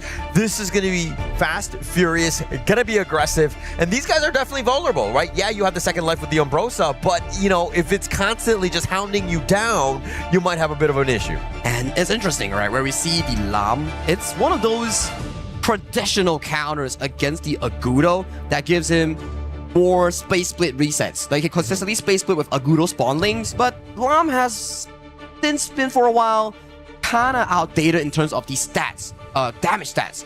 So the Agudo Lam matchup is pretty 50-50 nowadays, depending on the hero mastery. And talking about hero mastery, Agudo has been one of the staple picks for Musang Kings all the way since 2024. Yeah, he loves that one. I mean, it adds quite a bit, right? What do you want to do? You want to be tanky? You want to be doing damage? You have range? And plus you have the wild growth. You have many different options, right? Which is kind of a very flexible pick. He's not the best at anything, but he's very good all around. And there's also one thing you can do in the Agudo. If you sneak to the enemy jungle and you cast your passive retrieve, can actually steal the enemy buff if you can find out where they start off first. Okay. Yeah, it definitely has more options in that sense. But now if we're going into this one, is this lineup, are you comfortable if you're a NMSS fan? Is this enough to take down Geekay? Very risky draft. It really depends on how well Juro and L, the double L plays. If they aren't able to set up the early tempo before Zilla comes online on that net, that could be a very major problem for NMSS and IKL fans back at home. Yeah. And I mean, this lineup, though, to me, if we're talking about Geekay Esports, they have sustain galore. You have the Agudo, you have, I mean, the Chicha and Annette. Very annoying heroes to deal with. But now you've added the Umbrosa and the Hano with secondary lives, essentially. This is a lot of sustain, and those team fights are going to be long and winded and kind of annoying to deal with. I like that point, right? Where you have Guiyu and also Shirsang on those double ultimates. It gives them more leeway to survive CC's ultimate. Once you drop down the Millennium Echo coming in with the Valor and you sustain through the first initial damage phase, he becomes sort of not that high DPS centric. Agreed. And you're just extending it, right? I mean, CC is looking to just burst you down in a way, but if you've got that, again, just more ways to out-heal it and just to kind of stick around, it's going to be much more annoying for them. So for Geekay Esports, I think the draft gives them a slight edge here. Hell, stealing away that little camp here from the side of Gem. We're talking about draft. I like what you mentioned in terms of edge. If you were to dive deep in towards this, it really depends on TNX, right? Yeah. TNX, Juro, and L. They need to find and engage, and bottom side here, L misses the spell to flash on towards Gem. Gem has the CC immunity here, dodges away the death from below. Death from below gets tagged on here. TNX almost getting tagged on by the tower here, managed to limp away. I mean, they're gonna survive, which is one thing, but again, L just barely not able to hit with that stun, that charge, if you will. And I think Gem, I count as blessings. I mean, he was very lucky to survive. And back-to-back games, Gem has been the main guy to be targeted by the side of NMSS. In Game 1, the Zhangfei ultimate on the channel, and in Game 2, L still trying to use the skill 2 flash to pop Gem in that bottom lane. But unfortunately, it was a bit too short. Would you feel comfortable knowing that, hey, if you lose this game, you're out, but you're going to go with the Devara farm lane? Well, you're not essentially out, right? You're going to the lower bracket to meet potentially Boom or DCG. And Devara Farmlane, he did have a pretty good performance in making that comeback against Boom Esports just now. So I would say it's much more of a trial and test the pick coming in from NMSS and CC. Okay, all right. So I think that, again, it's more of like, for me, I think that he's willing to take the risk. You know, we know that he can be a bit of a late game monster as well. So life, like number 2 or not, I'm going to eventually outdamage you. And so far, Navarre has been an interesting pick in this group stage. In play-ins, it was like picked like what? Twice with I think 50% win rate if I'm not mistaken, and then coming in towards the day 1 of this specific group stage, there's more and more Navarre shining light. And meta is, I would say, slightly different for group stage compared to play-ins. I wonder if it's because it's been picked more because CC's been picking it more, right? Well, is that 2 series today? I mean, global big ban pick, excuse me, is throughout. But if the same team is going to look to pick it, and they've had success, right? Even against Boom, as you rightly pointed out. But now a little bit of action. Oh, Gerald doesn't get the Flash Drew engine off. That's going to be a big cooldown expended coming in for the side of Gerald prior to that Tyrant pick. Yeah, very smart there. Shisan, he goes 88 miles an hour. He rewinds. He gets on out of this one. But again, TNX, I like that aggression, right? I think that in the last game, he was really not able to get going because Musan King was outclassing him on the Ogren. But now a little bit of action, even in the bottom lane. Oh, Gem here. Tags on the fatal arrows onto the side of L. He's going to be really low. Can take the recall here. He will make it back on time for that play. In towards the top side here. TNX finds the engage on towards the side of Musan King. Musan King gets later down with CC. Uses the furball to escape towards safety here. Beautifully played coming in from Geekay. A perfect disengage by Musan King. Just being able to survive. Things did not look good. Any other hero might have had a bit of a problem, but he's tanky enough and mobile enough to get on out. But Nemesis are shooting their shot. They're trying to go for ganks. I mean, we talked about how they need to be aggressive. They have definitely upped that level.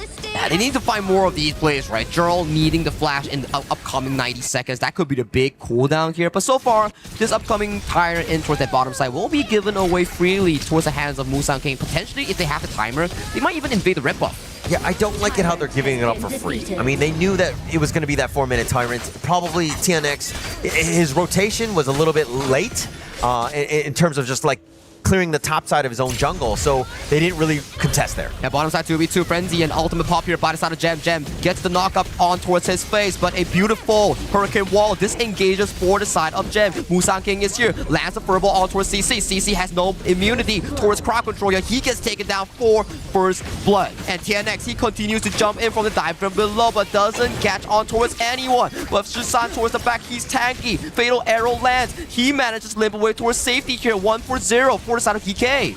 L was so low, he barely survived, but CC was caught out of position. That GK, just like the perfect play. Like the way that they were able to ambush right under the tower. They were not playing scared whatsoever. TNX came in a little bit late to that party, if you will, not able to find any sort of cleanup as well. It's a worrying factor. It goes back to what we discussed. How does the Mai Shiranui and Lapu Lapu heavy combination go against the Hurricane Wall of the Anet here? And so far, Anet has been a very crucial hero in disengaging from these heavy knockup compositions. Just been on point. Yeah, rightly pointed out in the sense that he's been able to keep them alive, and the value that you're getting from the roam, anytime you save one of your cores, you're going to call that a huge win.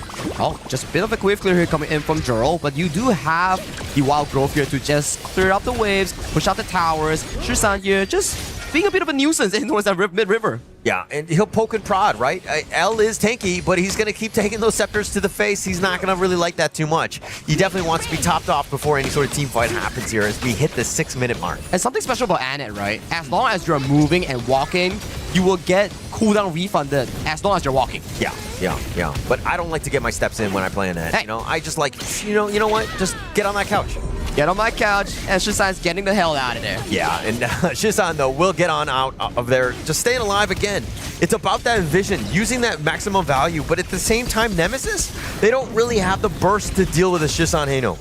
Bottom side, TNX flashes on towards Guiyu here. Nice there from below. Forces out the revive. But Guiyu, you have no friends in towards that side. You will be taken down in towards the mid lane. Nice gorge mobilization towards the back line here. L finds a knock up on towards Gem. Gem managed to find a fatal arrow for that counter kill here. Has to pop the flash coming in from Gerald and Tough Z to get the kill on towards Gem. TNX has arrived. Everybody scattering towards safety here. Tough Z very tanky here. 1v1 between TNX and Shisan. TNX finds the kill on his ex-teammate Shisan on that counter kill. This llama is online. Yeah, TNX is finally there, able to just run it down. Duh. Oh, nice flash to actually dodge from that from below. Yeah, and now it looks like they're going to be taking the aggression and taking over the map, taking over the Crimson Golem, and Nemesis are now looking to equalize here.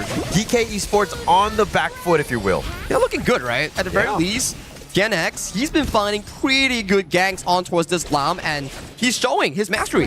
Yeah, checking out this replay. This is the moment where Guyu was already solo killed, but then that team fight, the nice little play by Gerald to push him onto the tower, and while Gem did salvage this by getting L, he trades his life away because, again, he's not able to get away from the Nemesis team that's just literally running right at him. The double flash coming in from Tough Z and Gerald means that they really want to set Gem in towards the stones here.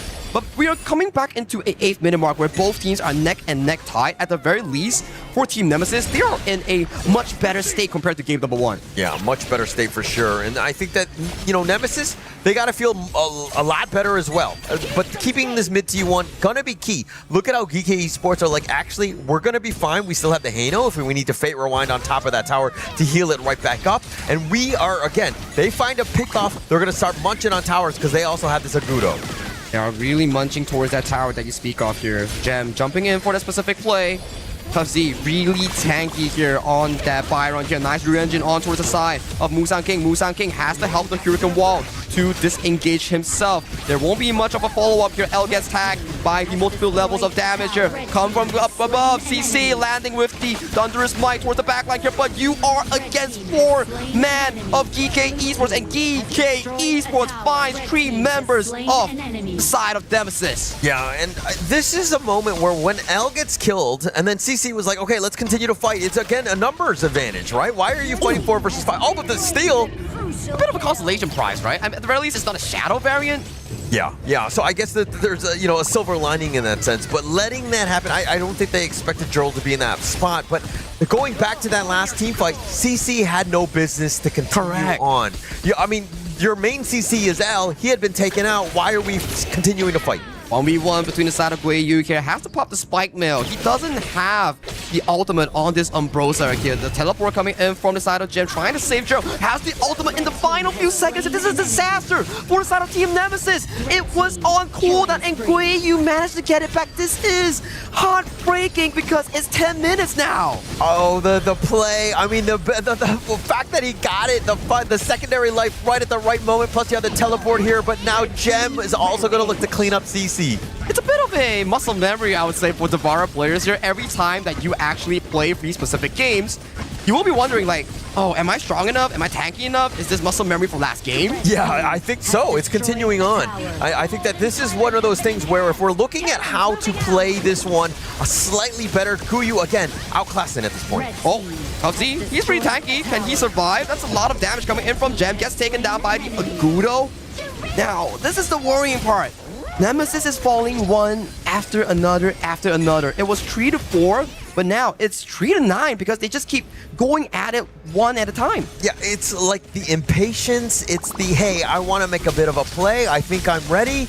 But Geekay are like, actually, if you're going to go one-on-one, you're not going to have a good time. I think that you need to come with friends and to ensure that you're getting kills. And again, Guyu and Shisan are able to bait a lot of spells out. Shisan's coming in from the back here, just trying to play nuisance with those Scepter of Fates. That's a lot of damage here. Marks everyone with the Fates Rewind. Just a bit of a poking game. Yeah, a little bit of more poke, right? This is, again, map control. Geekay Esports, look at how far up they are. This is going to be so tough for Nemesis now that they have to huddle behind in their own pace. But TNX, maybe he gets some appropriate flank here. Yeah, he's walking through that bottom river here. Maybe he can actually find key members like Musang King or Gem, but coming in for this specific play, Gem pops a Frenzy, pops the Grandmaster Forge, isolates Tough in towards the backline. TNX, where do you go? He finds Death from below, and CC comes from above. CC finds a beautiful damage angle towards the backline here. TNX is still going in. TNX, he manages to ace the T with a beautiful flank from downtown. The play, the flank, there were not many that were able to survive that, and TNX had them all grouped up and ensured they gets the quadra kill, leading into, of course, that ace, but now they need to get some sort of value. They need to get some sort of objective, create a little bit more space for them, but that is a small or a huge play in terms of this comeback. Let's look at this replay here. Nemesis, for the side of TNX, he is hidden for the majority of this play, and once Chicha's ultimate wears off, he has no damage here. Before Zero dies, TNX comes in, swoops everyone with the space split here, utilizing the healing and chops everybody on that chop and block. Oh, that's got to feel so good for TNX. I mean, the fact that he got the quadra, but everybody, again, just that we're grouped up. It was like the perfect situation. Tufzy is like, I'm going all in, just trying to take as much as possible, dies right before TNX arrives, but it was just enough for TNX, again, to just keep them together to get all those kills here. And they're back to square one. Goal lead is barely 1,000, and it doesn't really matter as of this point. It's about who wins the upcoming fight between these two teams. Yeah, and now it looks like, again, with this mid T1 still standing, though, I think that Geekay are going to be okay as long as they don't keep throwing some of those team fights. And now TNX, again, being a bit of a problem. They need to find out, they need to be very cautious with how these team fights go. 12,000 on that Lam here, already completing his full build. His next potential item power spike is probably the item swap from the Pure Sky into the Sage Sanctuary here.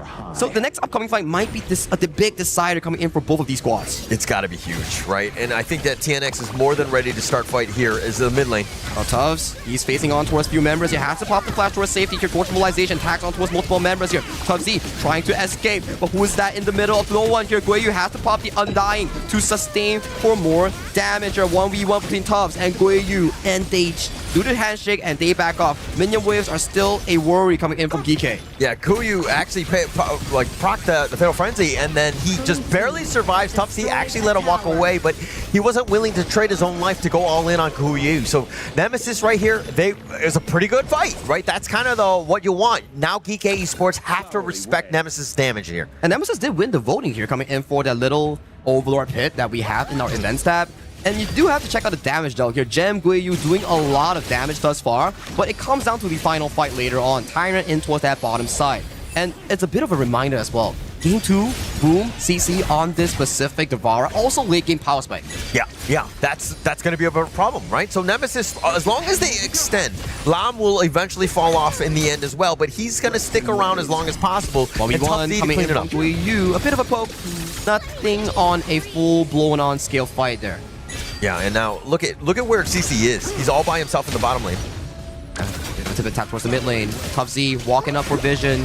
We do see L coming in towards the mid lane here. Finds a two-man knockup, but there's just no follow-up. CC pops the frenzy, and then we do see Gem trying to put on damage on towards CC. CC pops the Millennium Echo here towards the backline. Here, Shisan managed to tag on towards Gerald. That will be the first victim coming in for the side of Nemesis here. And CC has already fallen in that exchange. 2-4-1 in favor for the side of Geekay. What's next? Yeah, not really much. They have to run. I think at this point, it was funny because it seemed like L was a little out of position. He was starting things off with that Raging Sea, but there was nobody there to follow up with the damage. And so that's why, when they did arrive, CC and Jurl, they're too squishy at this point. There was no control because the Raging Sea had already been popped. They get taken down. That's still decent, right? You wanted to go in together so they can CC chain on this Annette. Okay, the difference between Annette and also Zhuangzi.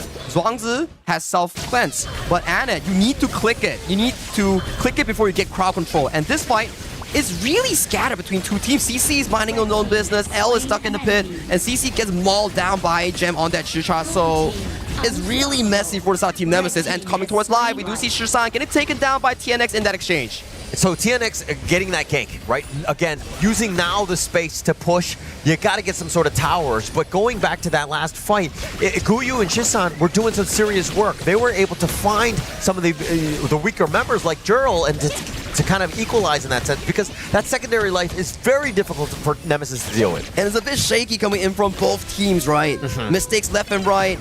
Goal lead as of this point doesn't even matter anymore between 2,000-3,000. You give over the Overlord at the 60-minute mark. So this is going to be a lot of pressure for the side of Geekay to digest within the upcoming few minutes. Yeah, but TNX doing everything in his power to get back into this game, taking the Shadow Overlord at this one.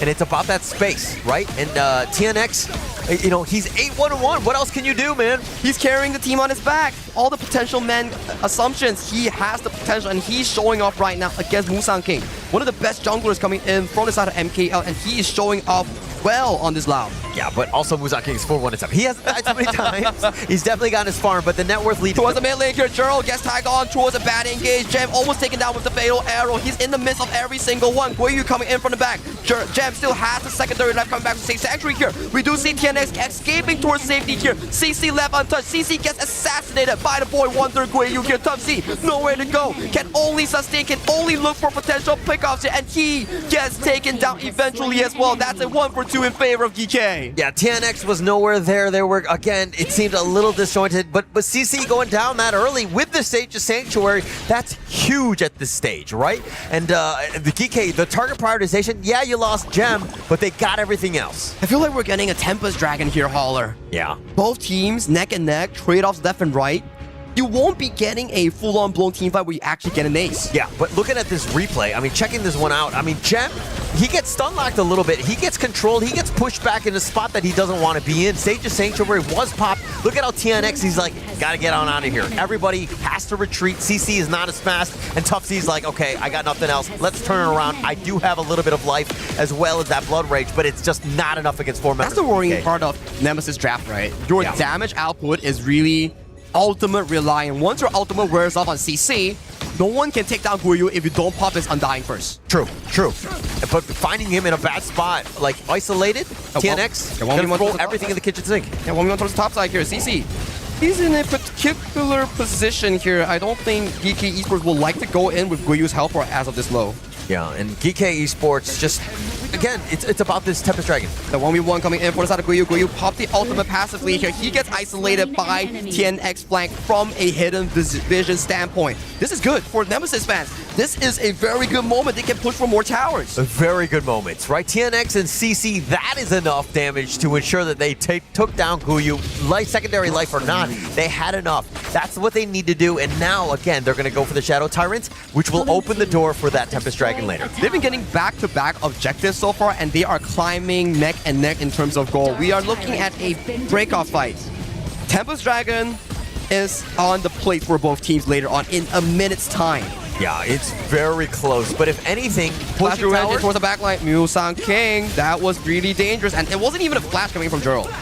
Look at CC. He's going for the flank. Going for the flank. Towers gets taken down. But yeah, target here is only for the tier 2 here. Shisan is still available. He has to face Rewind. So they can't really overcommit for the tower. And look at how all the lanes have pushed, right? And Geekay Esports now on the defensive have to somehow create space so that they can get out.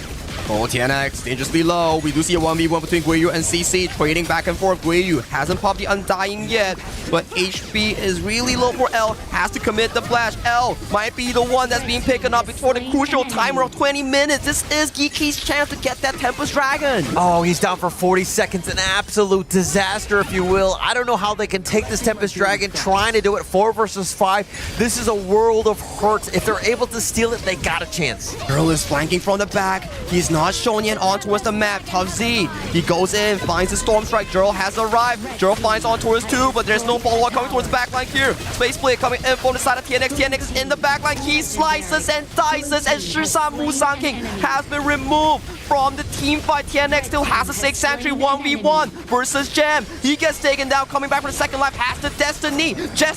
Gem also has his own 6 Sanctuary with the Whirlwind. He manages to fend him off, and Gem, he's still alive. Does he have it? He gets taken down. Guiyu coming in to pick up an equalizer for both teams. I mean, at this point with the kills that are happening, 3 on both ends, this is going to be a very hard Tempest Dragon take if they were to go. But Gerald just salvaging that. If they were not able to kill Gem, that would have been an absolute disaster. But they went all in, ensured that the main 3 cores were killed there by, of course, Geekay Esports. We're back to square one once again. Both teams has to reset the waves, take the buffs, and come for this final fight at the Tempest Dragon here. And especially, Nemesis has been amazing with these flanks, especially with Joe and TNX. Yeah.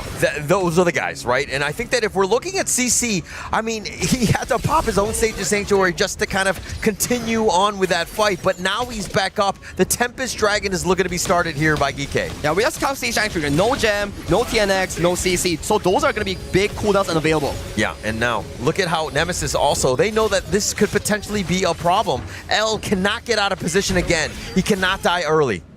They're fixing the waves first, right? Yeah. Gem has to pick up the Crimson Golem. Guiyu's shown top, picks up the wave first. Once these waves are stunned and settled, then only you can talk about this Tempest Dragon here, because losing that mid-tier tree is nothing as long as you can fight for control. And look at how Guiyu is looking to push the top lane. Putting that pressure onto the top T3, that might open things up for that Tempest Dragon if they wanted to go for that take. Slow and steady wins the race. One small mistake right now could cost the game. It's a single kill. Like, you're up 5 roar, it changes everything at this point. Gem, if he's able to stay alive, of course, CC on the other hand. CC is becoming a bit of a problem. 4-6 and 6. It's just the early death that's holding him back. He's been added in most of these team fights, and if you don't take him down in the first rotation, he will have more overall DPS compared to Gem on this Chicha. Yeah, and now L, he spots it out most of this one. Topside 2v1, we do see Musang King both trading ultimates left and right, but Face Rewind saving him, but he's only into the enemy team. The ultimate going in towards the backline. Zones off TNX immediately, where Gem is slicing, dicing, looking for the assassination play on towards TNX, in towards the backline. Musang King gets taken down, but and Shisan is doing God's work in the backline. Guiyu, he has a safe sanctuary, has no ultimate. CC is left untouched. This is a moment coming in from CC. He has all it takes to bring it back for his team. Can only run towards the arms of Shisan, but where are you going, buddy? That's not your base. Not your base at all. L is a little bit low. He needs to be careful, but CC, my gosh, he's been turning it up. When he was alive, he was the only guy doing damage, and Guiyu was looking to split. They're not out of the woods yet. Neither of these teams have won, but it is so close at this moment. Pacing into a 23-minute game. Minions will get progressively stronger as time goes. One bad minion wave management will set a very bad pacing on towards the cross map here. So these minion waves across the map of the Tempest Dragon must be fixed prior to this play. Yeah, and checking out this replay, I mean, we're seeing exactly what happened. I mean, look in the bottom lane. Look at how much damage they were able to do. They find TNX, who traded away with Musang King just a split second earlier. But CC on the backside, we saw this in game 1 with Davaro just absolutely tearing it up. He's doing it again in game 2, but it's on the other side here. The Davaro late game is just magical. You're so tanky, you have so much damage, you can latch on towards the enemy if you have a red buff. And coming towards live, Guiyu, he has to pop the Undying Frenzy here. This will be a critical spell not available coming in for that Tempest Dragon take. Yeah, the Final Frenzy, just keeping him alive, but it's on cooldown. Oh, TNX, Death from Below, also trading big ultimates here. Shisan, those spears are starting to rack up, and it's starting to hurt a lot. Yeah, I think we need to count the counters in terms of the Sage of Sanctuary, how many lives people have at this point, because TNX, he still has it, but now the Tempest Dragon, it looks like it's going to be started here by Geekay. Well, top lane 1v1, at the very least, they need to clear that wave first. That's going to be a very strong wave that will push a potential backdoor opportunity if Geekay doesn't go and attend it. For now, they respect it, they go and clear it, it's back to reset again. Yeah, back to reset again. I mean, square one, both of these two teams, it's very cagey at this point. It's kind of completely changed in terms of a dynamic. Geekay Esports, though, understanding that, hey, if we get some sort of pick or some sort of space, we got to be super careful in terms of how we proceed because, you know, we could be, vulnerable to a split push. I mean, it's one of those Meng moments where you have the tower there and you just go for that beeline straight backdoor. We have some of those back in the play-ins here. So, he gets spotted out by the side of Zug here. Musang King. No! Shisan! He gets taken down. It's going to be a 4v5 and Zug gets targeted by the ultimate here. He has the flash. Guiyu in the middle of 4 members here. He has the Undying. He has popped it here. He needs to swap towards Safe Sanctuary here. There's not enough damage coming in from Gem. Gem pops the Blood Red. Gem, you have to back up. If not, it will be doomed. For the side of Geekay, TNX goes all the way to the backline. He trades his life for the side of Gem. It's going to be 3 for 3 coming in for the final few fight. Musang King still up and available as the remaining marksman for the side of Geekay. Wow. I mean, TNX was trying to go for the backline, trying to end the game, make the heroic play, but it was just too deep, too tanky at this point. Geekay Esports, you still had Musang King dealing with the minion wave, so they weren't able to continue the push. It seems like Team Nemesis are winning the team fights, but Geekay have just enough to survive where they're not able to push. Zuh is a monster on his end. Yeah. He was like, what, 5% HP, and he still refused to use his ultimate until the very last point. He had flash, by the way. Yeah, he definitely had flash. I mean, Shisan, the burst worst is actually real from Team Nemesis. He's not surviving for this one, but oh my god, with that survival, the Hurricane Wall, if you will, just no chance, and the Final Frenzy keeping even Guyu alive, but Gem, look at how he's able to hang on with that Blood Rage under the tower, tried to go, but it just baited out TNX. Just really well played, but let's talk a little bit more about him. He's 0, 2, and 21. That has got to be the highest number of assists thus far. 2 deaths in the game of a 26 minutes game, but top side.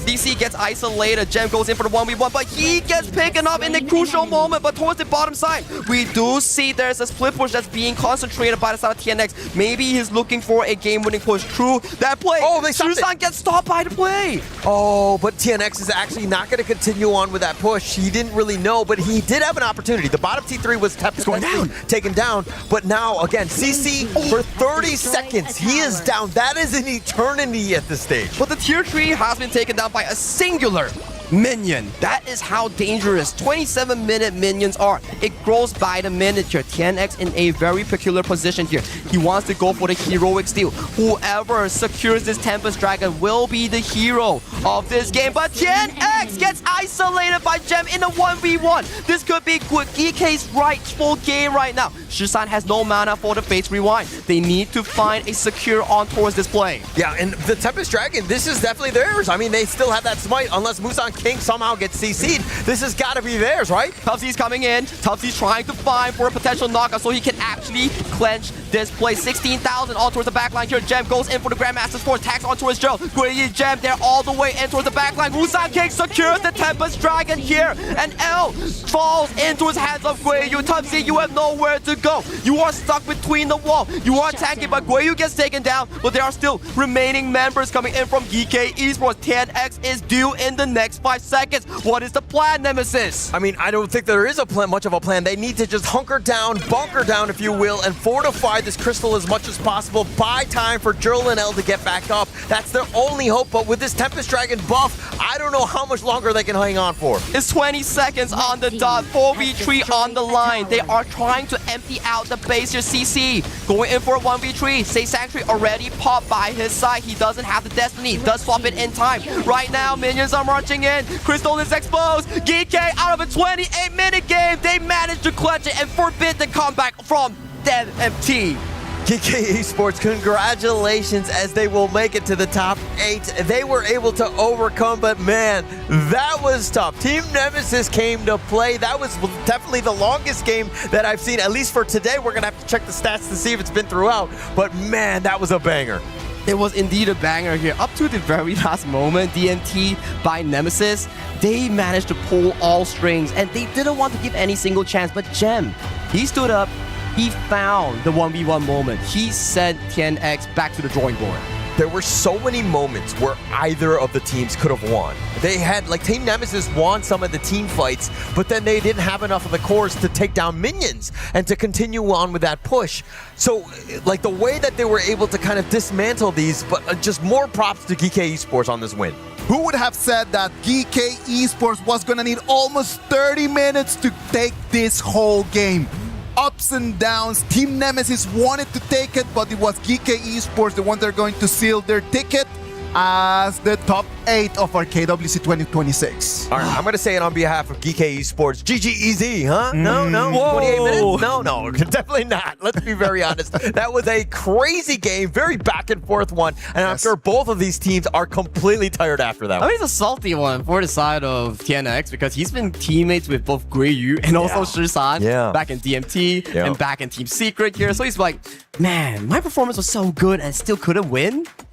He was like 9-1 and like 5. Well, 9-1. Yeah. Call the police, right? But he ended up being 11-6-6. There was that one moment, that very end, where he gets picked off. That changed the entire dynamic of the fight. Well, let's talk KDA, right? Like, we're gonna just focus on the numbers. Look at this 0-28 coming in from Trua. That was a moment later on in the replay where he was 5% health. He held on to his ultimate. Yeah. Still didn't want to use the flash. Yeah, wow. Yeah. He's going to save it maybe for the next game. I don't know. That's my thought process. But going into this gold graph, I mean, it was completely in favor of Geekay Esports, let's be honest. But man, like in the very, very end, like Team Nemesis did everything they could to kind of come back in this one. Wow, it was just such a such an amazing and very interesting game, right? Like the Team Nemesis showed us that they were really close just to make it over there. They're gonna move into the lower bracket. They're still not disqualified, right? They're still part of our tournament. And it's going to be so hard in a couple days when they're back on stage. And you just look at the damage output coming in from Shursan, 348,000 damage, and then CC 317,000 damage. If you were to do a little bit of math, overall damage coming from Geekay, I think it broke 1 million. Yeah. Well, I don't have my abacus to confirm or deny that. But I do think it's close to that. But I mean, look, for as long as that game, 28 minutes and 35 seconds, like everybody's like, 200,000 damage and up. I mean, this was a crazy game because some games don't even get one person with 200,000 damage. Wow, it's just insane, right? It's just insane. It's just the best way how to finish this day one of the group stages, right? It's just the way that you want it to come. Like, come in. Everybody thought there was going to be a short game, and it went all the way till 30 minutes. Now, if we talk a little bit about Team Nemesis, when I was looking at the composition, I was not really sold it. In terms of like, all right, there's so many different heroes that you're trying to use to jump into the backlane, but into which backlane are you trying to jump? I mean, like for me, it's about TNX, right? He's always looking to jump for the back line. He's always playing aggressively. That's the style that he likes. Give him a hero like Lam and you're going to see a performance like that. He's feast or famine. Sometimes he's amazing like you just saw in that game. Sometimes it's a bit of a dud, but this one was insane by TNX here. Early game was mostly in control by the side of Geekay Esports here. They were trailing. They were finding so many pickoffs here like CC. He was going in like this and poof, you're gone. Yeah. And this is a little bit early. He was not online. He was forcing it back. And then, it did like struggle at that point. But he gets to that moment where, again, all we need to do is just buy time. We get our space. We will be fine in the end. Like, give him gold, right? As long as you give him gold, he can actually flourish into a very, very strong pick. And these are the few early game moments. It's like, oh, it's going to be a fast game. Geekay is in total control. And then moments comes in where TNX finds the perfect flank, and we start coming into a tussle for the next upcoming 10 minutes where no one gets a decisive win. Yeah, there was just team fight after team fight on this one. They were so close, and they would just cripple each other where they couldn't proceed to end the game. That was the craziest part where, again, like they win this one, and Geekay, you're like, oh, they're going to win this, but they actually could not. They had to go the distance. This one right over here was insane. Just Drug comes in, and then Guayu taking extremely low, and then he just proc his ulti. The trick of discipline coming in from Geekay players is just wild, man. If that was me, maybe I would have popped like most of the spells here, but this is why they are pro players. And this is the final fight where Gem, the crucial pickoff on towards TNX, he bought the Frigid Charge and he caught TNX by surprise. TNX was just trying to find the flank, right, to jump in and to contest that Tempest Dragon, but it was impossible for him. Well, what about if we go on stage to Guayu and Mara that are going to talk to us a little bit about this last game. Mara?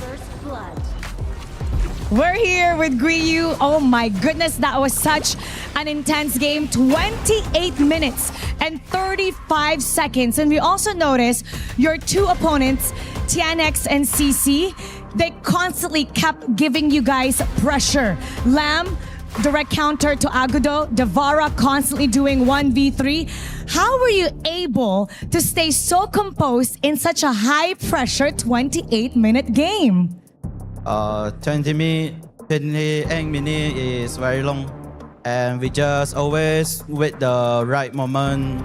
Like if Agudo counter by Lam, we just wait that we have moment to 2v1 like this. So you were really just picking the right moment, being patient, and waiting for the perfect time to attack. Now, we saw the game earlier. Match 1, it was a 2-0. This second match, another 2-0 for Geekay Esports. Is this the peak form of Geekay, or is there something, another level that you're waiting to show us? Because we are the seeding team for Pool 1. I think we deserve we be the Pool 1 team. You deserve to be number 1 in the pool. Now, all your fans for sure are really happy. Let's invite them to support you in the playoffs. Thank you to our fans. Support us. We will be more stronger in playoff. More stronger in the playoffs. That's definitely something we're going to wait for. It's going to be exciting. And now, we'll head back to the casters. Lead the Gorge. Geekay Esports moves into the top 8. Up until right now, they have not even lost one small game. Great performances from them. Lads, it's been an amazing first day of the group stages. What have been the highlights for today? I think that last I think that we're still kind of riding the It's an easy one. It's the easiest one. It was the last one. It was the best one in the end. Well, it's a good way to select your group representative to actually qualify for the first slot, right? Yeah, of course. And if you want seat 1, that's what you have to go through. And this is the updated bracket coming in from Group B. Yeah, Group B here. I mean, Aurora Gaming 2-0 over Titan Esports, Rock Esports 2-1 over Influence Rage. That was also a great series. But as we go into the winners match, Rock Esports 2-1 over Aurora Gaming to make it to the playoffs. I am a Rock Esports fan since their Nova edition, but I didn't expect this at all. And Rock Esports, they won Game 3 with style. And congratulations, they are marching to top 8 and they get to choose their opponents. It's totally fine, man. I think that a lot of people were not expecting that result either, right? Like, let's look at Group D. Group D is just the one that we just end up watching. First, it was Geekay Esports 2-0 against D Cross Gaming. Boom Esports lost to the Team Nemesis 0-2, and then the game that you just watched, Geekay Esports 2-0 to Team Nemesis, going straight into the playoffs. I mean, they look like 2-0s, but let me tell you, these series today were pretty fire. Everything was actually very competitive. Even that last one is not like a normal 2-0 there. That was crazy. I think that was one of the most competitive games that we actually had on stage, where it was just so back and forth from like 16 minutes all the way to 28 minutes here. And then you compare Group B to Group D. Group D is all about 2-0s, 2-0s, 2-0s. Group B is about 2-1s, 2-1s, 2-1s. But then the game quality is really different. It's not to say that it's bad. It's much more competitive in Group D. Yeah, I mean, if the game was like that last game, I want to see more 2-0s. I don't know. I know it doesn't sound smart, but that game was absolute fire. Regardless of the result, I am just really looking forward to have the exact same amount of intensity, the same game style, the same amount of fights, and of course, those lovely plays. And I'm going to say goodbye for day 1. Day 1 is already past. Tomorrow, we're going to have the actions of Group A and Group C. But before we leave, I'm going to leave you with the Qiddiya plays of the day. Thank you very much. See you tomorrow.